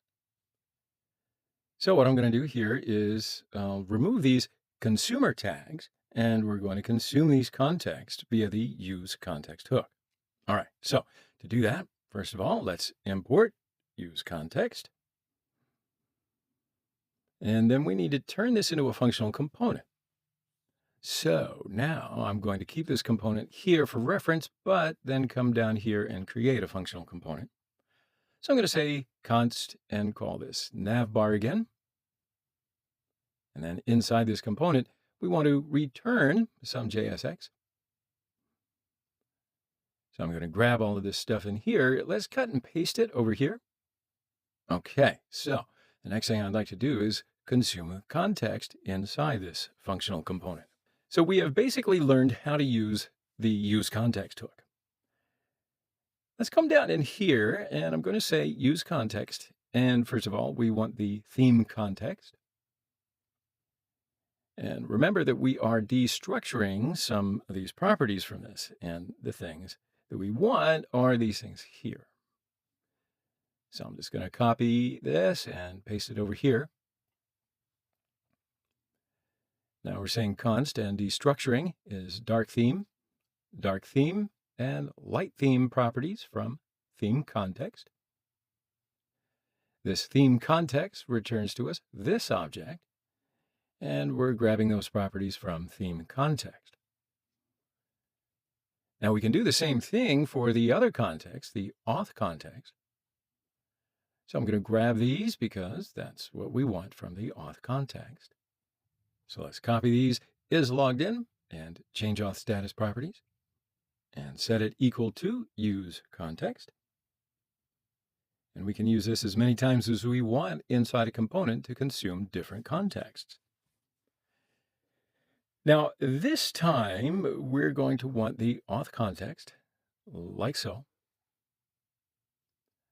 Okay, so now we're consuming these two contexts. Now what we want to do is this thing right here where we check which theme we're actually going to be using. So let's copy and paste it down here, like so. Okay, so that's it. It's exactly the same thing with this one. And we're still outputting information from these theme context and auth context. We're getting all the information we need from these contexts and then determining which theme to apply. And I think that looks much nicer than all of this where we had these different consumer tags. So perhaps it may look a little confusing after a while, I think, when you have several different contexts. I mean, I just wanted you to get the bare mechanics of it. So that means that we can get rid of all of this class component now. We don't need any of that anymore. All right, so let's save all that and preview it in the browser. So let's toggle the theme. That's good. And we'll toggle the auth status. Okay.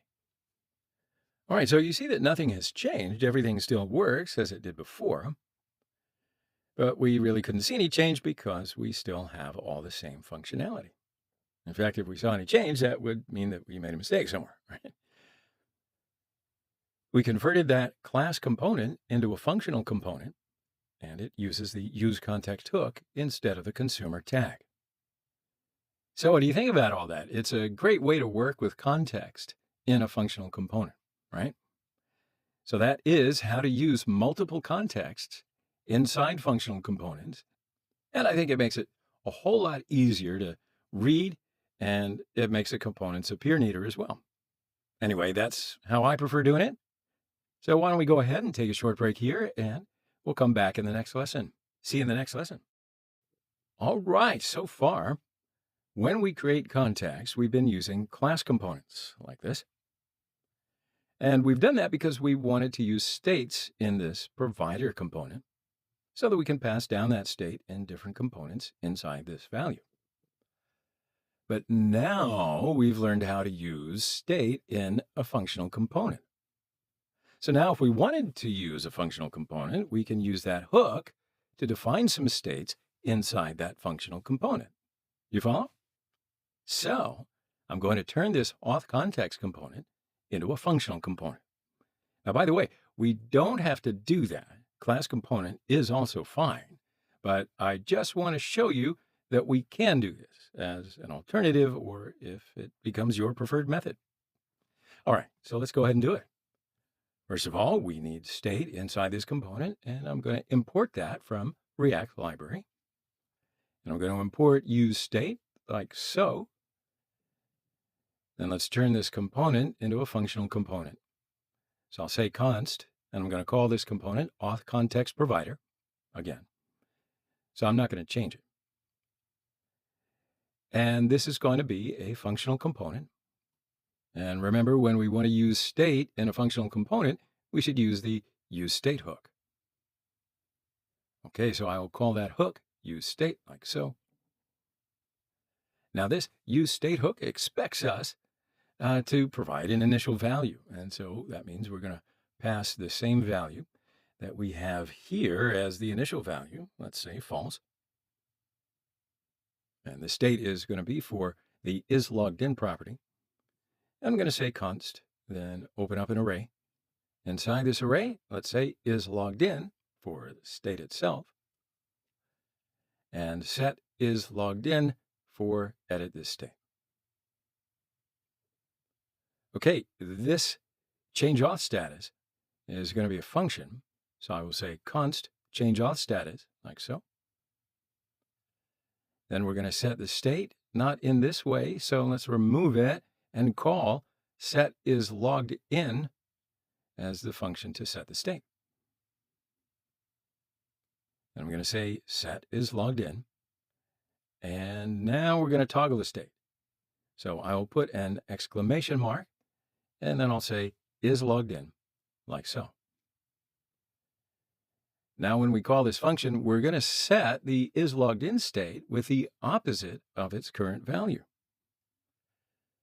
If its current value is false, we're going to set it to be true, and if it is true, we are going to set it to be false. Okay. Now we don't have the render method in functional component. Let's remove it. And inside the value props, we added this state object. But now we can't say it like this. We have this isLoggedIn property in state, and we should add it in here like so.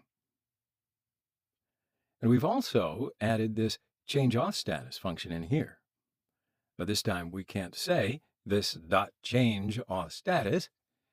We can access change auth status just by saying change auth status, because we're not using that class component anymore. And if the key and value property of an object has the same value, we can shorten it by removing this value. And we can just say change auth status.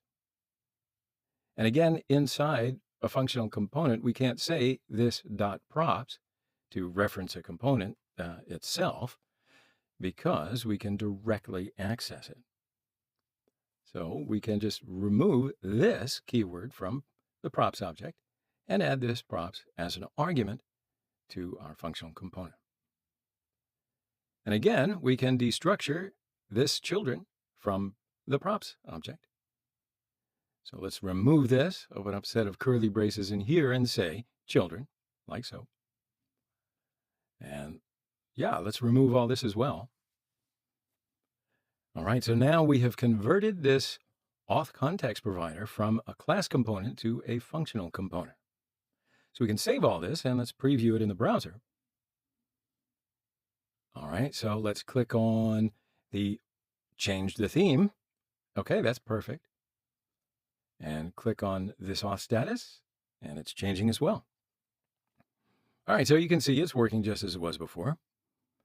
All right, my friends, we can create context with functional components like this. So now that you know that, let's take a break in here, and we'll come back in the next lesson. All right. So far, we have learned the hooks, useState, useEffect, and useContext. We've learned all about React context and all about React hooks. So what I'd like to do now is take everything we've learned so far and put them all together. And doesn't it make sense that while we're practicing everything that we've learned so far, we're also going to pick up a few new things, and we'll see what you can do with those. So if you look inside this to-do list component, we can see these to-dos are hard-coded. And what I'd like to do is create a context for that to-dos and get that to-dos from context state and output them in here instead of these ones. And after doing this, after getting all the to-dos from context state, we're going to learn how to add new to-dos and how to remove one of the current to-dos in here. Okay, so first of all, let's start creating a new context for these to-dos.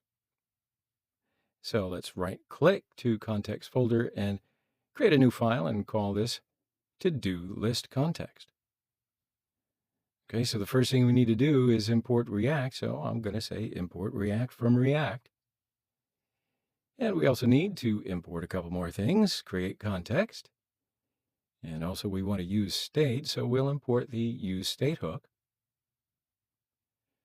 So for the first thing I'm going to do here is export const to-do list context and set it to equal to create context and invoke that so that it creates us our context. Now I'm going to create a functional component to provide this context to all child components. So here I'm going to say const to-do list context provider. And this is going to be an arrow function. Then inside here, we want to take in the children props because remember when we want to output this context, we use the children props. In a class component, the children props are attached to this dot props, but in a functional component, we take them in as a parameter. We take the props object as a parameter and deconstruct it in here and get the children property inside it. All right, so we have those children props now. Okay, so now inside here, we want to use the state to define some data, and that data is going to be an array of to-dos. So I'll say useState, and inside here, we're going to pass an array, and what I'm going to do is just paste in some to-dos here. I'm going to take the same to-dos in the to-do list component. So let's just copy these to-dos, like so, and paste it inside this array. So each to-do is going to be an object, and each one has a text property and a unique ID. So remember, this returns two things inside an array, the state itself, and also a function to update the state. So let's grab those const, and then we'll call them to-dos and set to-dos like so. So now we have this data defined. All we need to do is return the provider down here. So let's do that. I'll say return and to-do list context.provider and close it off like so. Then we want to attach the value property so we can pass down the to-dos. So I'll say value, and I'm going to place them inside here like so. Now we're passing down the to-dos, and inside here we want to say children. So now we are wrapping the children inside the provider, and so all child components can access this value property. So the last thing we need to do for this context is export it, and then provide this state to the to-do list component. So let's say export default to-do list context provider. So we've exported this context. Now all we need to do is import this into app.js so that we can wrap the components that are needed to use this context inside. So I'm only going to use this inside to-do list component, and I will wrap it with to-do list context provider. But first of all, we'll need to import it at the top. So I will say import to-do list context provider from /contexts/to-do list context provider. So let's wrap this to-do list component with a provider tag. Under the auth context, I'm just going to create a to-do list context provider tag and close that off like so. All right, so now inside our to-do list component, we could consume this context. So why don't we do it? What I'm going to do is use the useContext hook again in here. And to do that, I'll just say const, and then we want the to-dos property from to-do list context. So I'm going to destructure that, and that's equal to useContext. We're going to grab this from to-do list context. So inside here, I will say to-do list context. Now we need to import it. So I'm going to say import to-do list context from. And under the context folder, I'm going to import to-do list context, like so. Okay, so we have accessed this to-dos array in here. Now all we need to do is, instead of outputting these, we want to map through the to-dos and output those dynamically instead. So first of all, let's open up a set of curly braces, and inside of here, again, I'm going to use ternary operators to output to-dos. So I'm going to say to-dos.length, then question mark. If to-dos array has length, that means if we have any to-dos, in this case, I'm going to output all to-dos to the browser. So I'm going to say to-dos.map. And then for each to-do, we want to output a template. So I'll say to-do, then let's open up a function, and we want to return a template for each to-do. And that's just going to be this p tag. Let's copy one of them and paste it in. Okay, we still want to keep this style based on the theme, but instead of outputting this text right here, we want to output the text of the to-do. Remember, we have a property called text for each to-dos. So in here, I'm going to say to-do.text to output text for each to-do object.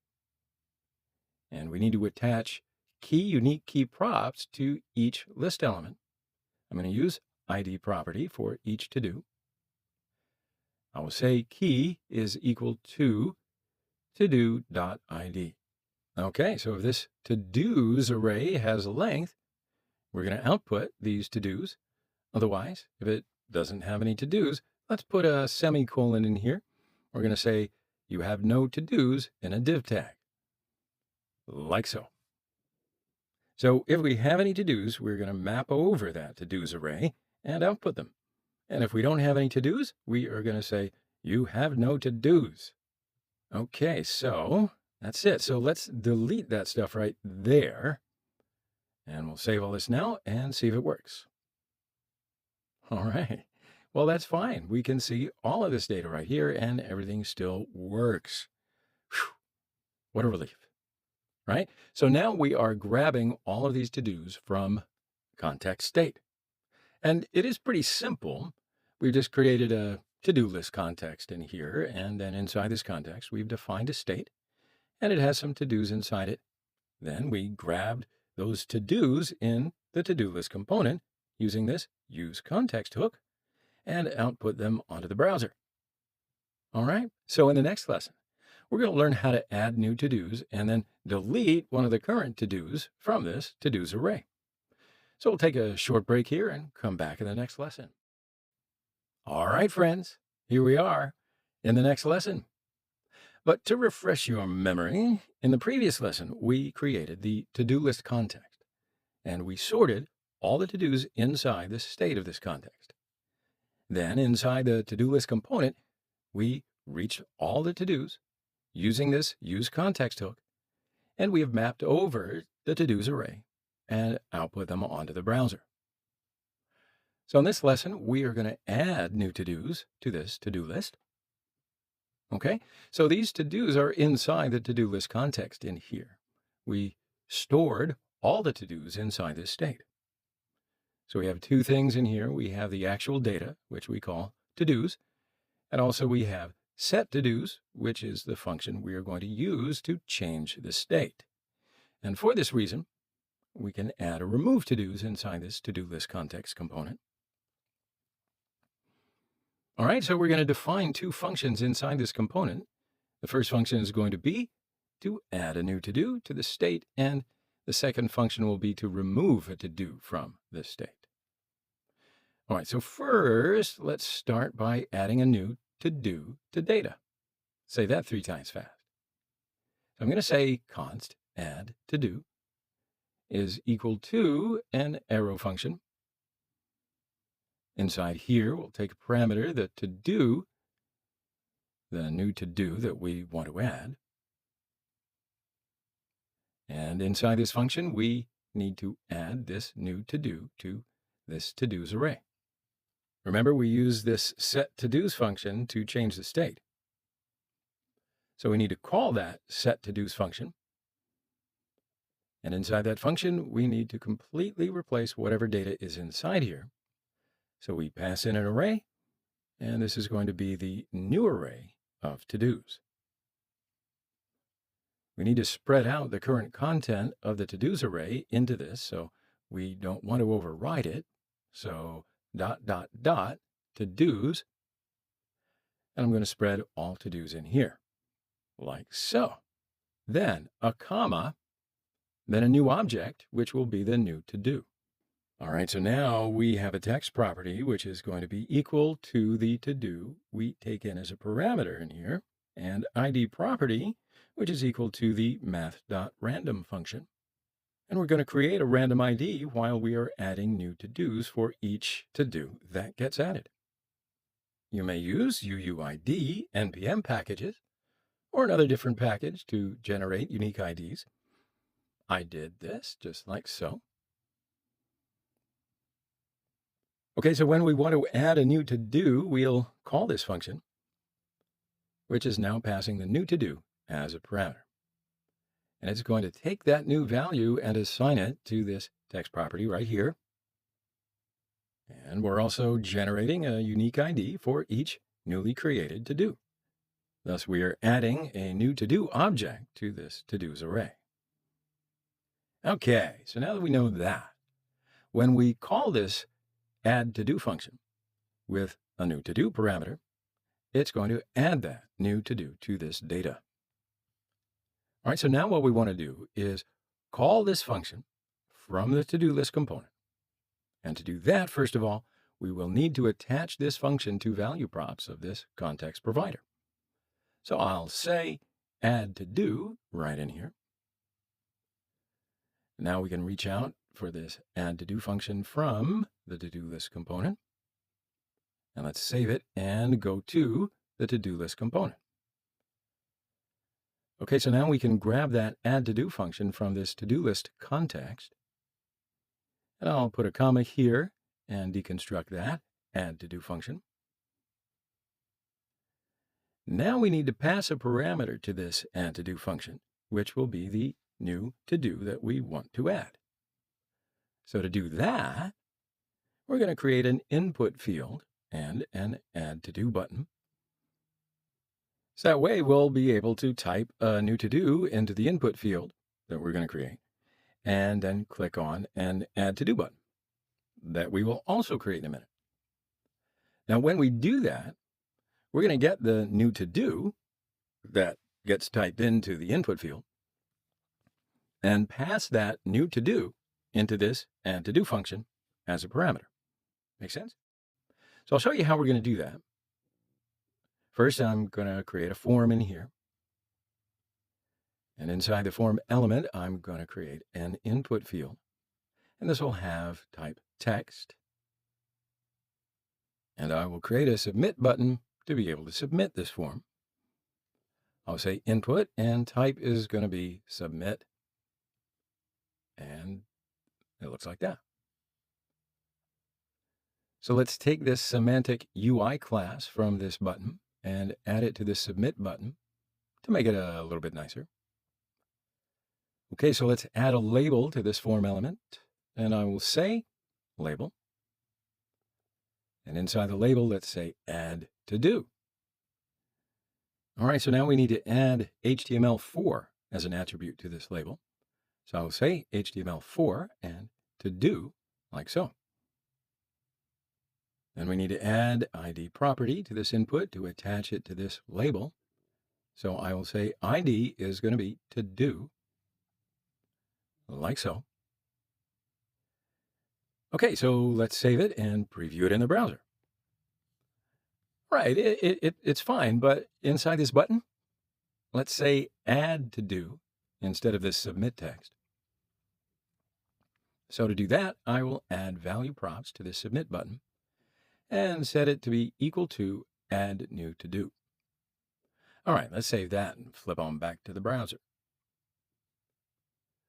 So now what we want to do is we're going to type something into this input field and hit that button, and then we're going to grab whatever the user has typed in and pass it as a parameter to this add to do function. Can you feel the tension building? So this add to do function gets that parameter in here and creates a new to do with that user entry. Okay, so to grab that user entry, I am going to add an onChange event to this input and attach it to handle change as a function like so. And we will create this function in just a bit. So whenever the user types something in an input field, this onChange event will automatically fire, and this onChange event will call the handle change function. So let's create that function in here. So let's say const handle change. And this is going to be an arrow function. And we get that event parameter in here. So the input value will be attached to this target objects of this event. So let me show you that in the developer console. I'll say console log e.target.value. Let's save it to go to the developer console. Okay, so let's right-click in here and say inspect to preview developer console. So now when I type something in here, we can see it in console right here. Okay, so let's take whatever we have typed in and pass that into the add-to-do function. To do that, first of all, we'll need to store that data in this component state. So let's create that state. So I'll just say useState and give an empty string to this state for an initial value. Then this will be equal to const and open up an array for the first value. I'll just say to do. And for the second, I will say set to do to set this piece of state. Then in here, I will get this target value and set the to-do state with that value. So I'll say set to do and call that function. Inside this function, I will say e.target.value. Okay, so we are now getting whatever the user has typed in here and storing it, that data, into this to-do state. Okay, so now we should import the useState hook in here. Don't want to forget that. And now the only thing we need to do is pass this state to the add-to-do function. And I'm going to pass it when this form is submitted. So I will add an onSubmit event to form. So when we submit this form, I'm going to call handle form submit callback. And we can create that callback in here. I will say const handle form submit, and this function will be called with the event parameter again. And this is also going to be an arrow function. So as you know, when we submit forms, we need to call the event.preventDefault to prevent the default behavior of the form element, like so. Otherwise, the page will be refreshed on each form submit. Don't want that. Okay, so now we can call this add-to-do function in here. And I will say add-to-do and pass new to-do as parameter to this function. That's it. So now we are getting whatever the user types inside this input field with this handle change event and storing that data inside this to-do state because it will be the new to-do. Then, when we submit the form or when we click on this Add New To-Do button, we are calling this Add To-Do function with the new to-do parameter. This function call will trigger this function inside the to-do list context. And then this will receive the user entry as parameter and updates this to-do state with the new to-do value. Now inside of here, we will spread out all of the current value of state and add new to-do to it. And when we update this state with new value, we will pass the updated to-dos array into this value props, and then we will receive the update to-dos array in the to-do list component as well. Make sense? Because then we will map over the updated to-dos array in here, and it'll render the new to-do list. Okay, so let's save it and preview it in the browser. All right, so let's just type in a new to-do here and press Add New To-Do button. Okay, so we have added a new to-do. Let's type in Hello World. All right, so we've added the Hello World as a new to-do. But I think that we should fix this CSS issue. Did you notice it? The buttons are overflowing in here. Now, I know why this is happening. Do you? Well, it's because we just gave a fixed height to this container here. So let's just open up our code editor and remove this height property. So now it should work, right? Okay, so let's type something in here and press enter. Yeah, see, it works. Then let's type something again. Okay. All right, so that's how you add a new to-do to the context state. Let's take a short break here, and in the next lesson, we're going to learn how to remove a date from context state. Sounds intriguing? I'll see you in the next lesson. All right, so in the previous lesson, we learned how to add data to context state, and we previewed that data in here. So in this lesson, we are going to see how to remove one of these to-dos, and we're going to click on one of these to-dos, and then we'll remove that in here. So how are we going to start to do that? Well, it's kind of sort of similar to what we did in the add to-do function. So we're going to remove to-dos from in here. Now, because we have to-dos as an array in here, that's going to be the right place to manipulate this array. Okay, so now we have to add to-do function right in here. And then next we'll do the remove to-do function. So I'm going to say const remove to-do is equal to a function. This time we're just taking the ID of the to-do that we want to remove, and that's what we'll be using to filter out the to-dos. So we'll use set to-dos again, because we're going to need to update the data at the end. Then we're going to return a filtered new array. Then we're going to say to-dos, which is the current value, the current array. And then we're going to filter that array. So what the filter method does is cycle through the to-dos array, and it performs a callback function on each item in the array. Then if that item matches a certain condition, then it will keep the item in the array. If it doesn't, it will remove it, and it'll return a new array.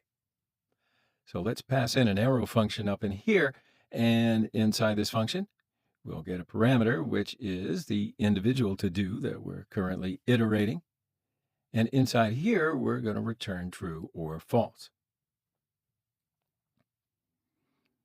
We're going to return true to keep the item in the array and false to filter it out.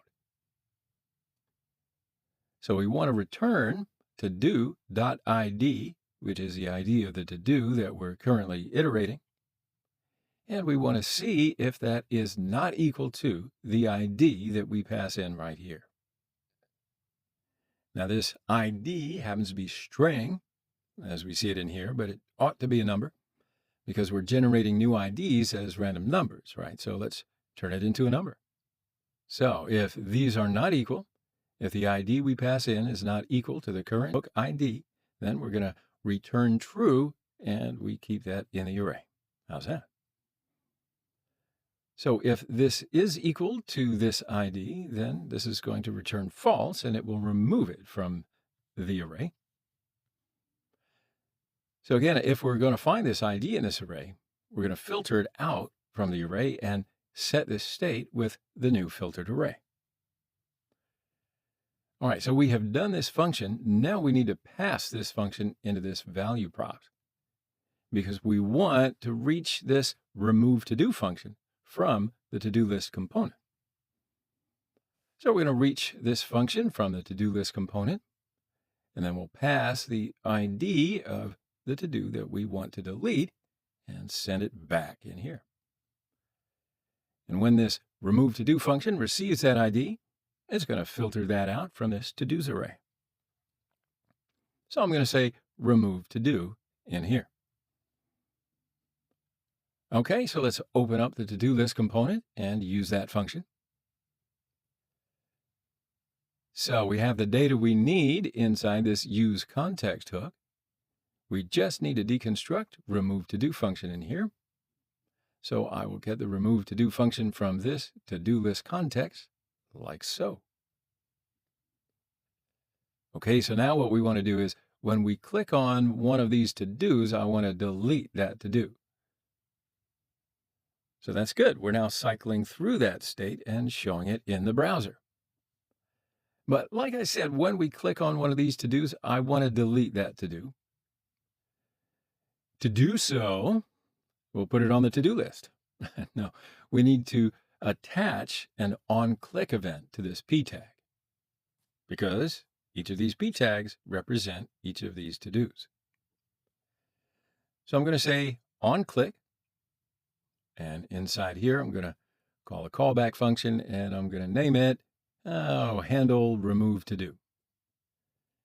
And then I will create that callback. I'm going to say const handle remove to do. And this will be the arrow function. And we're going to take the event parameter in here. Okay. So when we click on one of these to-dos, we're going to call this callback function. And inside this function, what we want to do is call this remove to do function with the ID of the to-do that we just clicked on. So I'm going to say remove to do and call that function. Now we need the ID of the clicked element to pass in here. We need to pass in an ID to this function. Remember, because inside the to-do list context, we are taking that ID, and that's how we filter the to-dos array. So let's just go ahead and pass in the ID of the current to-do. We have the ID property for each to-do. So let's first add the ID property to each to-do, and then when we click on that to-do, we're going to grab that ID inside this function. So I'm going to add ID property in here, and ID will be the to-do.id, like so. Okay, let's grab that ID in this function. So to get that ID in here, first I'm going to say const ID is equal to, I'm going to assign ID to this constant, and then we will get ID by saying e.target.id, like so. Okay, now we're getting that ID, and the only thing we need to do is pass that ID into this function. All right, so we're going to click on one of these to-dos in here. Then we will call this handle remove to do function. And inside this function, we're going to get the target or clicked to-do's ID. And then we will pass in that ID to this remove to do function. And when we call this remove to do function, this will invoke this function with whatever the ID that we've passed in. Actually, the ID will be the ID of the clicked element, right? And this function will filter out that element from this array. So let's save all this and let's jet on over to the browser to test it. Okay, so if we click on one of these, it's going to remove it and remove this as well. So it goes down to 0. And now we can't see any to-dos. It says you have no to-dos. Whew, that's a good feeling, huh? No, because right in here we have said if we have no to-dos, display this text. So I'm going to add a new to-do, and I will say new to-do, and then delete that one again. All right, so what do you think? It seems like it's working perfectly. Well, at least as expected.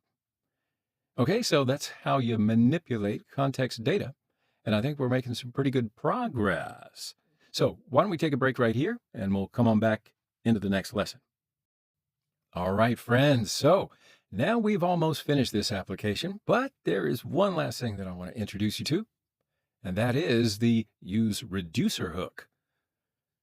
Okay, so first of all, reducers, basically it's just a pattern of code which centralizes all of our methods for changing states into a single function. Now, you might be familiar with some reducers if you've already worked with Redux. So right now, this to-do list context provider component has two functions right here, add to do and remove to do. These are the functions, right?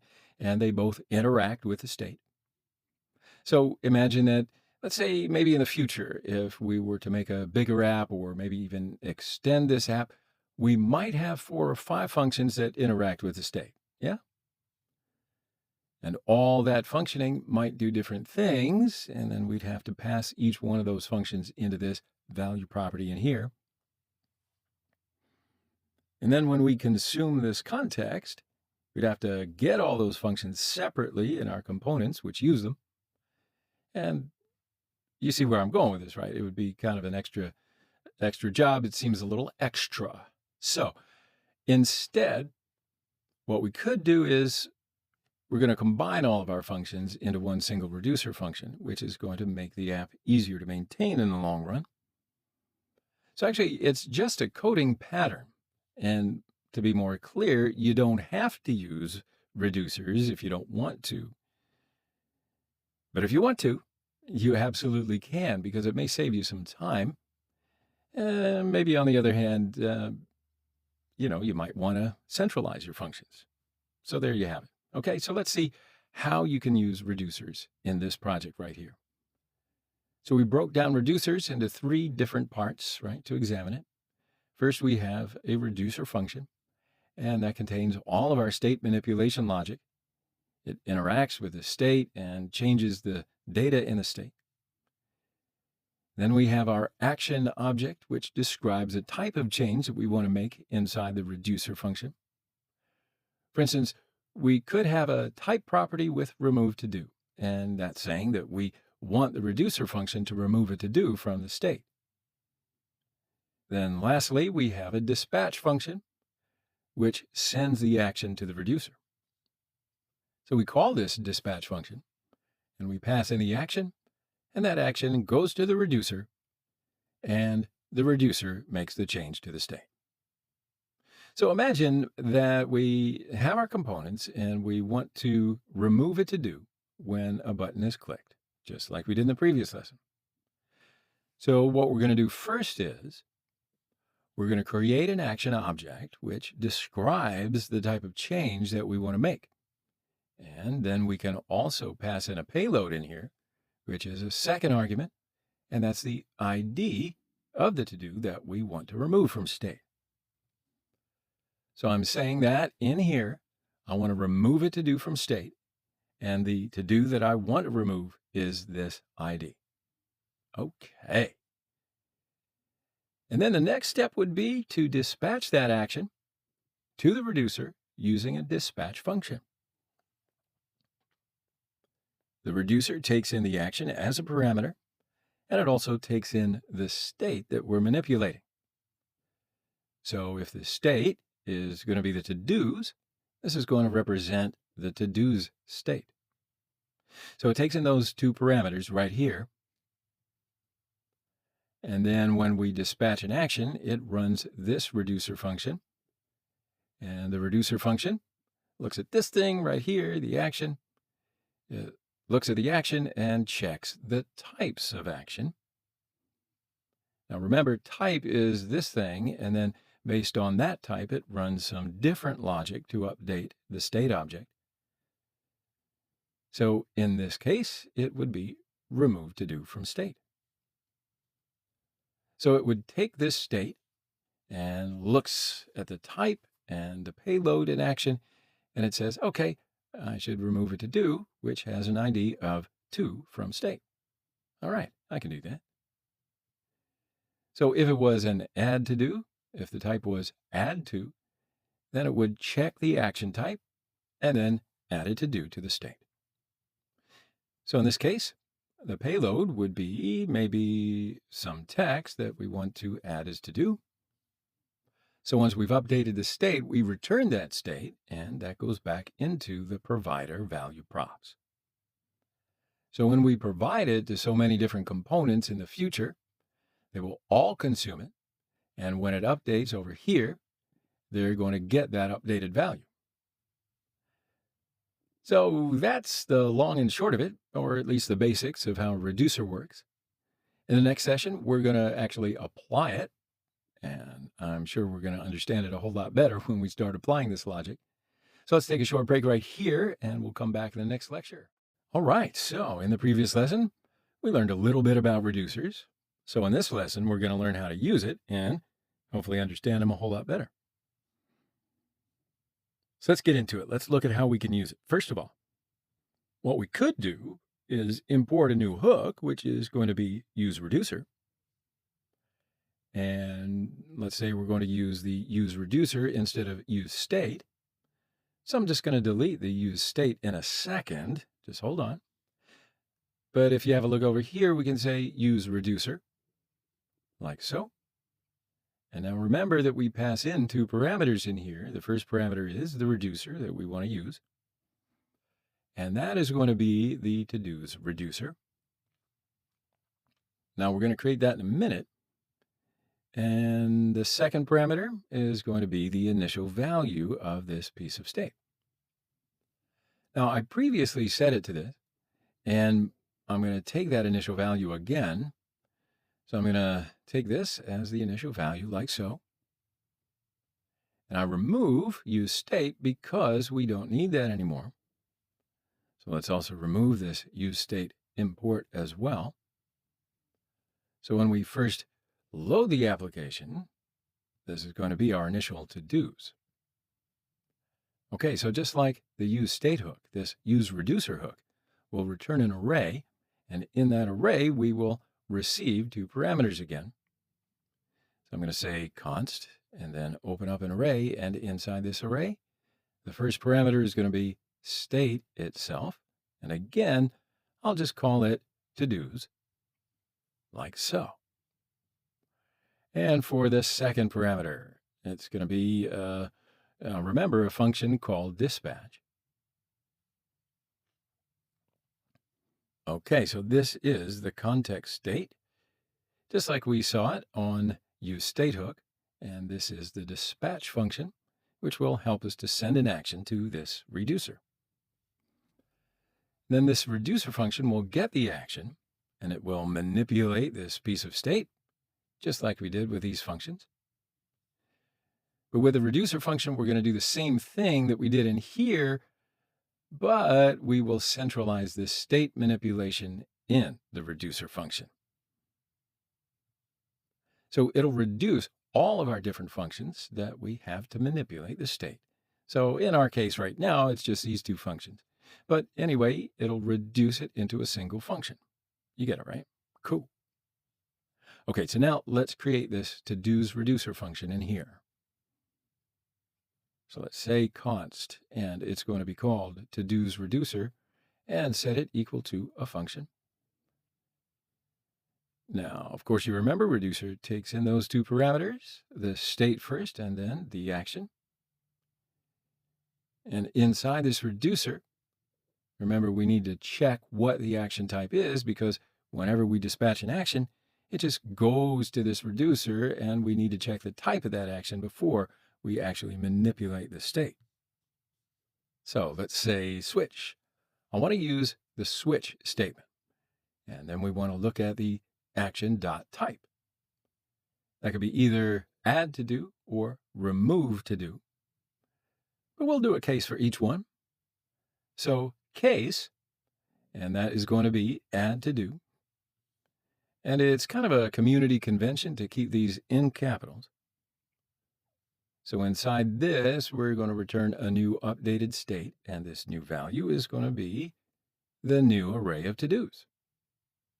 So remember, our to-dos array is going to look like this, right? So when we want to take the current value of the to-dos, which is represented by state inside this reducer, this represents the to-dos array. So what we're going to do is we're going to spread out all the different objects that's currently inside the to-dos array. So we're going to grab all of those and put them inside this new array. And then we want to add a new one to this array. So I'm going to open up a set of curly braces in here, and this will be new to-do object. So we need two properties in here. We need a text, and that's going to be on the action object that we pass in, which will be the new to-do that we want to add. And then we also need an ID for this to-do. Okay, so I'm going to say text, and we're going to get it from action.text and ID. Now, before we use this math random function right here, we did that over here. So why don't we just copy this from here and paste it? All right, so now we have our first case done. Okay, so if we were to dispatch an action with this type add to do, this will add a new object that we want to add to the state in here. Then it will return this new data, and this state will be returned. And then we'll pass it down as a value over here, and then all the components consume in this context. So we'll see that updated state in a minute. Okay, so that's the first case. Now the second case is going to be remove to do. So let's just do that. I'm going to say case. And again, in capitals, I'm going to say remove to do. And inside here, we're going to return a new value again. And that new value is going to be a filtered array, just like we did over here. Now we said to do's dot filter, and actually I'll just grab everything from here. I'm going to copy this and paste it over here, like so. Now I want to shorten this a little bit. We can remove this return statement and this one, like so. Okay, so this time we're going to say state.filter, because remember, state represents the to-dos object. It represents this piece of state. So we're going to say state.filter, and for each item in that array, we reference the item as to-do. If the to-do ID is not equal to the action.id, because when we send an action of this type, remove to-do, we will send an ID property of the to-do that we want to remove as payload. So now we're going to return true if those two IDs are not the same. And if they are the same, then it's going to return false and remove that item from the array. So that is it. Now, we also need a default case. So I'm going to say default, and I'm just going to return state in here like so. And there you go. There's our reducer. So we've created the reducer function. Now we can remove all these functions over here because we no longer use them inside this component. We use the to-dos reducer instead. So what we need to do now is remove these functions from value props and instead just pass down dispatch like that. So now in this way, we're just passing the dispatch function in here. Okay, so if I save this, then nothing is going to work in the application because we're trying to consume a context and using the different functions from that context in the different components. If we look into the to-do list component, we're trying to get add to do and remove to do functions, but they don't exist in this context. Crazy, huh? No, I know you follow me. We don't have that anymore because we just have the dispatch method. So what I'd like to do here is instead get the dispatch from here. So I'll remove these functions and instead I'm going to say dispatch. Now this dispatch function is going to dispatch an action, and that action will be the object. Okay, so when we want to add a new to-do, instead of using this add to-do function, we're going to use dispatch. Let's remove it from here. Then in here, we just need to pass an action that we want to dispatch, and that action is going to have a type. And in this case, we want to add a to-do. So add to-do. And then we also need to pass a payload that is going to be the to-do that we want to add. So I'm going to say text, and the text will be this to-do state, and this is what we type into the input field. Okay, so this is going to be the payload. So we've got the dispatch method from the context, and we're using that to add a to-do. So why don't we now do the same for removing a to-do? So instead of the remove to-do function, now we want to dispatch an action. So let's delete this and instead say dispatch. Then this time an action type is going to be remove to-do. And then the payload is going to be an ID, which will be just the to-do ID, like so. And again, key and value are the same, so we can remove this one.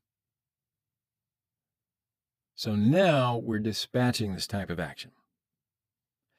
Okay, so we've pretty much done. I hope that's pretty clear to you.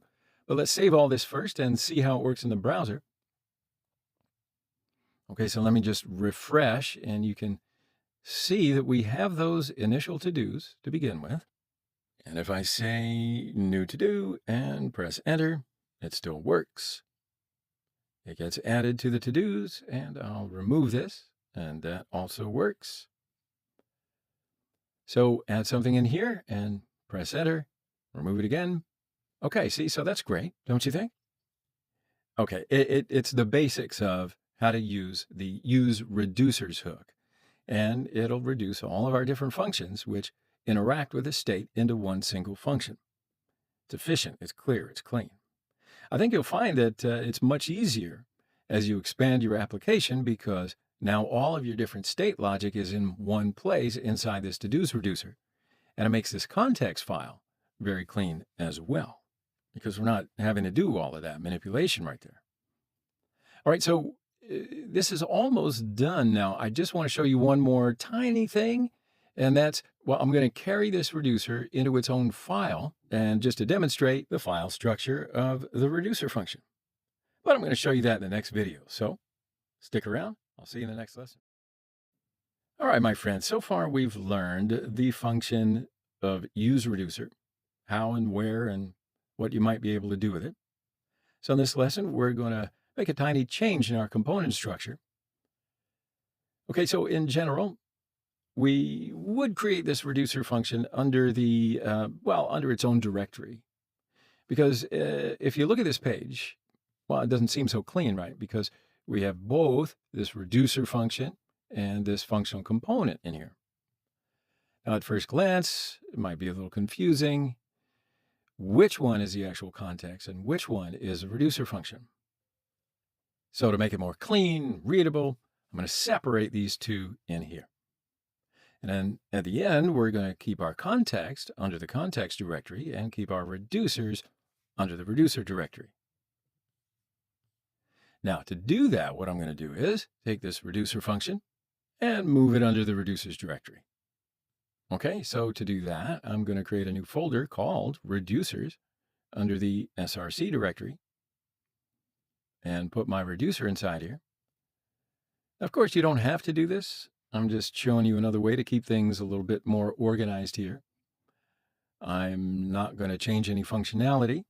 We're not going to be learning anything necessarily new. I'm just going to show you some basic best practices for creating component structure. And it's up to you. You can either apply it or not. But I hope you take my suggestions. Okay, then. Let's create a new file. And I'm going to call this to-dos reducer.js. Then inside this reducer file, just as you guessed, we're going to export to-dos reducer. So first of all, I'm going to cut this to-dos reducer and paste it in here.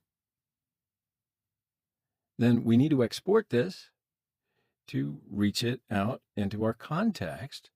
So I'm going to say export like so. Okay, so now our reducer is done. We've created this reducer page and just separated the logic to keep things organized here. Okay, so let's go in here and import this reducer function to reach it out in here. So inside the to-do list component, I'm going to say import and then open up a set of curly braces and say to-dos reducer. This is not a default export. So we're going to export it from, go up to directory by saying this. And under the reducer folder, we're going to get the to-dos reducer like so. Okay, again, we have the same to-dos reducer in here, just like as it was before. And we are using it in here.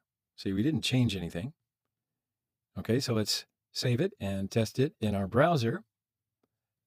Nothing will be changed. And I will delete these to-dos. Okay, now they're gone. Now I'm going to add some to-dos. I'll add something in here. Okay, see, so it works. We'll add another thing. Cool. Okay, it's working. All right, my friends, there you have it. We've now come to the end of this course. So I enjoyed preparing it and presenting it to you. I hope you're happy watching it and you learned everything that we covered. Now, sometimes it may take, a little practice to learn some new things. And I suggest that you watch what you don't necessarily understand again. But I would also suggest taking a short break, let it kind of trickle down. That'd be very helpful for you to understand and put it into practice a little bit better. Now, also on the other side of that, please feel free to share anything that you just don't understand in this course with us. You can share all your questions and opinions, and we'll try to help you out as much as we can. Look forward to that. Look forward to hearing from you. Give us some feedback. It's always helpful. So until next time, have fun, keep coding, and I look forward to seeing you in another course. Great. So here's the section that we're going to start to set up React Native on Windows. Now, if you are using a Mac, you should skip this section and just go on to the next one. If you've got Windows, then you are in the right place. So now you can see that I'm in my Windows computer. And in order to generate a React Native project in Windows, we just need to install a lot of different software. So this is going to be a relatively long section. So we're going to do our best to install just one thing at a time. But sometimes we might need to install two things simultaneously because, well, sometimes download can be quite a bit long. So let's get started. I'll go to my browser, and the first thing we're going to install is the Java SDK. So I'll just write here Java space SE and download to the browser and click on this link. Okay. Now, this is not necessarily a prerequisite for React Native and the project that we're going to be doing, but it is a prerequisite for running Android apps. Okay, so now on this page, there is a download button here, and I'm currently in version 12, Java Platform 12. Now, if there is a more recent version, that's no problem at all. Just go for it. Okay, so I'll click here, download it on the next page. And we need to select the operating system that we are downloading this JDK for. First, we will need to accept the license agreement. And then later on, I'm going to find the selection for Windows 64. Great. So as you can see, there's a zip and exe choices. So I'll just click on the exe one because, there is an installer wizard in it. So I can click on it and start the install process. Now, again, we could start another installation, but although I do want to do as much as possible, running one thing at a time is probably best because it can get confusing. Okay, well, here we go. So after the download's finished, we are going to install this. And a setup wizard comes up for us, and let's have a look at it. So I'll just wait for it. And here we go. Now, you know what we're going to do here, so I'll just click Next and Next.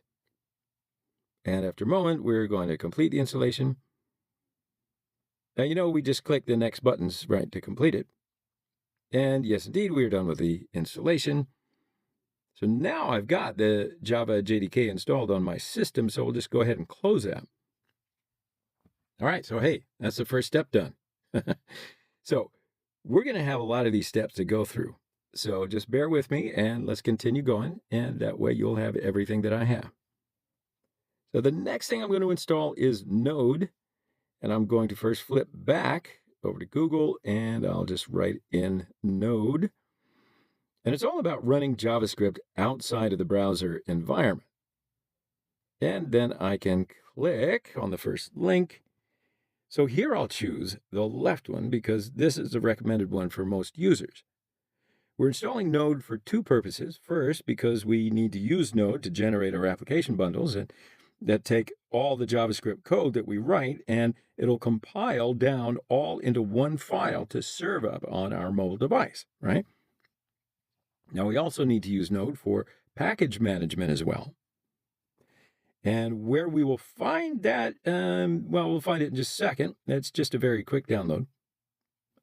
And I'll just say open when done, and okay, yes. Here, our Node setup wizard, and I'll click on next. And after that, I'll accept the agreement, click next, next, next, and install. Now, this might take a little while. And after it's done, I can click finish.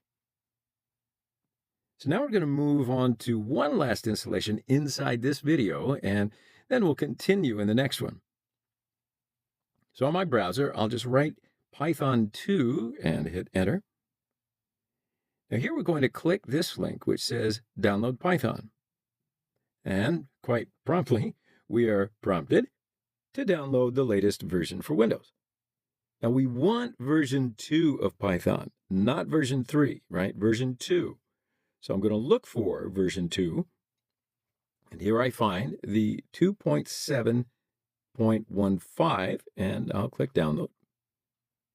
And here we'll need to select the operating system that we are downloading this Python for.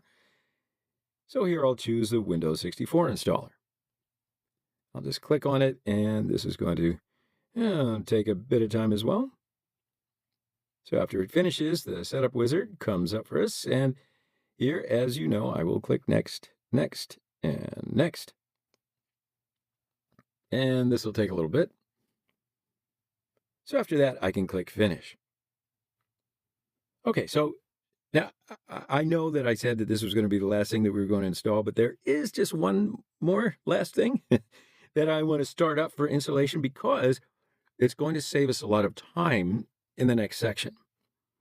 So again, let me go back to Google, and I'm going to search for Android Studio download.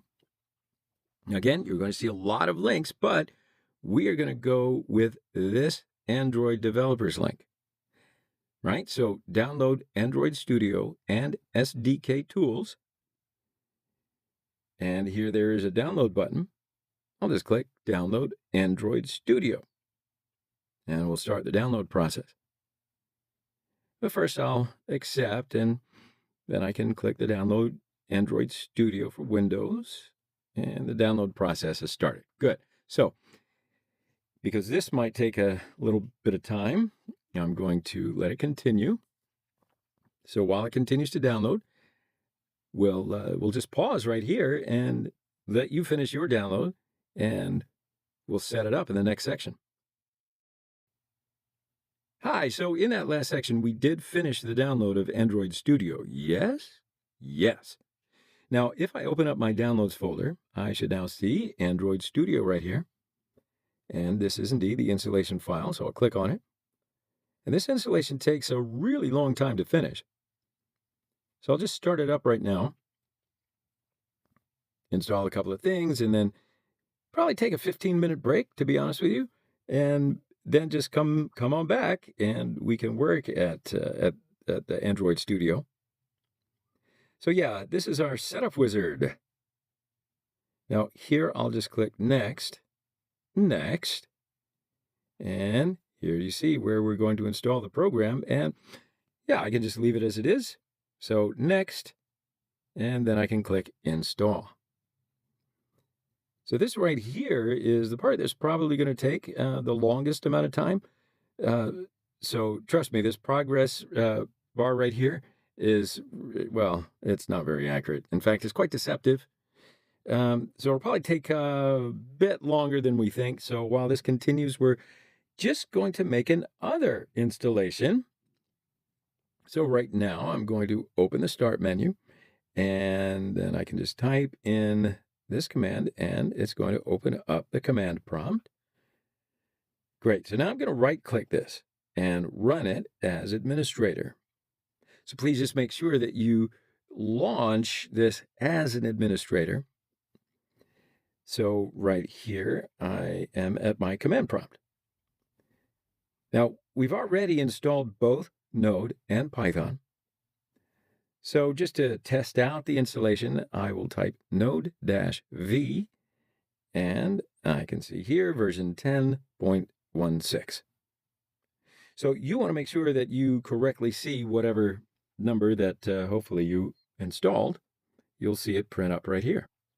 Now, if you see something that says unrecognized command, well, something is definitely off with the Node installation and probably need to do a little bit of troubleshooting. Now, the next thing we're going to do is install the React Native command line tools. The React Native command line tools have exactly two purposes. First of all, it generates a new project, which is what we're really concerned about right now. And its second purpose is to test our projects inside of the Android simulator. So we can install the React Native command line tools by running npm install-g React Native CLI and enter. So this will take just a second to install. It's a rather small package, and it's already done. We're now going to use the React Native CLI to generate our first project. So by default, your command line is opening you up in a Windows System 32. Now, it's not really a good place, obviously, to be placing a React Native project, so I'm going to change it to another drive for myself. Basically, you can take yourself to wherever you have your workspace, right? You know how to do that. So it might be anywhere that you want to place. It can be in your documents, wherever you want, however many drives you may have. I want to go to my D drive, so I'll write D:, and on my D drive, I want to create a new folder to place my project. So I will write mkdir React Native. I'll go into that folder. So once I'm inside a place where I can store my React Native application, I'll be able to use the React Native CLI that we just installed by writing React-Native init and then cars. So the first part here is a reference to the command line tools that we just installed. First argument, which is React-Native init. What that does is it creates a new project. And the second argument is cars. So that's telling it that we want to initialize a new project called cars. So I just hit enter, and it'll go to work. So now the installation of a new React Native project can take a little bit of time anyway. So while it's running, I'm going to take a quick pause right here, and we'll continue in the next section. All right, so in the last section, we generated our first React Native project at the command line using the React Native CLI tools at the end of the installation process. Okay, are you with me? So here, as you can see, our Android Studio installation is done, and I'm going to assume that yours is done too. So in the setup wizard, first of all, I will uncheck the Start Android Studio and then click Finish. Okay, so now on the command line, you should have seen some instructions like this. In other words, how to run our app on iOS and how to run it on Android. So I want to be very clear here that the React Native team is a little optimistic here because there's still a lot more installations that we have to do before we just start writing this simple little command here. So in this section, we're going to make some additional setups to run our project. Okay, so let's start with that. First, I do want to close the download folder and go to the search bar, and I'll write Android Studio, and I'll click on that. So after a minute, a moment, of course, because they're fast processors. So we're going to see this little message here, which says no Android SDK found. Okay, that's expected. To solve this, I click Next here. And we're going to see this window. And here we see the SDK location. Just click on the folder image, and after that, I choose my D drive. And here on the D, I can right-click, and this little window opens. Okay, so here I write SDK. And I'll click on it, then Next, and Finish. So this is now going to install the SDK tools for us as well as unzip them, right? And I should say that when we write the location of SDK, remember on the D drive on the previous page, you have to use just English characters, otherwise you'll get an error. So, okay, so this is going to take a long time. And yes, and then after that, I'll click Finish. So, believe it or not, when we created our React Native project in the last section, that gave us a starting Android project. So I'm going to open up an existing project, and I'm going to navigate to the folder where I placed that object.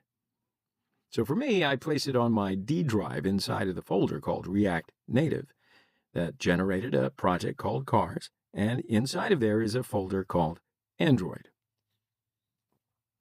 So I open it, and this is going to take a moment to pop open. All right, so there we go. I can close this window, and after this process is done, we're going to see a message. There's the message. And when I see the message, I can click on it. And here we see a nice blue link, and click it. After that, I'll accept, and then Next. Okay, so what we have done here is install the missing SDK packages. And with that blue link, we can easily reach those files. Android Studio is going to automatically download and install a little bit of software for us. It'll unzip it for us, and it will also go through the installation. However, it might take a little while. And yeah, so now it's done, so I can click Finish. And now this process is going to take a certain amount of time as well. So when we get a warning about Android plugin, we can click Don't Remind Me Again for this project. And yeah, so then after that, the process is done. Great, so now we can open our simulator. So I'll go to Tools and click on AVD Manager. And here we're going to create a virtual device. And that virtual device is an Android emulator. It has a window that lets us run the Android operating system inside of Windows. So we will create a virtual device. Now, by default, I have Pixel 2 selected. If you see another default selection, that's totally fine. It doesn't matter at this point. Just make sure, though, that you do get a screen size right around 5 inches. Yeah, the Pixel 2 is 5. All right, so that's good enough for me. I'll click Next. Now, here I'm going to go with Nougat. However you like to pronounce it is fine. All these Android operating systems make me hungry. So I click Next, and here's some information about the device we're about to build. We don't have to configure anything else here, so I can just click Finish. Now, finally, I can find Pixel 2. And now this is my emulator. This is my virtual device that I can launch on my desktop. So on the far right-hand side here, there's a play button underneath Actions. So go and click on it. And this is going to start up our Android emulator. So I get a spinner, and yes. Yeah, it really does look like an actual phone, huh? Okay, so this is going to take a little bit of time to boot up initially, but we still have a little bit of setup left to do. And actually, this last part is a little bit painful. However, this is where you know that you definitely made the right decision by doing my course, because there are not a lot of solutions online for troubleshooting this last little bit, so I can share with you my institutional knowledge, my genius, or, all right, just get on with it. So I'm not going to tell you exactly what the problem is. We're just going to jump right into the solution, and then you'll understand. Now I'm going to open the Start menu and search for System Settings. And I'll click on the View Advanced System Settings. And here I've got tabs like Computer Name, Hardware, and Advanced Window. So I can click Advanced and go to Environment Variables. So we're going to add environment variables to Windows. So here I'll click New. And then I'm going to enter a name of Java Home. So by default, the React Native package or application expects to have access to this environment variable called Java Home. But by default, it doesn't actually exist on a brand new operating system. Now, the one thing I do want to mention here is that if you already have a variable of Java Home, you don't need to add this one in. All right, so now for a variable value, we will click on Browse Directory. And here I can click on this PC. And I'm going to click on to my C drive. Inside of it, Program Files. And inside there, I'm going to find the Java folder. And then finally, inside of it, I can select the JDK that we installed earlier. So, JDK 12.0.2. Because this is the last one that we installed. So I just click OK. And here I click OK. So now I have an environment variable of Java_home, and the value of that is Java JDK. All right. Now, there is another thing that we need to do. We also need to add another directory to our path variable. So on this list of different environment variables, you should already have one listed here called path. So definitely scroll up and down. I guarantee you will find it. And I'll just click on it because I want to edit my path. So I can click Edit. And here I'll click on this new button. And you can see right here that we can enter in a path. So if you recall, when we were going through the Android Studio setup, we created a new folder on the D drive called SDK. That is where that is going to be relevant. Okay, so this is where we're going to make use of that. So here I am going to write D:/ and then SDK. And here I'm going to write /platform tools to reach SDK tools. So to check, just make sure that I have the right link. And I'm going to copy this link. So I'll just select everything and I'm going to copy it. And I'm going to open up Windows Explorer, paste the link, and verify it. And yep, this directory exists here. So now that we checked if that link does exist, I'm just going to close this window. I can click OK, and OK, and OK.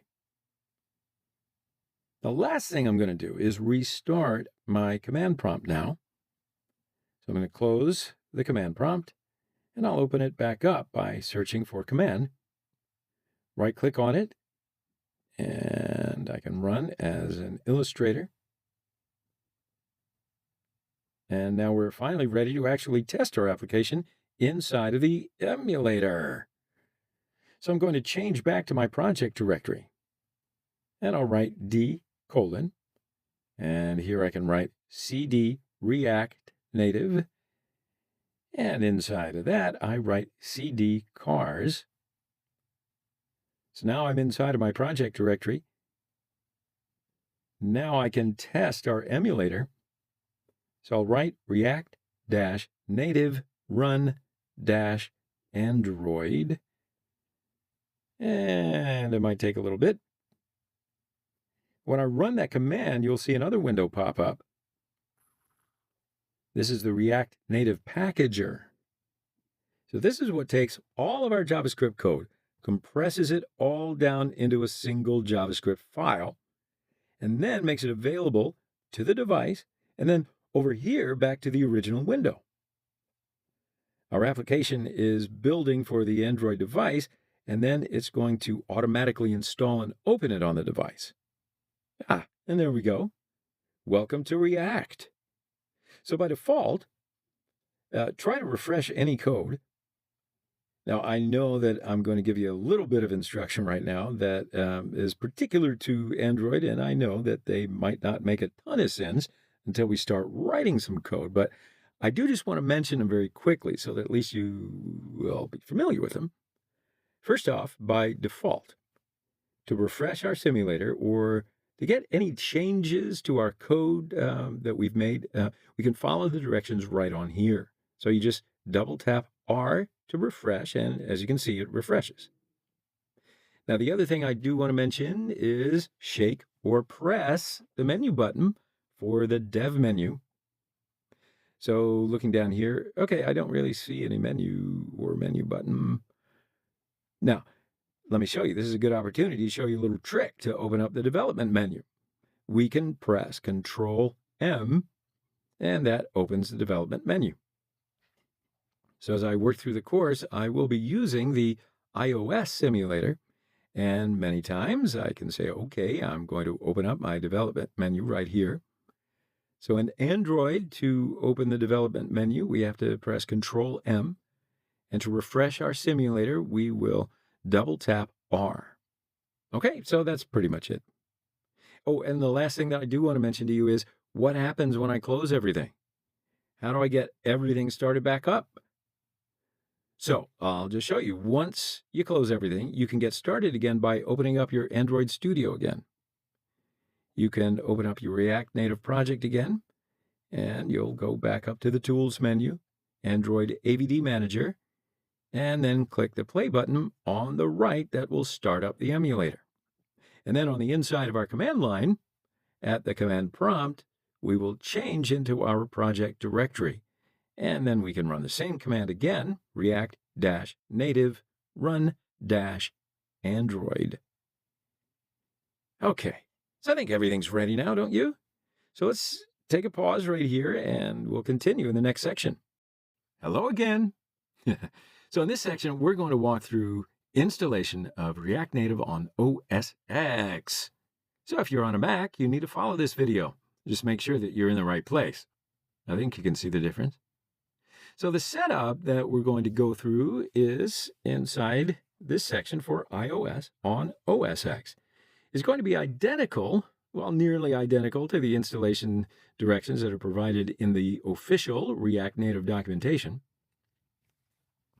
So now in my search bar, I'm just going to write React Native and then click on Getting Started. And we're going to follow these instructions right here. So if you can't follow any point in time, you can always come back and see these directions on the React Native official site. But of course, I'm going to tell you the installation process in a more detailed way, so, well, you'll certainly know it better than the instructions will let you know.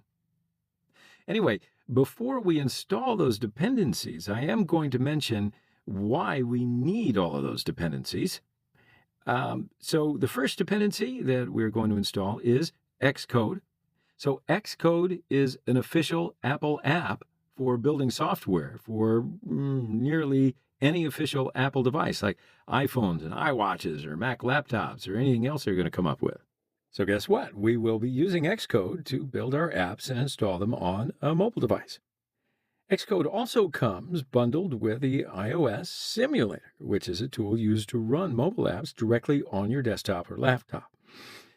So secondly, we will install Homebrew just for one purpose, and that is to install Node. And yeah, sometimes we need programs just to install other programs. Otherwise, we install Homebrew, we'll use it to install Node and NPM. Node and NPM are installed at the same time. We'll use Node to process some JavaScript files. And NPM is a kind of library for Node, if you will. Later on in this course, we're going to install some dependencies from NPM. And we're going to use that and learn more about it later. But the next dependency we will need for React Native Project is Watchman. So Watchman has only one purpose, and that is, guess what? Watching our files. So when we make changes in our files, Watchman is going to notice those changes and then update the app accordingly. Actually, we don't need to do anything else besides install it, and then it's going to just do the job for us. So the last dependency that we'll need is React Native CLI. React Native CLI is the React Native command line interface. It has essentially two jobs. First, it generates React Native projects, and the second, it runs our app in Simulator. Perfectamundo, yeah? So now I've explained what each of these dependencies are and why we need them. So we're going to start to install these dependencies. Now, the first thing that we'll need to install is Xcode, like I said before. So I'll just go to the desktop, and now I can just press Command Space, write App Store if your keyboard is so configured. So when the App Store finally opens, we are going to search Xcode and wait for it. Now, I've already, of course, installed Xcode, but if you have not, then you should install it here. Oh, and by the way, if you have already installed Xcode, you do need to update it. Otherwise, you can encounter some problems that, well, I'm just not going to be here for. Then you'll have to, Google, go to the message boards, message me, but you could just update it right now and we'll all be very happy.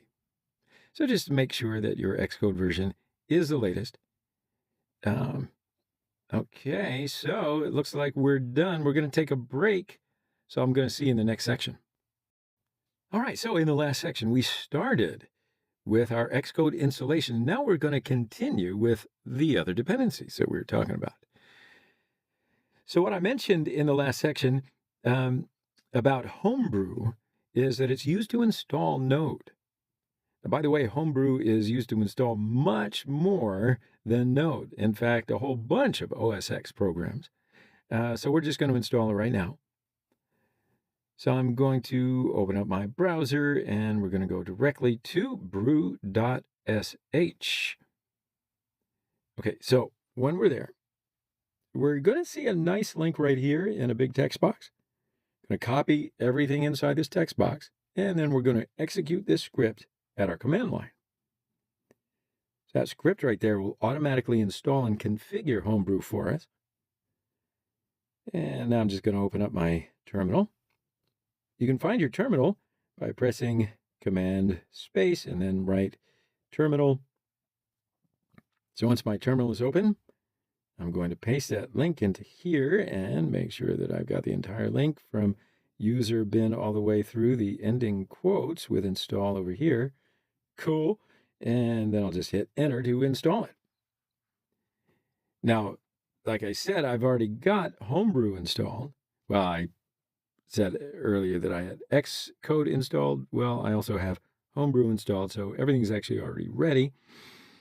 If you already have Homebrew installed, guess what? You can update it by running brew update. And this will update all of your dependencies and packages. Now, it might take some time while it continues, so we're just going to go and install Node. So all I'll do is open up another tab in my terminal just by hitting Command T. And here I can write brew install Node. And that's all I need to do to install Node. But it might take some time as well. Now, of course, I already have Node installed. And if you have an earlier version of Node already, it's not a problem. Just make sure that, guess what, you have at least version 4.5. Now, why is that? Because React Native needs at least 4.5 in order to run properly.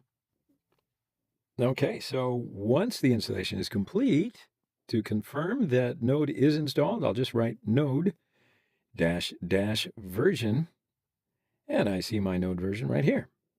All right, so everything's ready, and that means that we successfully installed Node. And I can now go and install the Watchman program as well. So I'll just write brew install Watchman. And as I may have mentioned in the last section, Watchman is a program developed by Facebook for just watching our file changes. So I will install Watchman. And in my case, I think I've already got it installed. Yeah, as you can see right here. So the very last thing that we'll need to do and install will be the React Native CLI. So in the command line, I just run npm install -g react-native-CLI. And make sure you put those dashes in between each of those, right? So again, I've already got this installed, so it's just going to make me an update. Not going to make me a latte.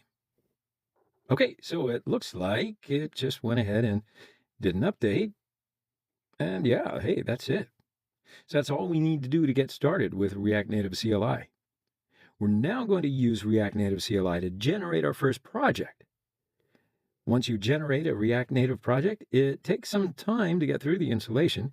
It downloads a lot of dependencies and does a lot of the project setup for us. So the first project is going to take some time before we can start it up. So while it does that setup, we'll just take a quick break in the instruction and we'll continue in the next section. All right, so let's start our project. So first of all, we need to create a directory where we want to put our project. You can create this folder wherever you want in your computer, and then you need to go to this folder from your terminal. So here I am in that directory. So anyway, we're going to generate our first project by running React Native CLI. We'll type in react-native init cars. So React Native is a reference to the React Native command line tool. Init means that we want to initialize a new project. And then the last term here, cars, is the name of the application that we're going to build. That's why you're going, cars, where'd that come from? So the name of this application is indeed going to be cars. So let's hit enter. And again, it's going to take some time to get through, but that's okay. Now, there actually is one last thing that I do want to do after generating our first project here. I want to make sure that we can just go ahead and learn how to launch our project with React Native and run it in the simulator. Now, the simulator processor, getting it set up for every platform is just a little bit different. So while we were working on our application, I'm not going to say that if you're on a Mac, then run this command. If you're on Windows, and run this command. I'm just going to say, start the app in simulator, okay? And then it'll be up to you to remember what you're doing. Know where you are, I guess. That's very good advice for everybody. Know where you are. In other words, if you're on a Mac, you're going to write React Native run-ios. So first I'm going to change into my project directory, so cars, and then going to run React Native run-ios. You follow? Cool. So this is going to build our project in the iOS simulator, and then it'll show it. And the build process is going to take a considerable amount of time the first time. Then after that build process, it will start our simulator automatically. But if it doesn't run the simulator automatically, you can just go to simulator, and then you're going to see that your app is there, and then you can just open up your app manually. Okay, cool. So after it runs successfully, we're done. So I'm going to see you in the next section. Hey there. So in the last section, we explained the folder structure, which is generated by the React Native CLI. And then we deleted our index.js file because that file is our entry point to the app. So we're going to write it from scratch and see our very first content on the emulator screen. So this is going to be our first step to create our app. Now, to create our app, we are always going to create components. Our apps are going to be composed by collections of these different components. So it's the components that produce some text or image that can be rendered onto the screen of our mobile device. All right, so now we're going to create our first component and then render that component onto the screen of our mobile device. So here is what we are going to do in our first component. I'm going to write some comments for you. First of all, we will need to import a library to help create a component. And we are then going to create that component. And then we're going to render this component onto the screen. So now I'm going to explain what this process is. So the first thing we're going to do is import some libraries, because these libraries have a bunch of intelligent objects which are going to help us to create our components. Now, to be able to create components, we need these libraries, because we don't want to write every single time all that code that's already contained in those libraries. So we don't want to implement all that code every time that we make a component either. So instead, we use a few functions provided by React Native to make the process of generating a new component that much easier for us. So then the next thing that we're going to do is use that library that we just imported to create a new component. And then finally, the act of just creating a component doesn't actually do anything, right? We have to specifically tell React Native that it needs to render this component onto a screen in all of the different apps that we are going to create. And of course, we'll have to deal with a dozen or so different components at just about every step along the way. So we always have to be very specific in telling our device exactly when to display each of these different components to our users, right? That all makes logical sense. So why don't we start with importing the libraries? To import libraries is pretty easy. We just need to say import React from React and import React Native from React-Native. Now, by the way, as you can see here, I do put single quotes here while I write, but after that, I can use the double quotes, and actually it's really not important. You can just use whichever one you want, right? That's all. Of course, you see that we've imported another library besides React Native. So we're going to take a break now, and then in the next section, I'm going to come back and tell you why we need both of these libraries. Woohoo! There's a teaser for you. So I'll see you in the next section. All right, so in the last section, we started to create our first component, index.js. Here we imported two libraries to be able to create this component. And as I said in that last section, we need these components because they have very useful logic in them to create components for us. Actually, the purpose of this course is about learning these libraries as well. So, what are these two very important libraries about? Of course, these both don't make the same things, but we do need them both. So because of that, in this section, I'm going to tell you the differences between these two libraries. So by the way, last section, we wrote here import. This import statement is an ES6 context. And actually, in the next section, I'm going to explain it a little bit more and tell you exactly what ES6 context is. It is indeed a new version of JavaScript, ES6. But while we're here, I'm just going to talk a little bit about it. So in this file, normally we do not have access to these libraries or any global variables for that matter. So in order to use these libraries or any codes that are inside of this file, we first need to import them into our file. Actually, whenever we want to create a component to be able to take the benefit of these libraries, we will need to import them. So for now, that's enough about ES6. We'll skip it and talk about the differences between these two very important libraries first. Okay, so first of all, I need to tell you that these two libraries were generated by the same team, the React team, but they still are two very different libraries. So here we'll see why and when we need these libraries. So in that last section, I had mentioned that to create an app, we need to create components. So this is exactly where we need React. React knows how to generate a component, describes how a component should behave, and also React knows how to compose those different components and make them work together. Now, because we're going to generate a dozen or so different components, this is why we need React.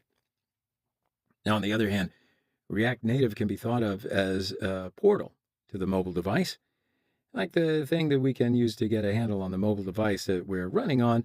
It knows how to take the output from a component and make it appear on whichever mobile device you want it to appear on. And what I mean by that is React Native knows how to render components onto each of those screens. React Native also provides us a couple of primitive components that we can use to show simple text or simple images. So throughout this course, I'm going to tell you which library we will use at that moment and why. And then while we proceed in the course, you are going to learn pretty doggone well which one we need and why we need to use it. So that's pretty much it for this section. Let's see you in the next one. Okay, so now before we start to create our first component, I do want to talk a little bit more about ES6 context. Like I said before, I told you about import statements, right? So in this section, we're going to look at the main differences between var, let, and const. So basically, let and const are ES6 JavaScript variables, just like var, but there are differences among them. So now I'm going to show you a good panel to work with. So now do you see in my browser, I just go to the codepen.io. CodePen is a nice platform here.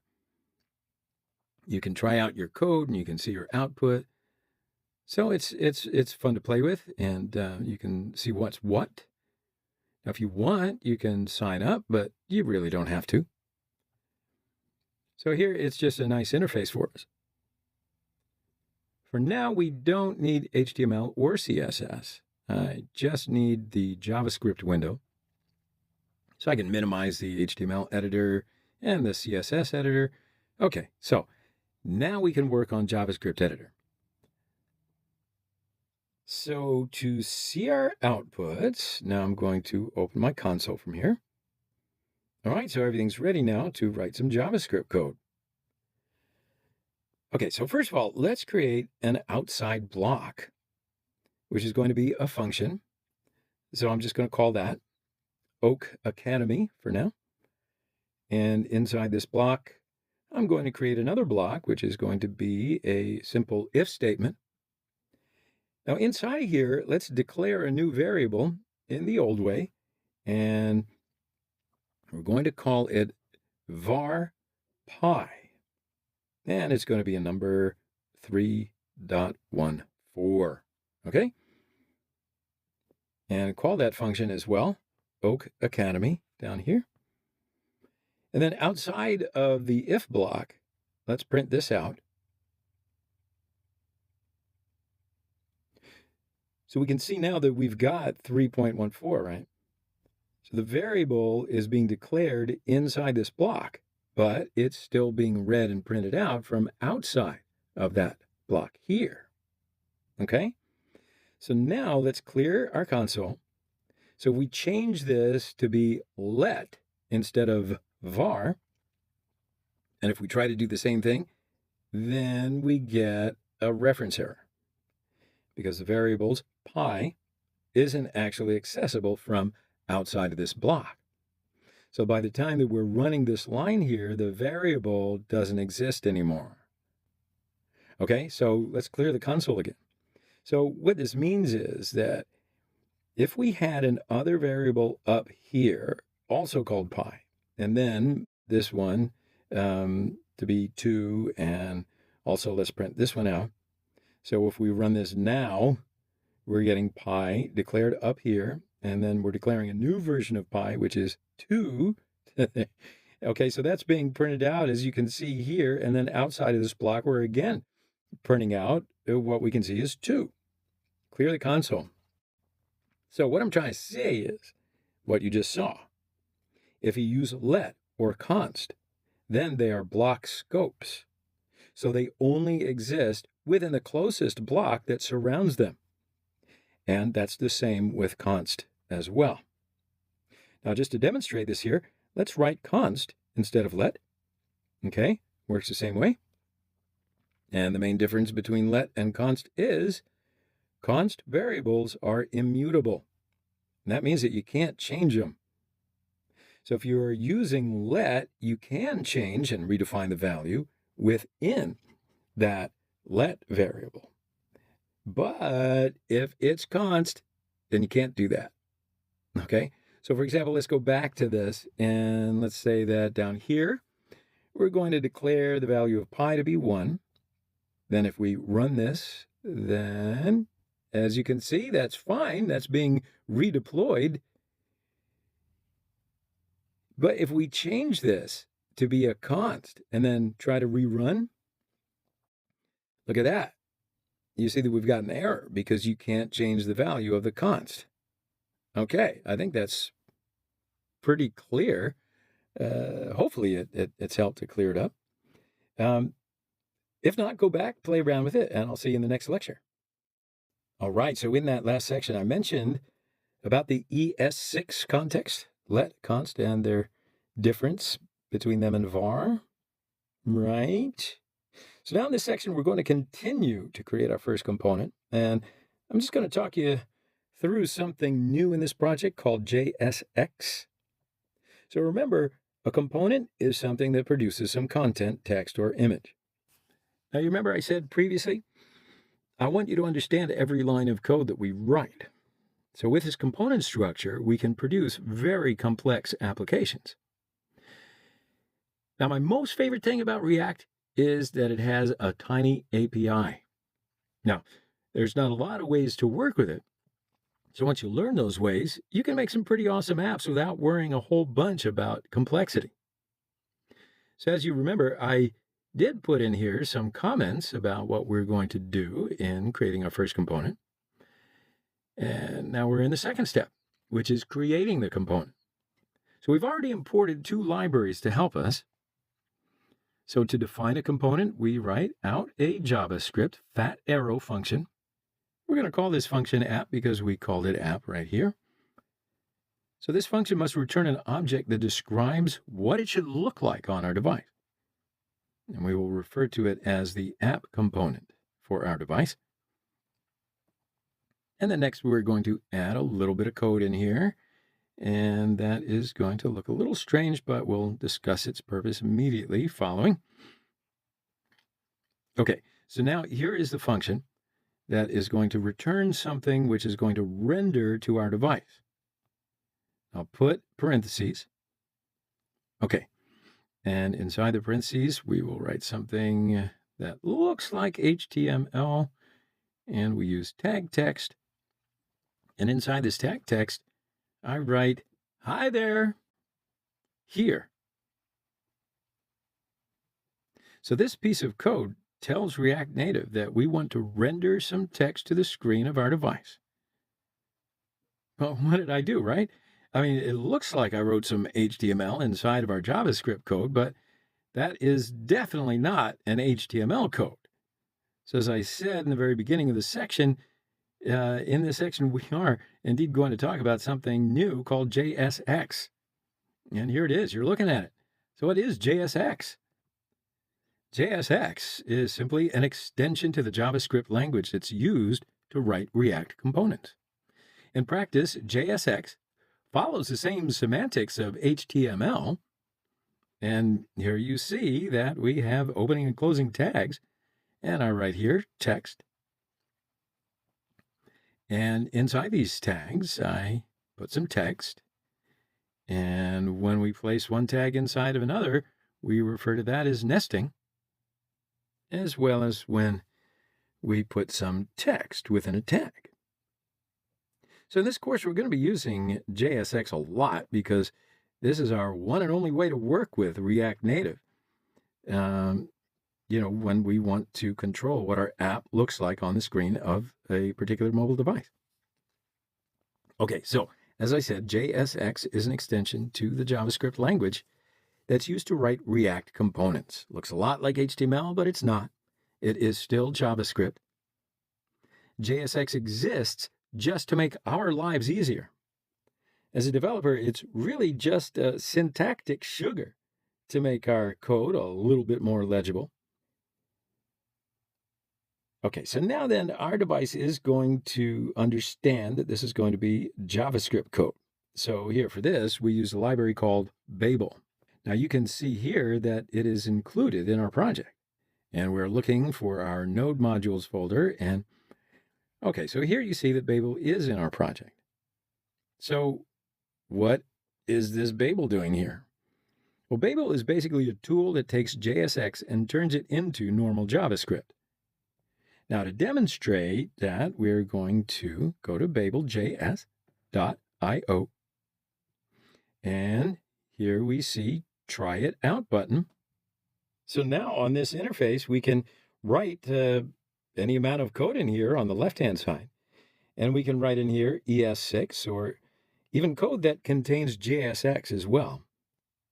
Babel will then automatically convert that code into normal JavaScript, ES5 JavaScript, and show it on the right-hand side. So really quickly, let me tell you to take a look at the left-hand panel over here and find the preset section and just make sure that React is checked. All right, so then once we are sure that it is checked, I'm going to go back over to my index.js file, and I'm going to copy the entire app component that we just put together. And I'm just going to paste it back over here on the left-hand side. And I'm going to zoom in just a little bit. All right, so as you can see, that div right there, that kind of JSX looking thing, actually gets turned into a JavaScript function call. So I said earlier that we use JSX just to make our lives easier. And you can see perhaps why or how. So even though you might think to yourself, well, why don't we just write a series of React create element calls? And I'd say that's a really good question. And the answer to that is, as we start to get more tags on the screen, as we add more tags to our comment, it starts to turn into a big mess of function calls.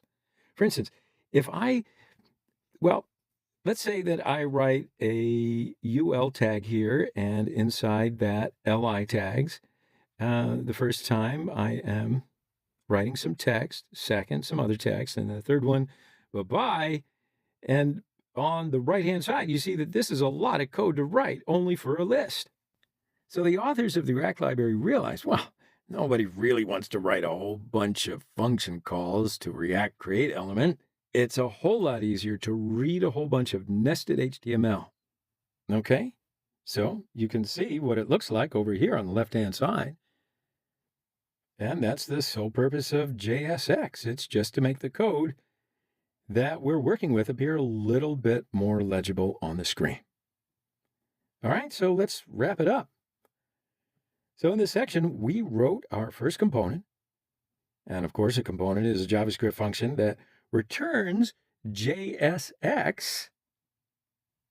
And JSX is a dialect of JavaScript that tells React Native what content we want to show on the screen. So in this case, we created a text tag, and inside that text tag, we placed just the string of some text, which presumably is going to tell React Native to render just this text on the screen. So why don't we then continue in the next section and figure out how to render this component on our device, or how to make it appear on the screen of our device. Either way, you're a winner. See you on the other side. All right, so you ready for this? Because in the last section, we created our first component. And I also explained what JSX is. So as I said before, and I will go over it again and again and again, because this is something that you really do need to know. A component is a JavaScript function that returns a certain amount of JSX. And then after we create our component, React Native is going to take that and render it on the mobile device screen. And when I say render, I mean, it is going to show our component on the screen. So it'll take the JSX that was returned from the component, and it will decide, based on the JSX, what content should appear on the screen. So if I run this component in React Native, I would expect that this content, some text, to render on the screen. But actually, creating a component doesn't do anything for rendering to the device, right? So here we come to our step 3, which is render component on the screen. Now, if we don't make this step, React Native won't be able to render this component on the screen. That makes sense.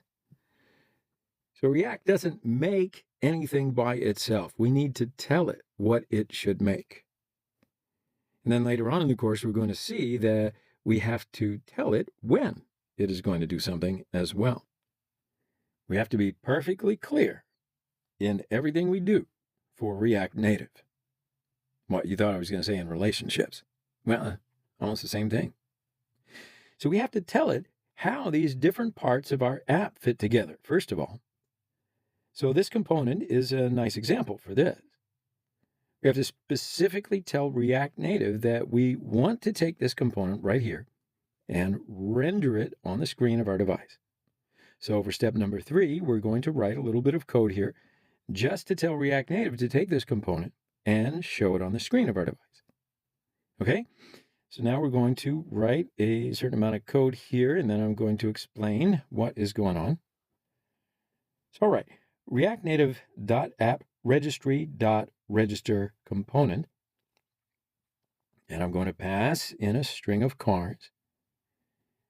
And now as a second argument to this function, I'm just going to pass a fat arrow function, which is going to return app from it. If we write fat arrow function and then don't use curly braces, then there is a return here. So if we ran this function, it would automatically return app, even though I don't have the actual return key word in there.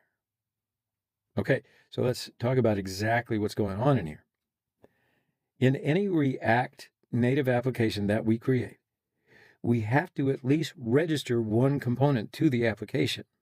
And that's exactly what we're doing.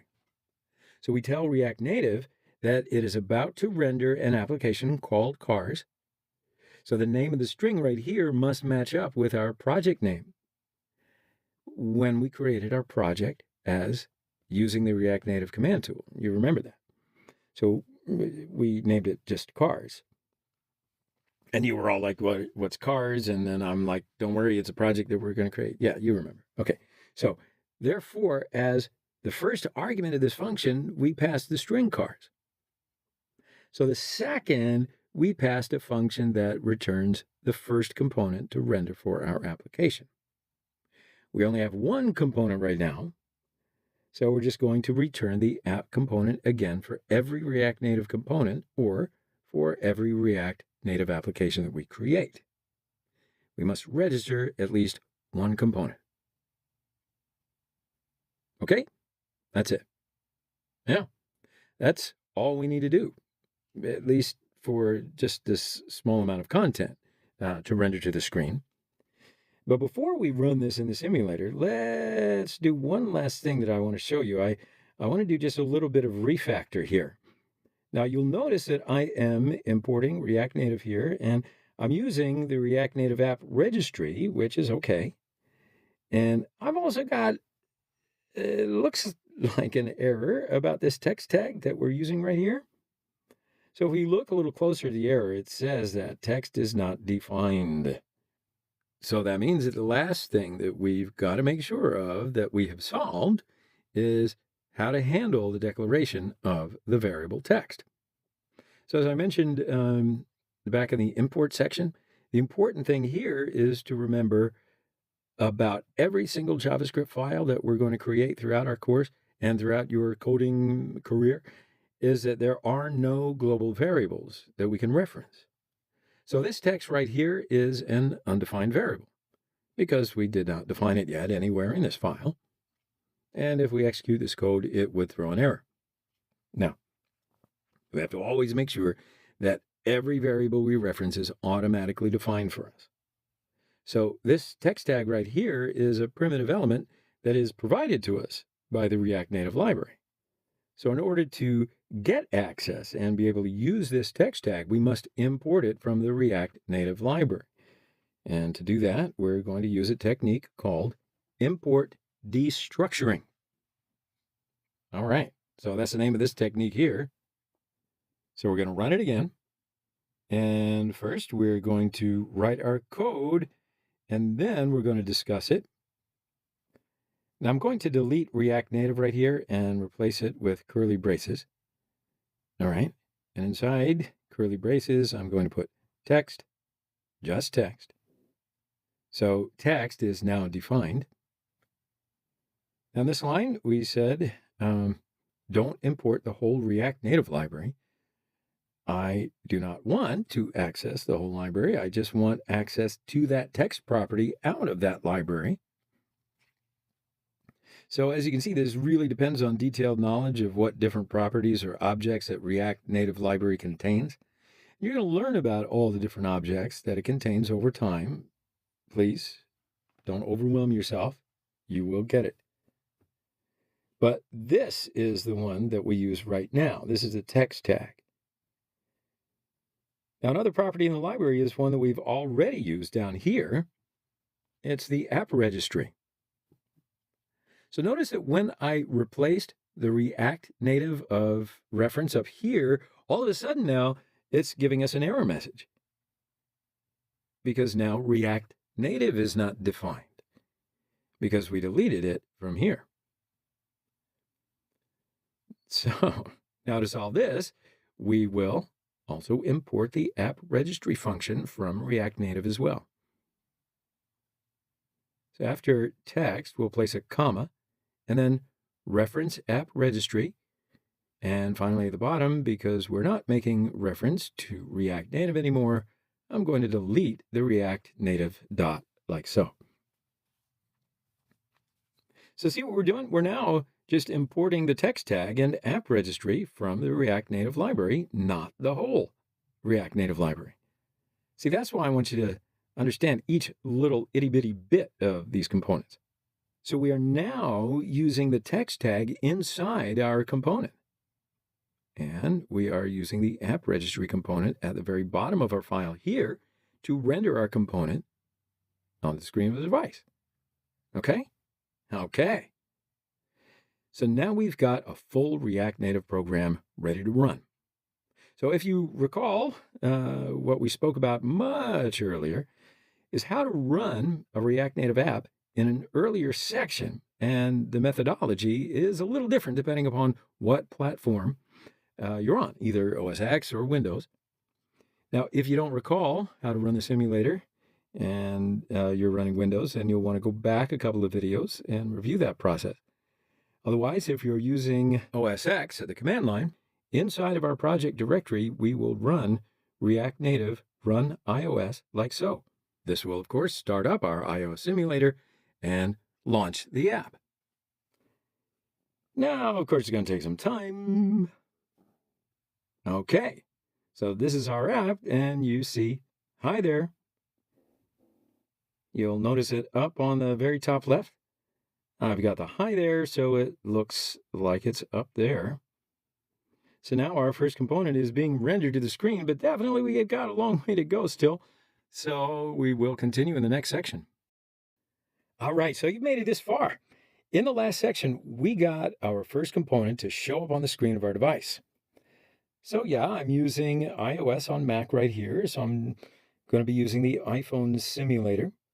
If you're on Windows, you'll see this in the Android simulator, and you can see that we got hi there, right there. But of course, it just looks pretty bad for now. You can't even see the whole text. At least that we got some content to show up on the screen of our device. Okay, we can play around with it. But we got a better idea of what the import tags are for and what a component is and how we actually render a component to the screen of our device. Our intended. So in a minute, we're going to give this app a better look.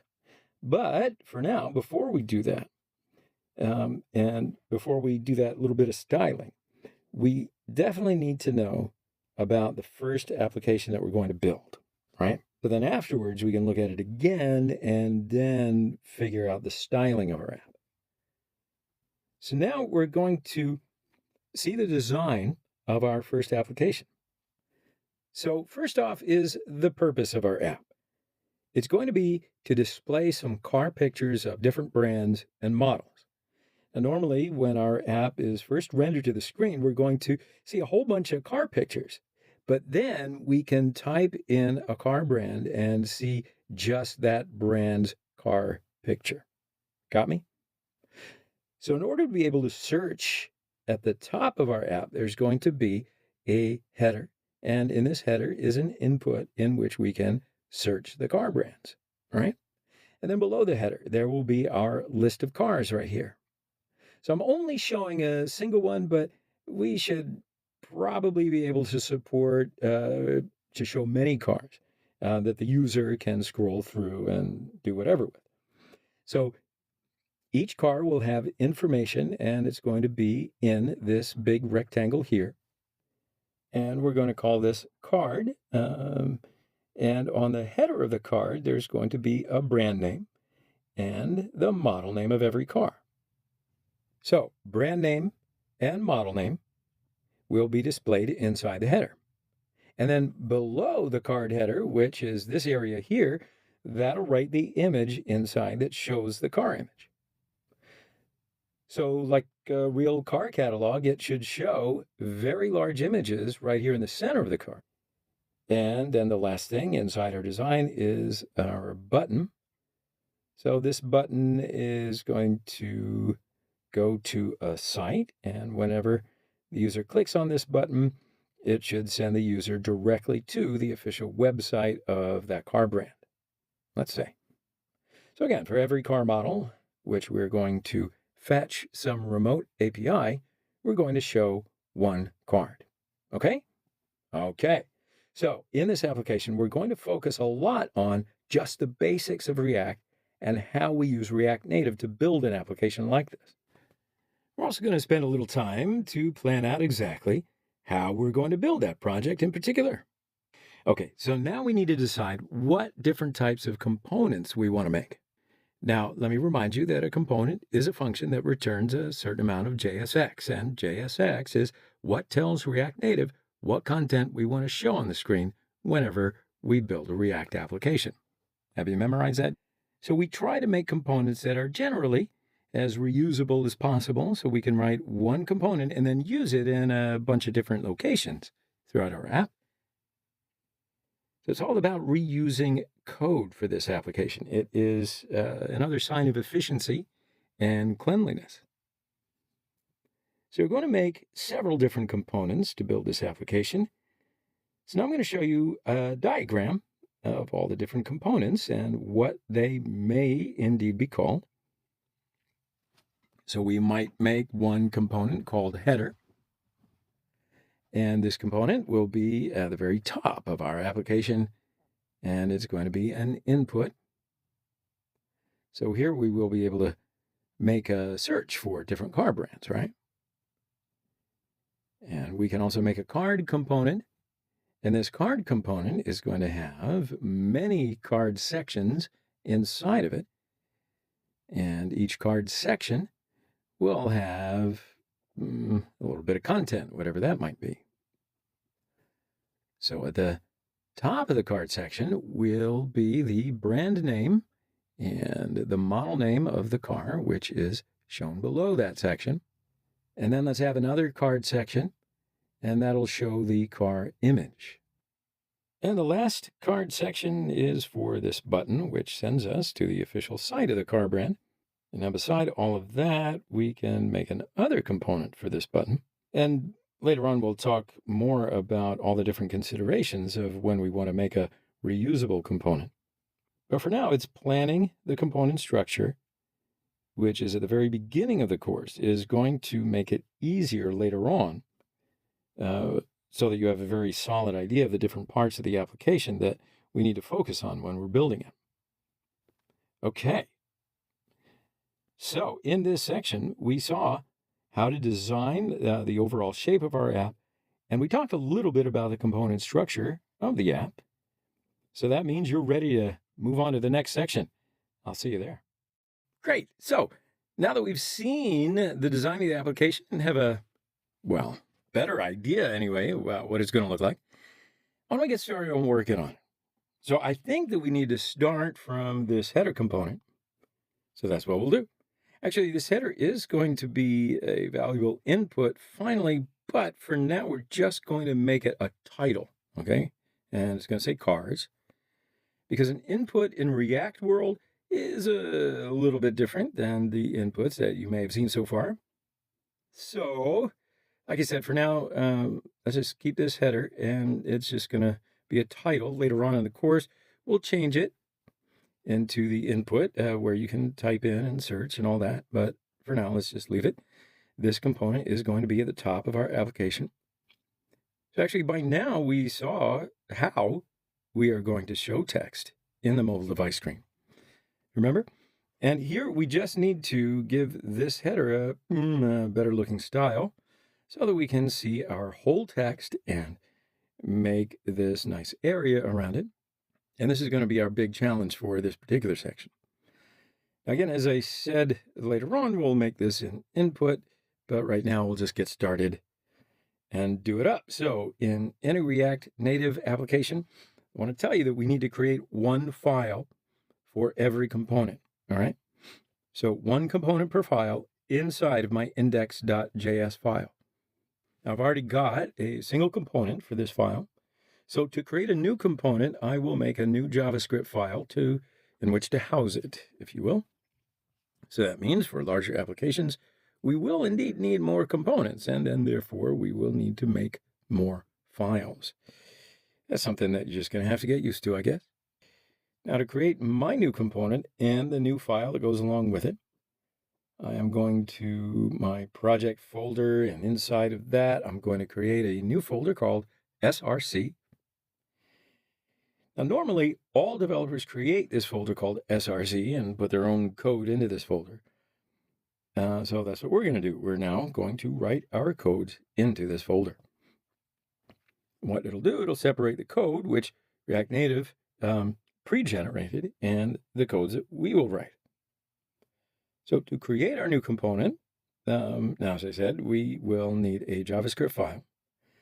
But before that, inside of the source folder, I am going to create a new folder called components. And I'm going to create my components inside of this folder. Because when our application gets larger, we can need different folders for different jobs.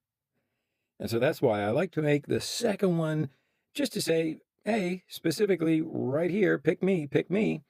This is where all my components go. All right, that's pretty much it. Okay. So now, inside this components folder, we're going to make a new file to house our header component. So let's make a new file called header.js. And sure enough, this is it. And this is where we're going to make our header component. And as I said, for now, the purpose of this component will be to show a nice little title inside of a nice rectangle that says cars. That's it. That's all we're trying to accomplish with this right here, right now. So to get us started, as I made inside the index.js file, I am going to put some comment to tell us the steps that we're going to follow in this component. First, we will import libraries for making a component. Second, we will make the component. And finally, we will make the components available to the other parts of the app. So notice here that I changed the final comment a little bit, right? So whereas in the index.js file, I said render component on the screen of the device, this time around, I say, I don't really want to immediately render this component to the screen of the device. So just chill, okay? So I just want other parts of the application to be able to use this component and reference it. So now we'll figure out exactly what I mean by that. So when we get to step number 3 here, let's start with step number 1 at the very top. We will import some libraries for making a component. And we're going to import the same 2 libraries that we did last time. So we're going to import React and React Native. So import React from React and import React Native from React Native. So then that means for step number 2, we need to create our component. As a rule or a convention, when we create that component, we will always name it a function that is the same as the file that it's placed into. Make sense? So we're inside of header.js. Therefore, we are going to create a component called header, and we'll make our component, which is a fat arrow function. And then from here, we're going to return whatever the amount is of JSX to render. And then inside of this, we're going to write return and then put in our parentheses. And inside of those parentheses, as we did before in the index.js file, we're going to put our text tags, and inside of it, I'm going to write cars as our title. Oh, and by the way, if you return just one single line of code from a function, if you want to, you can remove the parentheses, but it's entirely up to you. I prefer to put parentheses every time, but again, like I said, if you want to, you can remove it if it returns just one single line of JSX. So that's why I just do it. So now that I have the text tag and cars inside of it, so because I use text tag immediately, I'm going to import it from React Native as I did before in the index.js file. So I'm going to delete React Native at the top, and we're going to put curly braces, and then inside the curly braces, we're going to write which object we want to use from React Native. So then finally, on step 3, here we'll need to make sure that this component is available to other areas of the application. So here's where things start to, well, differ a little bit from the index.js file. Inside the index.js file, we used app registry. But this time, inside the header.js file, we are going to make, well, let me just show you, and then you'll see how it's different. So let's figure out why we need to make things different. First, to understand what's going on, I'm going to show a diagram because I love diagrams, and I hope you do too. Okay? Okay. So this is a diagram of our component hierarchy, or all of the different components that we have in our application. As I mentioned a few times before, certainly not because I like repeating myself, normally a React application will have many different components which are created for it. And each component has its own particular purpose, and it's reusable as much as possible so that we can use them, well, in several different locations without having to write specific code every time. So when we join all of these components together, they form a tree of sorts, where the very first component to be rendered to the screen is what we refer to as, guess what? The root component. Hey, you follow my metaphor. So right now, because the first component that gets rendered to the screen is the app component, we're going to refer to it as the root component. So the app is the root component. Then every other component inside of the app is referred to as, well, the child component, okay? I mean, hey, I didn't make this stuff up, right? I'm just trying to link it all together for you. So pretty soon, we're going to be able to tell the app component to show the header. So we'll refer to the header as a child component. We're on track now. So app is our root component, and only that root component uses the app registry. That's clear. So basically, we have the text on here. Only the root component uses the app registry. And that's the only time that we use the app registry string is for that most top level, most, parental component, okay? It's a component that we want to show first on the device, and it's pretty much up to that app component to decide everything that needs to be displayed to the user for every other component that we create. Yeah? So paramount importance, but it is the root. So for every child component we create in our application, instead of registering it with that app registry, we export it using ES6 syntax. Aha! Now you remember. So just as we have used import statements at the very top of our file, we can also use export statements at the bottom.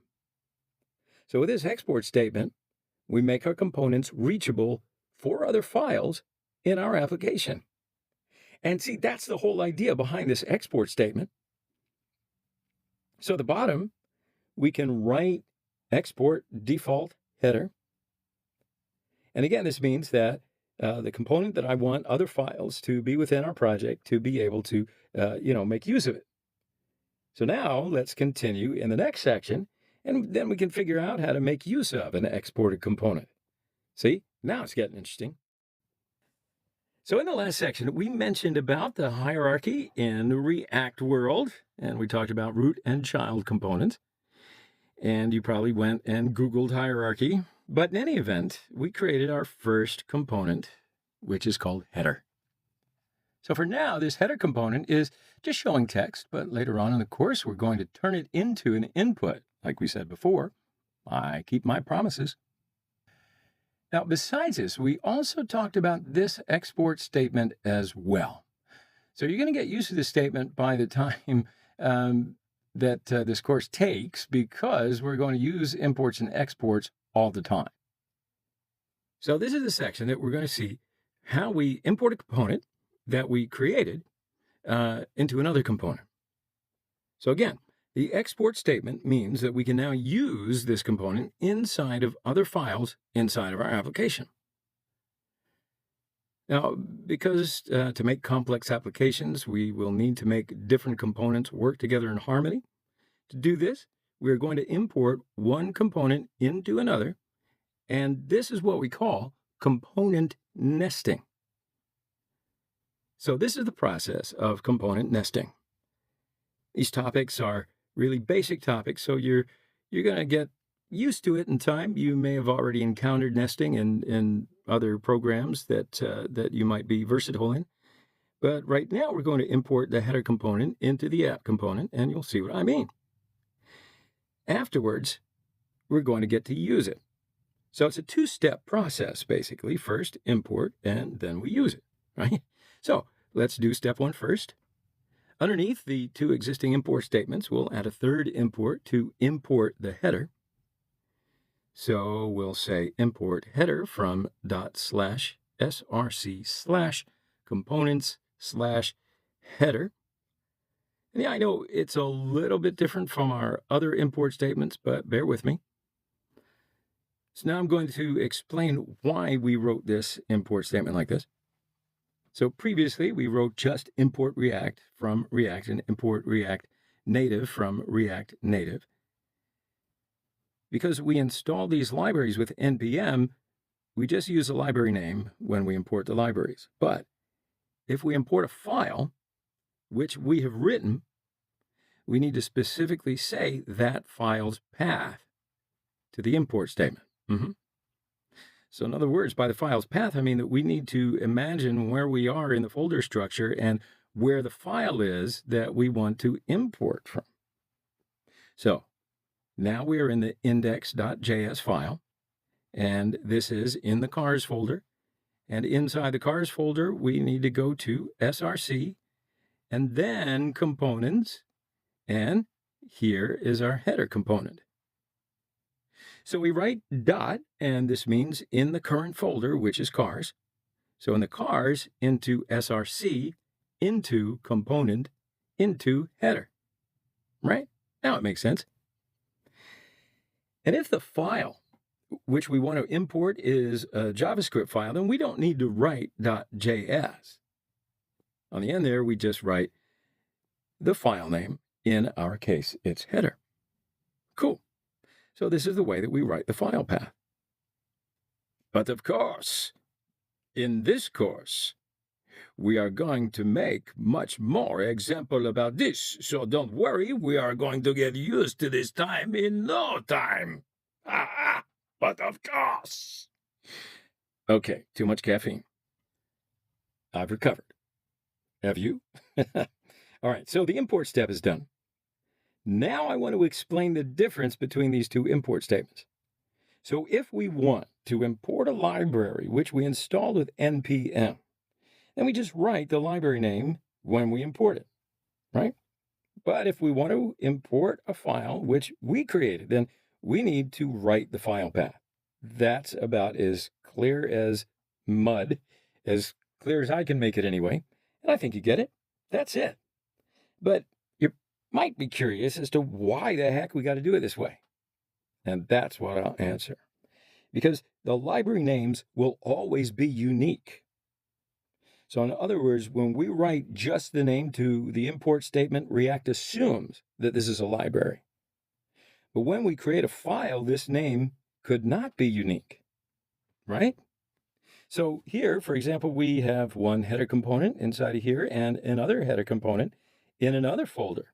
So we need to tell React specifically which file that we want to import. So now I want to show you another tip if you're using Visual Studio Code as your code editor here when you write your file path, if you want to know whether you will be writing the right path. So here you can come over to the path, and when you click Command, if this path is correct, then you see this underline here. Just a small tip. Might have been obvious, might have not been, but now you know something more than you did before.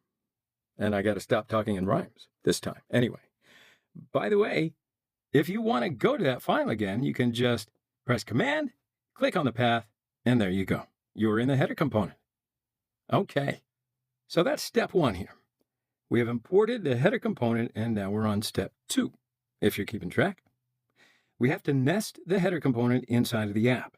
And by nest, I mean use the header component. So to do that, we are going to treat the component like a JSX tag. So header and opening and closing tags. But if we're not going to write something inside this tag like ACD, then this closing tag is unnecessary, don't you think? Yeah, so we can use self-closing tags like this. So now we get just the header by itself, and that's all we have to do. So now, did you notice that when I do this, we are no longer using that text tag up top? That's right, we're not using the text tag inside this component, so that means that we can delete the text import now, and we're left with just the header by itself. So this right here, again, is referred to as component nesting, and you see why it's useful. We can take one component and place it inside of another. It's our chief tool for making really complex applications full of a lot of different components actually be neat, tidy, and complete.